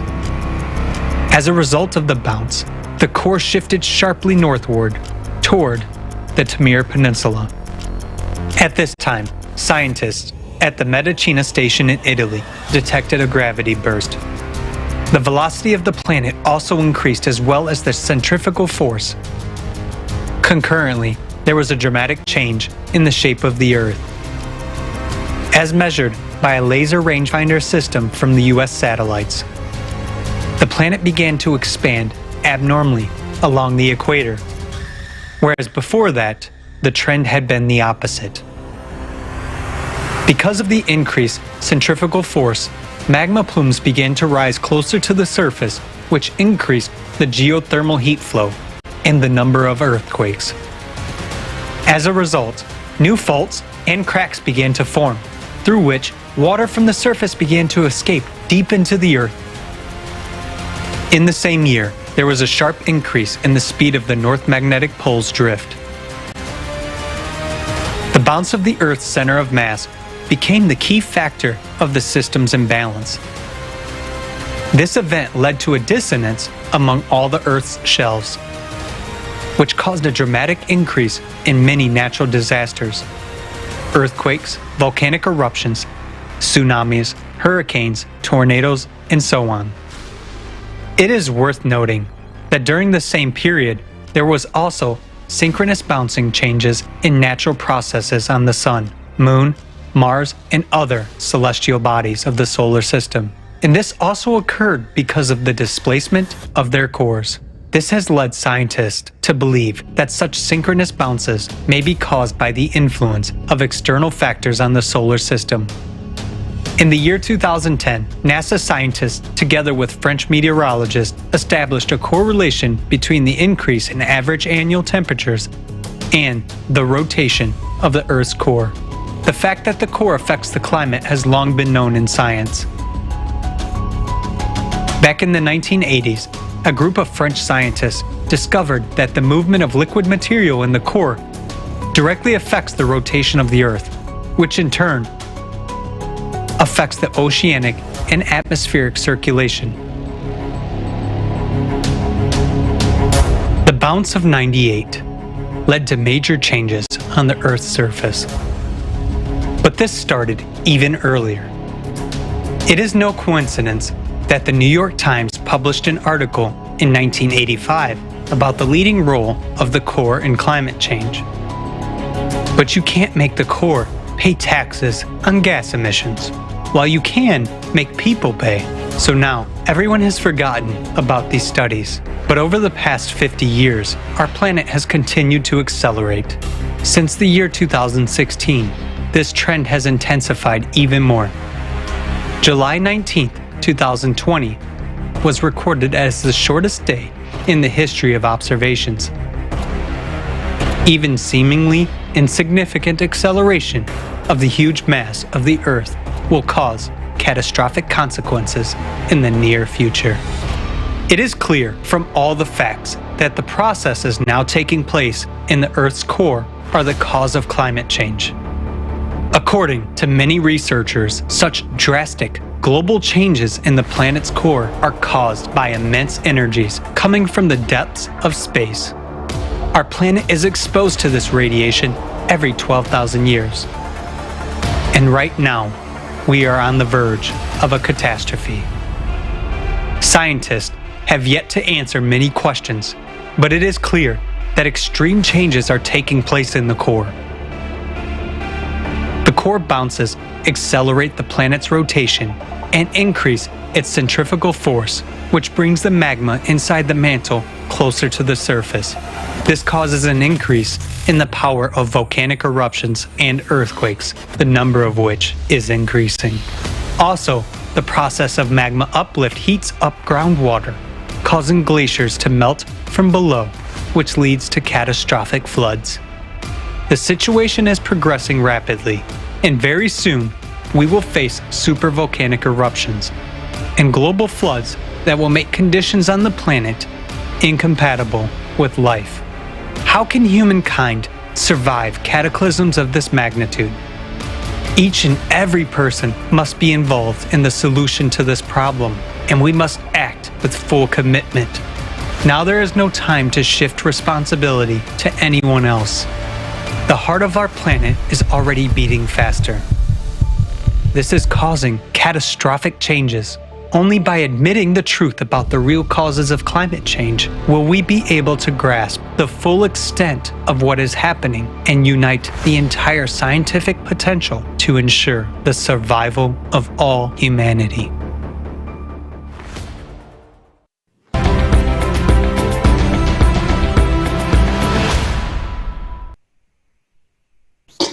What is happening to the planet's core is truly, really shocking. It has a significant effect on the climate and all processes on the Earth's surface. But what do we keep hearing? That the human is the one to blame for climate change. We have confused ecology and climate. Climate is changing due to the cyclicity, and a person has no effect on this. Yet a person has a significant effect on ecology, and we see what a sick state our planet is in. There's also information stating that a person can alter the planet's rotation speed. How can this be possible? Maybe Elizabeth, could you please comment on this?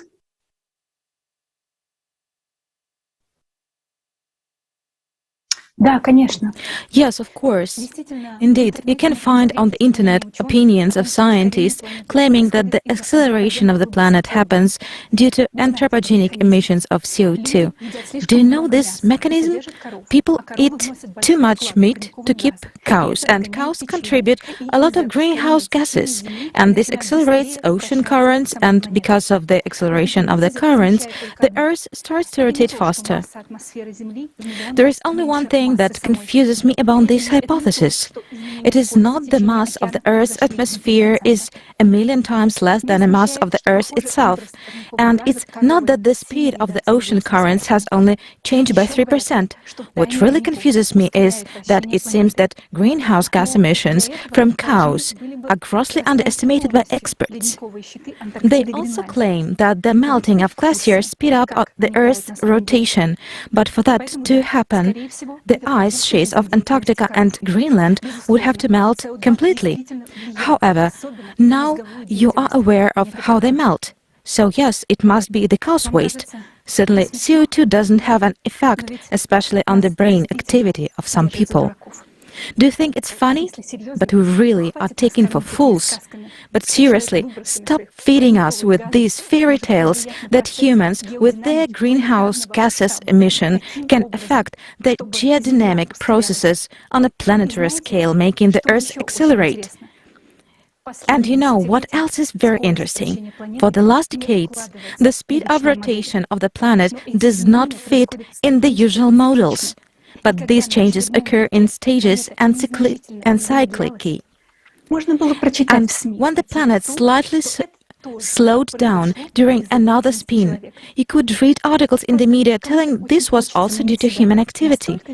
Someone really wants to think they are so great and all-powerful that even the planet is slowing down and speeding up at their will. But for all ordinary people, it is obvious that these are global processes and their trend is now abnormal. The reasons for this are not known to scientists. It's trembling, it's shaking, they write.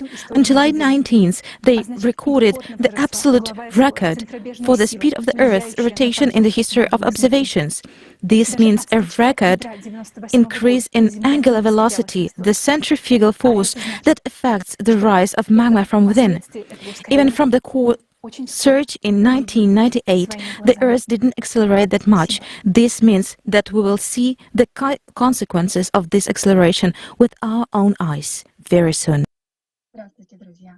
Я бы хотела поговорить об атмосфере и о том, насколько она важна и какие изменения сейчас происходят. Атмосфера Земли — это не только воздух, которым мы дышим, но и это уникальная защитная оболочка, благодаря которой возможно Hello, dear friends. Atmosphere of the Earth is not just the air we breathe, but also a unique protective shell that makes life on our planet possible.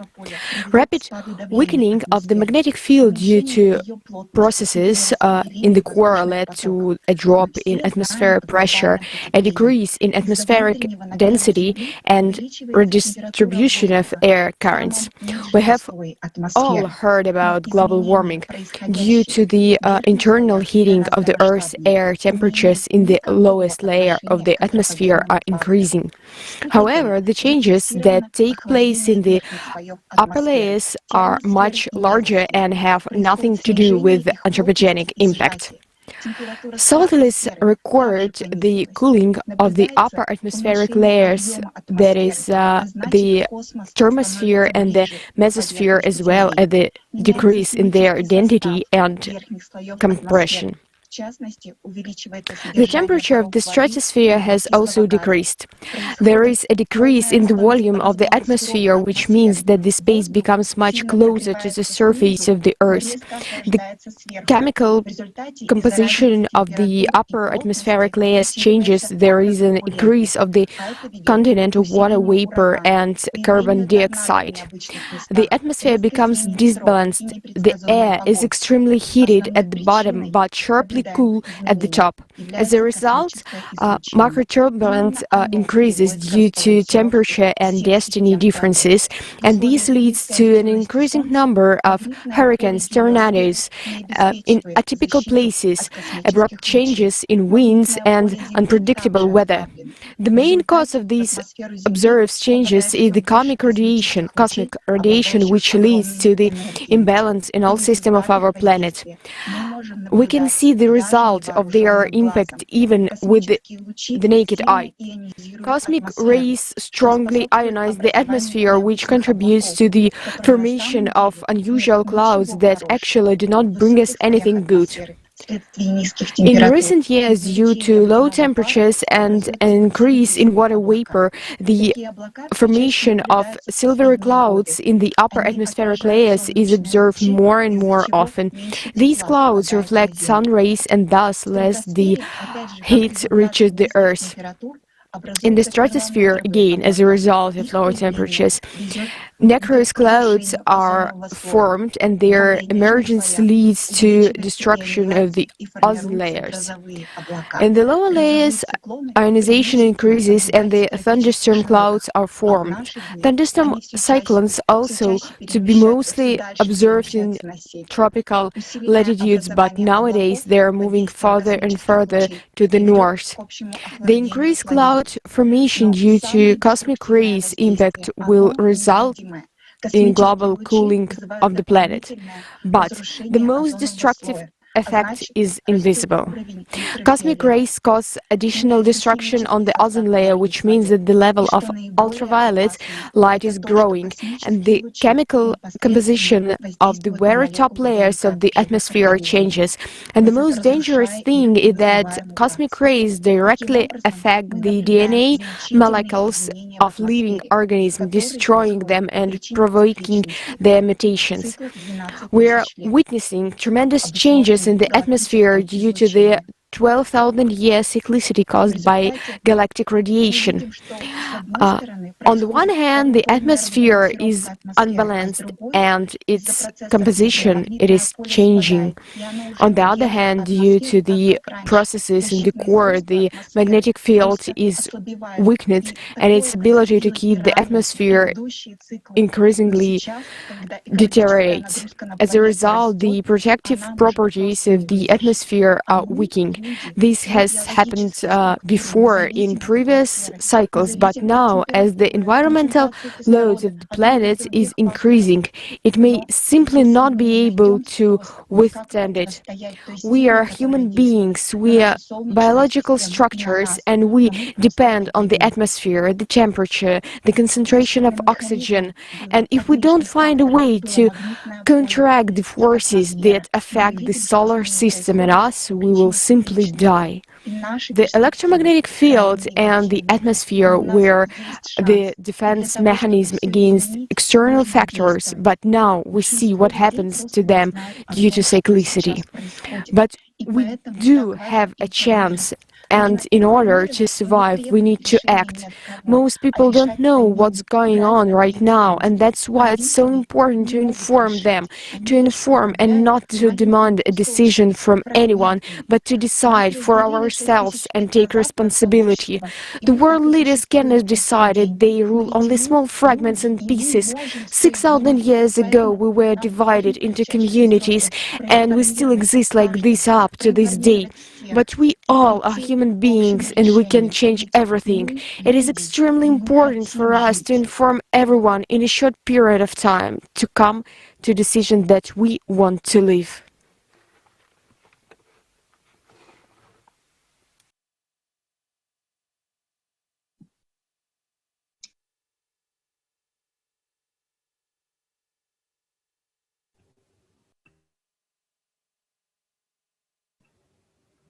Jason, please go ahead.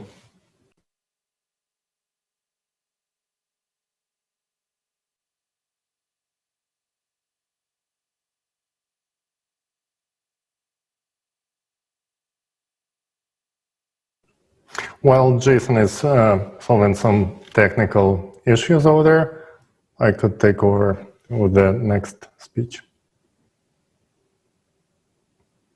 Okay, so experts are actually puzzled by the anomalies occurring on the sun. For example, the magnetic field of the sun is rapidly fading. And the past 3 recent 11-year solar cycles have been unprecedentedly low, with each successive cycle being weaker than the previous one. This has never been observed during the space age. So the solar wind, the flowing outwards particles throughout the solar system that are supposed to be protecting us from radioactivity, actually cannot sufficiently perform its function anymore. And at the same time, satellite data shows the increase of radiation by 20%. And the reason is a flux of galactic cosmic radiation, which enters the solar system and the Earth's atmosphere. Some scientists suggest that we are at the minimum of solar activity and that something similar might have been observed earlier in the Middle Ages. But there are a few extremely alarming facts. So in 2019, astronomers recorded a powerful, record-breaking flare on the nearest star to the Sun, Proxima Centauri, and that flare was 1,000 times stronger than any known flare that previously was ever observed.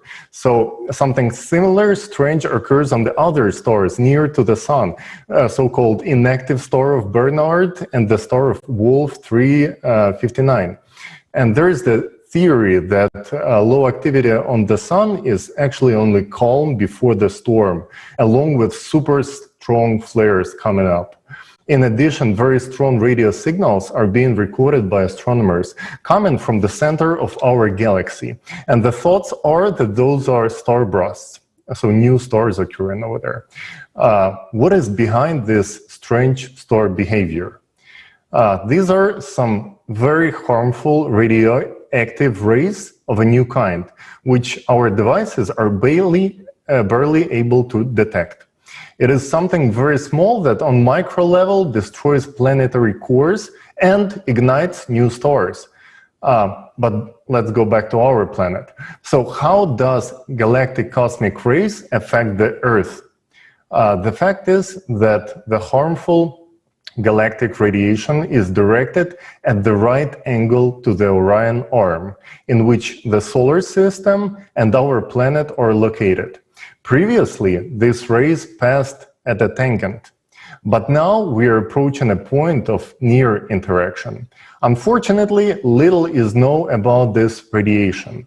The issue requires urgent study and unification of all scientific potential of our civilization, of all researchers around the world.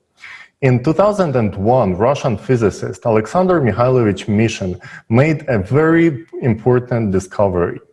An extremely powerful stream of radiation was registered in a very specific region of space. Examination carried out by astrophysicist Shpitalnaya Alexandra Alfredovna on the radio telescope of Pulkovo Observatory confirmed its real existence. And further studies of radiation patterns, its flows from so-called mission object were established. And they came up with the conclusion that this very powerful energy emanates from a very particular place in the space that Mission himself considered as the center of the universe.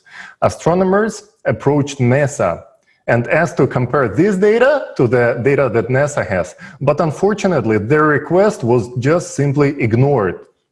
This radiation is probably the very same exact galactic rays that are making irreparable changes in the core of our planet, and also in the cores of other planets of solar system, and it even affects the stars up the arm, the Orion arm. And we already basically know that they are affecting the sun itself as well. And we know what kind of damage they can do within the 12,000 year cycle, actually the cataclysms that are caused by this radiation. So we need to figure out how to take counteraction to this radiation as soon as possible while we still can make this difference, because very soon it's just gonna be too late.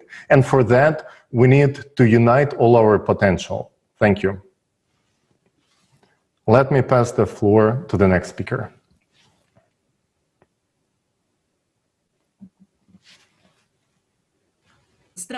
Hello. I welcome everyone to the conference Global Crisis, Time for the Truth. My name is Elena Podladchikova. I'm a PhD in space physics. I study the sun, climate and astrophysics. Currently, I'm working at the Davos Observatory on a number of space missions that deal with these fields. What's happening with the climate today is really unusual. As a scientist, it got me thinking. I started asking my colleagues, I started summarizing my research. And really, there's a lot of strange things going on. Let's approach this question in terms of solar activity. We all know that there is an 11-year cycle of solar activity, then there is a 100-year cycle and 200-year cycle. Give or take a few years, a 400-year cycle and so on. The upcoming period is what we in solar physics call a grand solar minimum. Most likely, it will last perhaps until 2045, according to our current estimate. During the periods of solar minima, especially a long protracted minimum like the current one, which has been going on since 2012, we are exposed to solar and cosmic rays. Cosmic rays are more energetic and more dangerous. Many stations on Earth that measure cosmic rays are, as expected, registering more and more cosmic rays, very highly charged particles. Cosmic rays are bad for human health. We scientists usually don't focus on that. We are kind of aware but don't write about it. There could be an effect on heart, on lungs, on a person's lifespan. I would say it's very dangerous. Cosmic rays coming to Earth are not good for the biosphere. We're studying their effects on soil, wetlands and water. Unfortunately, scientists aren't all united in these studies yet, because everyone is studying their own area. I think scientists are very, very close now to figuring it out, and will soon understand exactly what kind of coherent radiation is affecting the climate. We know very little about our environment and about space. We are scanning outer space at newer and newer wavelengths, at newer resolutions. The technology is improving extremely fast. Sources of coherent maser Laser radiation may be in many places in our galaxy, but the center of the galaxy probably has a strong source of coherent radiation. Again, this has been discovered by a Japanese telescope and a telescope array in Chile. This is a completely new established fact. For example, at Moscow State University, geologists have established the influence of cosmic objects, the center of our galaxy, gravitational and other interactions on geological processes. Friends, the situation is very serious. People are dying. We are aware of that. We can't deny it. A lot of research has been done. Hawking, Zeldovich. Unfortunately, in the past, a lot of scientific minds have been directed towards military developments. Friends, scientists around the world, let's come together and think about how we can use at least that information which we have now. We know what is going to happen to the climate. It had already happened 6,000 and 12,000 years ago. What's happening now is not new to us. How can we survive global disasters? We must act right now, because next year it might be too late. Let's direct our efforts towards saving humanity.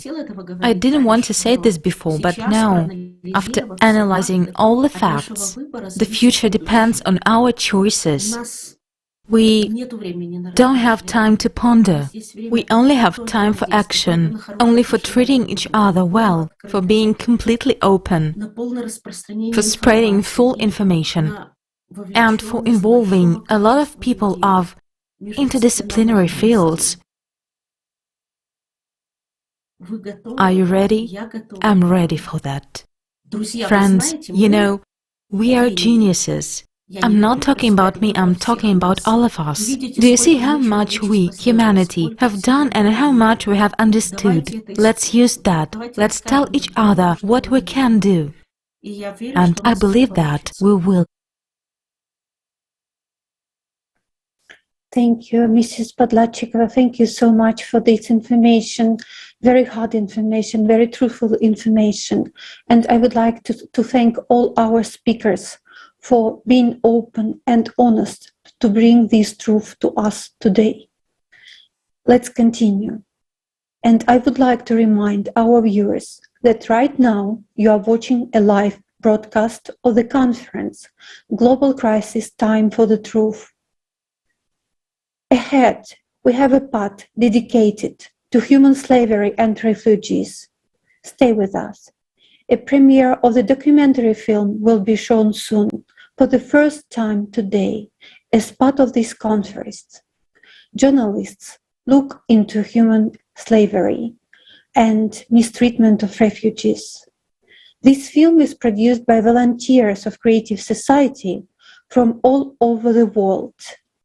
Now, let's get back to the solution of the climate crisis. Let's watch an excerpt from a video shield with the participation of Igor Mikhailovich Danilov.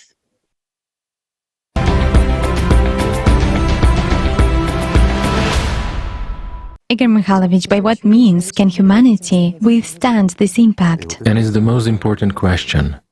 Why do we need the entire human potential? Why cannot someone do it on their own? Because first of all, we don't have this knowledge. We don't have this kind of energy. We have to understand that the power of impact affecting our planet is enormous. So all the energy that we have on Earth that is available to us is not enough to counteract the power of impact that is taking place. There is a small nuance here too. I'll just explain for understanding. Let's not delve too much into this, it would take a lot of time. I understand that people might be curious, but the impact is taking place not at the macro, but at the micro level. In other words, it's not a direct impact of macro objects in outer space on macro objects.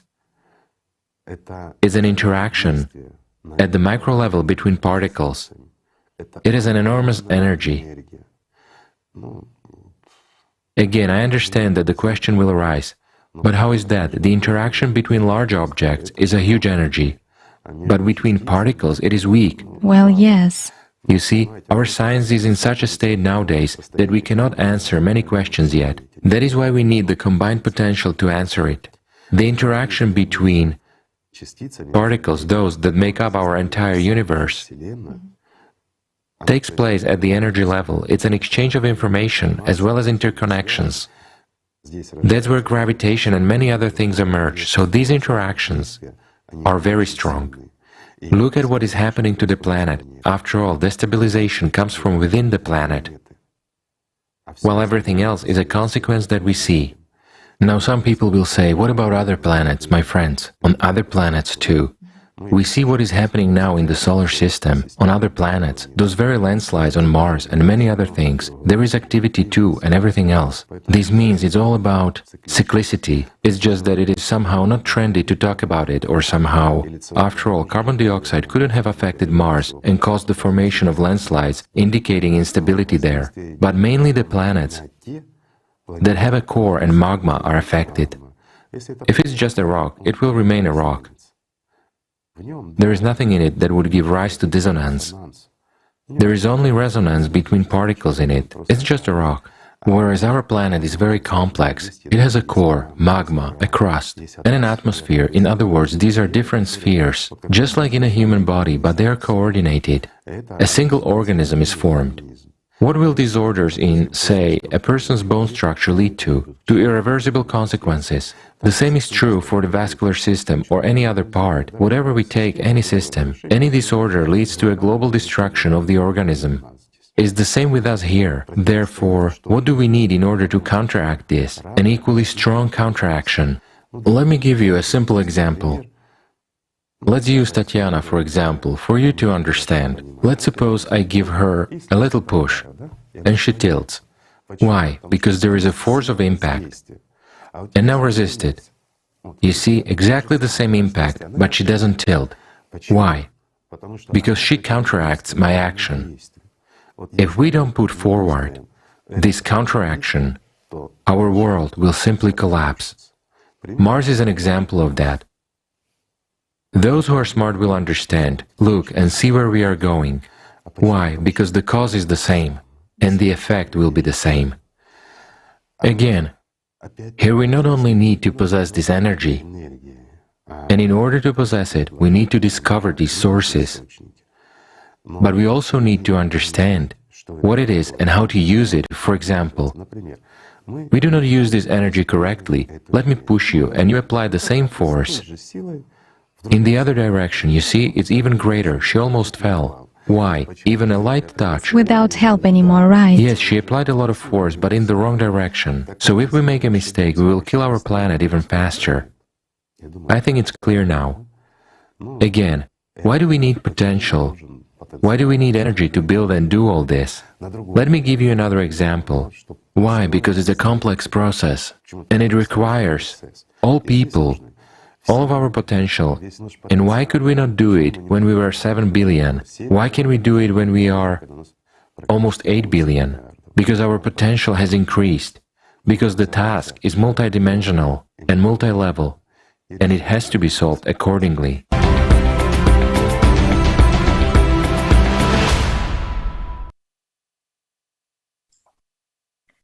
This conference has been going on for many hours, and I'd like to ask everyone a question.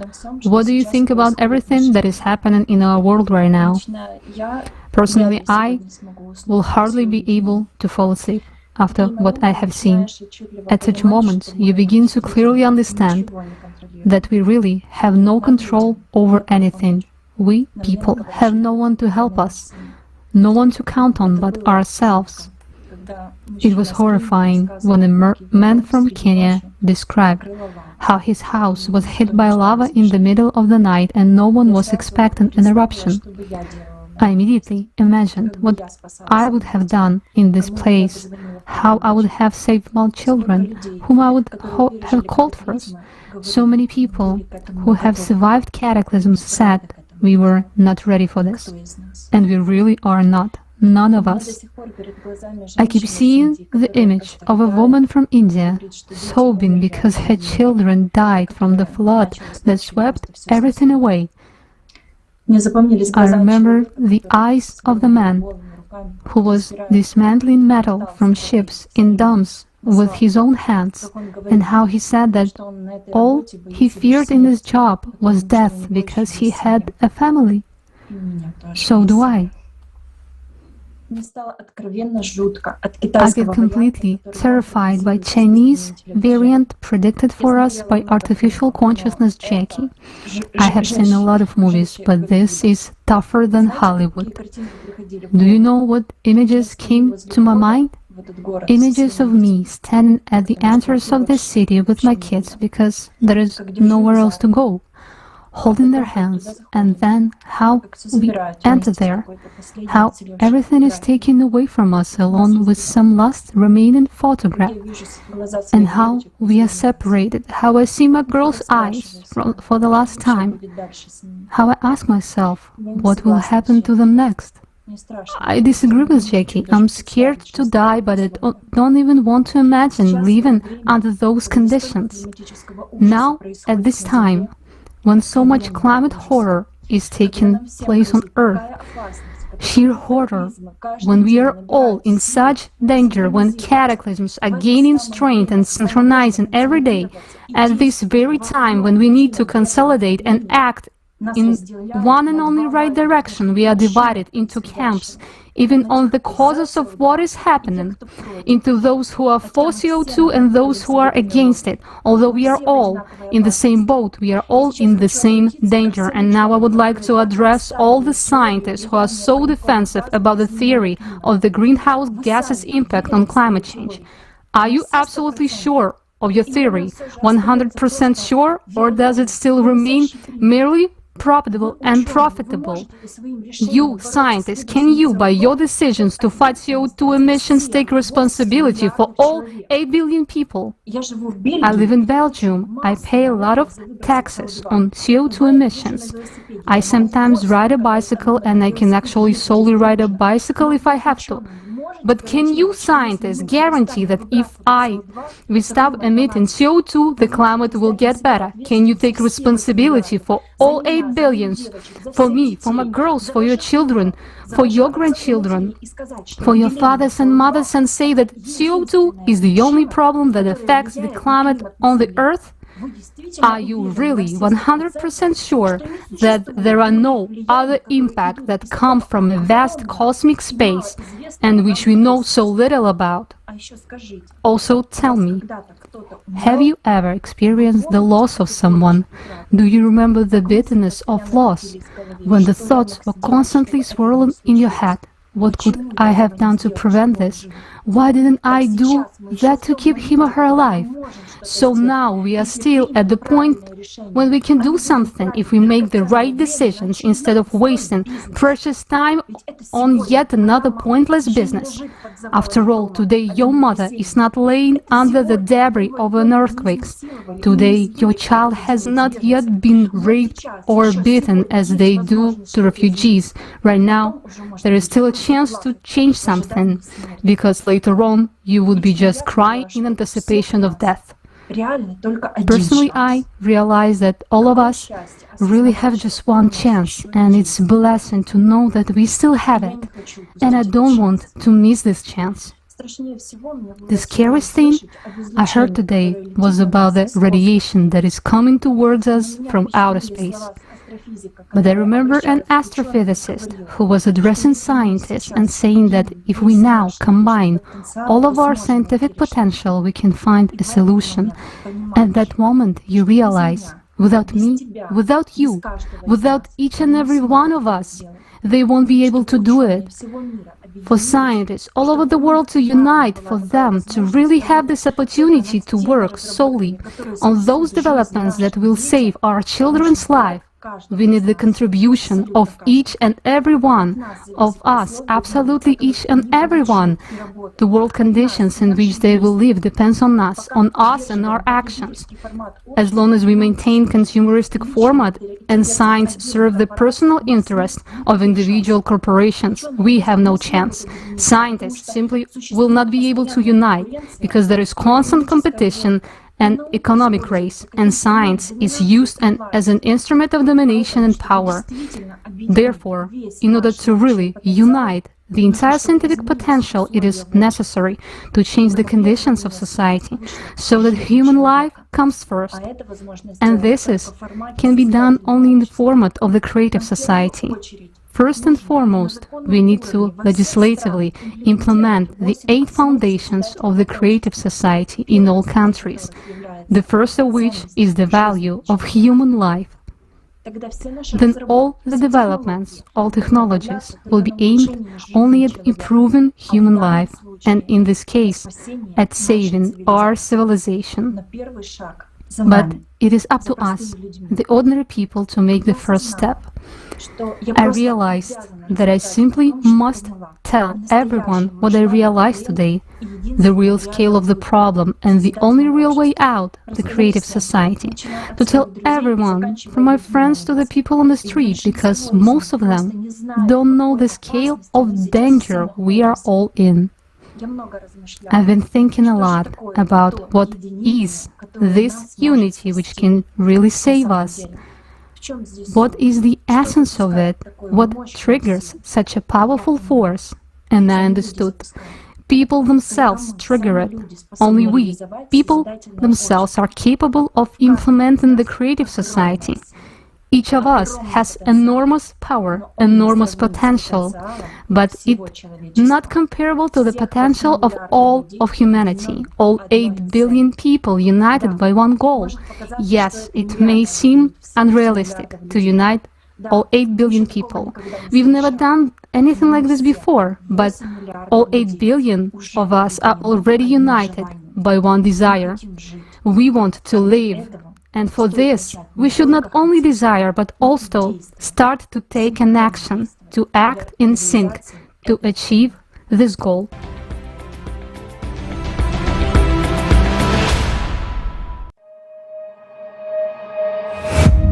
Humanity, various races, nationalities, religions, but we are all sailing in the same boat in this ocean of life.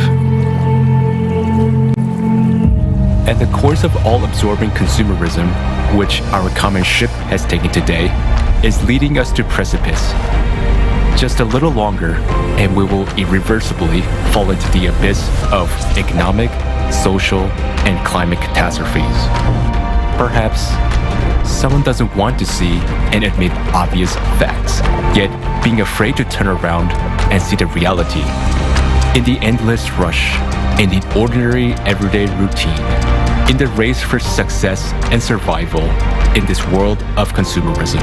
But every day, more and more people stop and ask themselves these questions. Where is this world coming to?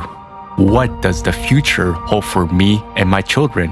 How can I make sure that the world will be a safe, happy, and prosperous place? After all, no matter how successful you are, if the whole world is falling apart, there is no way you can avoid a bitter fate. We can change the course of our ship, which is speeding into the abyss, and instead of the abyss of consumption, steer it in the direction of the creative society. But we can do this only together. We need to unite our collective human potential, become a united civilization, and row in one direction. Uniting in a common goal, we need to direct our attention, our efforts, our knowledge, and our skills to charting a new course. And how quickly we can do this depends on the choice of each person. Our salvation is only in our unity. Only by working together can we build a truly decent world. A world that will have a future for us and our children. And that is the creative society. We still have a chance. So let's take it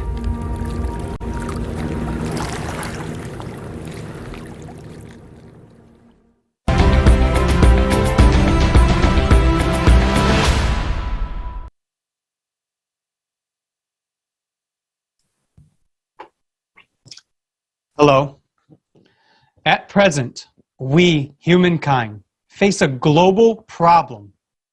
Destabilization of the planet's core is no joke. Everyone understands this. Everyone understands that creative society is the only option to unite.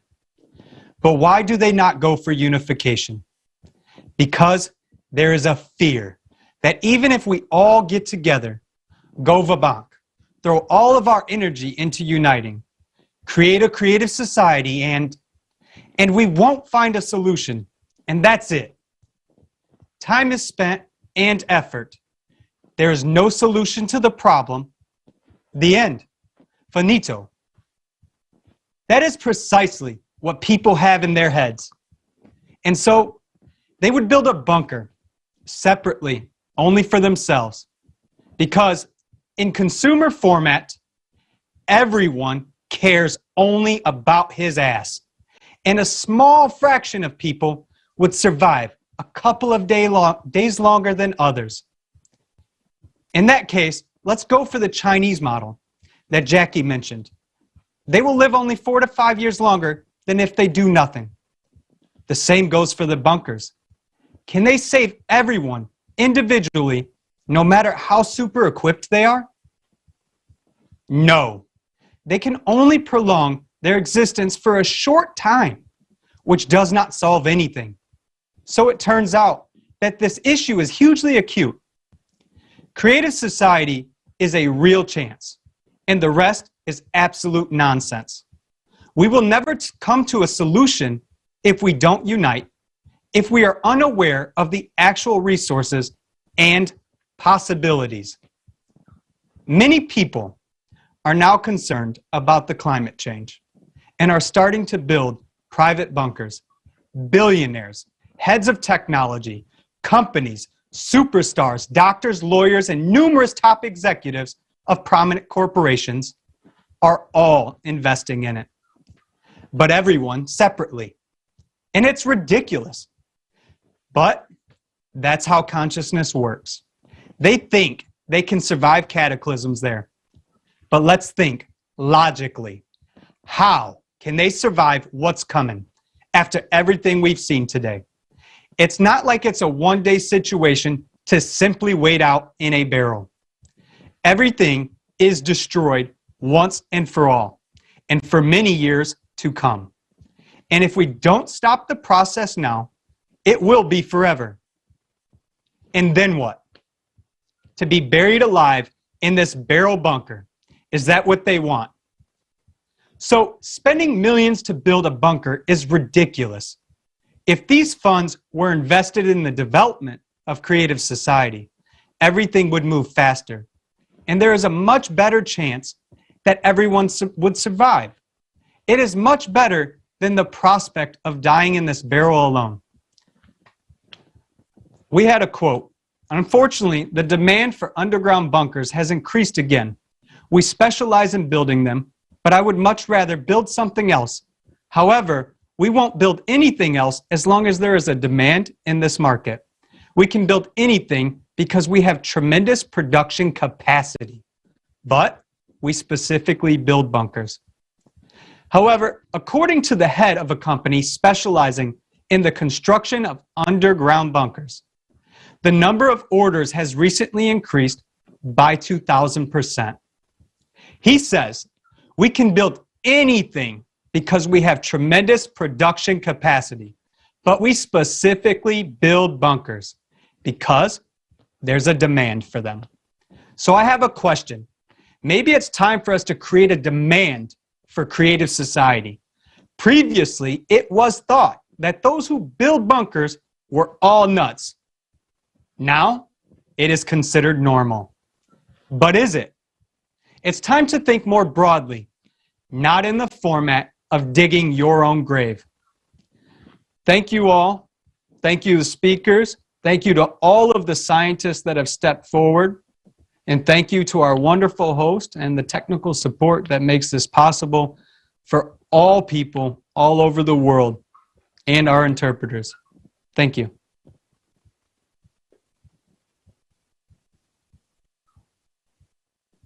I'm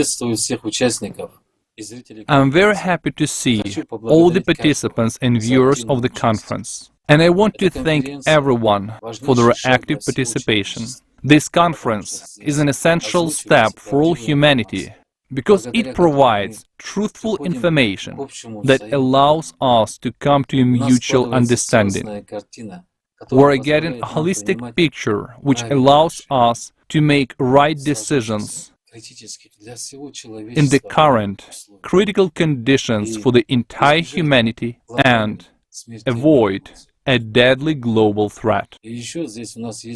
And we also have the opportunity to openly ask tough questions and find answers together. And I would like to draw your attention to one of these questions. Today, a very bad trend is emerging in the internet and in the media in general to shut people's mouths when they tell the truth about the climate situation. If any scientists, public people, or ordinary citizens scientifically refuse the theory of anthropogenic impact and factually prove that the climate problem is actually much more global and cyclical in nature, then this information gets deleted. In fact, there is an even greater restriction of our rights by the consumerist format, in which we all exist like slaves. This is an outright dictatorship. They tell us about democracy everywhere, but immediately limit it. What kind of democracy is this if some media giants, social networks, or media holdings can restrict it? Who gave them this right? Yet, as strange as it may seem, in fact, the answer to this question lies in ourselves. I mean, by our own inactivity, by our own silence, we allow this to happen. Let's be honest, we voluntarily agreed to this without even getting to the bottom of the matter. And all this is happening today. Today, when it is more important than ever for everyone to understand and accept the fact that our common problem should be solved together. Today, when humanity is really standing on the edge of an abyss, we must not remain silent, but tell the truth openly. We must open our mouths, not shut them. After all, this information will save our lives. The louder the truth will sound, the more real facts and reliable information we get from all sources, the faster we will be able to elaborate the right steps. If we sit back and pretend that everything is fine and that tomorrow it will be great, then there will be no tomorrow at all. Therefore, humanity's mouth mustn't be shut today when it concerns the survival of all humanity. We understand why it is being done, so as not to wreak panic and chaos. But why didn't they keep silent about COVID? They could have shut mouths and forbidden to speak, and people would have died quietly. But on this subject, they shut people's mouths while we're already dying from the actions of our common enemy, the climate. It is already killing us on a large scale. Such actions are unacceptable. They are a betrayal of all mankind. This is true collaborationism with the enemy. In order not to create panic, the right solution must be offered. In order to avoid panic, it is necessary to solve the problem, not to hide or conceal it. Those who give these orders are either mentally sick, if they wish death for themselves and their close ones, or they are complete idiots. After all, the climate will not spare anyone. Don't they understand that? If they are suicidal, that's their problem. But we want to live. And we want our grandchildren and great-grandchildren to be able to live and the human race to continue exist on Earth. We want to live in the creative society, to live in dignity, to live humanly.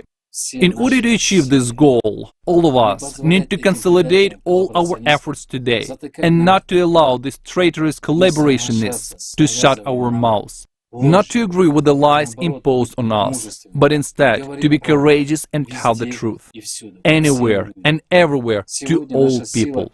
Today, our strength is in the truth. The truth unites our hearts. The truth makes us stronger. The truth makes us united. The truth makes us people who are worthy of the creative society, the society that all the prophets dreamed of. Thank you. Thank you very much. And in this next part of the conference, we will show the truth of the consumer format that we live in. This information concerns everyone. Dear viewers, please share this video. Please share this conference because everyone deserves to learn the truth. And also, we would like to remind you that we'll be watching the video on the refugees very soon, the documentary that will be released for the first time today. Dear viewers, finally we came to the moment of our conference that many of you have been waiting for. Right now, we would like to bring to your attention the result of 4 months of work, which resulted in a documentary that will air for the first time right now. First, we would like to give our sincere gratitude to all the volunteers who have been tirelessly worked on this film. During these 4 months, we learned and acknowledged a lot of things. Sometimes it was really scary, but we knew that only by uncovering this truth about what is happening in society, we can change everything. We ourselves realized a lot of things, understood, experienced. Thank you all very much for everyone's hard work, for your help. The information is scary, but at the same time, you feel happiness inside from the fact that this gives a real chance to get freed from the consumer society. We ask you to share your feedback, understanding, and any comment with us about the next video. Please send your videos to info@creativesociety.com or just comment below the comment section. Let's watch it.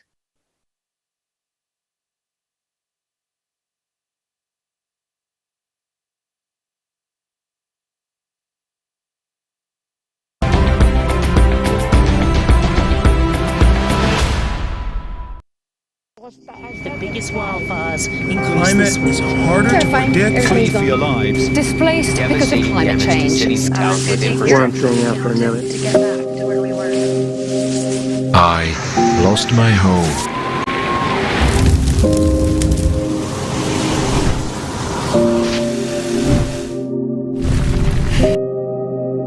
I lost my family.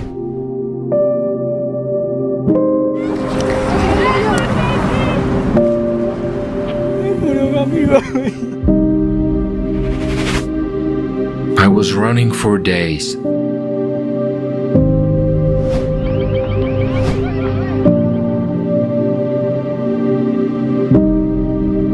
I swam.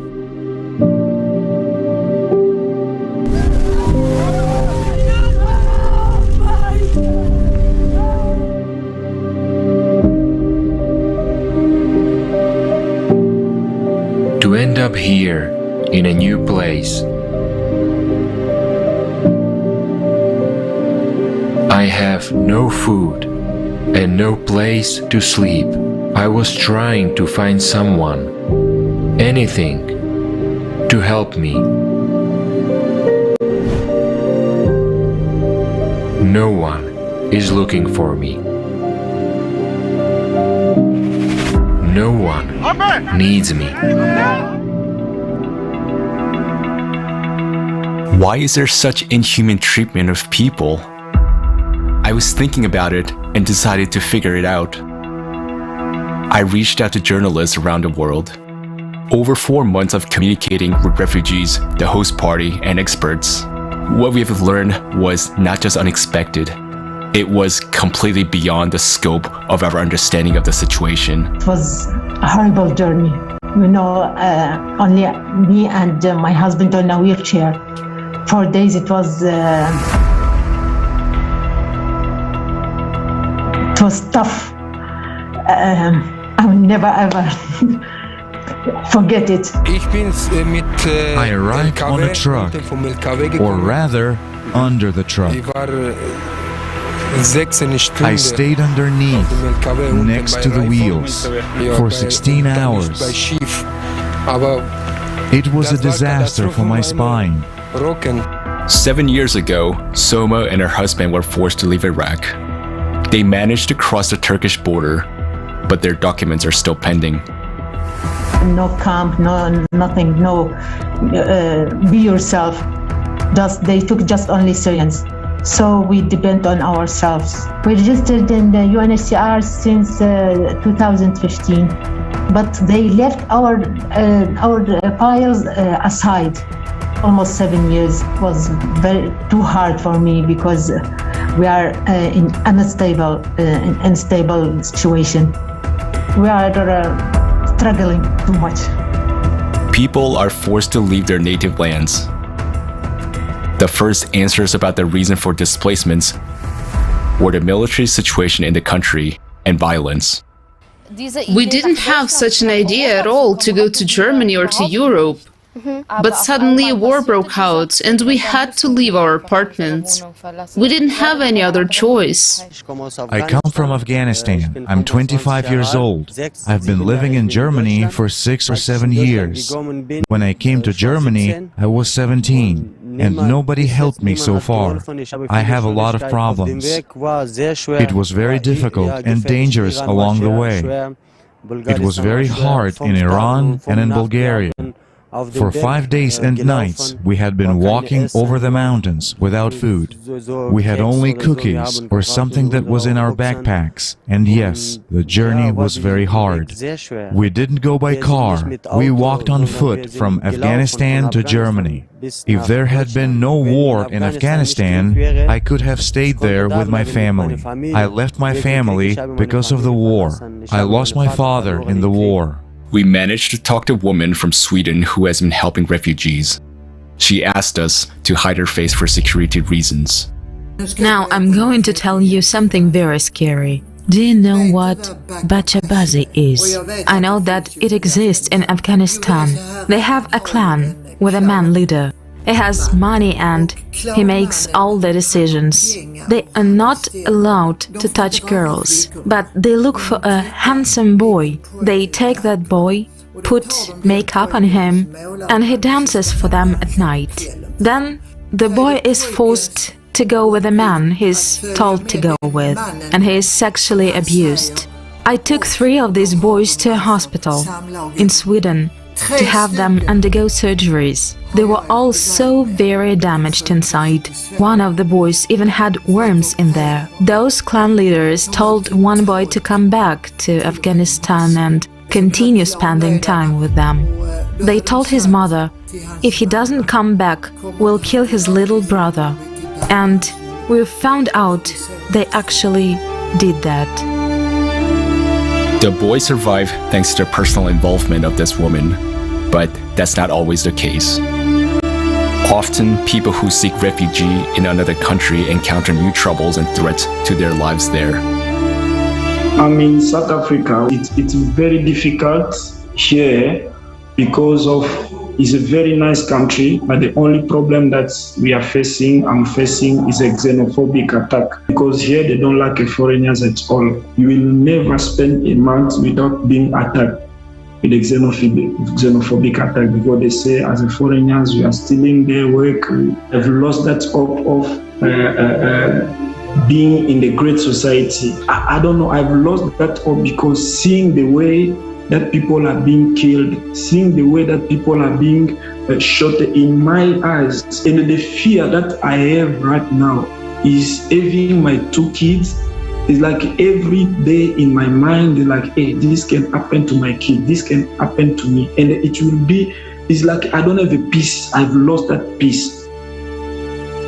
In the world we now live in, it is not so easy to dare to help one another. A woman in Malmö, Sweden, took children to her place when they were brought to station downtown. They had nowhere to go. So here I am, sitting in a big house where there are vacant rooms. A thought pops into my head: why can't I offer shelter to some of those kids who were at a Grand Central Station? And that's what happened. Then I started helping children who had come as refugees, because I thought I could do at least a little bit. Somebody else might do something other than this, but if everybody helps a little bit, it might be a good thing overall. So I can't solve all problems alone, but I think I can do something for a few kids. And that's what I'm doing right now. It's been 6 years already that I've been hosting unaccompanied refugee children. These problems have persisted for years. It is obvious that people's help is insufficient to solve these problems. We reached out to locals from around the world to find out about the refugee situation in their own countries. In my opinion, almost nothing is being done, almost nothing. I can say this from my personal experience, as I myself took care of refugee children 3 years ago when a big wave came. They were very grateful. There were children with injuries from hand grenades. They were missing parts of ears, feet, and limbs. They were so sweet, so kind, and so happy. And then the city of Bochum assigned to us a church for 5 weeks. And then, suddenly and on the quiet, they were displaced. They had to move out because housing was too expensive. They just suddenly disappeared. We didn't talk to them anymore. They were just starting to adjust. They learned their first words in German. It really broke my heart, and I have absolutely no idea where these kids are now. Nothing is being done. Not enough is being done even for our children, the children who live in our own country. The migration crisis is increasingly affecting the lives of people who are forced to flee their homelands. Are we ready to host billions of people? What if I become a refugee myself? It was important for us to learn about the conditions for the people in the camps. Our reporter told us that they went to camp, but they were not allowed to film. So we reached out to experts who know about it firsthand. These camps are too much big, the security is never enough, and really people go through every kind of abuse and violence on women, girls, teenagers is really too much. It's something that cannot exist inside a protected structure. Today, forced migration is inextricably linked to ongoing human rights violations.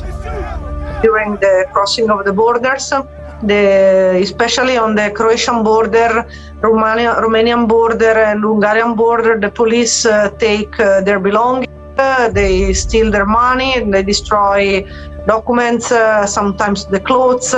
We have been seeing people that come naked from the border. There is this kind of pushback that is illegal procedure. I think it is estimated that up to 1 billion children aged 2 to 17 years have experienced physical, sexual, and emotional violence or neglect in the past year. Today, I received information from experts that shocked me. I didn't expect us to go this far. In the International Tribunal for Natural Justice, I attended a number of sessions when we addressed the question of trafficking of women and men, some to make them into prostitutes, and the men turning them into some form of slaves. I also turn the attention of the listeners to the fact that in North Africa, even in Libya, there was some form of a market where people were sold against $70, $100, $200 of young men to be taken to work for free, which means almost like slaves. And we are not talking about hundreds of them. The question of trafficking of women and others, among them young children, we're talking about 2 million people every year. So we're talking about a huge number of human beings who are being trafficked for purposes anything but human. A child can be sold many times.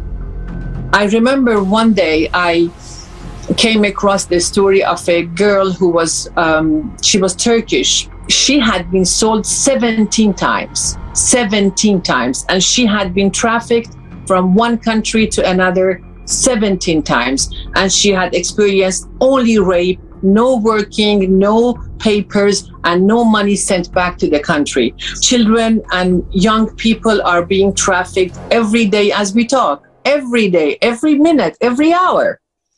And what happens to them next, nobody knows. In Bangladesh, there is one area where openly that slavery market runs. Now, how we do the auctions for anything, like that the humans are, children are purchased and sold. Yeah, and Myanmar is that thing. 2016, when I was doing undercover operation, to that time I also sat in many auctions as a customer, as an undercover when I was doing the undercover. There where we were sitting for the auctions, 9-year-old girl, 10-year-old girl, as per the demand. So the trade called the first time sex. Whenever the auctions will happen, new girls arrive in the trade, so they put the auctions. So who will bid the last demand, the money, that person only will use that victim full night for his choice. I'm finding the problem that the new demands is going about the pedophile. So now there are a category of the clients which belongs to across the world. So they demand for the male child for the sex. The business that is made of spare parts, the human spare parts. How many children have been transferred from one place to another and then being operated on for some rich guys in different parts of the world to get a kidney or get something else from their bodies against their will, or because they don't have money, somebody will contribute a kidney against money. This is happening in Egypt, for example. Many people are poor. They say, well, if I can live with one kidney, I will give the other kidney against $5,000 or so.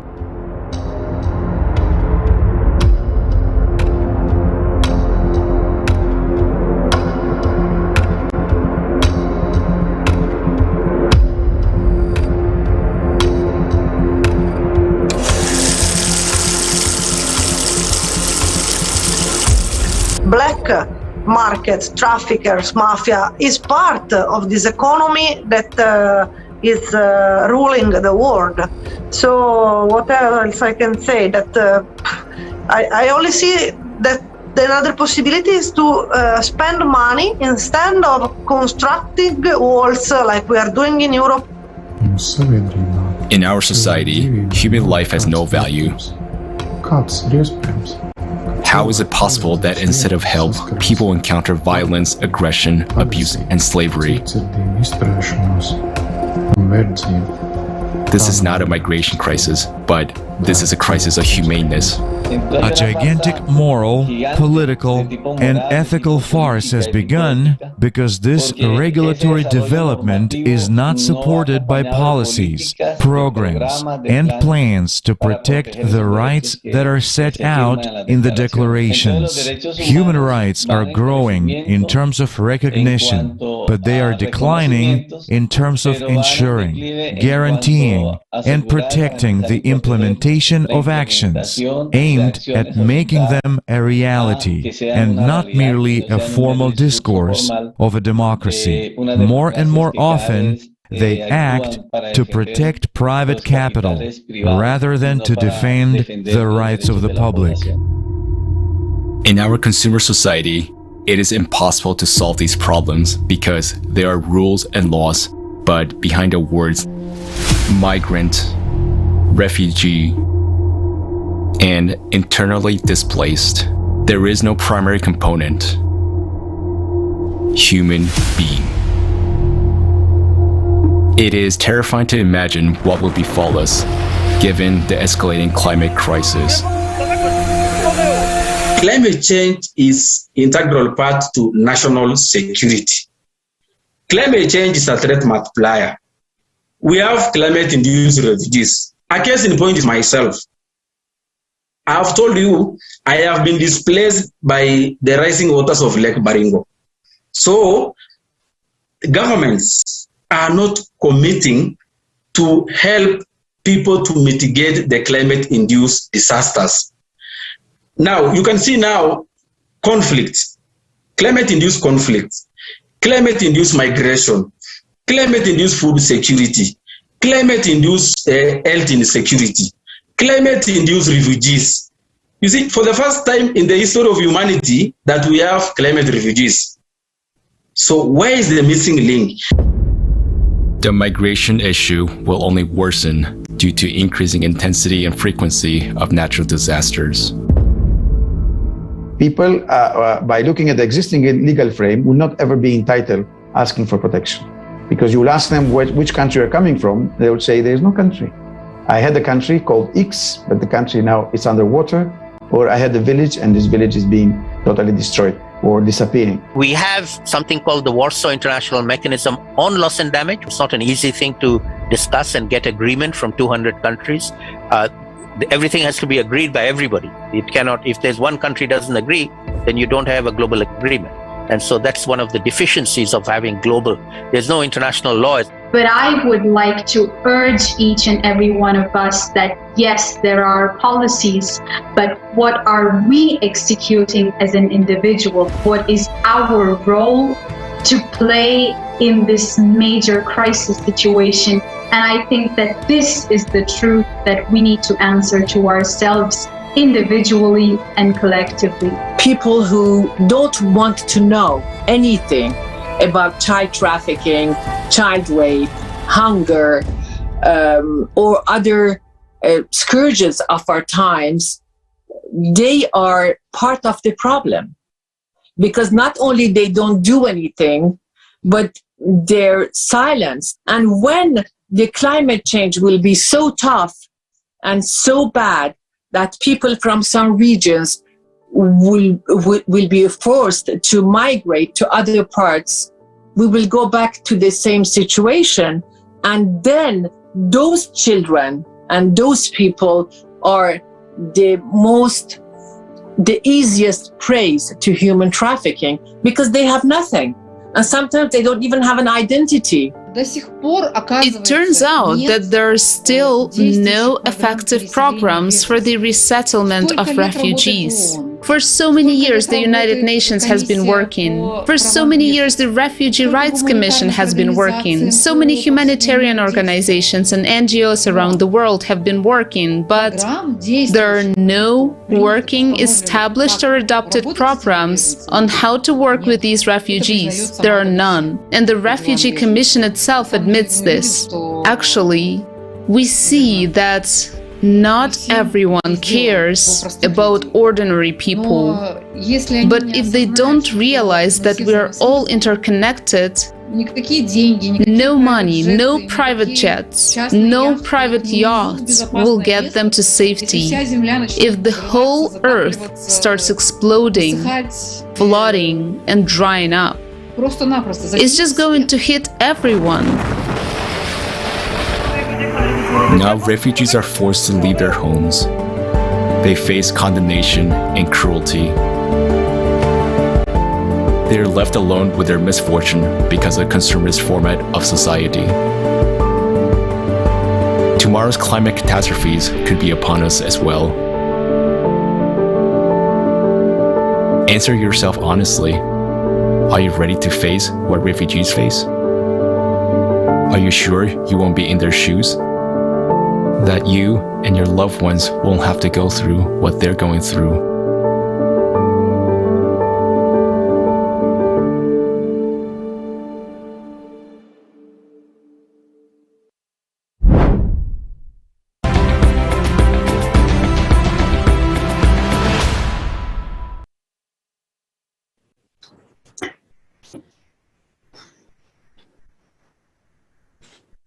Dear friends, what can we say after watching this painful and devastating video?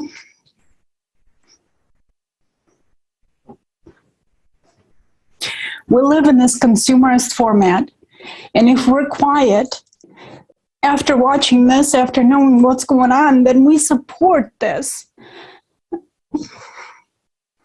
We can see that there are kids, women, suffering everywhere, and we support this.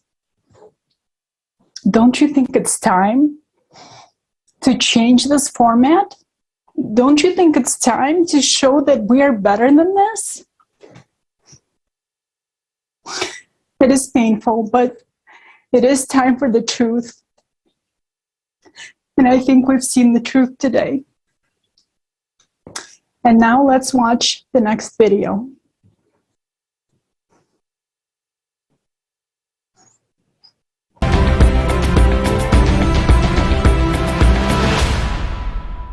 In this video, we had to change some words and expressions using milder terms. But we hope that the severity of the problems looming over our society will still be evident.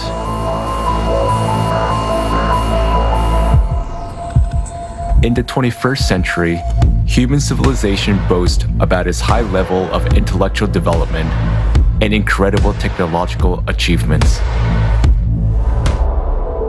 At the same time, at least half the world's population do not receive the health service they need. 8 million deaths occur every year as a result of poor quality of medical care.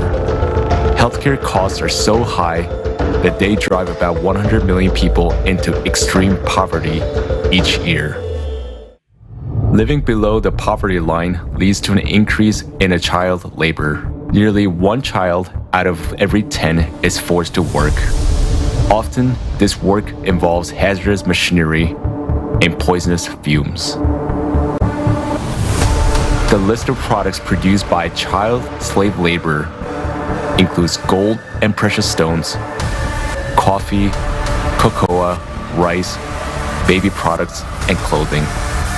According to UN statistics alone, more than 40 million people are victims of modern slavery. Forced labor, child labor, forced marriage, debt bondage, human trafficking for illegal exploitation, and recruitment of children for armed conflict. In the consumeristic format of society, people have already surpassed wild animals in terms of cruelty. More and more often, children are used as live bombs. In Nigeria, criminals put an explosive on a girl with a baby in her arms.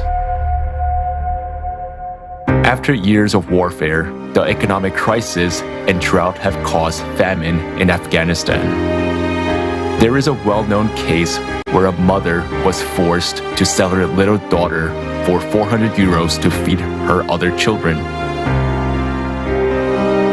Today, more than 41 million people are one step to death from starvation, and about 811 million people are starving. Meanwhile, every year, more than 1 billion tons of food are thrown away, and unsold goods, including those produced by means of slave labor, are destroyed. The absurdity of consumer society is that a human himself has become a commodity. Annual income from human trafficking worldwide is $150 billion, which is the largest source of illicit profit in the world. There are 534 human trafficking flows registered in 148 countries. The number of detected child victims had tripled over the last 15 years. Victims of traffickers are mainly migrants and jobless people, as they are the most vulnerable. International treaties proclaim goals of ending poverty and slavery. But in the context of a mass consumption economy, the whole system is designed to protect private capital. In the consumerist format of society, money is more valuable than human life. Worldwide, more than 2 million children a year become victims of trafficking for all kinds of exploitation. In Mexico, 25% of all women who are victims of trafficking are girls under 18. Please help. My husband threatens me. He beats me. He forces me to have sex with his friends who come here so he can make money. They started beating me, pouring alcohol on me, making me drink, pointing a gun at me, saying they would kill me and no one would ask about me, no one would know where I was. And they opened the window and said, "Jump or we will shoot you in the head." And did you jump? Yes. From which floor? I think it was the 5th floor. In the consumerist format of society, people are ready to kill each other to satisfy ambitions for fun and profit. Illicit trafficking of human organs worldwide is estimated at $600 million a year. According to WHO statistics, 10,000 human organs are illegally transplanted every year. In Nigeria, special baby factories are set up on a massive scale, where children are bred like a livestock. Teenage girls are forcibly impregnated and coerced to bear their life commodity for sale. But most of them are pregnant teenagers. They were held captive for one purpose, to force them to give birth. The kidnappers were making money on selling the babies. I got a call at 6 a.m. this morning saying that there were kidnappers at the school, that all our children had been kidnapped, including my daughter.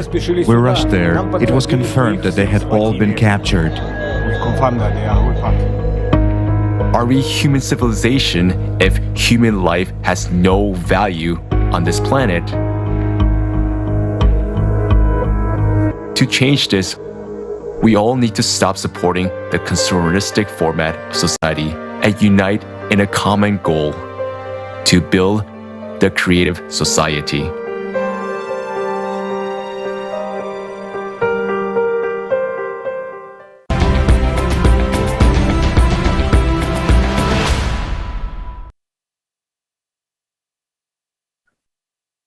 Ну что здесь сказать?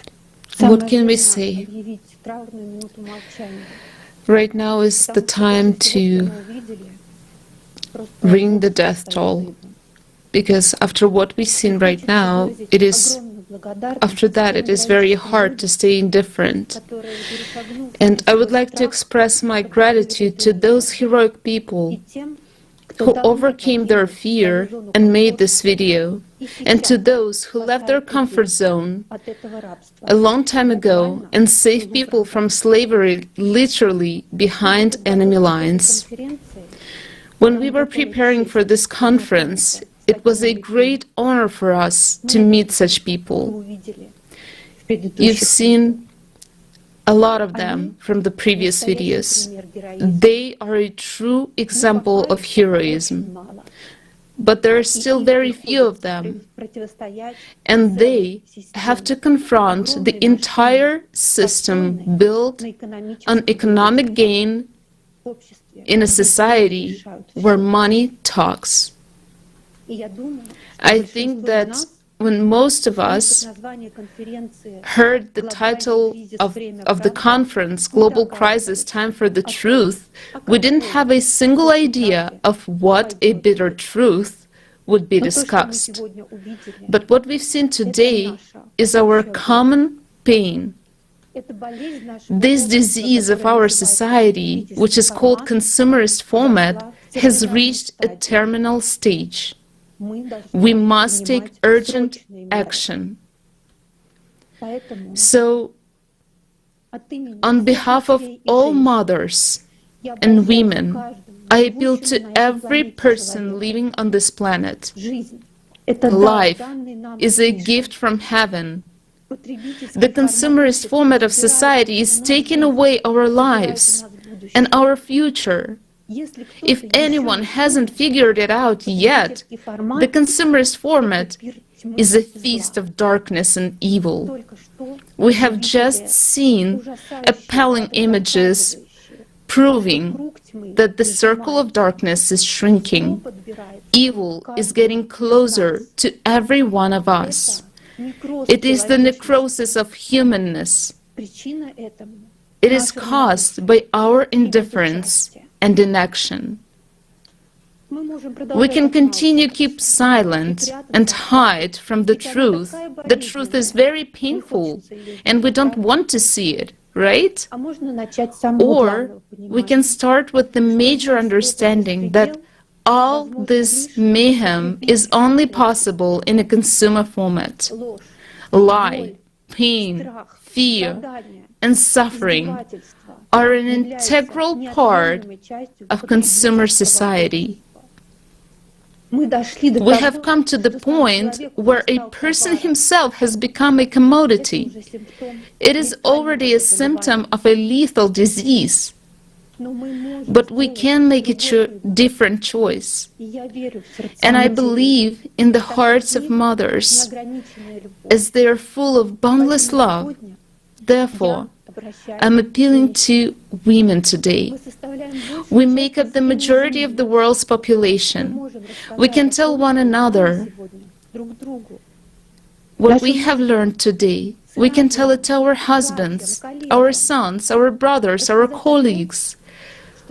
We can tell them that if you choose creative society today, you are becoming directly involved in stopping slavery on this planet. If your heart and your voice are with those who unite humanity in the creative society, you are directly involved in stopping people from being trafficked for organs. If you spread the word about the creative society to those you know, then all of us will be able to quickly unite our potential in one goal, and then not a single child, not a single human in the world will not suffer from sexual or any other kind of abuse anymore. If we don't come together and agree that creative society is vital to us, we are putting the lives of all people, all the children of this world on the line, and this is important to understand. Without exaggeration, a great responsibility lies on each one of us today. But it is also a great honor to be part of the solution, because as soon as we unite our joint potential in one single goal, in building the creative society, in changing the format towards the creative society, it will take place very fast.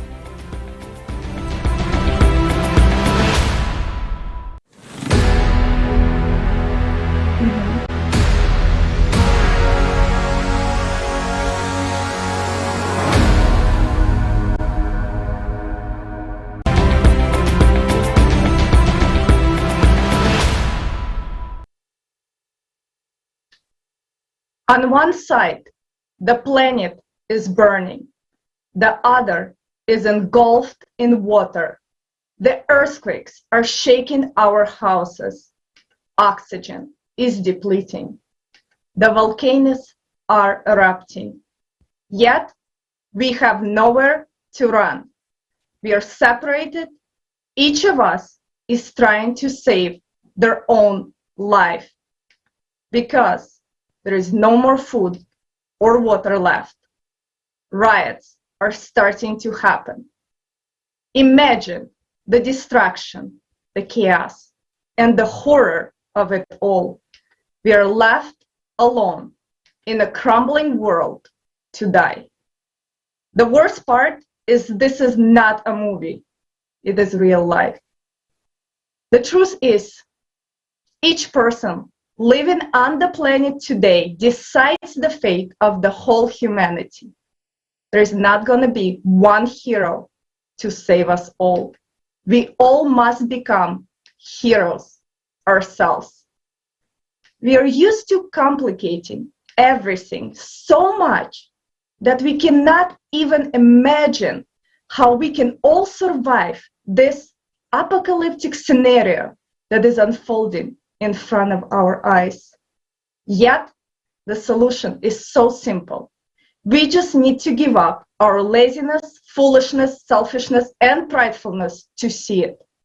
The good news is that we already have a survival guide of our civilization. It is the Creative Society. The guide is only 3 easy steps. First, you have to understand what the Creative Society is and how it will benefit you, your family. This is the step you must take on your own. The second step is an informational stage where we spread the concept of Creative Society around the globe by telling everyone, your family, friends, and even your mother-in-law. So we can unite in one idea of building a creative society. Third, once the majority knows and supports creative society, we can move into the implementation stage, where we would use our full potential to build it in 2 years or less. Why is a creative society possible today? Today, we are more aware of global issues, more technologically advanced than we were 10 years ago. Also, there are 8 billion of us, meaning altogether we form an egregore. What is an egregore? It is not just a sophisticated term. It is when intelligent individuals collectively act for the good of the whole community. Good examples are beehives and anthills. Each insect remains as an individual, but collectively everyone works towards a common goal. For us, this means as soon as we decide to focus our attention on the immediate needs, then together we will withstand all the challenges. The new breakthrough possibilities will emerge in areas of research and science because the whole human intellect and all resources will be focused on one goal, obtaining counteraction technologies that will protect us from climate crisis. Let's all get over our laziness and pridefulness, and let's follow the Creative Society's survival guide, the 3 easy steps. Learn more, spread information, and unite to build a creative society. I cannot think of better investment we all can make than an investment in the happy future, not only for you and your family, but for the whole humanity. Now, the Creative Society is a project of everyone. We do not collect any donations or funds that disappear in the deep pockets. Instead, each person acts in their abilities and uses resources they already have. So if you are able to spread information about creative society by running Facebook ads, putting up a billboard in your city, running national or local commercials, putting flyers around your city or town, putting a sticker on your car's bumper, publishing an article in the New York Times, becoming a creative society media partner as a local or national blog, podcast, radio, or TV show. Creativity has no limit. No one will ever ask you how much you have spent or did not spend promoting creative society. There will be no tax benefits or deductions. In the end, we will get there faster if everyone knows about the creative society tomorrow. Whether you have $1 million or just $1 or simply some free time, your investment in the creative society will benefit you, your family, and everyone on earth. It is your opportunity to be a part of the solution and live out your superhero potential.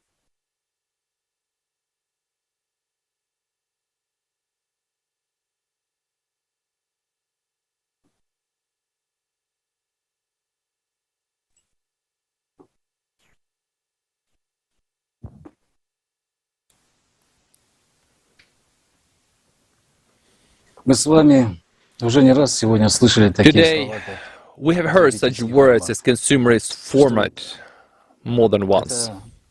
That it is both the cause of humanity's global crisis and, at the same time, the stumbling block in solving these problems. The consumerist format itself implies incessant struggle, division, disunity, war, violence, and slavery.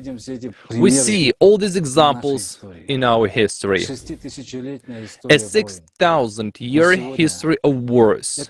But today, we can turn this habit of fighting to our advantage. In everyday life, the laws of the consumerist format are reflected in relationships between people, in a family, between friends. At work, someone is constantly striving for domination. Everyone wants to get on top and get a better place. This is a constant self-assertion of some people at the expense of others.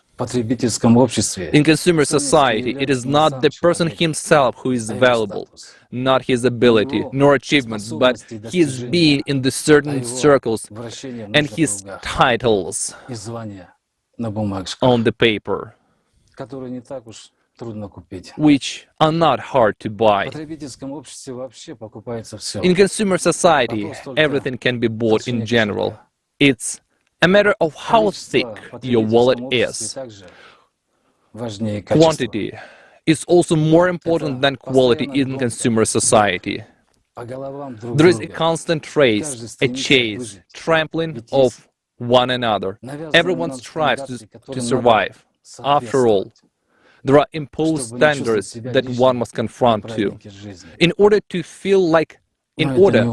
to feel like an outsider at the feast of life, but it is not intelligence, consciousness, humanness, or honor.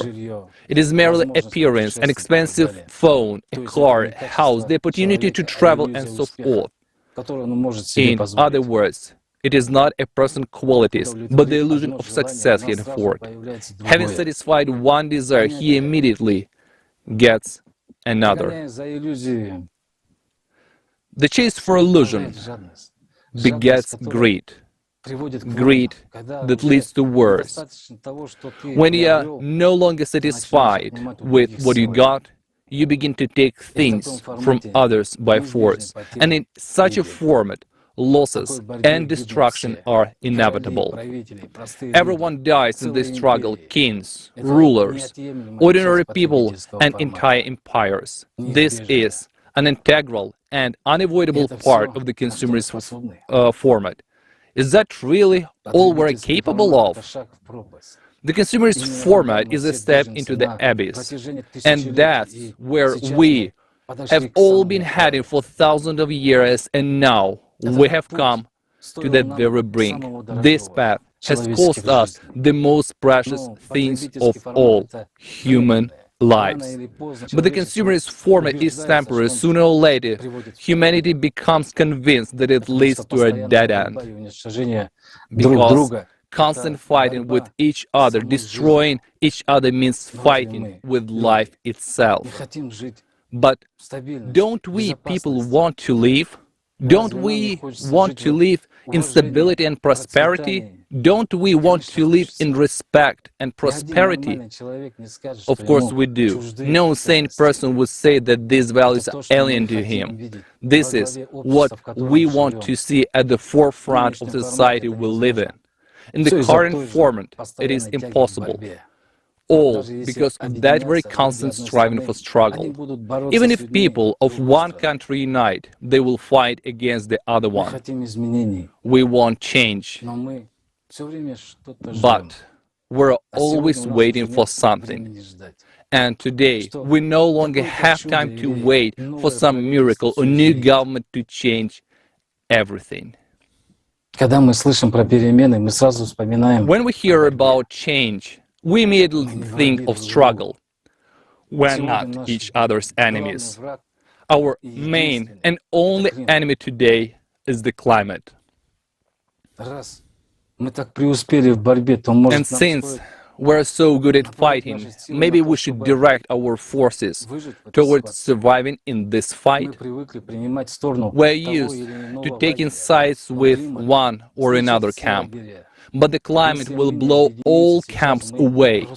If we don't unite now, we just won't have time. Wouldn't that be stupid? To lose the whole world simply because we're afraid of losing the illusion? We do not trust, we do not understand, we're afraid to face the truth. The most important thing is at stake, our lives. We must combine all our forces for the survival of everyone. The climate does not care what country you're from, what income you have, how many education degrees or children you have. This enemy has come without declaring war. It will wipe us all out. If we have nothing to counteract it, and today no country can offer common idea or ideology, we're all divided and separated. And some people will never want to live by the laws of others. But we can begin to live by common laws, the same for all. We have a way out. There is the creative society, the 8 foundations that are close and important to every person. The creative society for everyone. It's the kind of society everyone wants.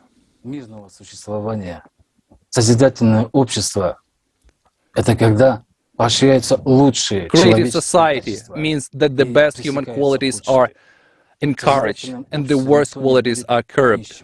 In the creative society, no one will be poor. No one will be oppressed. There will be no enemies, no corruption or fear.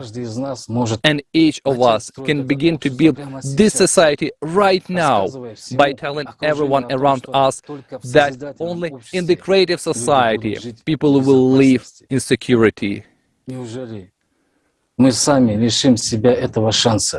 Would we deprive ourselves of that chance? Let's think and decide together how we will implement these foundations in our life.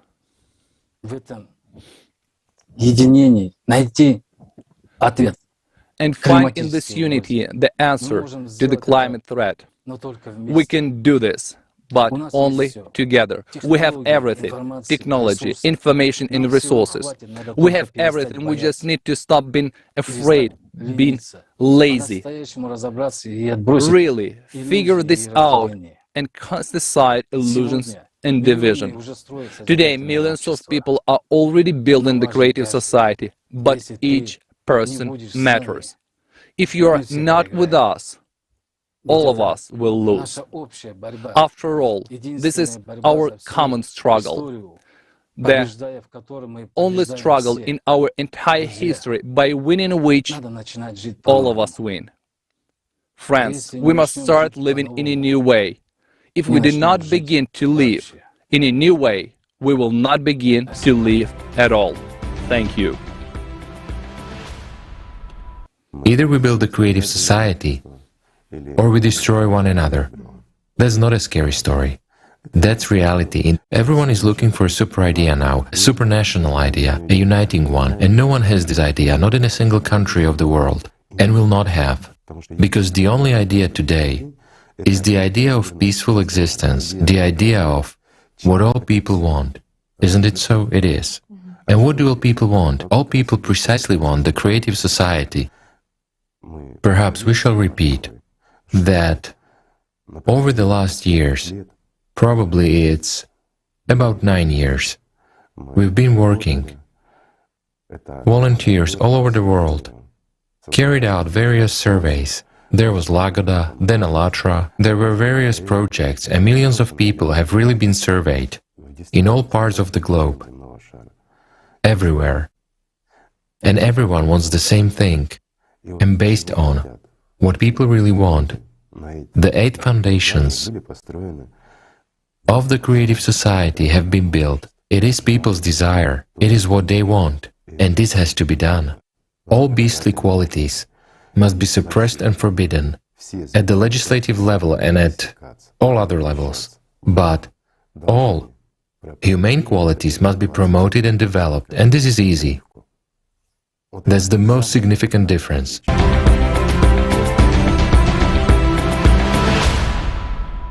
The world is on the verge. The facts and evidence voiced at the conference have convinced us of that once again.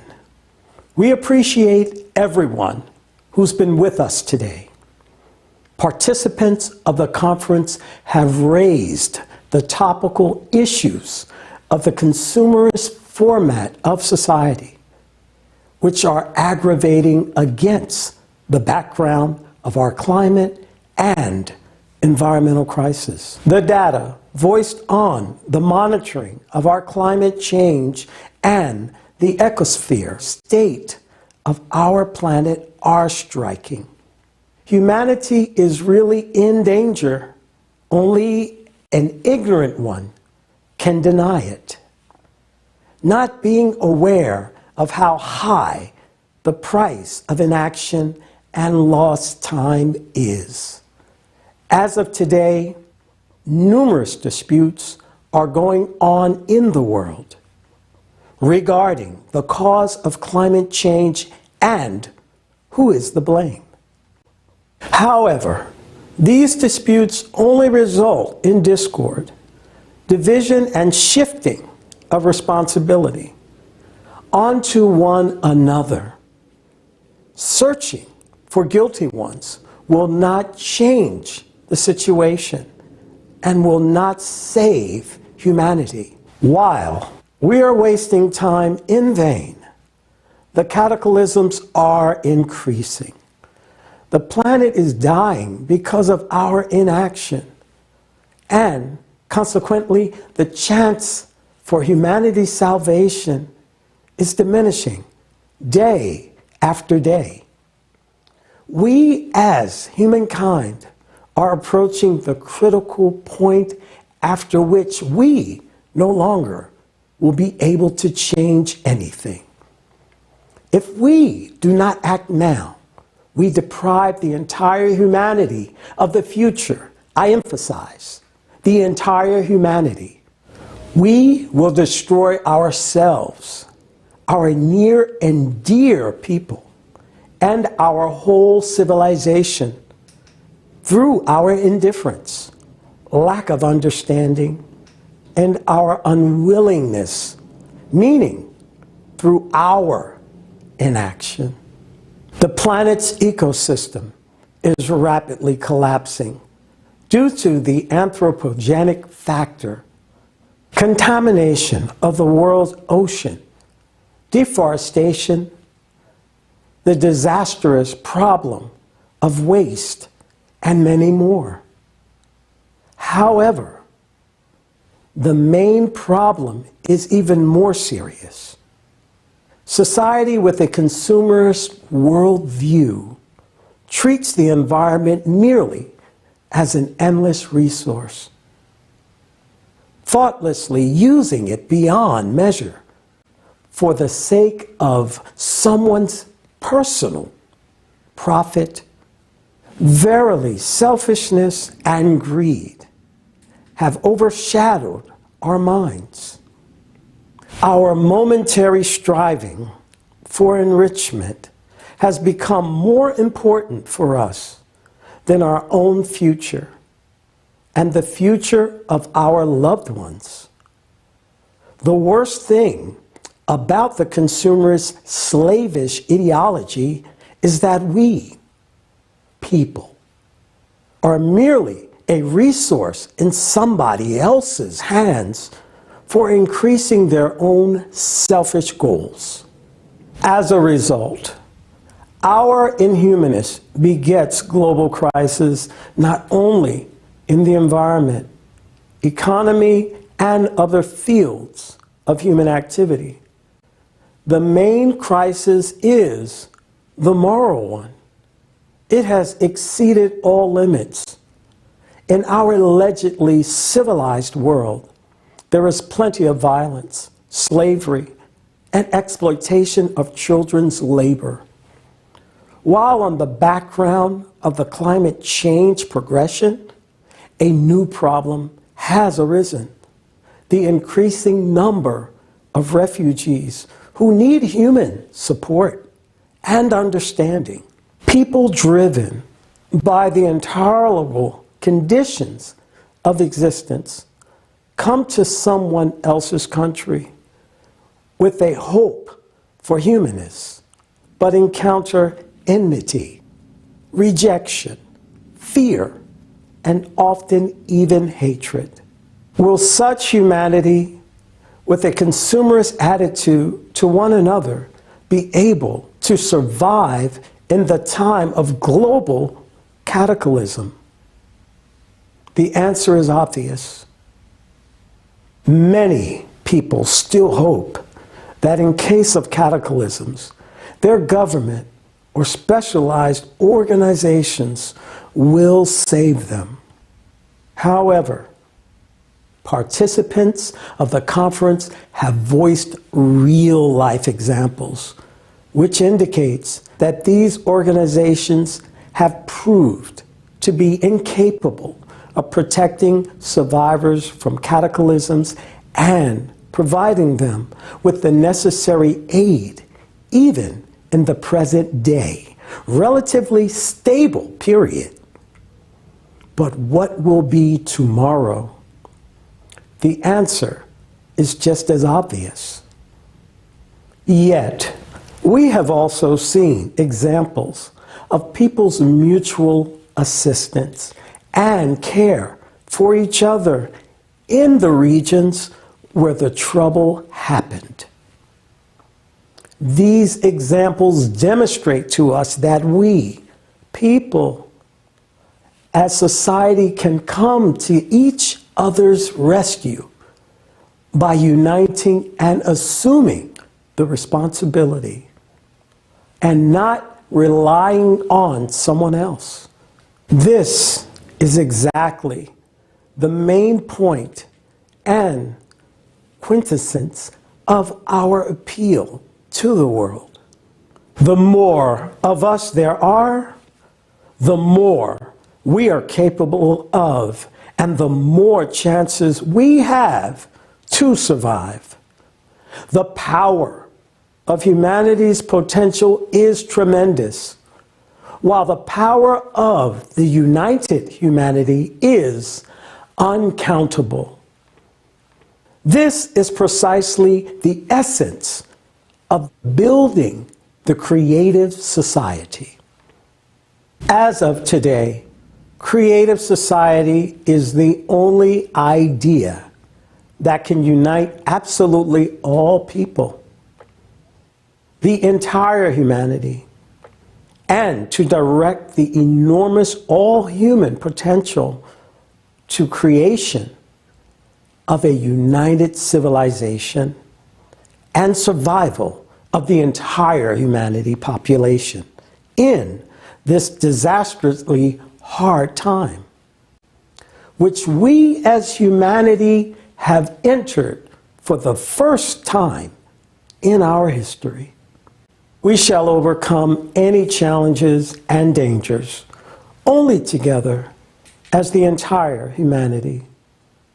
We will jointly protect what is precious to our hearts. We will jointly revive this world, restore our planet, and rebuild our common home.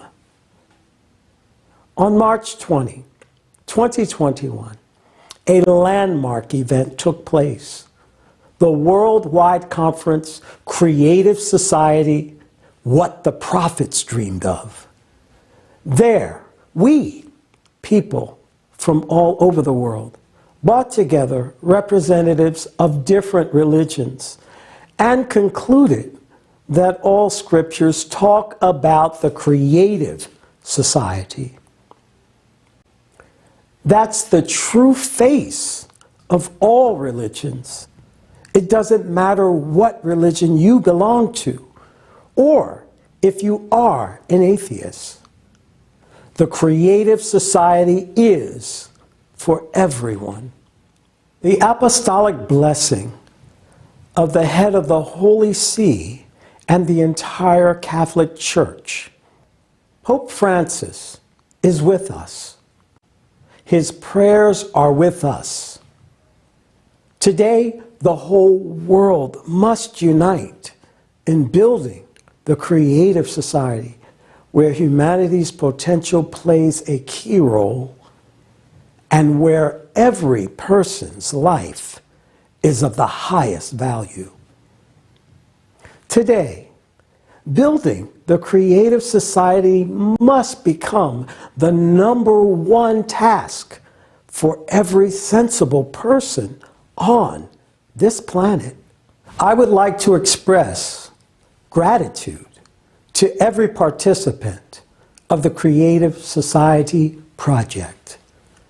You are the ones who are driven by pure conscience, superior moral qualities, the highest manifestation of altruism and love of fellow human beings, and who act by the call of their hearts. Every participant of the Creative Society project is an inspiring example of unshakable faith in humanity's ability not only to save our home, but to build a new, wonderful world for each citizen of our united society. I'm proud of being here with you today. I'm proud of being a participant of the Creative Society project. And it's a great honor for me to stand shoulder to shoulder with you. My dear friends, despite the collaborationism of the consumer format, we must win. We have nowhere to retreat. We have one planet. We must all unite and win. And victory will be ours. May God bless us all.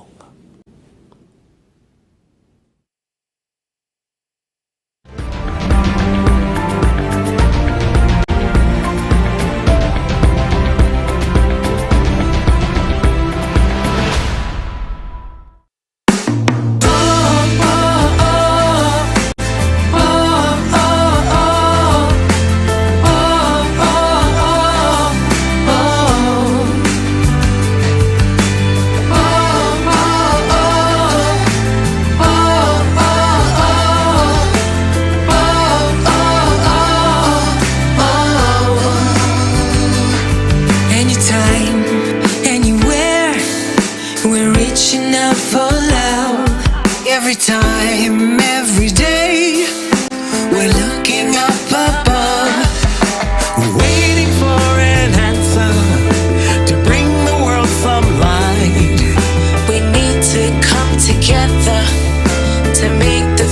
enterprise.